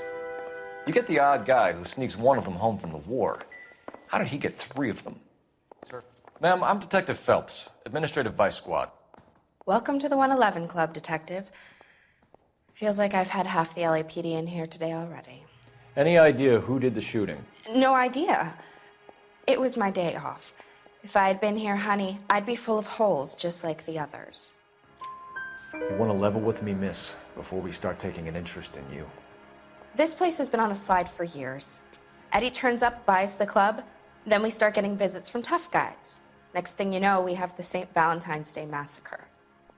Are you getting the picture? Tell us about Eddie. Eddie didn't know a thing about running a nightclub. He came into some money and waltzed in and bought the place. The previous owner thought all his Christmases had come at once. Where do you think he got the money? My guess was that he was selling the sort of quality product that you don't need to advertise. Thank you for your help, ma'am. Eddie was in over his head, but he was a decent boss.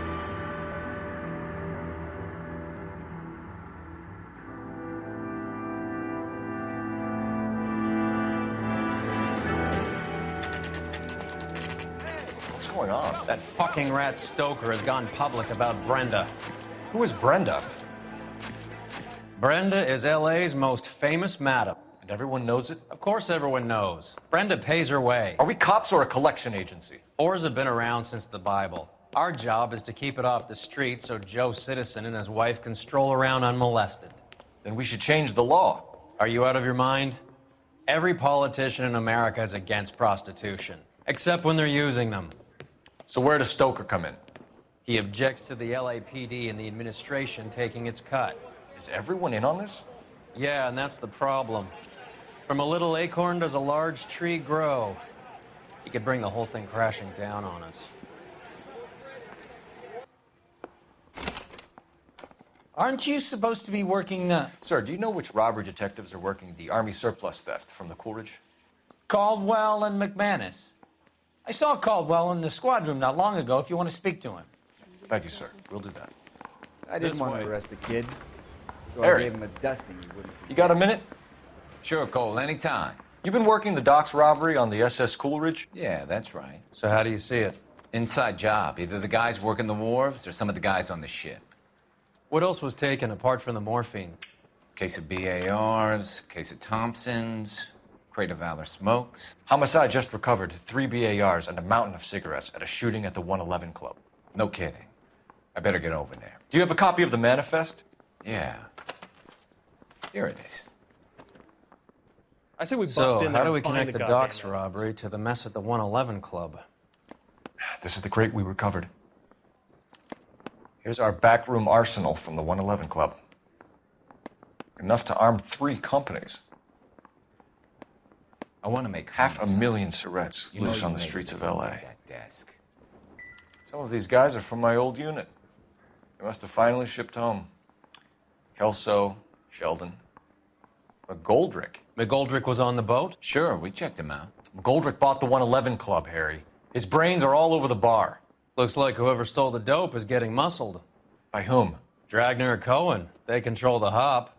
Thanks, Harry. Stay in touch on this.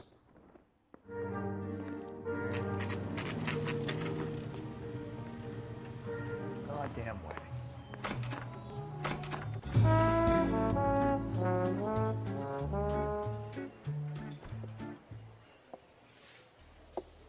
Take a break, boys. We would like them to stay, Miss Lickman. We're making inquiries into the recent deaths of 4 musicians. Since when have the police cared about dead black men? Good point. We don't. What we care about is 2 tons of Army surplus morphine showing up on the street. If you care about working in this town, you better give me something on Biddleston and Bow, or their knucklehead buddies Tyree and Lamont. And this is your idea of making inquiries, Untersturmführer? I've told you 1,000 times about speaking that German gibberish at me, Elsa. Roy! How about you get a drink while I see to this?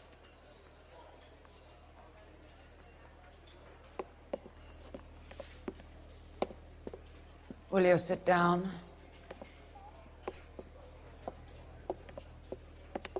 Why antagonize him, Elsa? You know what he's capable of. Ask your questions, Head Officer. We have work to do. People are dying of overdoses. If you know anything about it, you need to tell me. I can't help you. A lot of cats are into the thing. There's nothing special about your boys. You can do this the easy way with me, or I can call my partner back over. I can assure you he's a lot less sensitive. You think your threats frighten me? Black man don't supply nothing. You think there's a black man in this town holding on to 2 tons of morphine? He'd be dead in a minute. White man supplies, black man buys. My partner mentioned a couple of names. You recognize them? I have no idea what you're talking about. The only way you're going to get rid of me is to give me an answer. I knew Cornell. We worked together a few years ago. He loved the music, but the music didn't love him. What does that mean? It means that he just wasn't that good. He was a sad, lonely cat. Boys, take 5 minutes, please. I need to have a private word with the officer. Why do you ask people to risk talking about a subject that could have them jailed? Drugs are against the law, Elsa. And you're so full of courage, you have never felt ashamed. This is getting us nowhere. Do you think you'll win your war against narcotics? It's not my war. It's against the law. My job is to prosecute the laws of this city. Do you think you can stop people from needing drugs, Detective? I'm asking the questions here. Then why do you come to me with your stupid questions? You know who controls the drugs in this city. It's not enough to just survive, Elsa. You have to try and make the world a better place. Brave words, and very noble. But words are just words, Cole Phelps. She's right. We need to pay a visit to the Mixter. Cohen? Do you know where to find him? This time of day? You'll find him holding court at the Macambo. He can wait. There's something I need to be sure of. Give me till tomorrow morning. Don't do anything I wouldn't do, partner.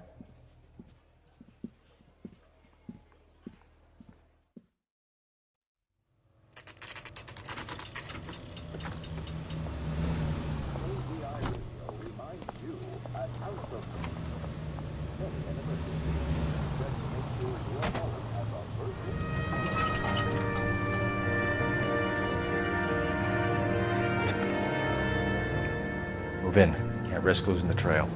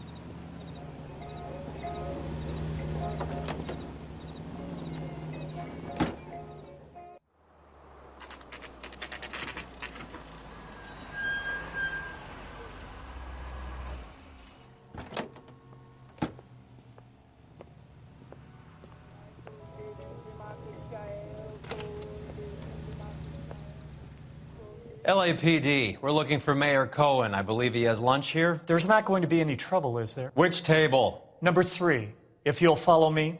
You want a tip? Refill my coffee faster next time, honey. Food wasn't great, but you're real nice. LAPD. Gentlemen, We have some questions. Hi, regarding- Mickey. How's it hanging? Fine. Just fine, Roy. I see you brought Eager Beaver along. Hope he's not going to put the shakes on me again. Cole Phelps, Mickey Cohen. Good afternoon. He has manners. Aren't you a little green for this kid? Meet Johnny Stompanato, Cole. He has the biggest schlong in Hollywood and the smallest gun. Or maybe that's the other way around. I can never quite remember. You're a funny guy, Roy. Haven't I always said what a funny guy Roy is? And how much fun it would be to get together with him sometime. Poor Johnny. He's the dark, sensitive type. He's a serviceman too, Cole. Johnny was at Okinawa. You were in the crotch? 6th Marines. The lieutenant who won the Silver Star up on Sugarloaf. I've heard of you. Something like that. All right, have we finished flirting? You got something to discuss, Roy? Or are you going to stand around beating the meat while my lunch gets cold? We have some questions. Do I need my lawyer? Your brother-in-law, Lenny Finkelstein, was selling stolen morphine. He had 1/3 of the shipment. Old news, kid. I don't know anything about what Lenny was up to. So I'm supposed to believe that you don't know what happened to the rest of the shipment? Lenny, God rest his soul, was a moron. He was family, though, and I haven't made a beef about that, so count yourself lucky, kid. The H is a filthy habit, and I don't condone it. The simple solution would be to have all the dope fiends put down. So you don't know where he got the morphine? Kid, ask a question you might get an answer to. We believe there's a link between a group of Marines and the morphine stolen from the SS Coolidge. One of those Marines was shot to death in a club last night. I wouldn't know anything about that. So you haven't heard anything about what happened at the 111 Club? What can I say, kid? I'm shocked that in the land of opportunity, Uncle Sam's finest feel the need to resort to crime. It's a dangerous business. I can attest to that. I'd recommend they get out of the life. Quickly. A few Negroes saying goodbye on the sidewalk will never make the papers, Mickey. But we had a judge in Pasadena say adios the other day. Prominent white people popping their clogs makes everyone nervous. You know dope has never been my thing, Roy. It's always been for schmendricks like Jack D. and Jimmy Utley. But I'll ask around and I'll get back to you. Hey, you boys want some lunch? How about a drink? We'll take a rain check on that. Come on, Cole, we're leaving. We have to cut that dope. It looks bad with people dying. We have to get the rest of it. There's no way of watering down the stuff in those little packages. We have to put the squeeze on those guys and get the rest of it. They don't seem the type to frighten that easy. We'll see. Detectives, KGPL's going crazy. Shots fired at 1384 North Bronson. Some guy with an automatic spraying a Hollywood bus. They want every car. Go! All units, officers need help at 1384 North Bronson. 1384 North Bronson, shots fired. Any units to handle identify. Code 3.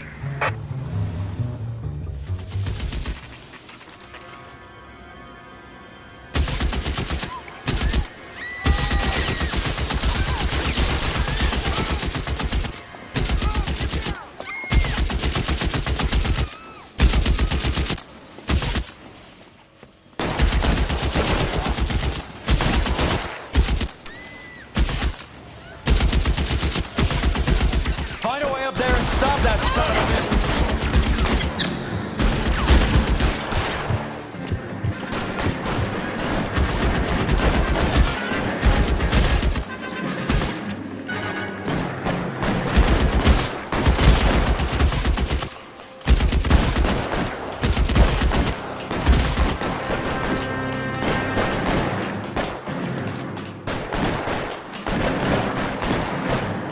LAPD, drop the gun now!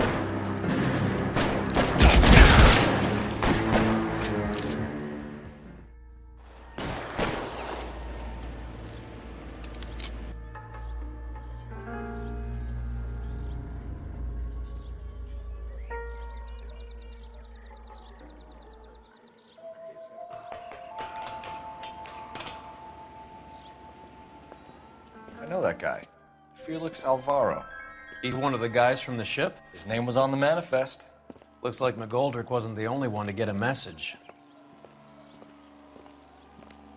Hey, Alvaro. Hey, Lieutenant. He's just a plain detective now, Chico. Who's the jughead? This is my partner, Roy Earl. We just want to find out what happened. What happened is that someone took a shot at my bus. And then cops turned up and start treating me like I'm some sort of Pachuco punk. My people have been in California for over 300 years. Very fucking admirable, Felix. You hear anything about the big heist on the Coolidge? Yeah, I heard about it. So what happened? Not much. The cops came and interviewed me and all the other guys on the ship. I was down at the 111 Club this morning, waiting for the medical examiner to scrape Eddie McGoldrick's brains off the bar. You want to tell me anything about that? I heard that Eddie came into some money. Too bad he didn't keep a low profile. It was a tough break to get through Okinawa and then have to buy it back home. Who's shooting at you, Felix? How the fuck do I know? The dead guy on the roof works for Mickey Cohen. Why would Cohen want you dead? Man, I don't know anything about Mickey Cohen or any of those gangsters. Your name was in the sniper's notebook. Level with me, Felix. Cohen thinks because we were on the boat, we have the morphine. Courtney's meeting those guys to sort it out. Courtney Sheldon? Yeah. You remember Sheldon, don't you, Cole? We'll be in touch, Felix. You heard that Jack is in L.A.? I saw his name on the manifest. He's been here a couple of months. Sure glad to see you got over your wound, Lieutenant. I mean, Detective. I need an address on a Jack Kelso. Just a second. Jack Kelso, apartment 4, 1408 North El Centro Avenue, Hollywood. Thanks, ma'am.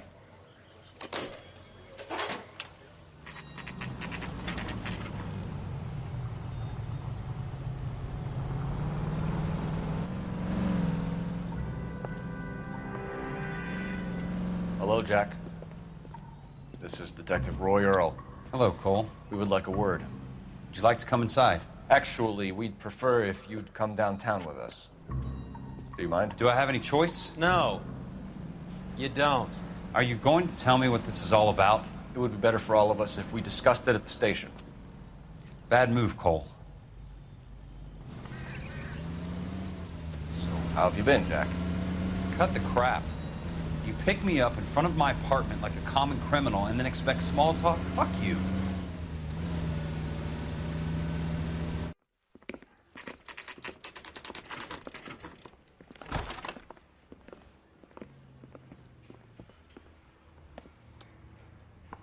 Do you know that there's a gang war going on in LA trying to recover that stolen morphine? That has nothing to do with me. I'm sure it would be gripping to hear more of your life story, boys, but the truth is, I don't give a fuck. You were on the boat, Kelso. What happened?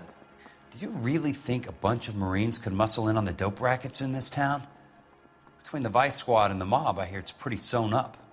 You'd better watch your mouth. Did you know that Eddie McGoldrick recently came into money and bought a nightclub? No, I didn't know that. Then you didn't know that some mobsters blew his brains out last night. No, I didn't. You heard that a crate of BARs went missing? No, I didn't. I saw Felix Alvaro today. Good. How was he? A little pale.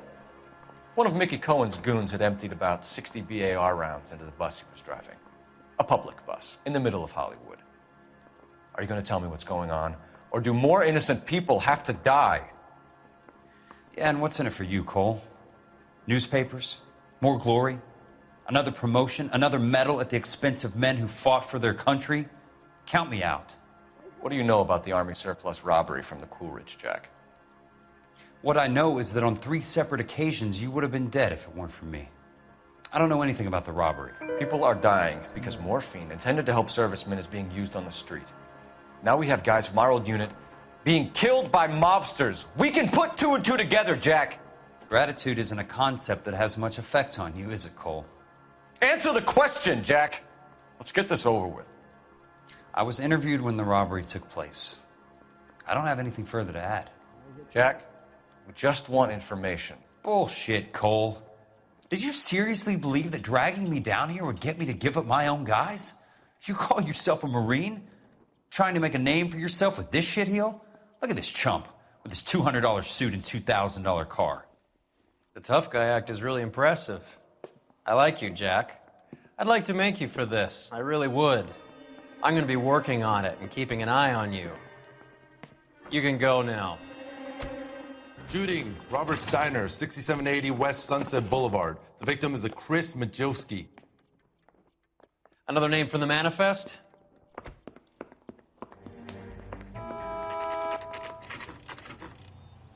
They just walked up and shot the man. 2 of them officers, they went that way. Go on, get after him.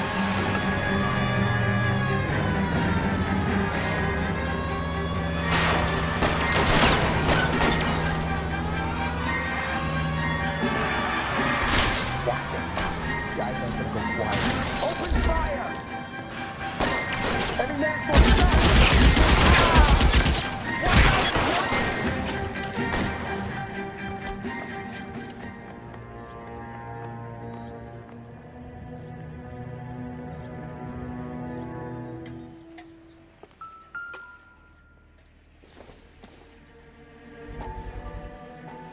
We have to look at damage limitation. We can't allow that strumpet Brent Allen to bring down the whole administration.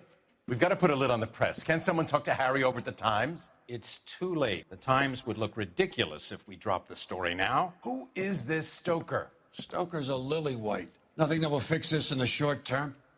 My law and order credentials are disappearing as we speak. Can we get Brenda to leave town? Yes, we can, but she won't go quietly. Brenda has extensive records. Can she at least lay low? That's already been taken care of. Mayor? District Attorney? Who is this guy? And what does he want, Horrell? The name's Roy Earl, detective, administrative vice.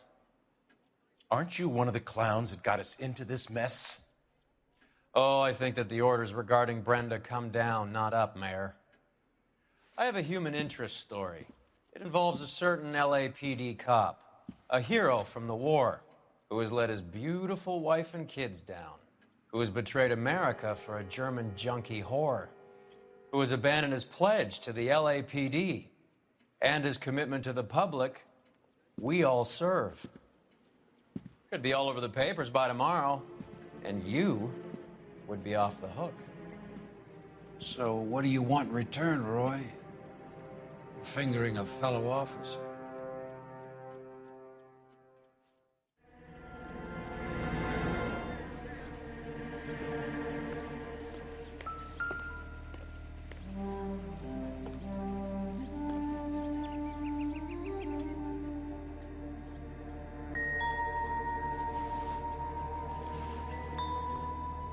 An LAPD file. We have a traitor in our midst. All of the names on the list have a hit team assigned to them. Cohen is meeting with Sheldon tonight. We need to get to those guys fast, otherwise there'll be no case.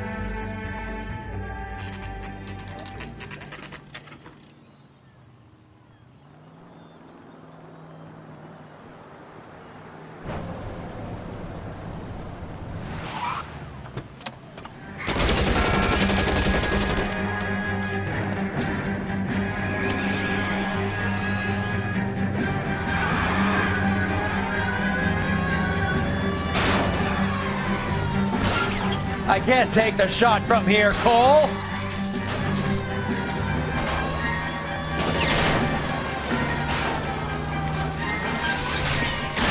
Keep on the road, goddammit. LAPD, put your hands in the air.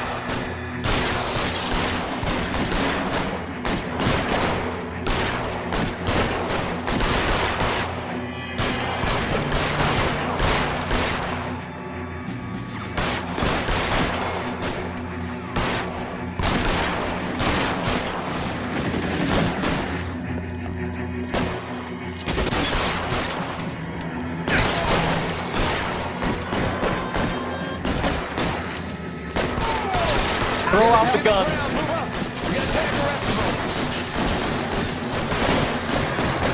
How about some more, asshole?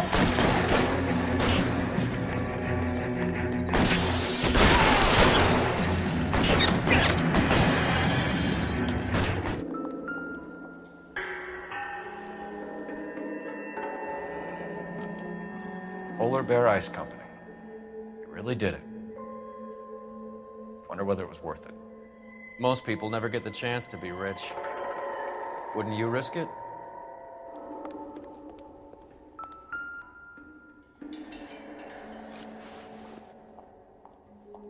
Looks like Sheldon is bringing his own fire team with him. Broadcasting at 7. This isn't looking good. I feel like the fat kid at the back of a race. You sure it's Cohen making the hits? All fingers point his way.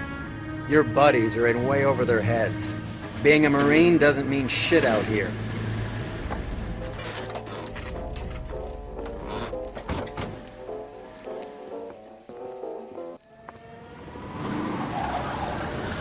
There, light them up. All right, let's kill these rat bastards.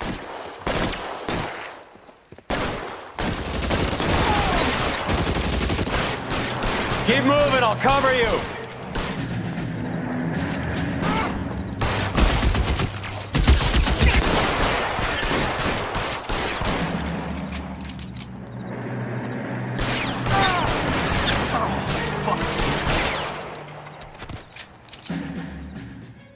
I'm gonna put out an APB on every one of the sons of bitches on that list. KGPL to car 11K. Car 11 King, come in. Car 11 King.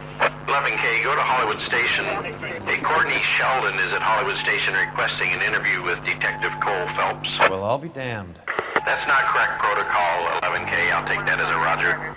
Car 11 King en route.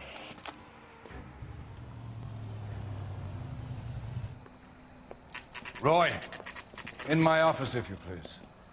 I'm working a major case. I'm not close, Cap. It's gonna have to wait. Let Phelps do the interrogation. But, Cap. No buts. This is more important. Yeah, the bum took a swipe at me. Put him down with my saddle. Sheldon, is this your attorney? No, detective. This is Dr. Harlan Fontaine. He came down here to help me out. How do you do, sir? You stole the morphine from the Coolidge. You can't prove that. Let's see if I can try. And what is your relationship to Sheldon, sir? Tutor, mentor. Mr. Sheldon is a medical student of mine. He has a very bright future. Oh, that's nice to know. Too bad all of your war buddies won't get to see your graduation. I would have asked Beckett or Majewski or Driscoll about their involvement, but that's difficult, considering they're all dead. That leaves you, Sheldon. You can't blame their deaths on me, Phelps. You're lying, Courtney. The other guys aren't smart enough to attempt something like this. You either give it up, or I go after Jack for it. And how do you prove that, Cole? We know about your showdown with Cohen. We found notes on your guys. Cohen is hitting our old unit. He believes we have the morphine. I told him that we don't have it. And that's the truth. Isn't it, Doc? I believe Mr. Sheldon. I think he's telling the truth, Detective. You were on the ship, Sheldon. Yes, that's correct. So you had opportunity. But it doesn't mean that I was involved. So you don't mind that the mob executed McGoldrick, Driscoll and Beckett to get to you? I don't know why you're trying to pin this on me. Where's your proof? Beckett had a message for you before he died. Bad luck. It was worth a try. I feel bad about Beckett, Phelps. He was a hard charger. Those guys deserve more. I don't blame them for taking their shot. Have you finished, Detective? I'm just getting started. You have an answer for everything, Courtney. Let's hope Jack does, because now I'm going after him. Is there anyone you're not prepared to sacrifice? Jack is not in this. He's a good guy. You or Jack, Courtney. I don't care who goes to jail. I just want the morphine off the street. What are you offering, Cole? Don't be ridiculous, son. This man is gambling. What's your offer? Doctor, good to see you. I'm conducting an investigation. Upstairs in my office now. This man is about to confess. As of now, you're suspended from duty, pending a fitness review. What are you talking about? You heard the man, Phelps. Upstairs and face the music like the hero you were.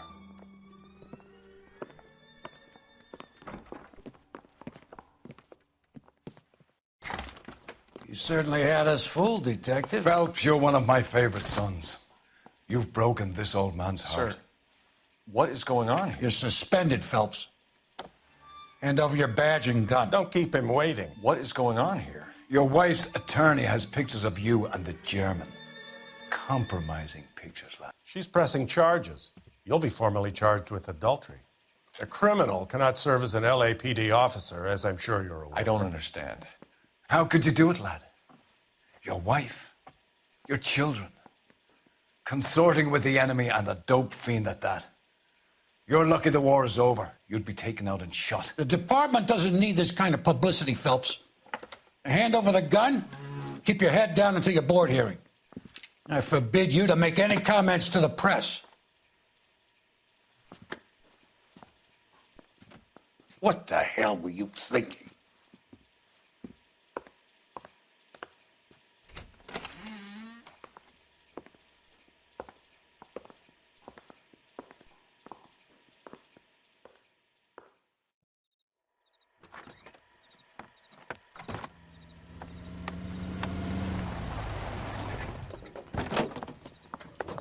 Marie, listen, Marie, I need to explain. Please leave. You're upsetting the girls. Let me see them, Marie. They're my daughters. Go to her, Cole. You have done enough damage here. Do you want me to call the police? For God's sake, Marie, can't we at least talk? What is there to talk about? Do you love her? Do you? What were you thinking? What about our children? Can you imagine what this has been like for them? Go away, Cole. My father has hired an attorney and you will be hearing from him. I'd like to explain, Marie. I'd like to tell you what I've been going through. What you've been going through. I have had reporters camped out on the front lawn all morning. I can't stand it, Cole.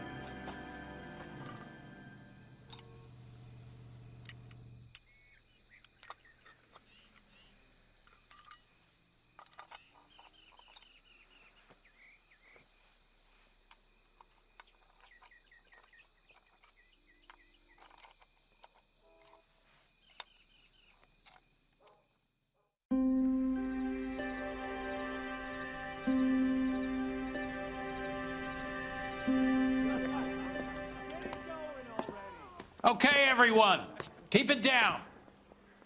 Cole Phelps joins the arson squad today. How'd you like pork in that German whore, Phelps?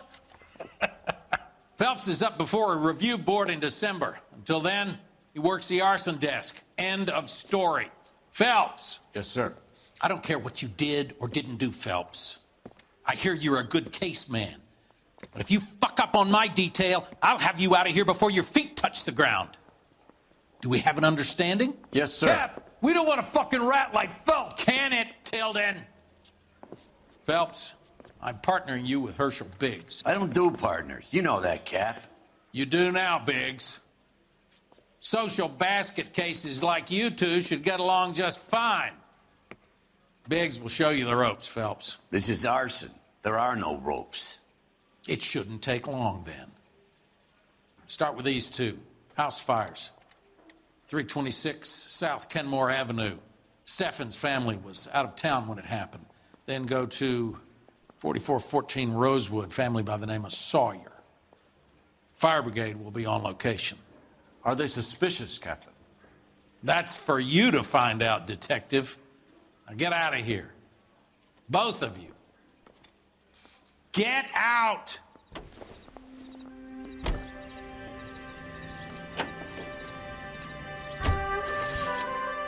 How long have you been working arson? We gonna do the small talk thing now? Talk baseball, exchange addresses? I don't think so. Feeling down, hotshot? Need a buddy? We'll look somewhere else.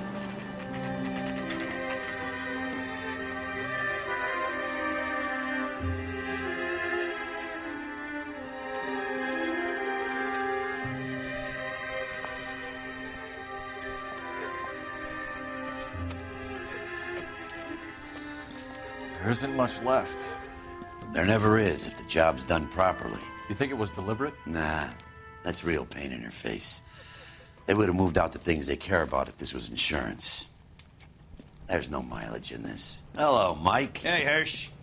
Cap this one. Yeah, Mike Brannigan, Cole Phelps.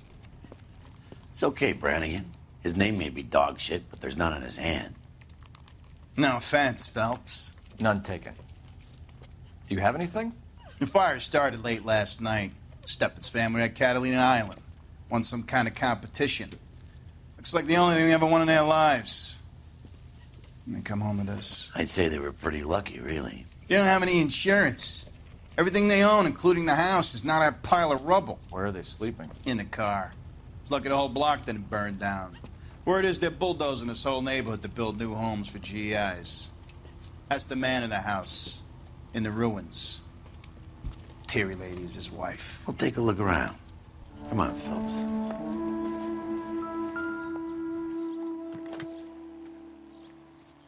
Recently serviced. Could be something to go on. Mr. Stevens? Cole Phelps and Herschel Biggs, LAPD. I know it's a difficult time, but could we have a word? Don Steffens. You were out of town. We won a prize. We had a wonderful time. Came home to this. Do you still have the tickets? Sure. It's a formality, but we'll need to speak to the issuing agent. Can you tell me any more about the prize that you won, Mr. Steffens? Weekend at Catalina Island. My wife got this flyer in the mail from the Suburban Redevelopment Fund. Did you enter any kind of competition? My wife filled in a flyer. The lady just rung up and told us we won. It's the first time I ever won anything. The redevelopment fund. Did they offer to buy you out? They're building new houses. They showed their money and most of the neighborhood just packed up and walked away. But I never bargained with them. Everyone else is selling, but you're the holdout, aren't you? I was the last. I thought I could hold out for a better price. My house is the center lot. So now you have to take the price regardless. Looks like it.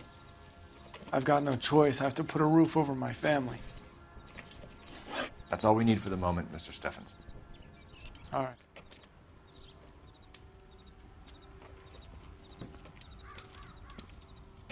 What's with him? You've seen the papers. I guess he's thinking about his own family. I'd say he's searching for some kind of atonement right now. I need information on the Suburban Redevelopment Fund. Yes, Detective. Just checking. The fund is a semi-government agency established to speed up the building of GI homes. It has private investors as well as a government endowment. Huh. Do you have an address for them?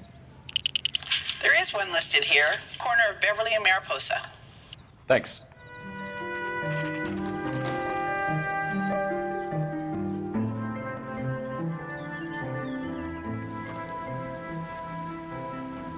Hi, Albert. We've caught this case. Hey, Big. We? You have a partner? What gives? This is Cole Phelps. You may have read about him. Oh, now I get it.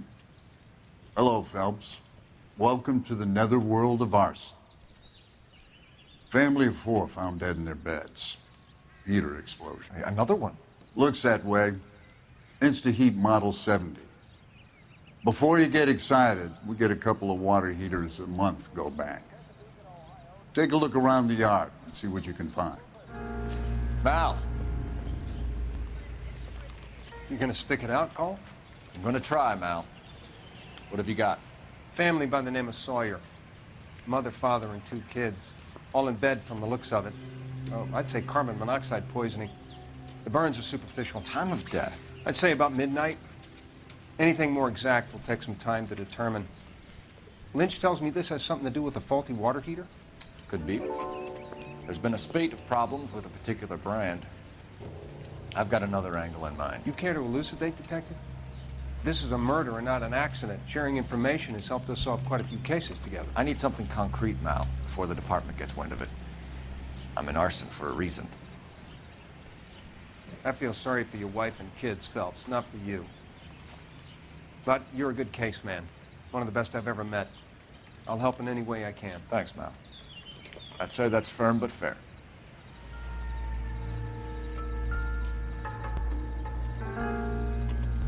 How about the insurance companies write these incidents up as acts of God?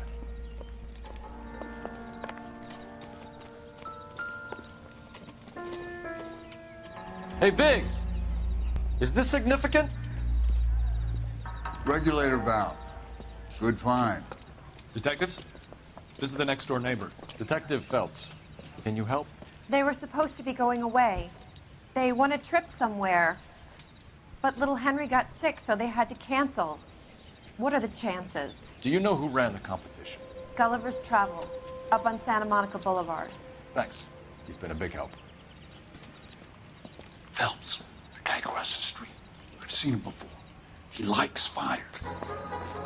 Hurry, you can still catch him. He looks dangerous.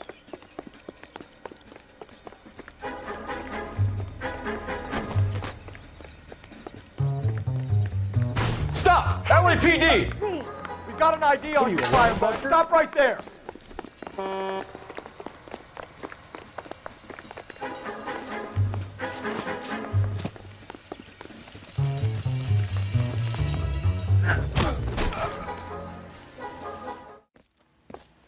What's your name? Herbert Chapman. So you like fires? Some. Watching them or setting them? I don't want any trouble. Turn out your pockets.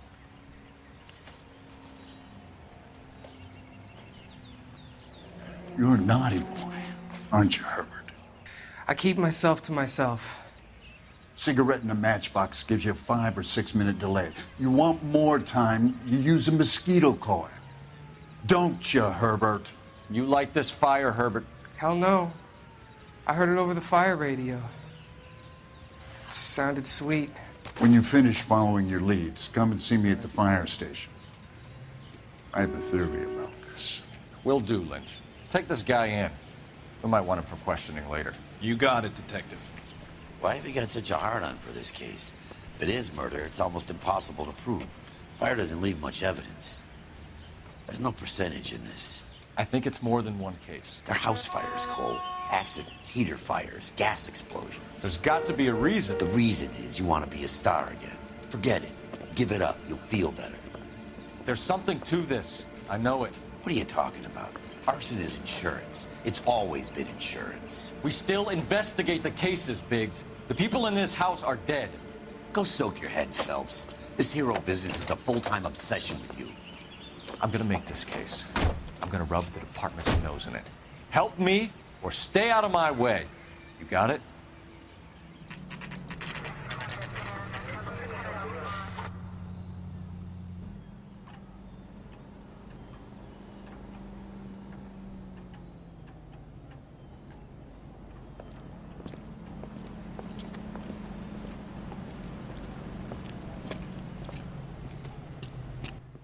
Detectives Phelps and Biggs, LAPD. John Cunningham. Can I help you, gentlemen?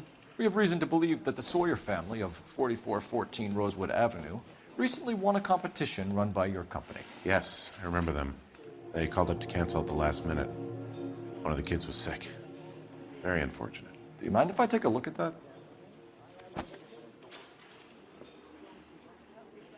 Here they are.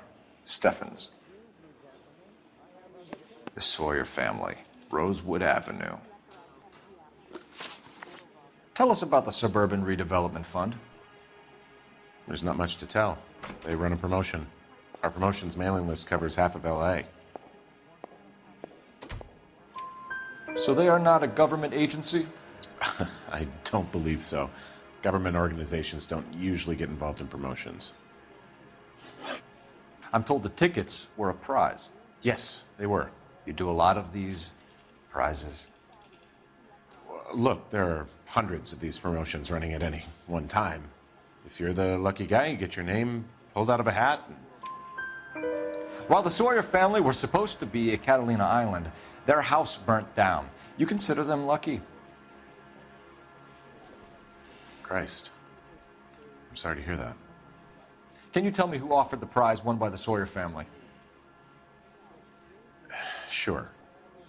Look, there's supposed to be some sort of supervised draw with hundreds of tickets. But the reality is the Suburban Redevelopment Fund calls me every couple of weeks and tells me exactly who has won. Thanks for your help. No problem. I just wish I could do something for that family. You could put round the hat. A few bucks would really help them now. I suppose so. Good. I'll put you down for 50. I could tell you were Samaritan the minute I walked in the door. 50? Are you... Good man, Cunningham. You're all right. Yeah, I'm great. Poorer, but great.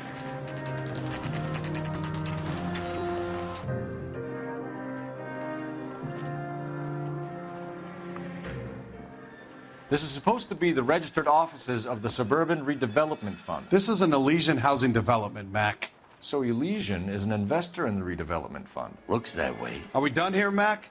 I've got work to do. Sure, buddy. Thanks for your help.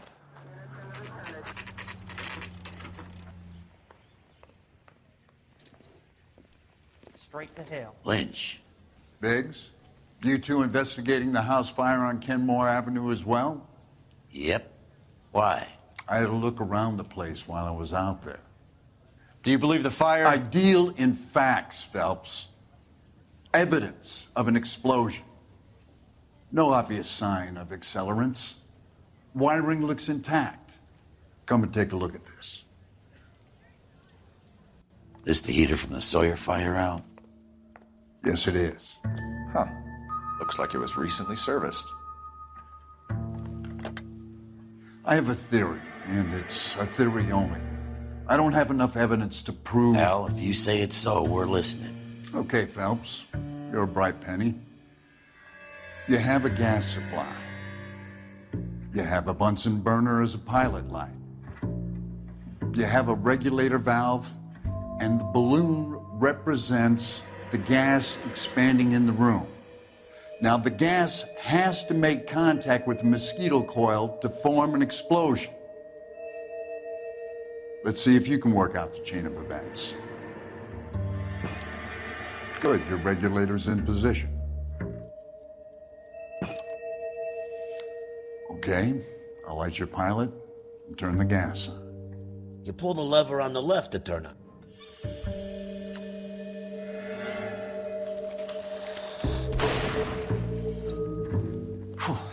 So that's how it's being done. Maybe. There could be a fault with these valves. I've adjusted this one for our experiment, but you need to take it to InstaHeat and see what they say. Their headquarters is on North Harvard Boulevard, number 262. Thanks, Albert. You're welcome, Biggs. See you at the next show.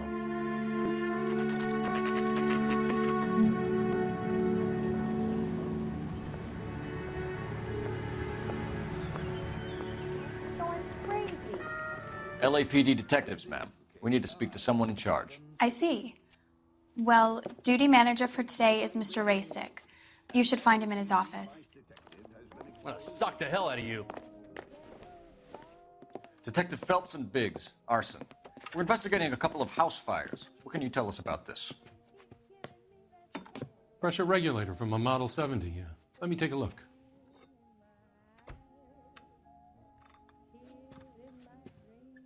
We have a problem. This has been tampered with. What? You see this diaphragm? It forms a seal across the saddle here. Gas flows across from here to here. The diaphragm regulates flow. It's been reversed. It's a subtle change, but it means the gas never closes off properly. So you're telling me that this is not a manufacturing fault or service repair? I don't think there's anything inherently wrong with the design. You're telling me that you've never had any problems with this heater? Look, we've changed the design since the Model 70. These things are still being installed? It's the demand. None of us could keep up with the amount of housing going up. At the budget end, we're still using some of the old stock. We are installing 100 heaters a week. They're not all faulty. They're not all safe either. Are these diaphragms prone to failure? They tend to go after a while. The rubber lasts quite a few years and then it perishes. So the guys' names that I've been seeing doing the repairs on the heaters, they're fully licensed and accredited. Sure, of course they are. I think you're lying, Rasick. I think some of your men aren't fully licensed. You're desperate to cover your sales. And how are you going to prove that, Detective? Name me one of my guys who would have overlooked a fault like that. What about Reginald Varley? You know about Varley. He's on the run for a divorce interstate. It's not so bad. You in the habit of hiring criminals, Rasick? I need guys, Detective. This boom is a once-in-a-lifetime opportunity. I want you to get me a copy of the list of your installers. Okay, I'll get it for you. There, around a dozen of them. Housing business is going crazy at the moment. This is a long shot. We are not going to roust that whole list. I want to run it by R&I, cross-reference for arsonists. See if any of these guys have any previous. Sir, I need to use your phone. Go right ahead. I didn't come to California to be a secretary. Operator, give me dispatch. Putting you through now. Phelps, badge 1247. How could I help, Detective? I need to know if any of the following names have a previous criminal history. Okay, Detective. Run the names. Acevedo Ernesto, Clemens Walter, Elgram John, Gable Leroy, Kelligrew Peter, Kuttner Robert, Limehouse Albert, Manning Franklin, Neves Raymond, O'Brien Thomas, Ryan Matthew, Spurgeon William, Varley Reginald, Zurich Stephen. Clemens Walter. Previous conviction for arson and malicious damage. Burned down a house in Westwood in 1942. 4-year jail term. Thanks. Ryan Matthew. Charged for contempt of court. Attempted murder. Plea bargain down to assault charge. Anyone else? There is a Reginald Varley wanted for murder by Detroit Police Department. Thanks. You've been a big help, young lady. Your employment roster is quite the rogues gallery, Mr. Rasick. Desperate times indeed. Do you have an address for Clemens? He's working on an apartment building on Catalina and 3rd. What about Ryan? Currently working at a housing development on Normandy and 1st Street. Varley, where is he? Beverly and Mariposa, currently working on a new housing development. Hey, Varley's a good guy. You can't harass all my people. These guys have lockers. Yes, they do. But my men have a right to some privacy. Don't you need a warrant or something? Show him and keep quiet.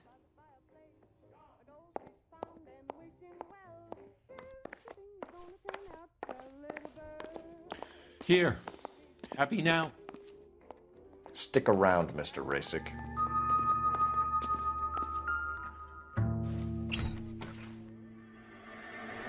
I didn't come to California to be a secretary. Clemens is a fellow traveler.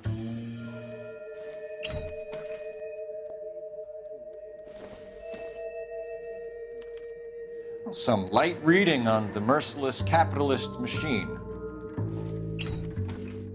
I'm gonna make him take me to the pictures tonight. The company went through thousands of these in the war. Still got eaten alive.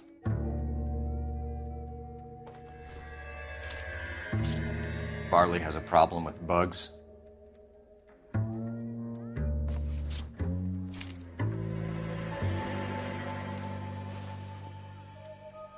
You know that a mosquito coil takes an hour to burn down, Rasick? No, I didn't know that. It's the favorite choice of ignition by arsonists.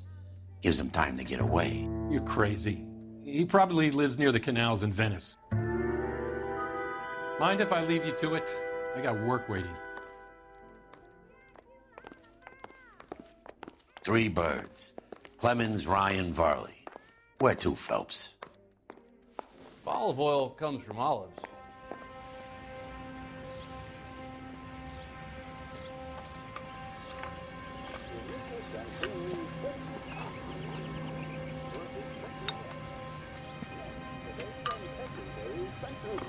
Provides you with a front row seat to America's favorite radio entertainment.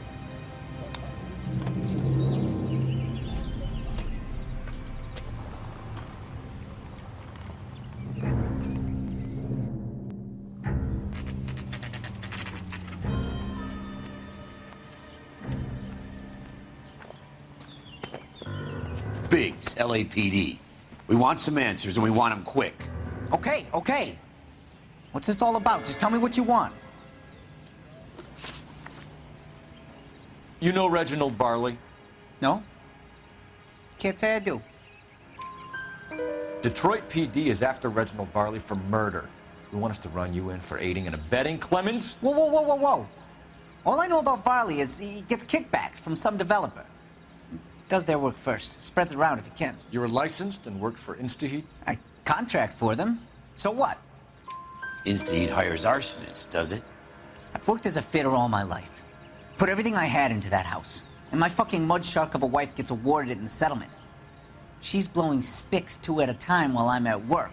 And she gets the house. Yeah, I burnt it all right. Set fire to that fucker and watched it burn to the ground. I did my time and I'd do it again. Sorry about the rouse, Clemens. You did the right thing. Do you know Matthew Ryan? No. Don't know the name. You and Ryan are 5th columnists. And how do you figure that, wise guy? What proof do you have? Been following me to meetings? We found a pamphlet in your locker, Clemens. We can add your name to the register. HUAC might want to interview you. That shit was from Ryan. He's always pushing that shit on people. Drives me nuts. He's got it in for the company. All right, Clemens. You're off the hook for the moment. Can I get back to work now? Let's get out of here, Phelps. He ain't our guy.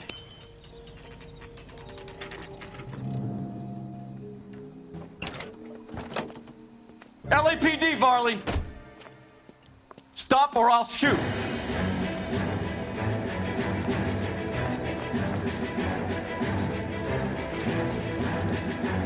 Stop or I will shoot!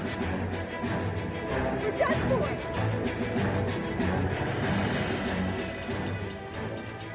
Why did you run from us, Varley? I'm gonna take a wild guess that you're the same Reginald Varley the Detroit police have an outstanding warrant on.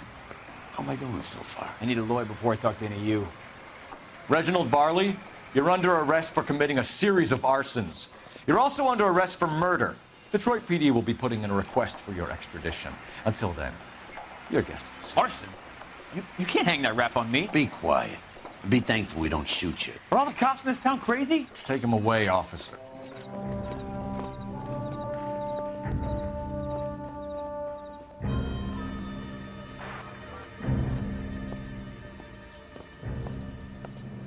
Are you Matthew Ryan? Who's asking? Detective Phelps and Biggs, arson squad. Arson? You heard the man. Well, just put this stuff in the car and I'll be right with you. Hold it, Ryan. I said... Son of a bitch.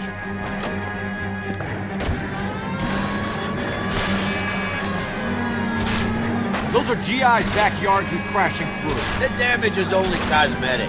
He's a one-man wrecking ball. Move in. I'll take out the van. Lay into his wheel well. Come on. He's going to kill those men. They'll get out of the way. Only if they hear him coming. Close in, Phelps. We need to take Ryan down before he hurts somebody. Don't go to sleep on me. Get in close. This man has got to be stopped. Get in close and steer him off the tar.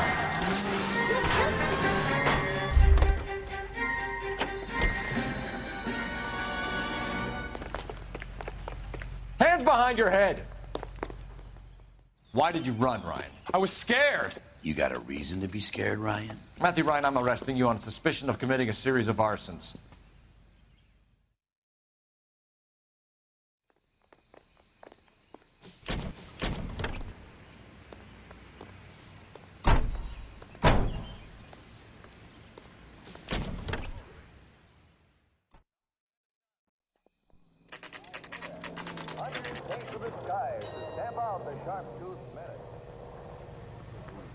I have two suspects. Phelps, you got nothing. Biggs, Ryan's waiting for you in interview 1. Varley's in 2. Hey, Hopkins, you practicing your asshole routine again? Come on, Phelps. How bad is it? Come on, you could tell me. Save yourself some time and get this thing off your chest. If that's your opening gambit, you better try again. So you want to change the world, Ryan? Yes, I do. So does every reasonable person. And you're doing your part? Yes, I am. Does that include sabotaging water heaters to destroy a company? I have no idea what you're talking about. This is industrial sabotage, Ryan. It's all part of your campaign. You're delusional, detective. What campaign? Your locker is full of pamphlets. Clemens told us how you were always foisting them on people. Sure. I spread the pamphlets. A guy has to do something. Insta-heat heaters break down every day. They're still peddling the same lousy design that they lifted from Hephaestus. Insta-heat bought out Hephaestus? Them, Vulcan, Pyro, and a bunch of other companies. And you still work for them? A guy has to work. And the directors of the company, how do you feel about them these days? You work it out. You know how to reverse a diaphragm in the regulator valve of a Model 70 heater? No, I don't. If you know enough to do your job, you know enough to do that repair. You're lying, Ryan. And how do you think you can prove that? Your boss at InstaHeat said that you've all been trained to do it. It's a common repair. Are you calling him a liar? Okay, so I know how it's done. But what would be the point? You'd just end up with a gas leak and then a small fire when you turn the pilot back on. And if you didn't reset the pilot and the gas spread, what was the cause of the fire in your own home, Ryan? I won't tell you. What can you tell me about the Suburban Redevelopment Fund? Nothing. I think Suburban is a front for your anarchist buddies. They're arranging for people to be out of town while you burn their houses down. Suburban? What's that got to do with me? That's Varley's bilk. He's the one with the cozy agreement with those fascists. You have a history of violence. I have no such thing. You were charged with attempted murder, Ryan. It was a court case. No criminal liability was the verdict. They said that they couldn't have known that the faulty heater installation would cause a fire. All I know is I lost my whole family. And the company that was responsible got away with it. What would you do? Which company? Hephaestus Water Heater Company. That's it for the moment, Ryan. So I can go? Sure. As soon as your red friends storm the building and carry out, you'll keep your seat until we decide how long to lock you up for, knucklehead. Night. Mouthpiece store strips off me at the grand jury. We have Matthew Ryan in custody, Varley. I think all we need to do is ask him about this, and he'll rat you out. Fuck Ryan, that pinko bastard. Have you ever worked on a place on Rosewood Avenue? Family by the name of Sawyer? Maybe. I'm from out of town. I go where they send me. I don't do a lot of repairs, though. I'm flat out on new installations. Why are you lying to me, Varley? If Suburban wants their new installations completed, why are you bothering with wrecks like the Sawyer house? So I'm lying just because I can't remember if I was there or not? How can you prove that I was? Your name is on the inside door of their water heater. Okay. You got me there. Suburban, yeah, they wanted that guy out. Sawyer kept complaining about not being able to get his heater service, so they threw in a free service as a sweetener. I think he played him, though, because he still wouldn't sell. Word is, you're in the pocket of some property developer? Never. I got principles. How did Suburban put the squeeze on you? Did they find out about your record? There's no way you can link me to Suburban. You're wasting your time. Clemens says you offered to cut him in on the kickbacks they were offering. I'll testify in court. Suburban, they got real-time pressure on getting some of the big developments finished. There's some big date that they can't afford to miss. So yeah, I took their money. But so did a lot of guys, all right? Carpenters, electricians, plumbers. It's no big conspiracy. What would reversing the diaphragm of an Insta-Heat Model 70 do? Yeah, I made that mistake before. You get a big bang when you turn the pilot back on. So you didn't deliberately sabotage the water heater at the Sawyer house? No, I did not. You out of your mind? I don't believe you, Varley. I think Suburban wants homeowners who don't want to sell out of the way. I think you're out of your mind. Where is the evidence that I have done anything to contribute to this fire? Arsonists use cigarettes and mosquito coils as time delay fuses. We found an open box of mosquito coils in your locker. Whoa, hang on! Those things, they belong to Ryan, all right? He asked me to hold them because his locker's full of stupid pamphlets. I thought he used them for camping. We're done for now. So what happens? You're either going back to Detroit to face a murder rap, or you're staying here to answer for these arsons. Oh, that's not that crazy cop that almost ran me over. Matthew Ryan, I'm charging you with committing a series of arsons and for the murders of Hank Sawyer, Edwina Sawyer, Henry Sawyer, and Jessica Sawyer. You're putting an innocent man away here. Do you hear me? I didn't set any fires. I didn't kill that family.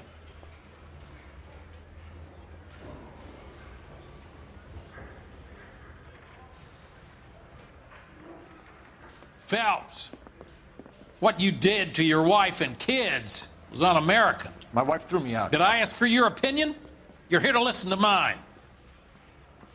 What I was going to say, before I was interrupted, was you did a good job on the Stephen Sawyer case. We don't often get results in arson, so well done. What about me? Do I get a little stamp by my hand or a lollipop or something? What you get is another case. A bad one, unfortunately.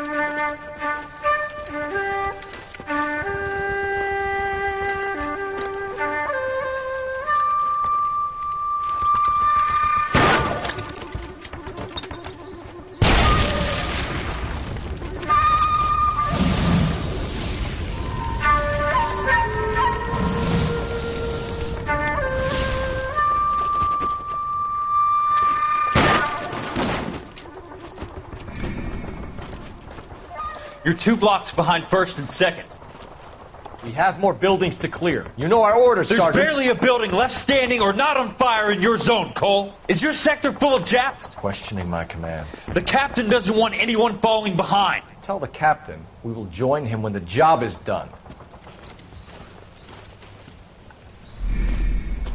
Just give us the word, Sarge. We'll take care of him. He should be sectioned. That Jap lover's a fucking liability. We're here to kill Japs, not our own people. Star-crossed son of a bitch. No one wants to serve under him. He's bad fucking luck. Can it? We have a job to do here. If I can live with it, you can too.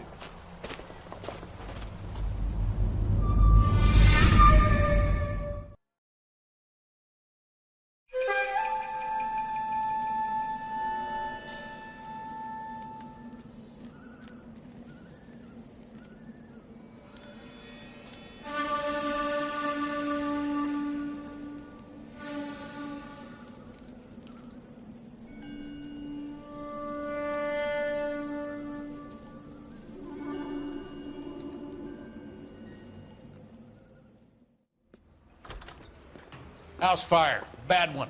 At least 4 Vicks. Get out there and find out what you can. The address is 650 North Hobart.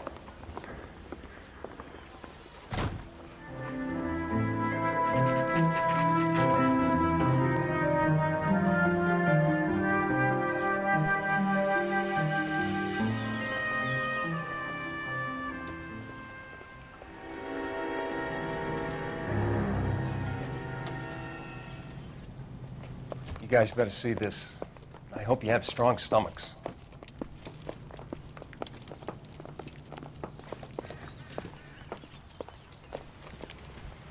Do you have a name? Morelli, Mike. We recovered a picture of the family. Okay. Anything else? To be honest, I just got here, Phelps. Best you talk to Lynch. He's the expert. Doesn't make any sense. Why aren't they scattered around like the rest of the debris? I think they've been moved. Ooh. I think someone moved them after the explosion and before the fire. Can you explain that, please? I'm almost positive the cause of death is asphyxiation due to gas inhalation. Look at the parts of their bodies that aren't scorched. The coloring around the fingertips is typical. They wouldn't have felt a thing. I think the fire damage is post-mortem. I think someone moved him into this room after the explosion. It still doesn't make any sense. Why would you run into a burning building?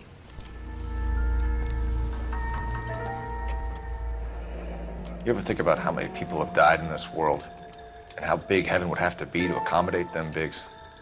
No, I have not. Show some respect. You catch all the good ones, Phelps. It's our boy. I think he watches the fires. I think the Sawyer fire went wrong. So what about the guy we have in jail, Phelps? We got the wrong guy. That doesn't explain why he ran into a burning building. What would make anyone do that? Guilt. For the fires? For his mistake. This guy wants to burn houses, not families. He expects the houses to be empty.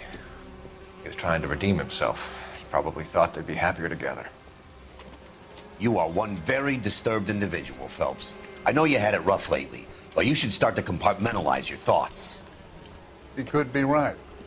Can you come up with an alternative explanation? I'm sure it's the same guy. Are you telling me that some son of a bitch murdered these people, the whole family, and arranged them here like Cupid dolls? It might fit, Cole, but I don't think we could ever prove it. There's very little evidence. Evidence? Check out the hot water system. Make sure we're dealing with the same MO. Sure, Phelps. I'll get back to you. Leave the rest to us, Cole. You better find out what's eating the pigs.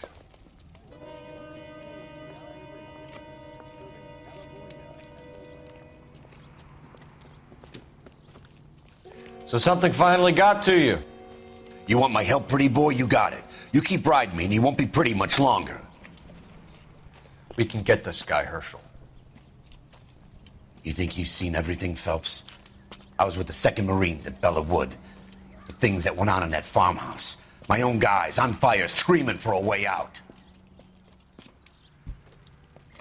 You're not gonna get this guy. There's gonna be no photos and no citations. We're gonna kill this miserable fuck. End of story. You getting this? You remember the list from the travel agent? Sure. The Morellis were winners too. Their name was on that list. Christ. We should take a look around, work the neighbors, see what they know. I'll go across the street. Okay, I'll try this side. I haven't done this for years.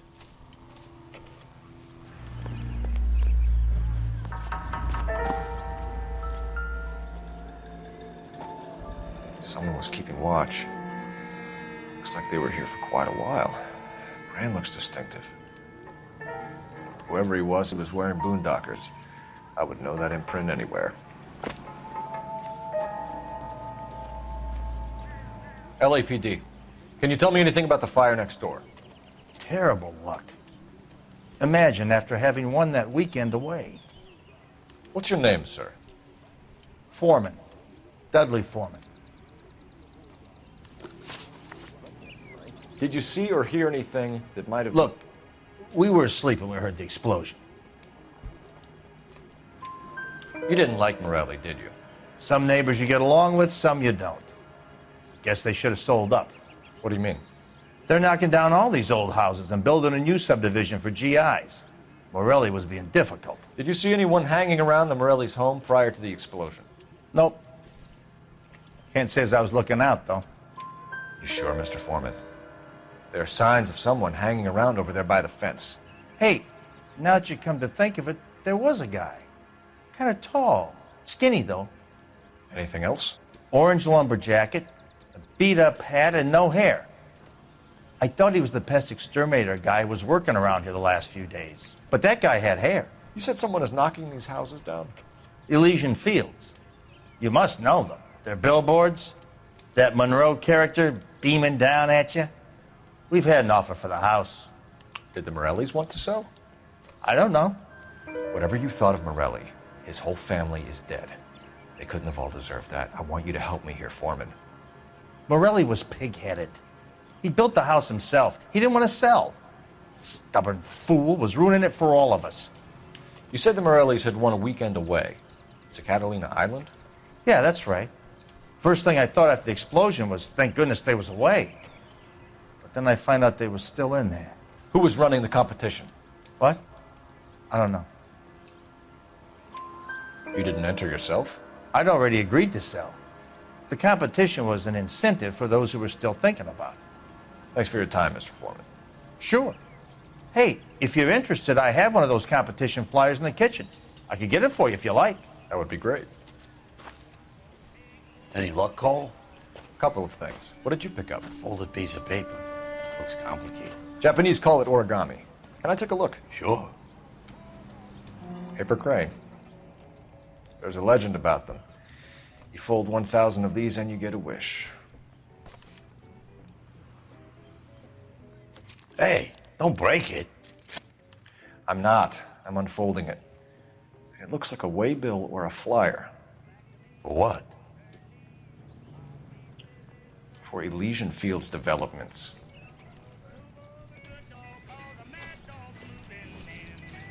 Oh, I see you already have one. When did the flyer arrive in your mailbox? They've been arriving for weeks. This one was in the mailbox when I got home from work yesterday afternoon.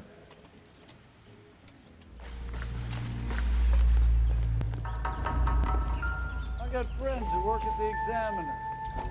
About $50 for... How did you get my number, Ira? At first, I didn't understand you. But now I do. I'd like you to come back to the clinic. I'm helping other people now, Doctor. I think you are confused. You haven't been to the clinic for weeks. I'm not confused anymore, Doctor. I'm helping people be together.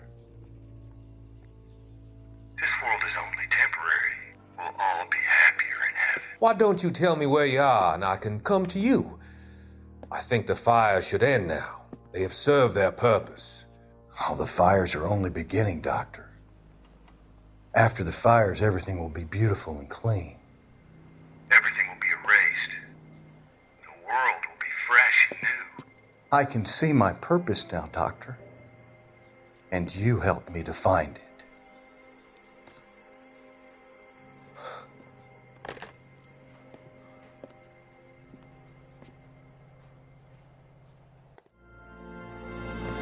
I swear, this town... I need an address for a property developer. Elysian Fields Developments.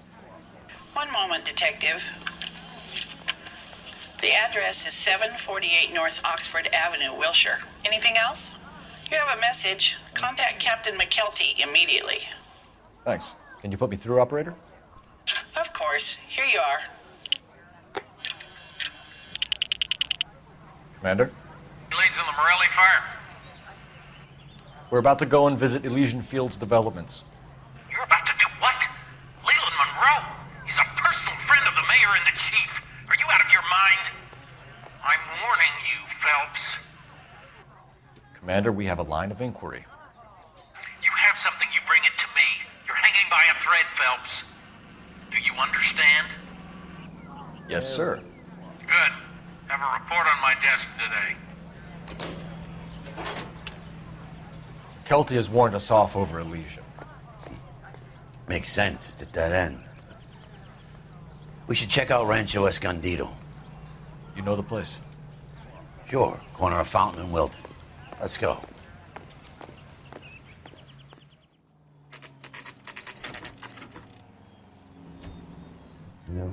There are times when you really miss a nightstick. There's more religion in the end of a nightstick than in 100 cathedrals.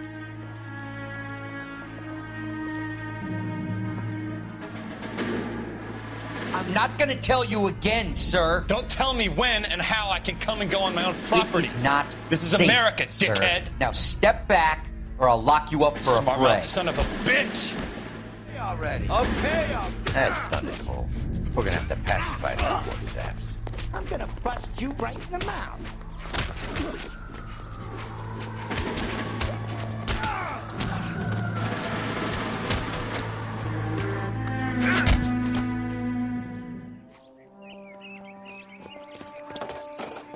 Good thing you showed up when you did, detectives. Those folks were baying for blood. Okay.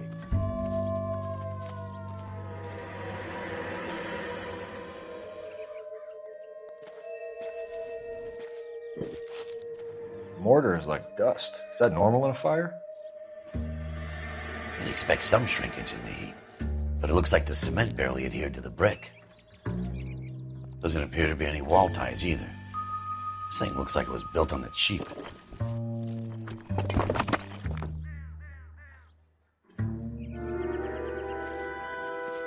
If we're paying a visit to Elysian and ruining my career, let's bite the bullet and get on with it.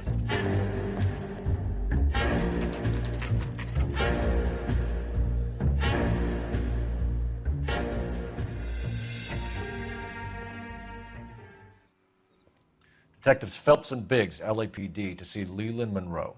Do you have an appointment? We're the police, lady. We don't need an appointment. Can I tell him what it's about? It's an official investigation.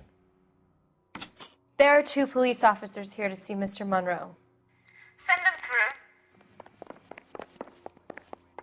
May I help you, gentlemen? We would like to speak to Mr. Monroe.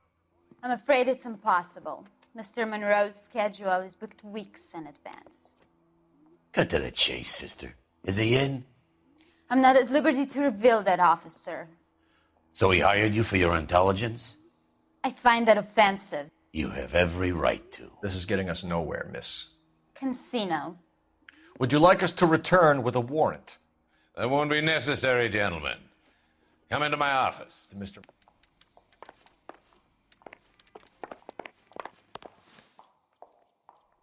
We're investigating a series of domestic fires, Mr. Monroe. It's terrible, boys.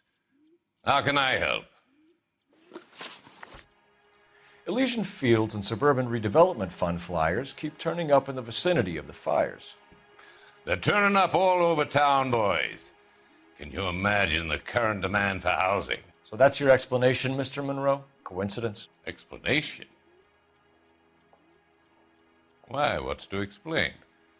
I advertise on radio and billboards for buyers, and I advertise for sellers using waybills. We found a family burnt out in their home. Another house burned to the ground. Another Elysian Fields flyer. Our information is that they didn't want to sell. Are you saying that's something to do with me? Is that your point? Point is, every time we find a family barbecued, we find one of your flyers. Is that good advertising? What do you know about a competition for families to win free vacations to Catalina Island? My company runs many promotions. I'm not familiar with that one.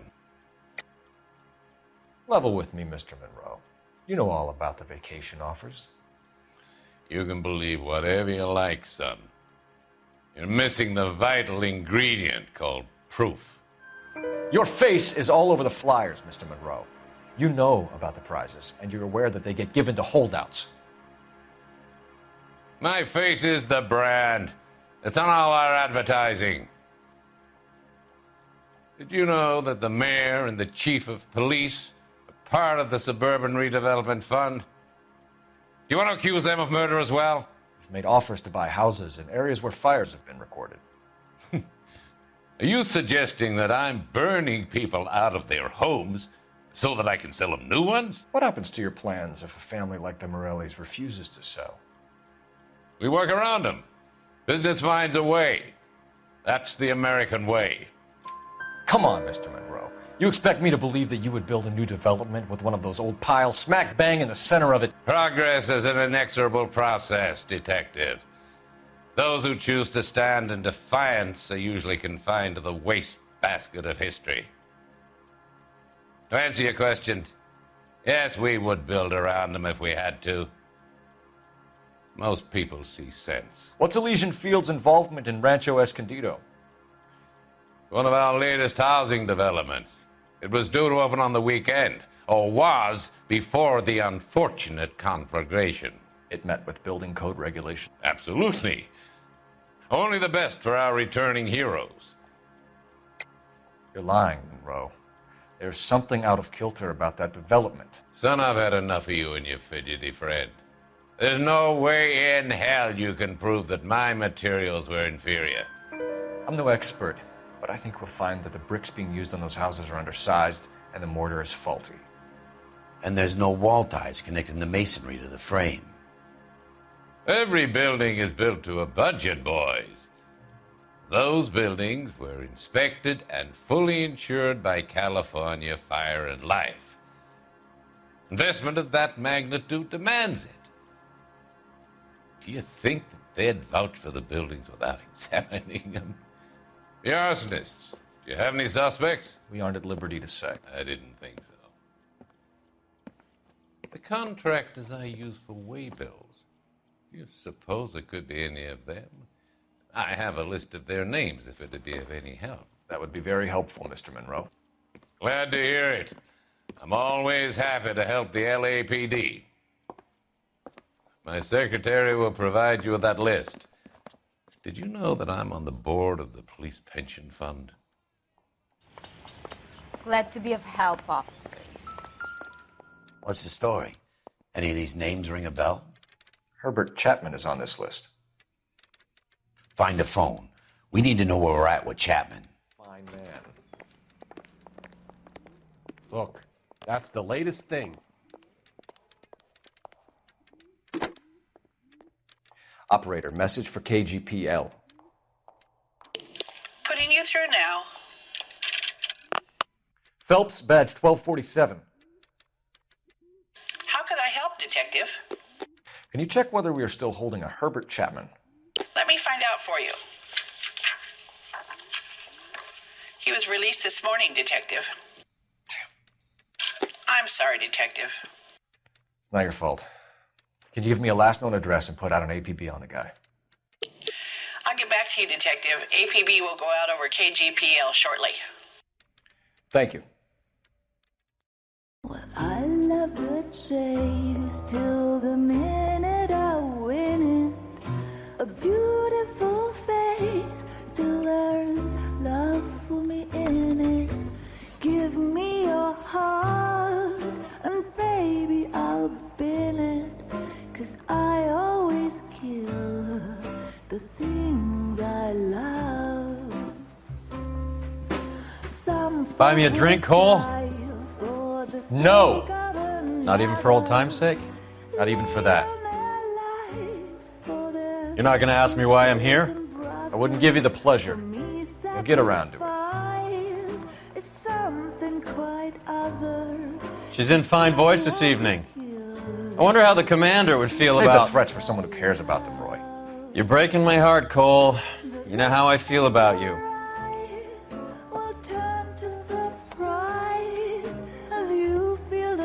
Stay away from Elysian Fields. I should have known that you were playing errand boy.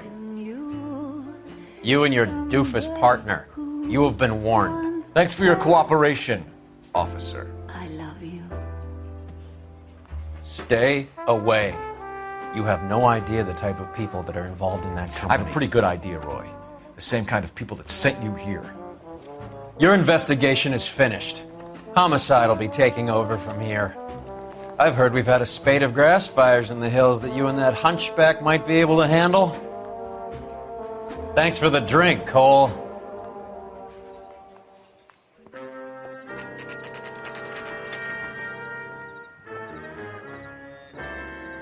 You get the message about Monroe?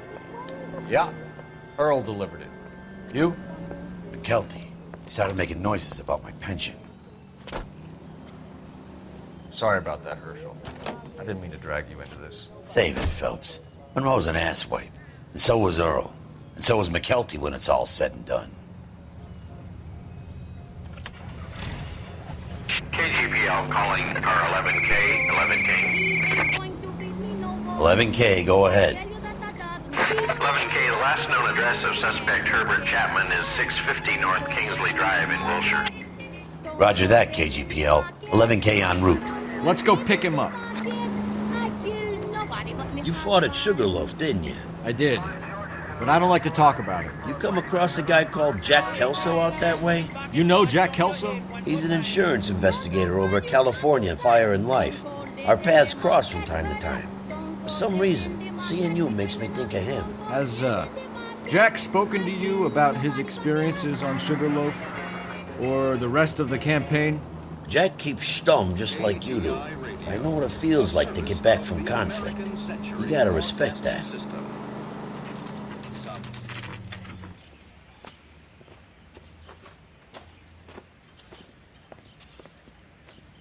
We're looking for Herbert Chapman. I'm looking for him too. I need him to move his car so I can mow the lawn. He's definitely not here. I've been banging on his door off and on for a couple of hours. Yeah, he's out somewhere. There's some kind Let's of take problem. a look at the car. Let's see what he's hauling around. Motive, opportunity, and hard evidence. Definitely gives him opportunity.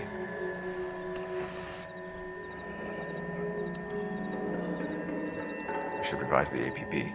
He's clearly armed. Hold it, Cole. There he is. It's Chapman. He's coming out of the laundromat. Shit! He's seen us. Cops. Again. Son of a bitch, he must have caught the trolley. We gotta move fast, Cole. I'll call this in. Get some cars dispatched. Car 11K calling KGPL. Go ahead, 11K. 11K requesting assistance. In pursuit of suspect aboard the 1110 University streetcar, currently heading east on Melrose Avenue. Advise all units.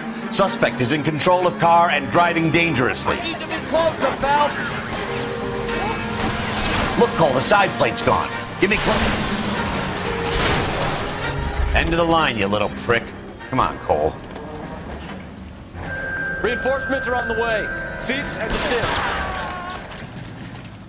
Looks like we have our man, Cole. Well done. I'm not so sure. Chapman seemed to have his own agenda. There seems to be more to this than a personal vendetta. What are you talking about? The fires benefit Elysian in some way. I don't see Chapman and Monroe working together. You have a point. Well, the evidence is good for Chapman. It's hard to be worrying about his side of the story when he's blasting away with that big 45.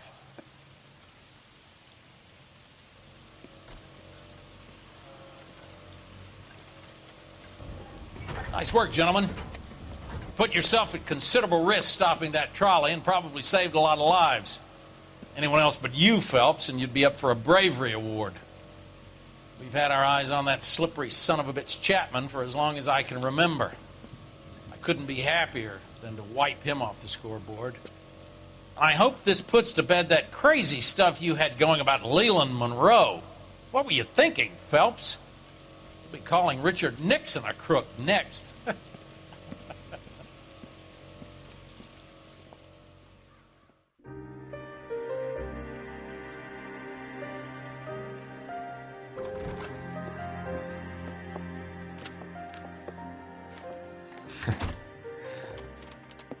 What is it?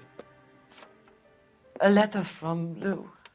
His insurance policy named me beneficiary. California Fire and Life. You worked for Elysian?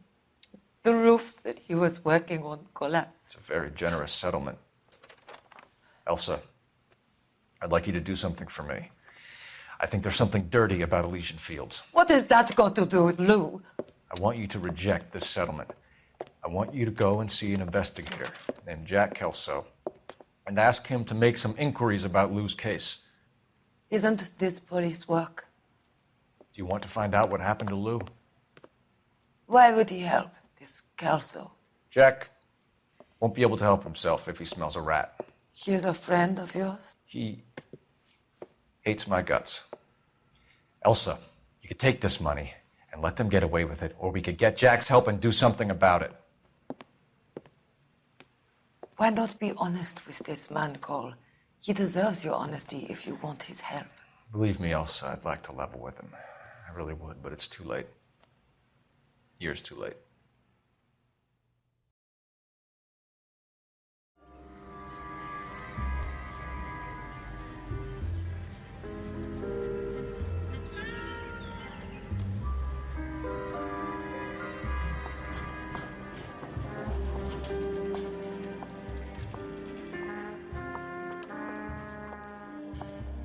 Mr. Kelso?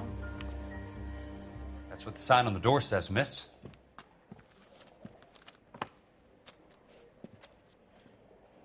Well, you don't see that every day. And there's no need to come into the office, Miss Lichtman. If you accept the settlement, all you need to do is sign here. I don't accept the What do you mean you don't accept? I think you're pushing your luck, lady. This seems to be a ridiculously generous settlement. A $200 policy with a $20,000 payout? You should... I don't want the money. What do you mean you don't want the money? I want you to investigate this case. I feel my friend may have been the victim of foul play. Okay. Let me get the case file.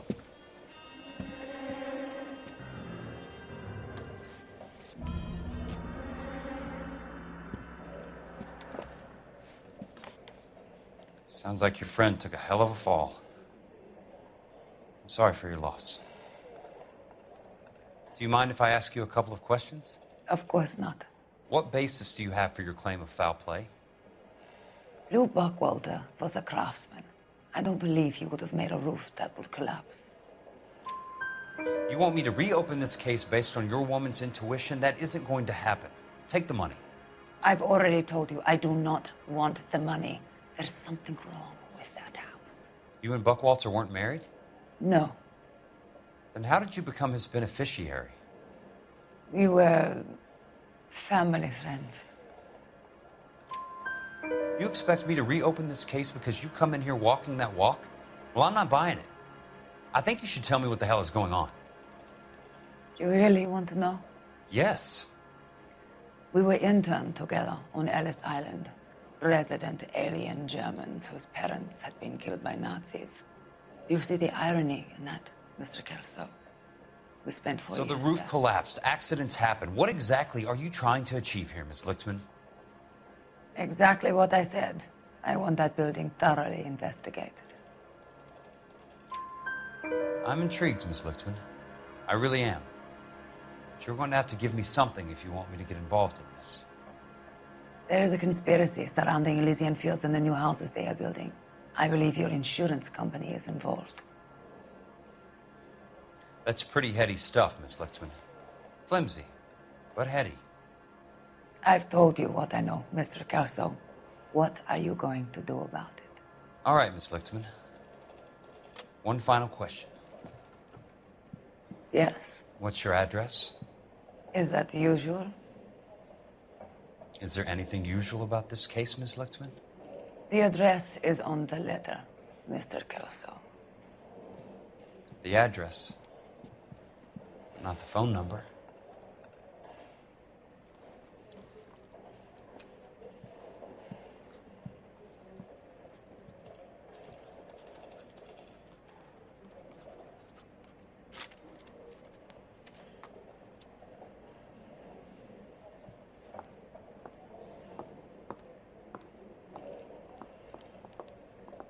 Mr. Benson would like to see you in his office, Jack. Upstairs.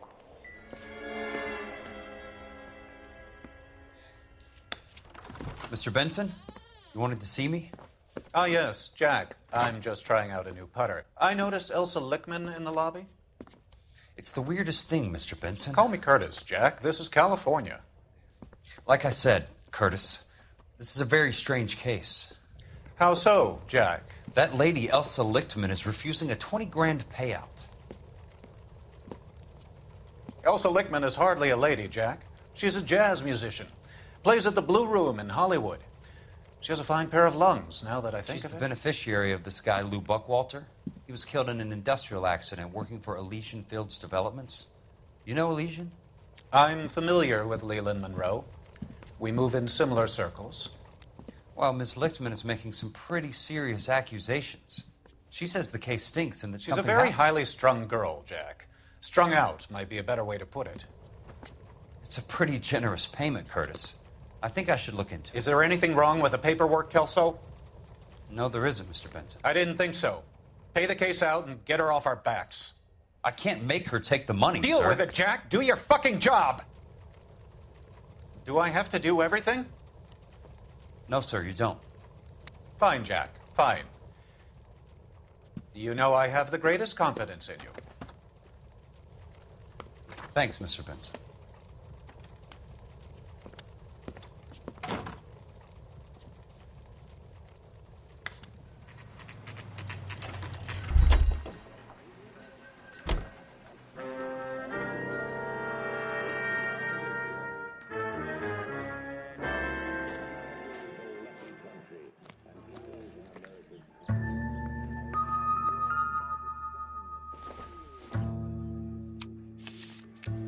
That's not how my pop taught me to mix it.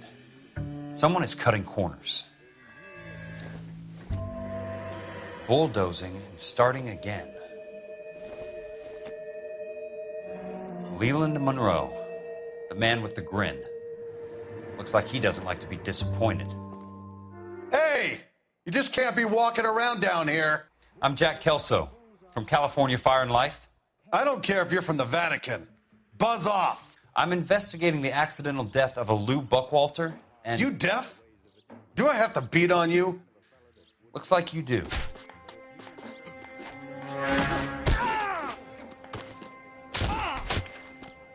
I came to see the house where Lou Buckwalter died. You were just about to offer to show me the way. It's out the gate and 3 houses down on the left. Don't know what you're looking for, smart guy. There's nothing there. Then I'll poke around in the rubble. Fine. As long as you're out of my sight. The place falls down, and then they bulldoze it. What gives here? Let's try to piece this together. How dare you? Keystone Films. Who gets their lumber from a film studio?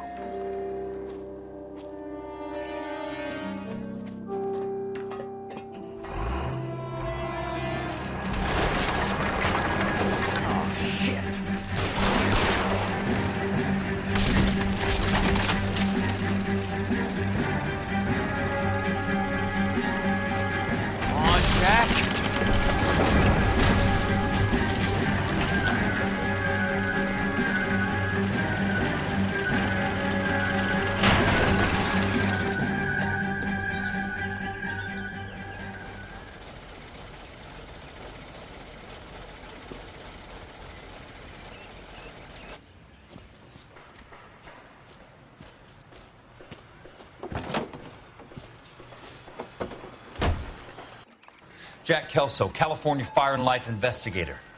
I need an address on the Keystone Film Company. The address is 658 North Wilton Place. Is there anything else? No, thank you, ma'am.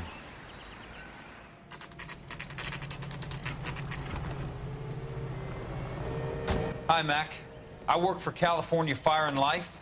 I'm looking into an industrial accident. Here? No, not here.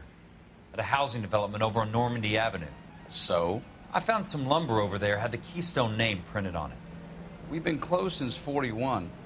Never quite made the transition to talkies. The Suburban Redevelopment Fund are pulling the place down. Know anything about the Suburban Redevelopment Fund? Nix. Mind if I take a look around? I'm kind of hungry. If someone was to leave a couple of bucks here, I might wander down the street and get a cup of coffee. Is there a key to the gate? No. The only guys who go in or out are some delivery guys from Elysian Fields. They're working on a housing development over at Wilton and Santa Monica. You'll have to hop it.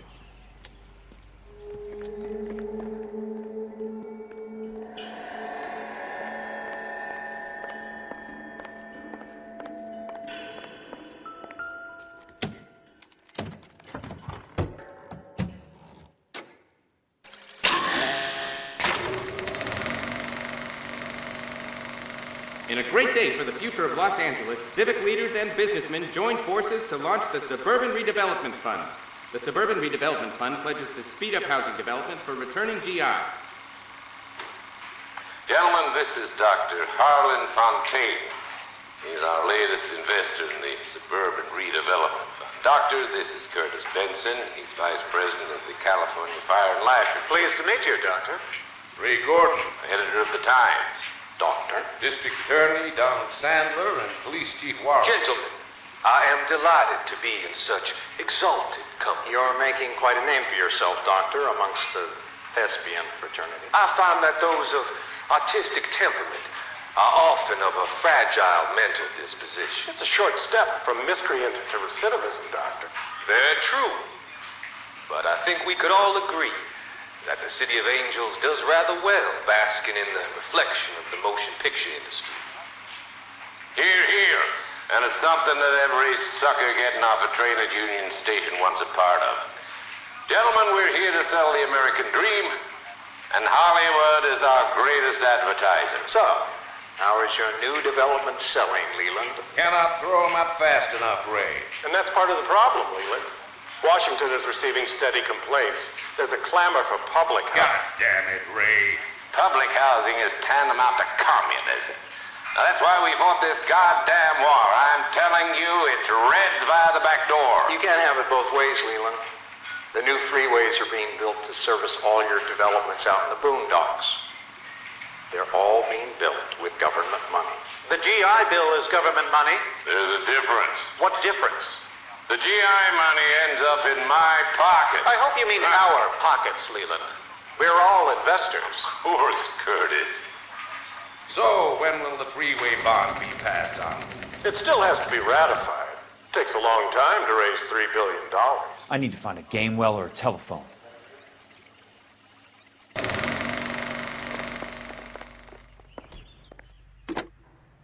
Operator, I'd be glad if you'd put me through to police dispatch.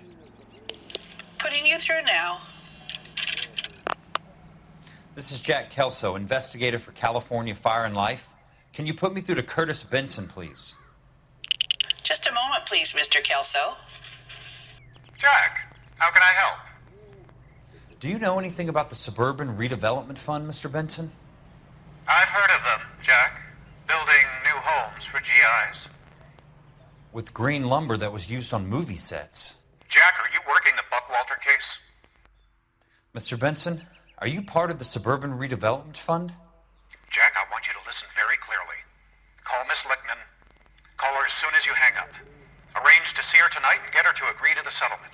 Do it tonight. Do you hear me? Yes, sir. End of story, Jack.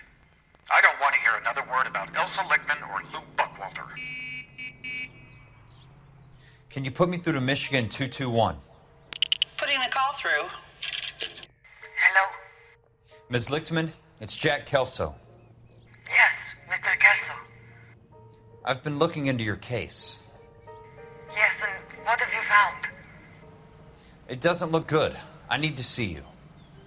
Meet me at the Blue Room. I work there tonight. I take a break around 9. I'll be waiting at the stage door. We can talk then.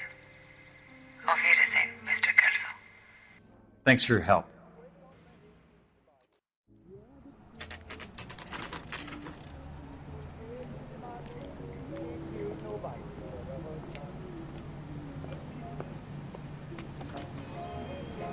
And don't suppose I'll make a plea, 'cause baby, you know I'm guilty.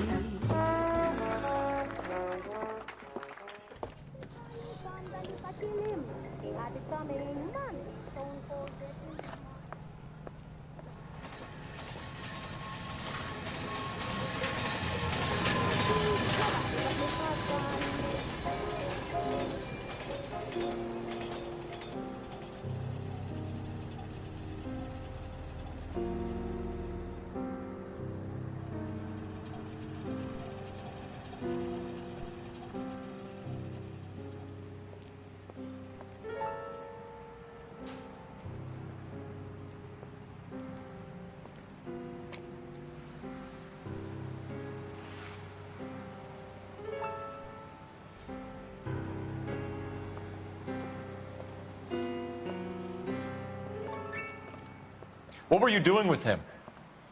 I was doing what you asked. I didn't ask you to meet him in an alleyway. Why do you snarl at me? Your friend came to ask me to accept the insurance. He's not my friend, Elsa. I think he's a brave man, and you have placed him in great danger. You've involved him in something, and he has no idea of the risk. Can you live with that, Cole? Elsa, I need his help, and he hates my guts. Forget the past, Cole. He deserves a chance to say no. If he helps you, let it be on his terms. I'll go see him in the morning.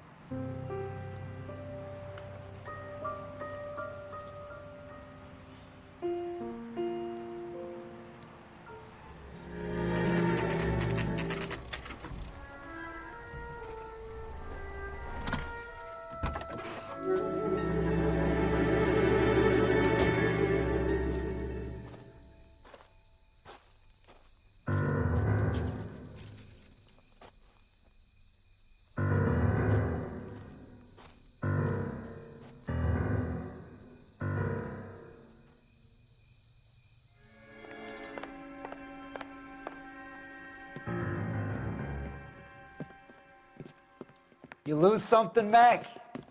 I thought these private eye types were all wise guys with smart mouths. Looks like the snappy repartee has all dried up. Get on with it. What's your hurry, Mac? You got some place to go? You ever do the cat and mouse routine without a gun in your hand? Now that's more like it. Let's put a few gaps in that smooth. Time for you to lose some Three teeth. meatheads with nary a brain cell between them. I'm about to break your goddamn jaw. Don't worry, buddy. I'll lay you out quick. You're a worn tough guy. You should learn to take a hint. Get him downstairs and into the trunk.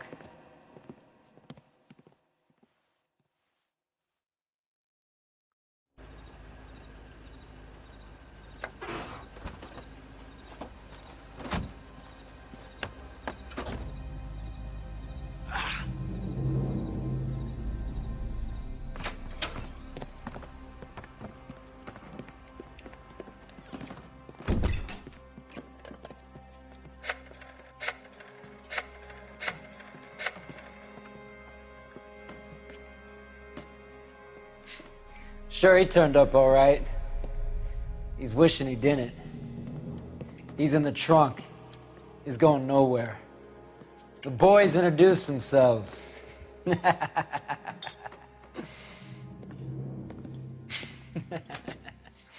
do you want done with him, Mr. Monroe? Yeah, I know a good place. We'll pick up a shovel and a pick on the way. It's up in the hills behind Griffith Park. We'll deal with that German bitch next.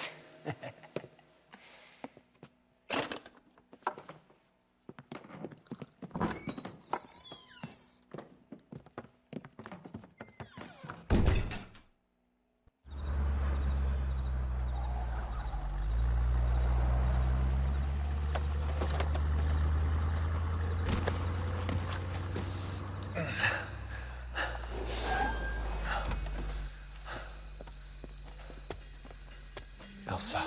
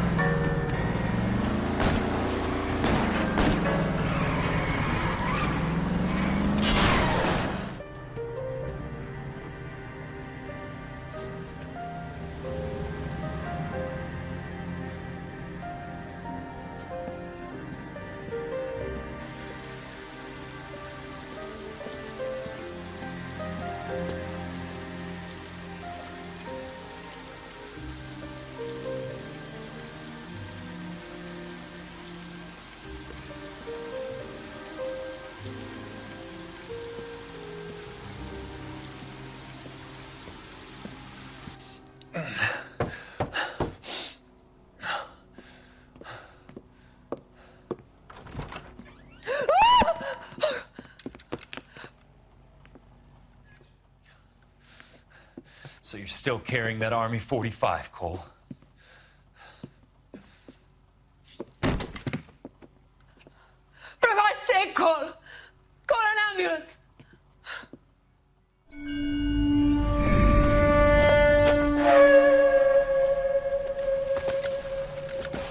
Satchel charges on the cave entrance from above. Covering fire on weapons team. Look for snipers in the trees. You know the drill. No risks, no heroes, no prisoners. You want some roast on this one, Sarge? No, you guys have done enough. Head back to Webb's. We are going to blow every cave we come across. Close them down and move on, people. Damn. I was hoping to get me a samurai sword. Skipper says that Phelps has fallen behind again. He's got his fire teams checking every cave. He's lost another flamethrower. He wants you to get over there and hurry them along.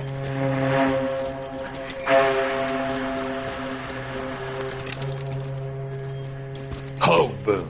Weapons company. Sir. Sir. We have a major cave complex in front of us, Hogaboom. I want flamethrowers and BAR teams to clean it out. Begging your pardon, sir. But if it's a big complex, why don't we bring the Shermans in? They could pour it in there. We can't wait for tanks to be brought up. I'm already behind. Then blow the cave. No skin off our nose. Bury them in We are going in there and clearing them out. We are doing it by the numbers, Sergeant.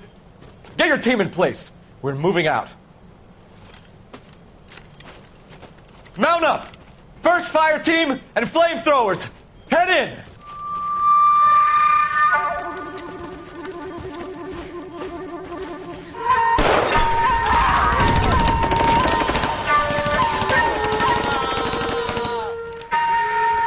Where's he going?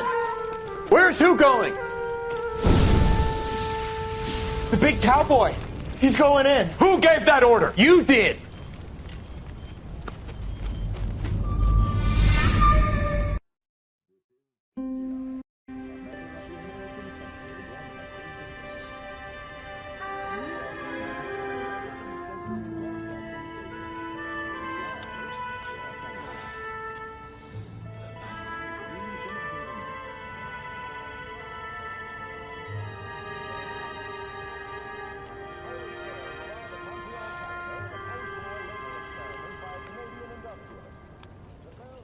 Hello, Miss Lichtman.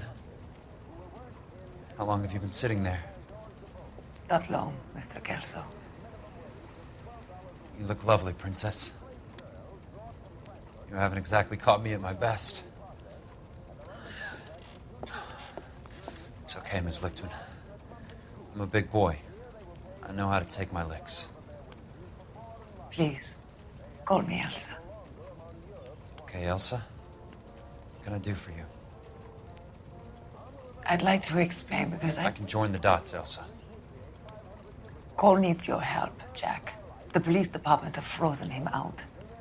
Look, you're obviously a brave lady, but you can't fight all Cole's battles for him. I just wanted to apologize for... You don't have to apologize. You were right about Elysian Fields. Tell me something. What was Lou Buckwalter's regular job? He was a carpenter. He built sets for RKO, Warner Brothers. Set carpenter? Perfect.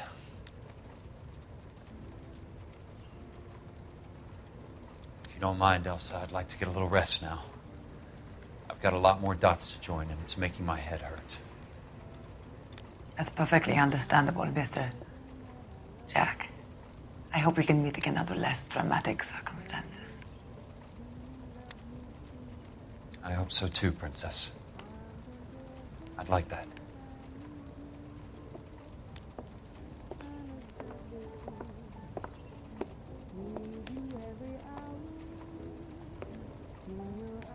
You Kelso? Who's asking? Peterson, Assistant DA. You're in the wrong building, Peterson. This is a hospital. A wise guy. Let me tell you a story, Kelso. Can I get the abridged version? My head hurts. You're a funny guy, Jack. What do you want, Peterson? A colorful character mentioned your name. He said that you might know something about... There's a problem with colorful characters, Peterson. First they send you over a drink, then they buy you dinner, then you get a phone call in the middle of the night for a favor. Try rubbing shoulders with some solid citizens. They're the ones you're supposed to protect. You finished, Kelso? For the moment. I'm going to run for DA, Kelso. The current administration stinks. And you want me to help? I'm looking for a DA's investigator. You get a gun and a badge and $120 a month. I get $150 a month now. I'm going after the Vice Squad, Kelso. It's gonna get me elected. I've got something better. How about Leland Monroe? The property developer? Do you think I fell down the stairs?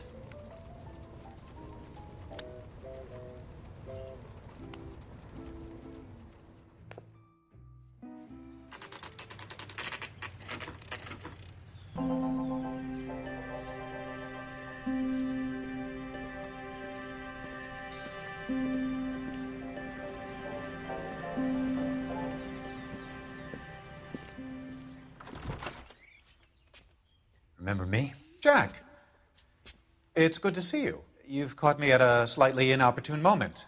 Can we do this some other time? Back off, Curtis. Move away from the door. Jack, there's no call for that. You're smooth, Curtis. I'll give you that. You try to get me killed and you still manage to be polite about it. Jack, how could you accuse me of having anything to do with that? I want to know all about you and Monroe, Curtis. You give it up or I beat it out of you. Get the fuck out of here, Jack. You're fired. Who do you think you are? Get out of town now while you still have the chance. You have no idea what kind of forces you're dealing with here. I guess we've exhausted the passive options. Sit tight, Curtis. I'm taking a look around.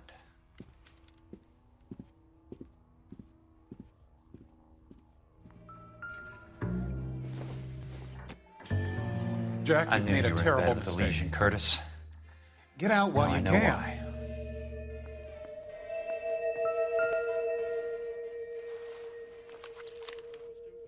To get all of the stockholders, I need to follow the paper trail. I don't get it, Curtis.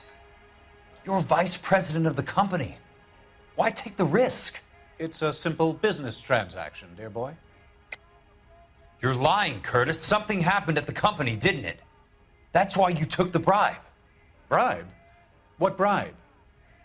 How can you accuse me of benefiting ahead of the company? I noticed that the share certificates are in your name, Curtis, not the company's. What did you use as collateral? Those sons of bitches in Sacramento. They passed me over for president. Sent me here because they believed it was a backwater. But they were wrong. Los Angeles will become the capital of the West, not San Francisco. This place will be the city of the 20th century. And I'm gonna get my cut, Jack. You're going to jail, Curtis. You and your cronies. We'll see about that, Jack.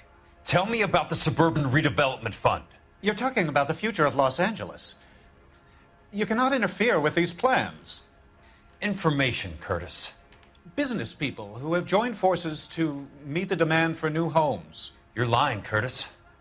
They're going to burn those movie sets they call houses, and you're carrying the insurance on them. And how do you prove that, Jack? Rancho Escondido burnt to the ground. California Fire and Life is carrying the paper. Jack, the best result you could get from insurance would be replacement cost. The stakes are much, much higher. Why the big payoff in the Buckwalter case? It was bound to bring it to attention. Who could have predicted this particular confluence of events? Elsa Lichtman as the beneficiary who spurns the cash. The brilliant but flawed detective becoming her lover. And you, Jack, taking their bait. You buy green lumber and use it to build houses. How do you expect it to end? Mr. Monroe has a fine reputation for building houses. What would I know about his choice of building materials? Give me what I need or I'll beat it out of you. It's all there in the case file, if you know what to look for. Very neat, Curtis. Maybe I can't work it out, but Phelps can. He may be many things, but he is one of the best detectives the LAPD has ever had. Your card is marked, Jack. You'll have an unfortunate accident if you don't leave town. Your California isn't the same as mine, Mr. Benson. Not at all.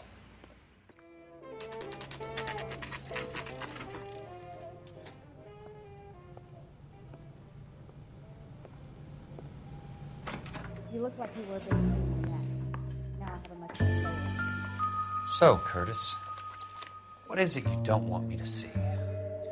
Insured replacement value for the house is $900. Current value of the house and land is $3,500. Christ, how many of these dumps are we carrying on the books?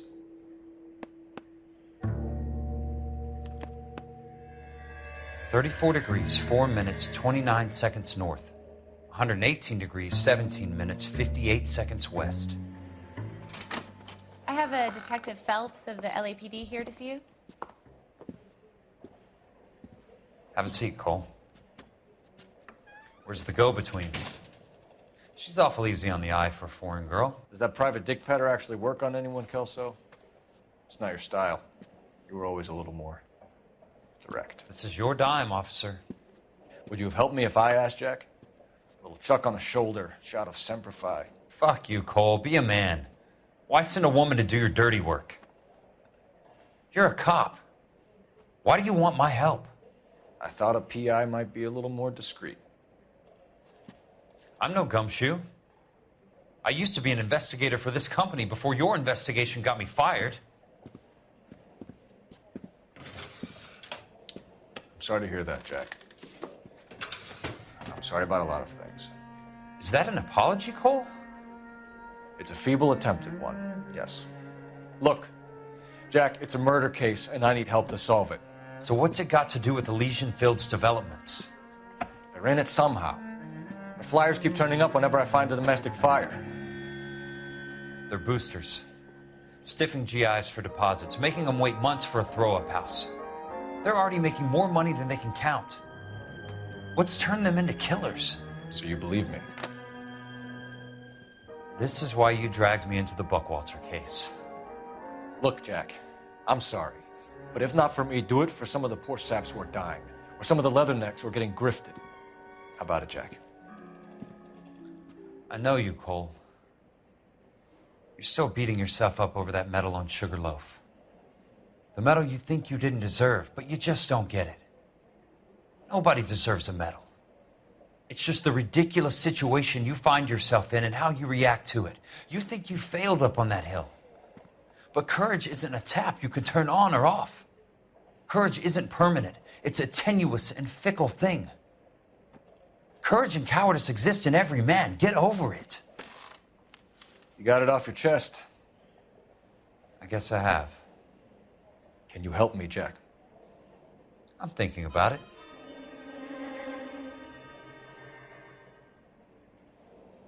The Hall of Records is the place to start.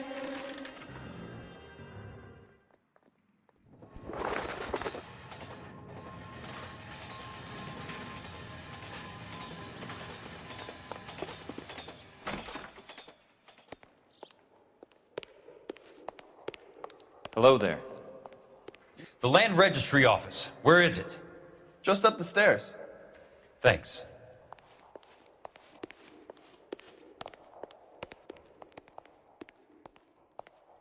I'd like to see the company details of the Suburban Redevelopment Fund. Certainly, sir. Just this way.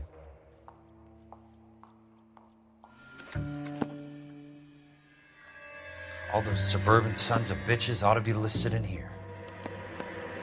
Courtney, for God's sake, what's he got to do with this? I'd like information on a plot of land. Okay, do you have the address? Not exactly. It's a new lot. I have the coordinates. 34 degrees, 4 minutes, 29 seconds north. 118 degrees, 17 minutes, 58 seconds west. All right, that makes it a bit more difficult. Come with me. I believe that is in the Wilshire area, here. 34 degrees, 4 minutes, 29 seconds north. 118 degrees, 17 minutes, 58 seconds west. The lot number's 1876988. Unfortunately, that is just the beginning. We have at least 1 million lot numbers in the Los Angeles area. Registrations are in alphabetical order. You need to convert your lot number to a letter. How do I do that? Over here. Use this adding machine. There are 90,000 entries to a book, so divide your lot number by 90,000. 1876988. Divided by 90,000, yes. 20. A starts at 0, so you want to add 1 to your number. 21. That number is your letter of the alphabet. Once you have the letter, find the right aisle, and you are in business.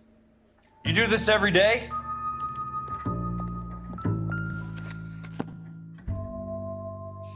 Let's see what the site is worth today.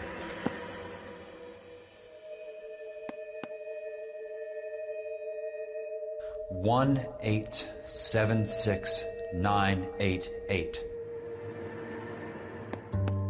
The book value is $350. With the new home in place, the improved value of the property is $3,500. They can make a killing. But how do they pull it off?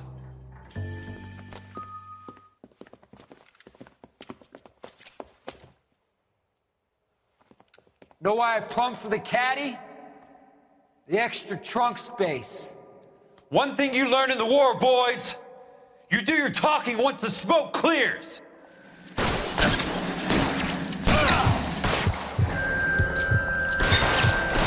Throw out the gun.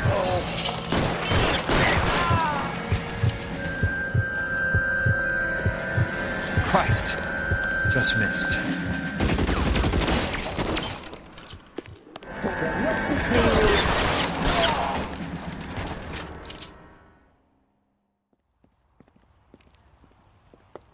I need a word, Courtney.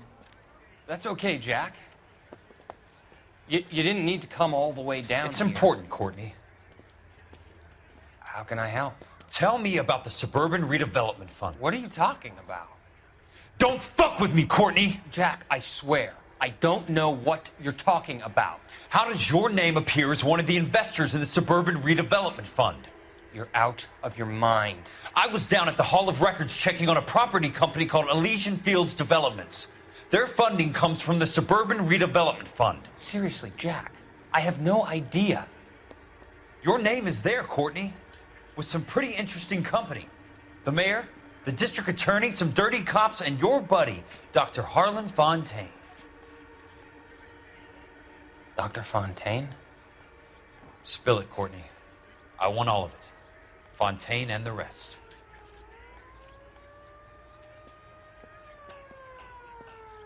Fontaine took the morphine off our hands. Look, Jack, I know you said to get rid of it, but it's okay. I did something good for once. He reinvested the money for us. That's it. That's what's happening.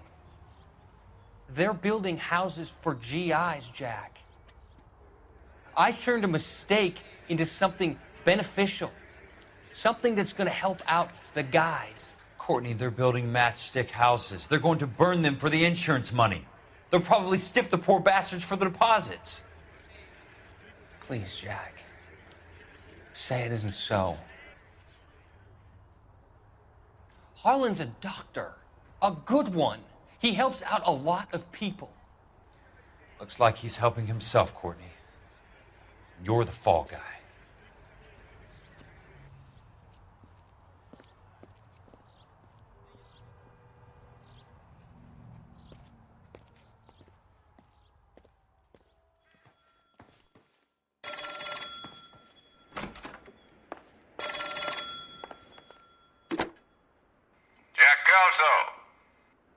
Who's asking? Leland Monroe. I was wondering when you'd get around to calling. I'd like to meet with you, Mr. Kelso. I bet you would, Mr. Monroe. But I value my skin highly enough to not want to meet with you. Why don't you just send some more of your boys around and we'll have a nice cup of tea? You realize that I could make you a very wealthy man, Mr. Kelso. Better than $220 a month? You're a very witty man, Kelso. Substantially better. I'm going to have to let it slide, Mr. Monroe. Are you haggling with me, Jack? I might be. Come around to my place at 9. 5164 Santa Monica Boulevard. You'll come? I might. Good night, Mr. Monroe.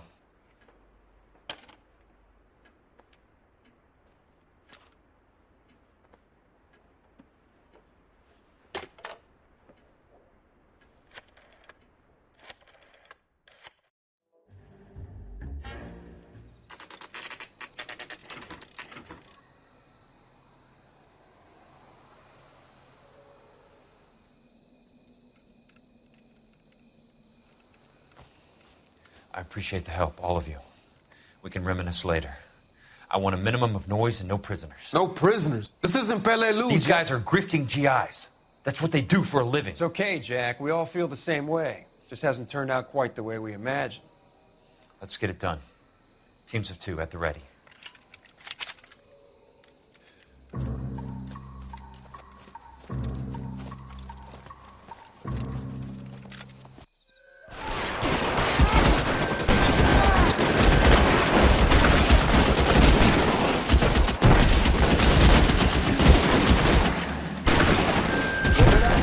Pokes his head out, we step on it. Throw out the guns!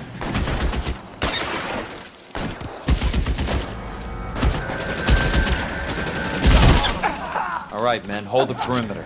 I got personal business with Mr. Leland Monroe. You can walk out of here or go out.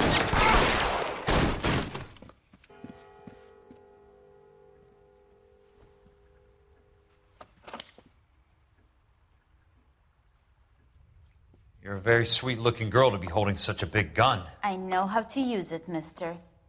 I'm sure you do. So how about pointing it over there in the direction of Hollywood instead of at me, Princess? You're quite the wise guy. I don't normally shoot women, Princess. How about putting the cannon down? Ah! Oh.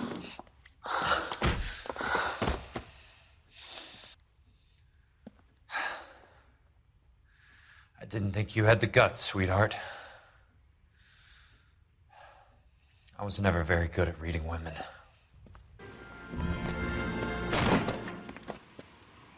Jack Kelso. That's my opening negotiating position. Oh, you crazy son of a bitch! How did you get in here? I'm bleeding to death. Get me a doctor. I thought I had an invitation, Monroe. Your boys outside were certainly expecting me. That's my second offer. You sadistic bastard. What do you want? I'm going to take a look around, Monroe. Then I want you to tell me what you know about the mayor and those Trojan houses that you're building.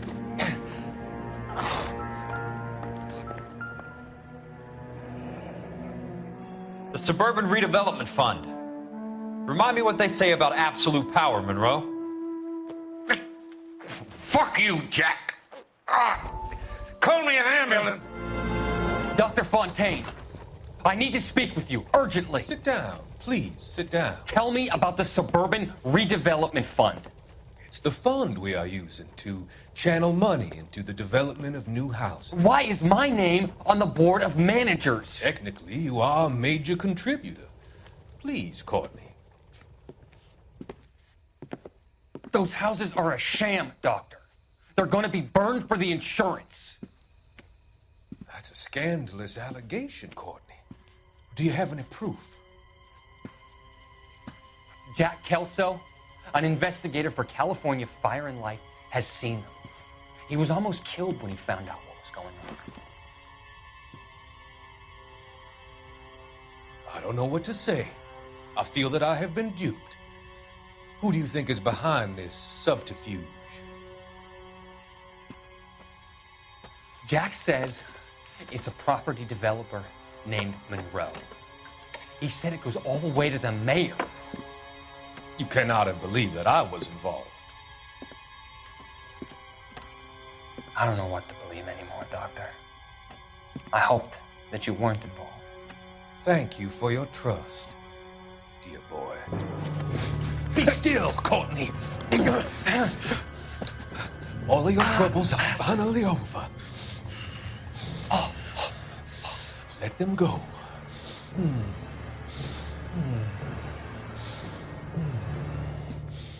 Let them drift away.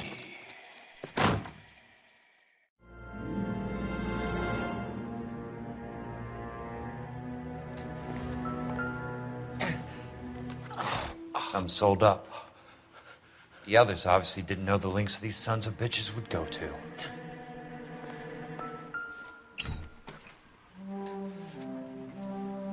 That's a hell of a payroll. I'm guessing Benson's portfolio is only a fraction the size of yours, Monroe. Smart. Keep the dirt on Fontaine under lock and key. This is your insurance. It can't be stopped, Kelso. There's too much money at stake. Kingdoms rise and kingdoms fall, Monroe. Ask the Emperor of Japan. Have some fucking mercy!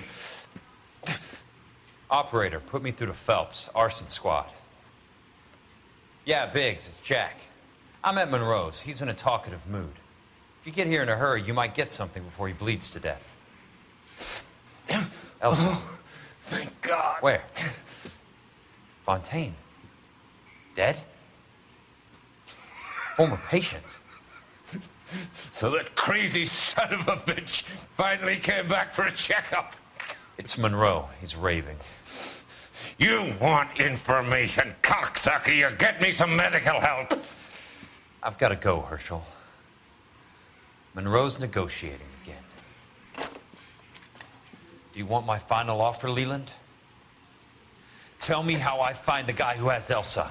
Nutcase, he did whatever Fontaine asked. He had some kind of power over him. He did all the fires, and then he went off the rails. I don't have a fucking name! He worked as a bug sprayer. Get me a goddamn doctor!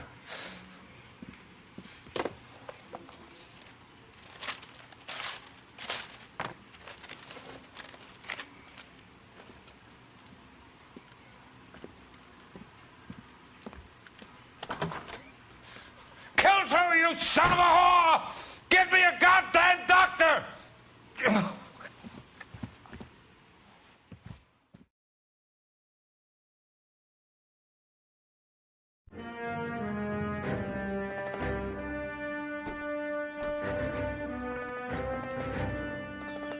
Any news from Jack? There's a statewide APB out on him. Jack's okay. He has something up his sleeve. He's not worried about being caught. How do we help? We go after the other side of the equation. Jack has Elysian and its cronies running scared. We go after the doctor and some of the other guys. But the whole department breathing down our necks. It's time for action, Herschel. It's time for change. Jack's crossed the Rubicon, and we have to be on the other side ready to help him. Christ, what was that? Explosion. Something big. You think it's the Reds? You think those Rusky sons of bitches that dropped the H-bomb on us? Calm down, Herschel. We need to be ready for the call. I'm not waiting for an invitation. Get in the car and head for the cloud. KGPL can give us the details on the way. All units, reports of an explosion. Location, uncertain location is south of Santa Monica. West of, stand by for further. All units, car 88K reports an explosion downtown. Repeating, 88K is reporting an explosion downtown. All units, stand by for further. Downtown? Can't be. All units, explosion location is somewhere in Wilshire. Car 14 Adam reports the address. Units, stand by for further. One unit in the vicinity, a citizen reports a 459 there now at 38 North Catalina. Unit to handle code 2 identified. Calling all cars. Assist the fire department. Explosions at 4672 Oakwood Avenue. 4672 Oakwood Avenue. Multiple citizens injured. At Nicholson Electroplating plant. All units in the vicinity respond code 3 and identify. You heard the man. Let's get going. 11K en route.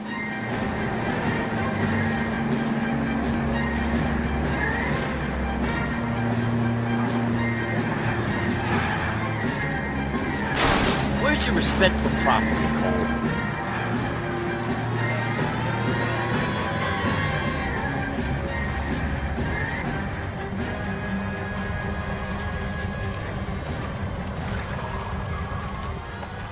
We have looters around the corner. Cuff them or put them down. We need to get this area under control. You don't shoot at cops, you little prick. Get that bastard, Cole. Now ain't the time to be looking for a profit, asshole!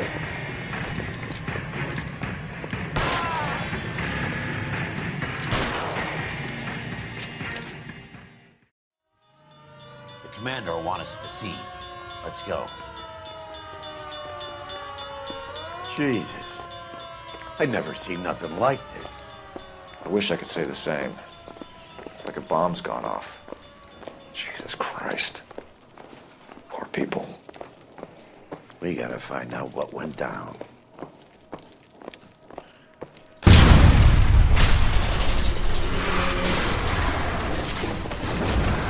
You're late, Phelps. Get delayed somewhere?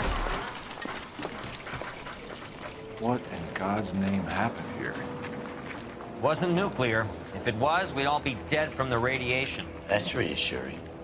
What's radiation? Everyone inside the factory was vaporized. I mean, look at the size of that crater. What's going on over there? The mayor is going on television, appealing for calm. Television? Who can afford one of those things? Anything to go on? You're looking at the remains of Nicholson Electroplating. I have an idea of what might have caused the explosion, but I'm only guessing. Have a look around the rubble, see if you come up with anything. Worlds turn upside down, Cole. Then it's time for us to do our jobs.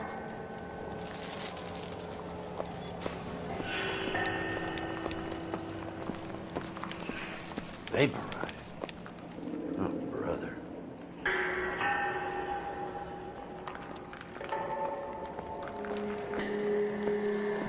That's it, Mr. Mayor. We're wrapped. Well, good. Thank you very much, son. You think it went okay? Couple of pickups, sir, but that's to be expected. Sweet heavens. Nobody's ever done this before. Looks like all that's Get left. better with practice. Try the laundry That maybe tag. goes for me too, son. Should have played it a little more somber. What do you think, son? Detective, you seen this yet? No, Come Mr. take Mayor, a look. You came across as, Blew the very locker open, resolute. but shielded the contents. Let's see what we got in here. Only OSS agents use these things. We'll need to get the film developed to see if there's an espionage angle. Any ideas, Herschel? None that I care to utter for public consumption. What is it? A substitution cipher. The Germans used them in the war. These are cipher rings. You know what to do with them? Maybe. I used them in OCS. It's an address. 133 North Vermont Avenue. I thought Forvix was a tough break. Hey, detective! I think I got something here. Any idea what this is? A very large egg cup? A Viking helmet? How would I know, Phelps? Looks to me like some kind of machine component. An airplane part, maybe.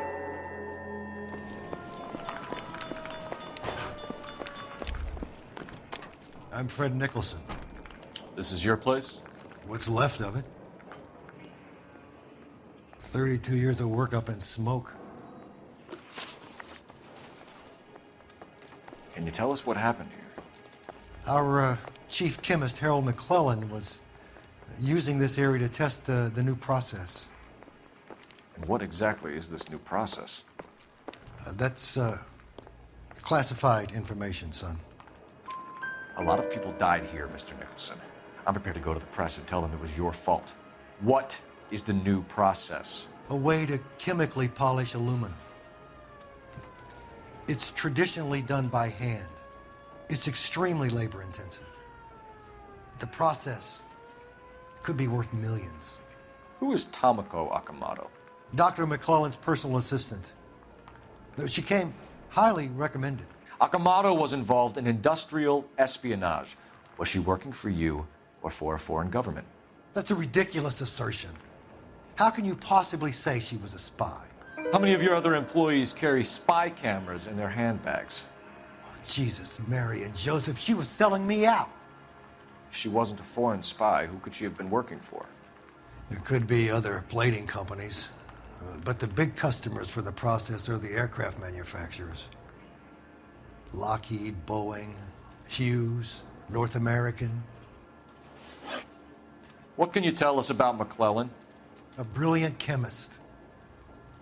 He approached me a few months ago with the idea for the new process. So no one has ever done this before? No, but it's legitimate research. So you thought McClellan could do what no one else could do? You were prepared to take that risk? Look, he is a was a trained chemist, and his ideas could revolutionize electroplating. And you would be rich. I'm a businessman. What's wrong with turning a buck? You blew up 6 blocks, and God knows how many people are dead. I regret that. That's laudable. We'll be in touch, Mr. Nicholson. Can you send us Dr. McClellan and Miss Akamoto's personnel files? I will if I can find them. By the way, we also found the collar of a shirt. It has a laundry tag. They're likely to be Dr. McClellan. The majority of people who worked here don't use a laundry service.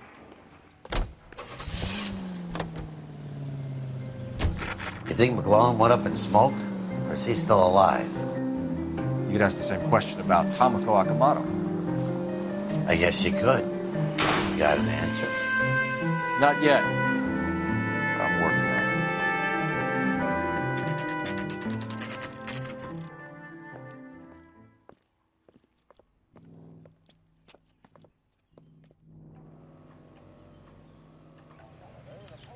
Well, well.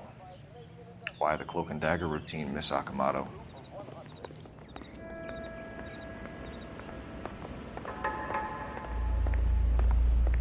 Somebody turned the place over. You better watch your step.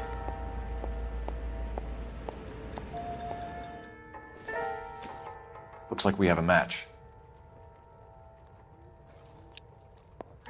Interesting dame, this Akamoto. What is it exactly? Microfilm. A document shrunk to the size of your thumbnail. Rod must have amazing eyesight. You know what this is, Biggs? Sure. The department gives you one of those when you retire.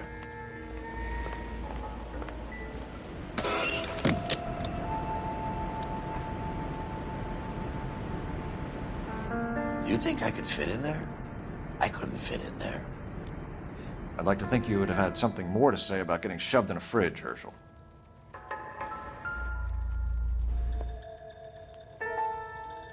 Longines Lindbergh. Very expensive watch. Favored by flyboys. I always wanted one as a kid. That's funny. As a kid, all I wanted was some food on the table. One to the head, one to the heart. Point blank. Biggs, badge 525. I'll need a couple of black and whites at 133 North Vermont Avenue, Wilshire. We'll need an ambulance in the corner. Probably a team from technical services as well.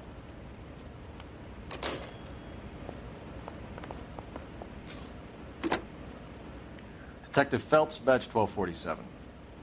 How could I help, Detective? Can you speak to someone at the Army Air Force Base for me, please? Of course, Detective. Tell them I have what I believe is an aircraft part. It's polished metal, light for its size, and it looks like a cone of some sort. It's stamped on the inside. P&W Wasp Major R4360. I'll get back to you, Detective, when you check in for messages. Anything else? I need an address for Superior Laundry Services. Closest store to your location is in Wilshire, 4766 Melrose Avenue. Thanks for your help.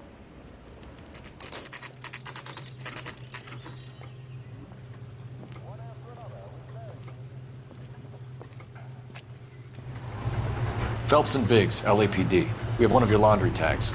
Can you tell us who it might belong to? Are you kidding? I got work to do, Mac. Here's the customer book. Knock yourself out.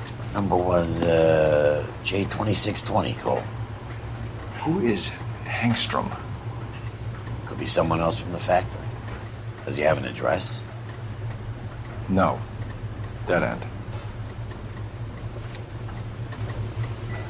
Thank you for all your help, sir.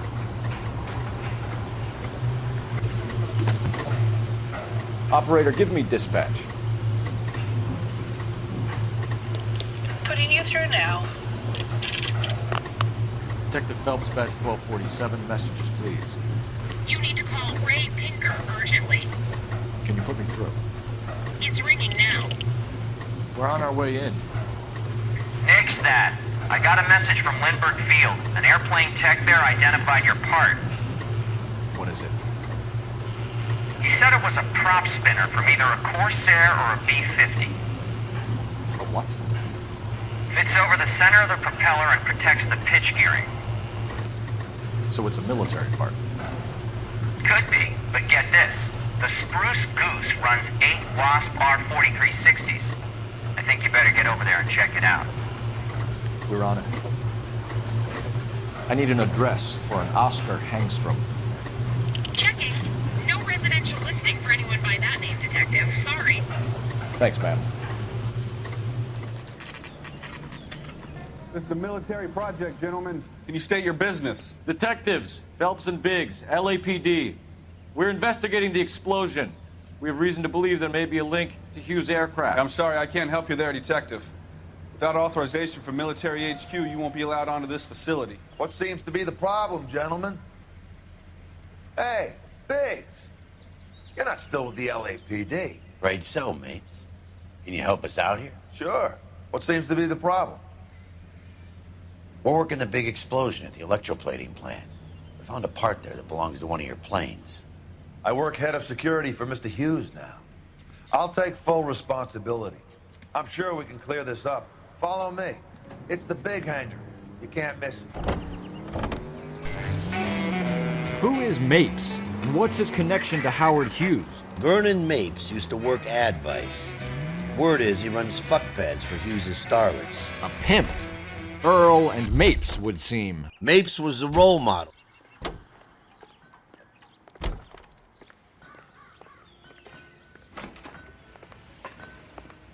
Good day, miss.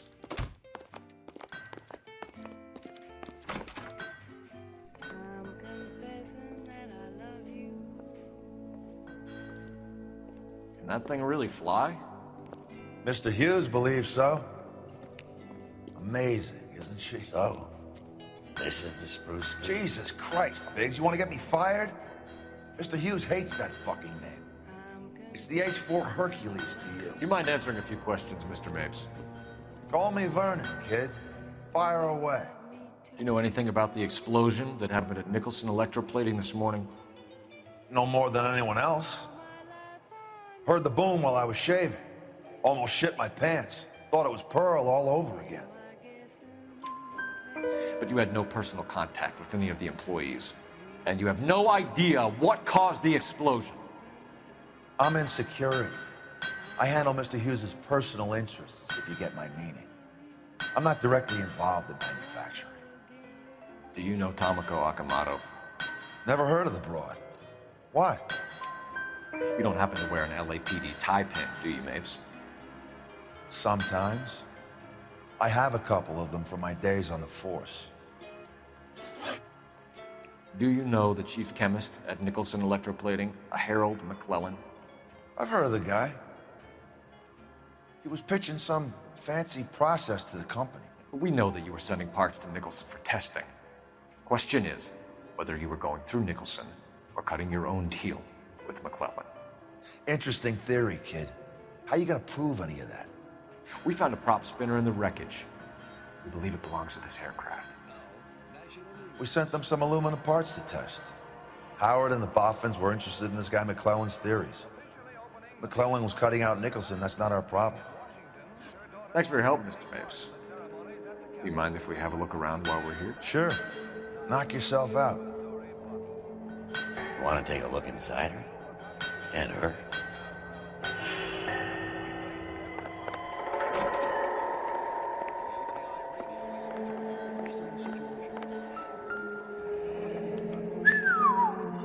That is Marie the Body McDonald. Does Hughes have her on contract to RKO? Yeah, I bet he does. It'll load these engines. Is that a Pratt & Whitney 4360? Sure is. You know your motors. Do you mind if I take a look at the prop spinner? We're getting her ready for sea trials, so be quick about it.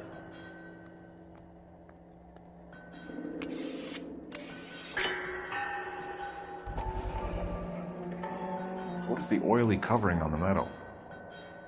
We coat the aluminum parts in linseed oil to preserve it from oxidization.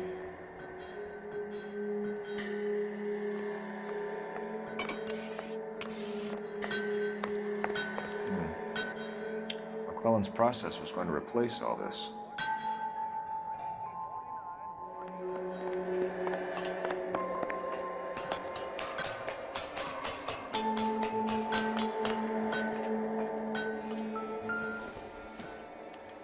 Latitude 24 degrees, 15 minutes north. Longitude 76 degrees, 0 minutes west.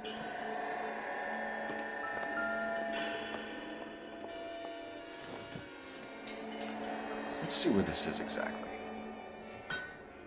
Bahamas. Somebody's already got their maiden flight planned. Thanks for the tour, Mapes. Always happy to help the department. Hey, don't I know your face from the papers? You're the cop that's stripping that German broad. Nah, I think you got the wrong guy, Vernon.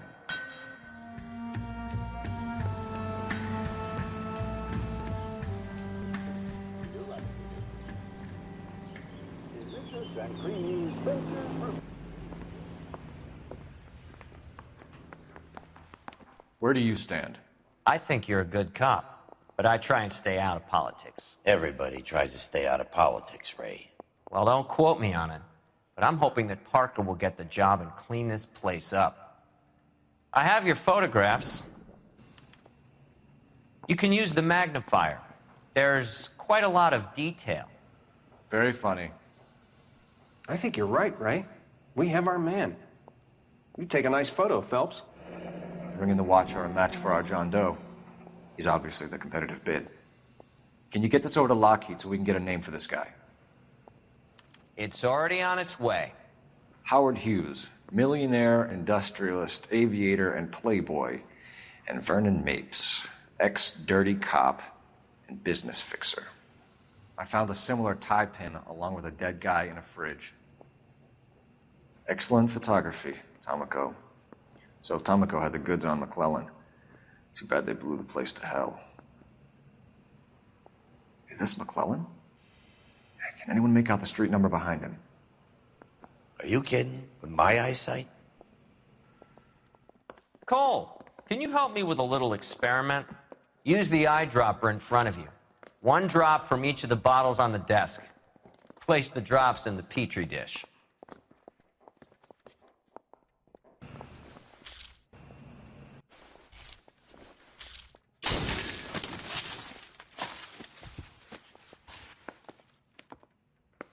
It's okay, guys. Just a little experiment. Can you guys knock it off?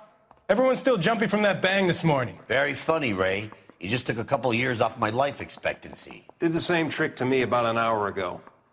So that was the stuff that caused the explosion? I think so. Acetic anhydride is almost as explosive as nitro, and when mixed with perchloric acid, it's very unstable. It needs to be cooled constantly. We used linseed oil, but you could add any organic compound to trigger an explosion. 3 little drops. Yeah, and they were using a 100-gallon vat. Straight. McClellan's patent application. So we have McClellan raising a patent and selling to Hughes, and Akamoto copying the details for Lockheed. Where does that leave Nicholson? With a great big hole in the ground.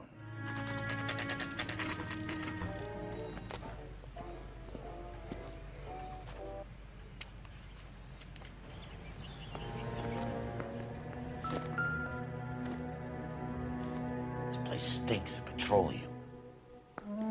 Avgas, if I'm not mistaken. It's all around the floor. Hangstrom is flying today on TWA. Hangstrom is dead, Cole. Why leave your ticket behind? Mapes is cleaning up.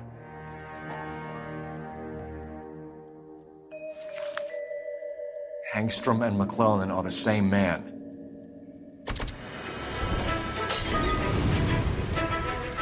The gas, Cole, the gas! We gotta get out of here right now! Look, by the stove! Shoot the gas line, Cole, we're out of here! Over here, the window! Get out of there!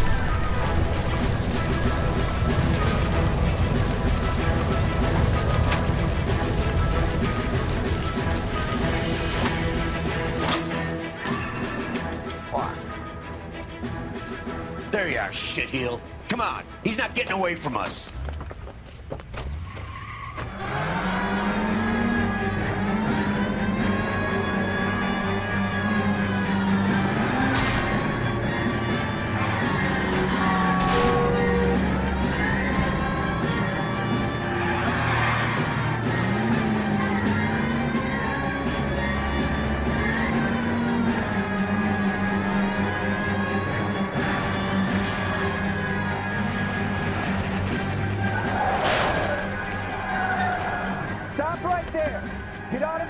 Start slowly. Fire a warning round. We're gonna have to go through all the security men first. I hope you're ready for a fight, Aim at Cole. the tires.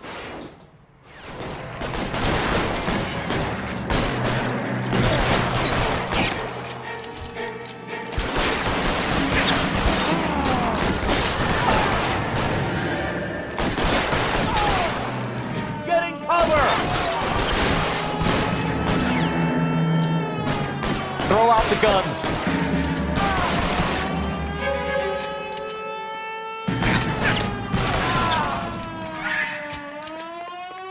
He wants to play cat and mouse? Fine. Let's go and get his ass.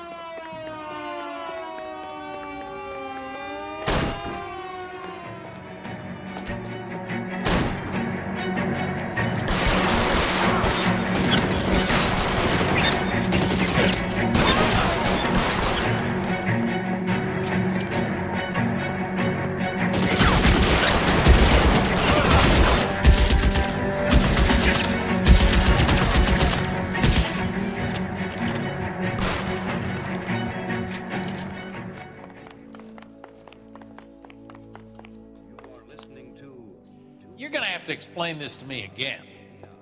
So the guy at the chemical plant, he's planning on selling his magic formula to another company and skipping town with his assistant, but he blows himself up before he can manage it.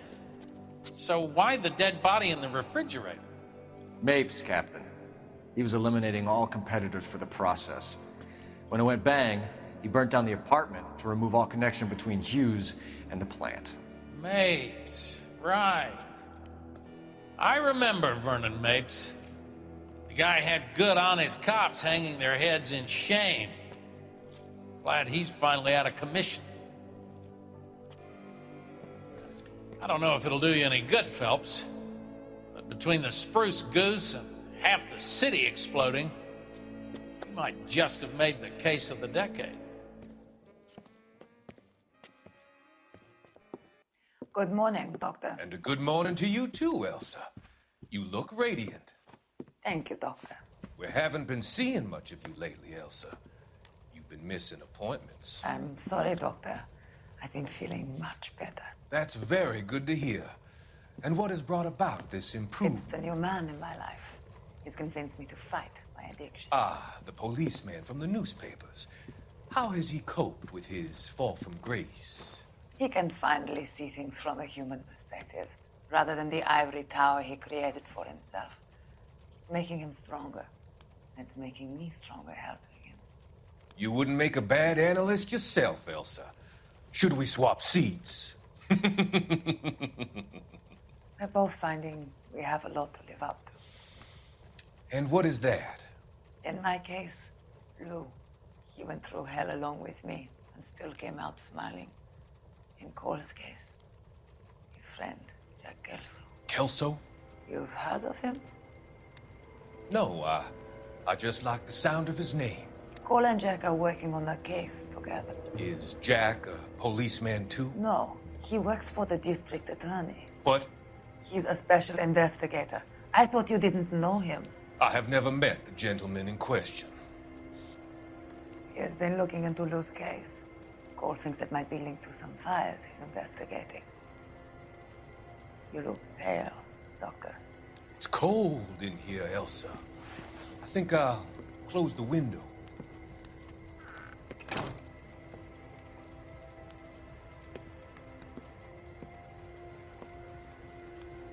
Why are you looking at me like that, Elsa? You arranged for Lou to work at Elysian Fields, Doctor. Your fears are unfounded. I meet many people in my line of work. There are many ways that people can be helped. Finding them work is just one of them. I don't believe you, Doctor. I've seen you with Monroe at the club. I'm sorry that you have come to that conclusion, Elsa.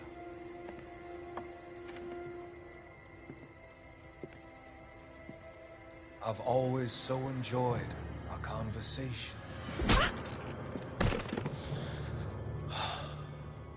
I can see your future, Elsa. And Cole, the policeman. And Jack, the investigator. It's an unfortunate and grisly end.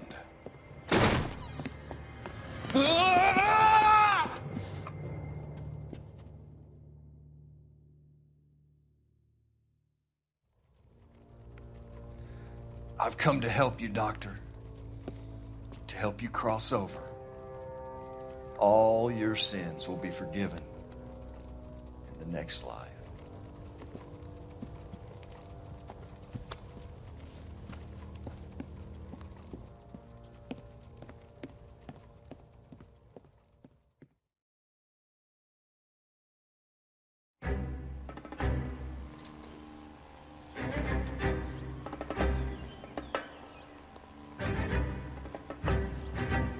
It's got to be one of these places.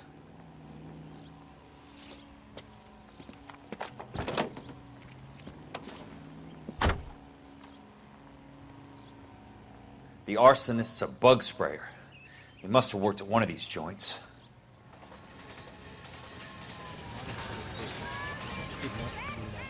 Help you? How many guys you have working here, Pop? Who's asking, son? It could be official or unofficial. Depends on how you want to play it. You should get to a hospital, son. That arm of yours appears to be letting in daylight. Save the pity for the other guys. They're the ones who need it. I'm looking for a big cowboy who works pest control. Does he work here? We don't have anyone like that here. You sure? I'm not the type of guy you want coming back. Yeah, I'm sure.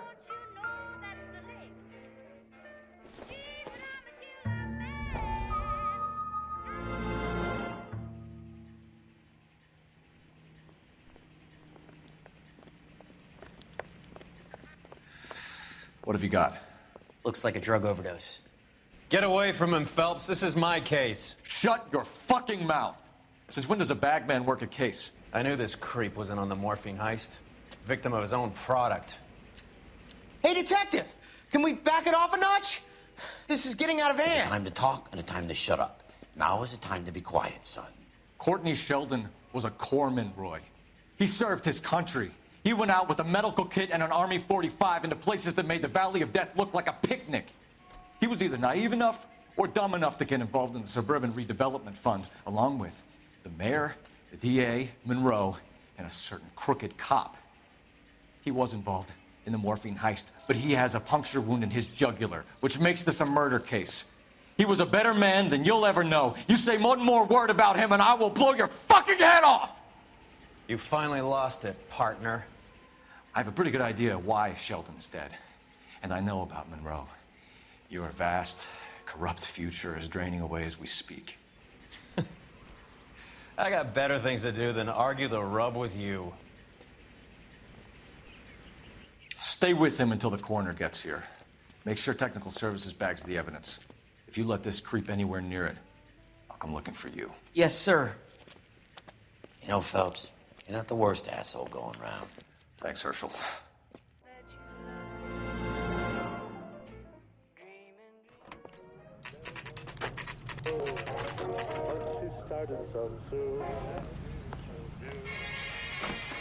Welcome to Nuclear.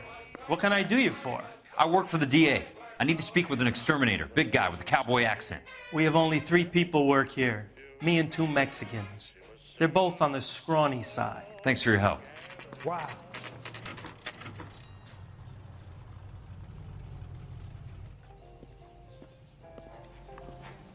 I work for the DA. I'm looking for a big cowboy who does extermination. Anyone like that working here? Well, I wouldn't want to get anyone into any trouble. We could do this the hard way. An address?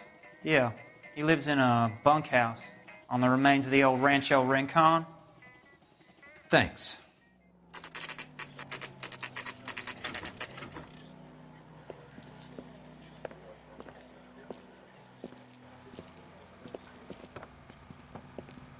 Cole, you made it.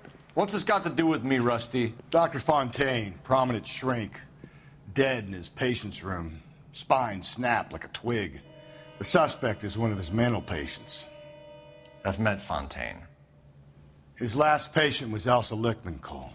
She's missing.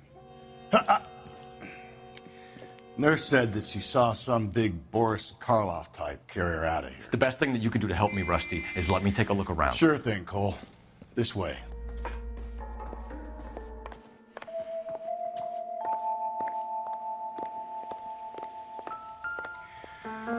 Take your time. I'll give you and the doctor some privacy.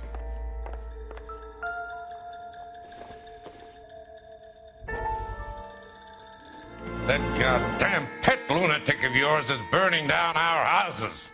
Keep your voice down, Leland. Control is of the essence. Keep your voice down? Do you know how much these sons of bitches charge for lunch? Fuck them! Leland, we will not solve our problems by announcing them to the general public. We only speed ourselves on our way to the gallows. He's your imbecile, Harlan. Get him under control or get rid of him. Speaking of which, I've had to dispose of our young medical student.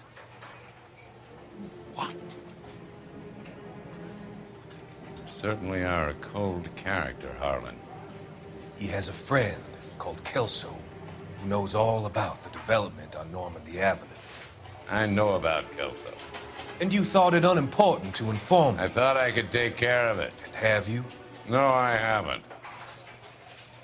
Kelso works for Benson. Is he reliable? No, he's totally unreliable. But he has so many pernicious habits, he's got nowhere to run. Can you take care of Kelso? Don't push me, Harlan. Get rid of the fruitcake. It's no longer necessary. I'll take care of Jack Kelso.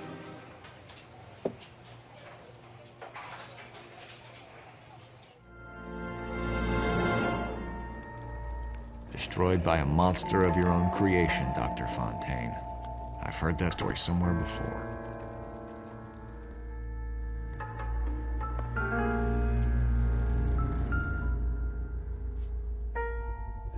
So much for your foresight, Doctor.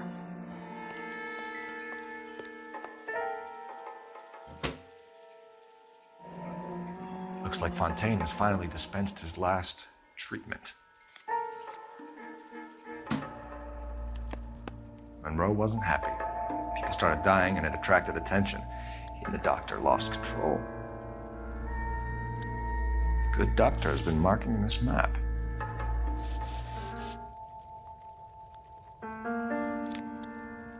Edgewood Grove, McCarthy Vista, Crescent Heights, Rancho Escondido. Do those names mean anything to you, Herschel? Yeah. How come? New houses, all being built in the path of the freeway? Jack was wrong. It's not about insurance, it's about eminent domain. What are you talking about, Cole? The government reclaims the land in the path of the freeway and pays the improved value of the land with the new houses sitting on it. What about the stiffs who paid their deposits? Worst case, they get their money back. But the syndicate pockets millions on the improved value of the land. So where does Jack's boss come into it? He's the key. He carries the insurance. The insurance proves how much the houses are worth. And they're worth nothing? Firewood, all of them. That's about as neat a scam as you can imagine. How are we going to prove any of this, Cole? Doctor's dead. Monroe nearly bled to death. If they get Jack... We need the firebug. The Okie cowboy. Get him, get Elsa. Get him, get all of them.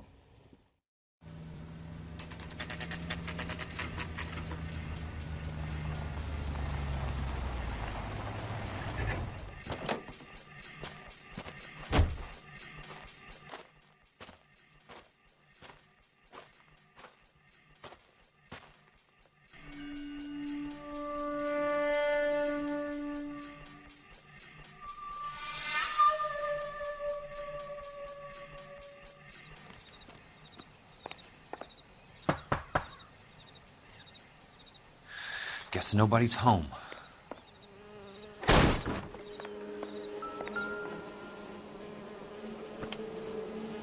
Most guys bring home a 45 or an M1. This is pretty extreme.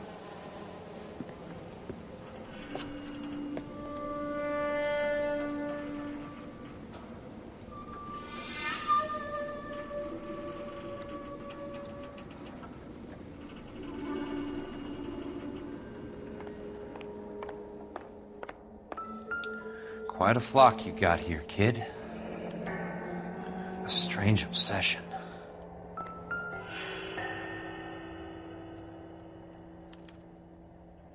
The river tunnels. This guy's a tunnel rat.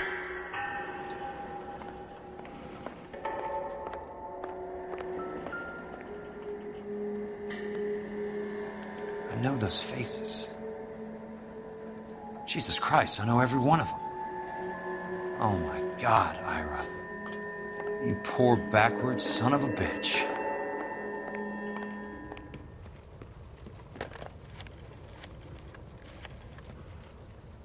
Peterson, I'm going to need some help. I've got Monroe, Fontaine, and all the others. It's all tied up nicely. It goes all the way to the top. Meet me at the LA River Tunnel entrance just north of the First Street Bridge in half an hour. Don't ask questions. Just be there.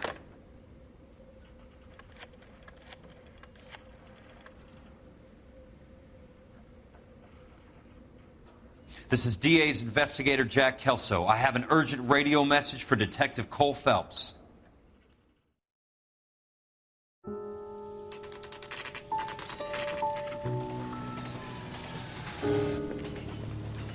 KGPL calling car 11K, come in. Go ahead, KGPL. 11K, see the man. A 207 just occurred on the spillway north of the First Street Bridge. DA's investigator Jack Kelso reports a kidnapping suspect outstanding in the LA River tunnel system with a hostage. 11K, handle Roger code that. 3. The hell is Jack playing at? It's like a suicide note. Half the LAPD will be down there hunting for us. We need to get there first. All units on all frequencies stand by. Car 86 Adam is in pursuit of suspect vehicle heading southwest on Sunset Boulevard. Suspect vehicle belonging to Jack Kelso, described as a Navy Chevrolet Fleetline. License number 4, William 0286. Car 86 Adam is in pursuit. I picked up his car. I'll need help to make it to the river.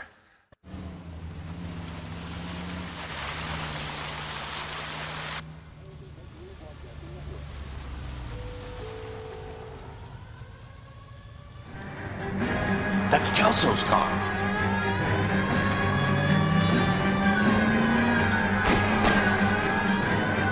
All units, Chief Laurel reports that the suspect is armed and extremely dangerous. Repeat, extremely dangerous. Suspect vehicle to be disabled immediately. If necessary, use of deadly force is authorized. All units, suspect vehicle headed west on 5th Street. Repeat, the Chevy Fleetline navy blue, westbound on 5th Street.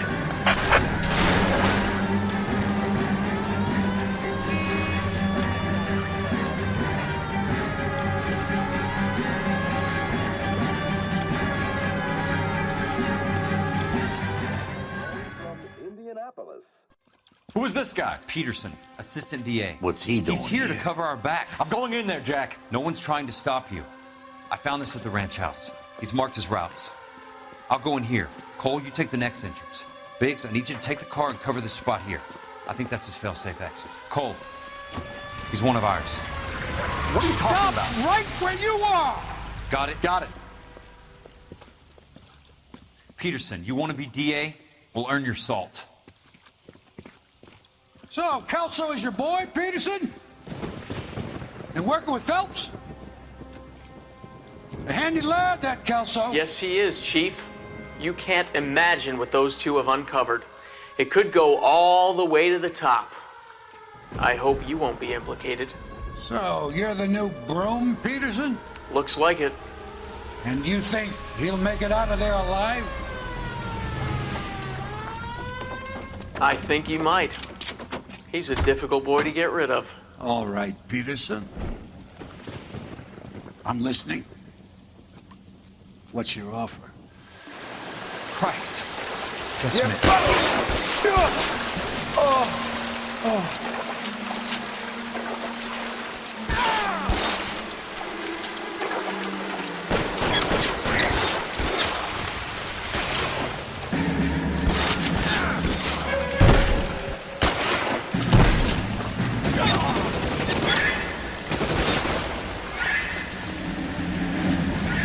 Throw out the gun!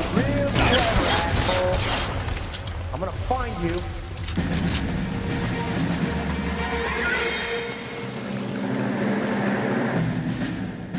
Are you okay, Princess?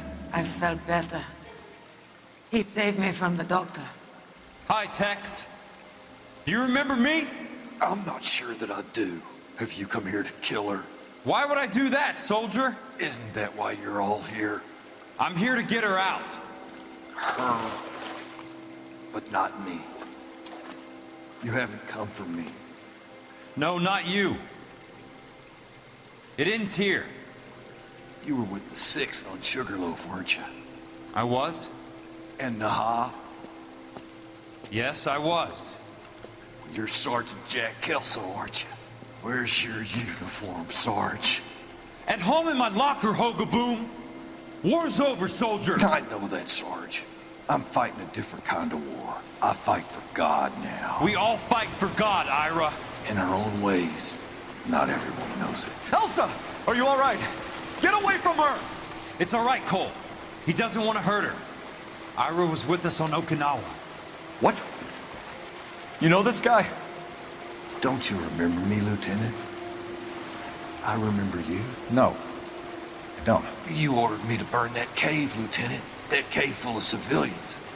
A hospital. What is he talking about? It was war. For God's sake, I can't be held responsible for everything that happened. I don't blame you, Lieutenant. You helped me to help other people.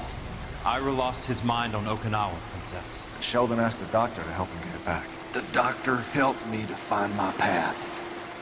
And I helped him to a better life. Elsa's going to leave now, Ira. She will be all right. You've helped her, too. Get her out of here. Biggs will help. His exit is nearby. Jack, I need this guy to make the case. Hasn't this poor bastard given you enough? Get out of here now! For God's sake, Jack! What are you going to do? Don't cry, miss. Sergeant Kelso has come to help ease my way. I was proud to serve with you, Jack. Get out of here, Cole!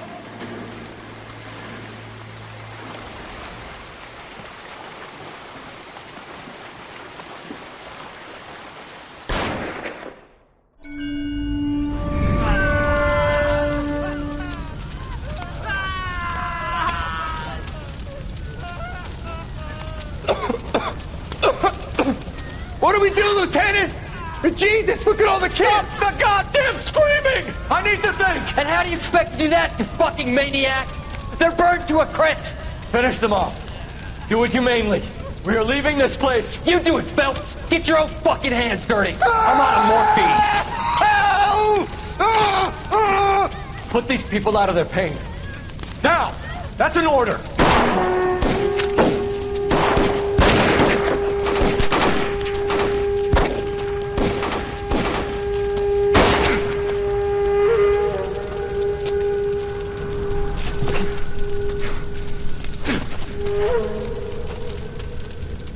Everyone out of here now. Double time! You two get Lieutenant Phelps to an aid station. Weapons team will be blowing this place in 2 minutes. Everything that happened in here stays in here. Do you hear me? I don't want to ever hear another word about it.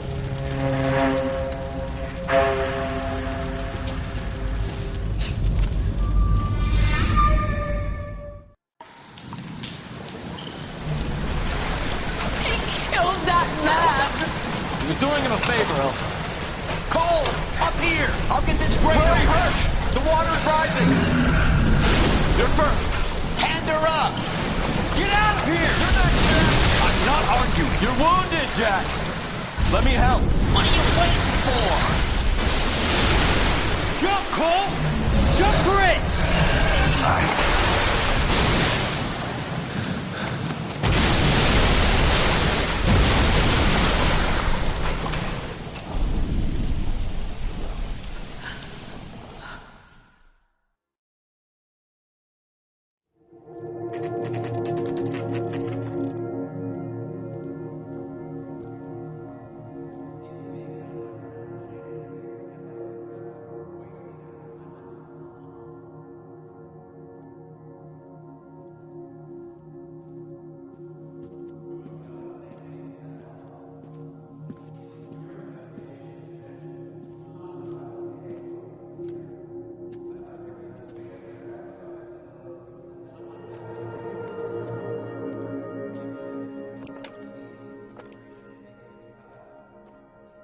We're gathered here to honor Detective Cole Phelps. Cole Phelps was the best kind of man. Hear, hear. A war hero who led his men with true valor. And through his personal bravery achieved one of his country's highest honors. A cop wrongly accused who never lost his faith in the LAPD and the system. Fine. You belittle his memory. Elsa. Out of my way, Jack. You call yourself his friend. A detective who fought to expose the evil corruption of the murderous Dr. Fontaine and the rapacious property tycoon Leyland Monroe. Go to her. Will you, Herschel? A reformer who You were never his recognized the friend, need Jack. to remove the odd bad apple from a you're department right. made up of good men. Herschel? A man who never gave up. Yeah, Jack. Who continued never to his fight enemy. the good fight. I think you knew that, Jack. The fight that cost him his own life. A good husband. A good father. And may I say, a good friend.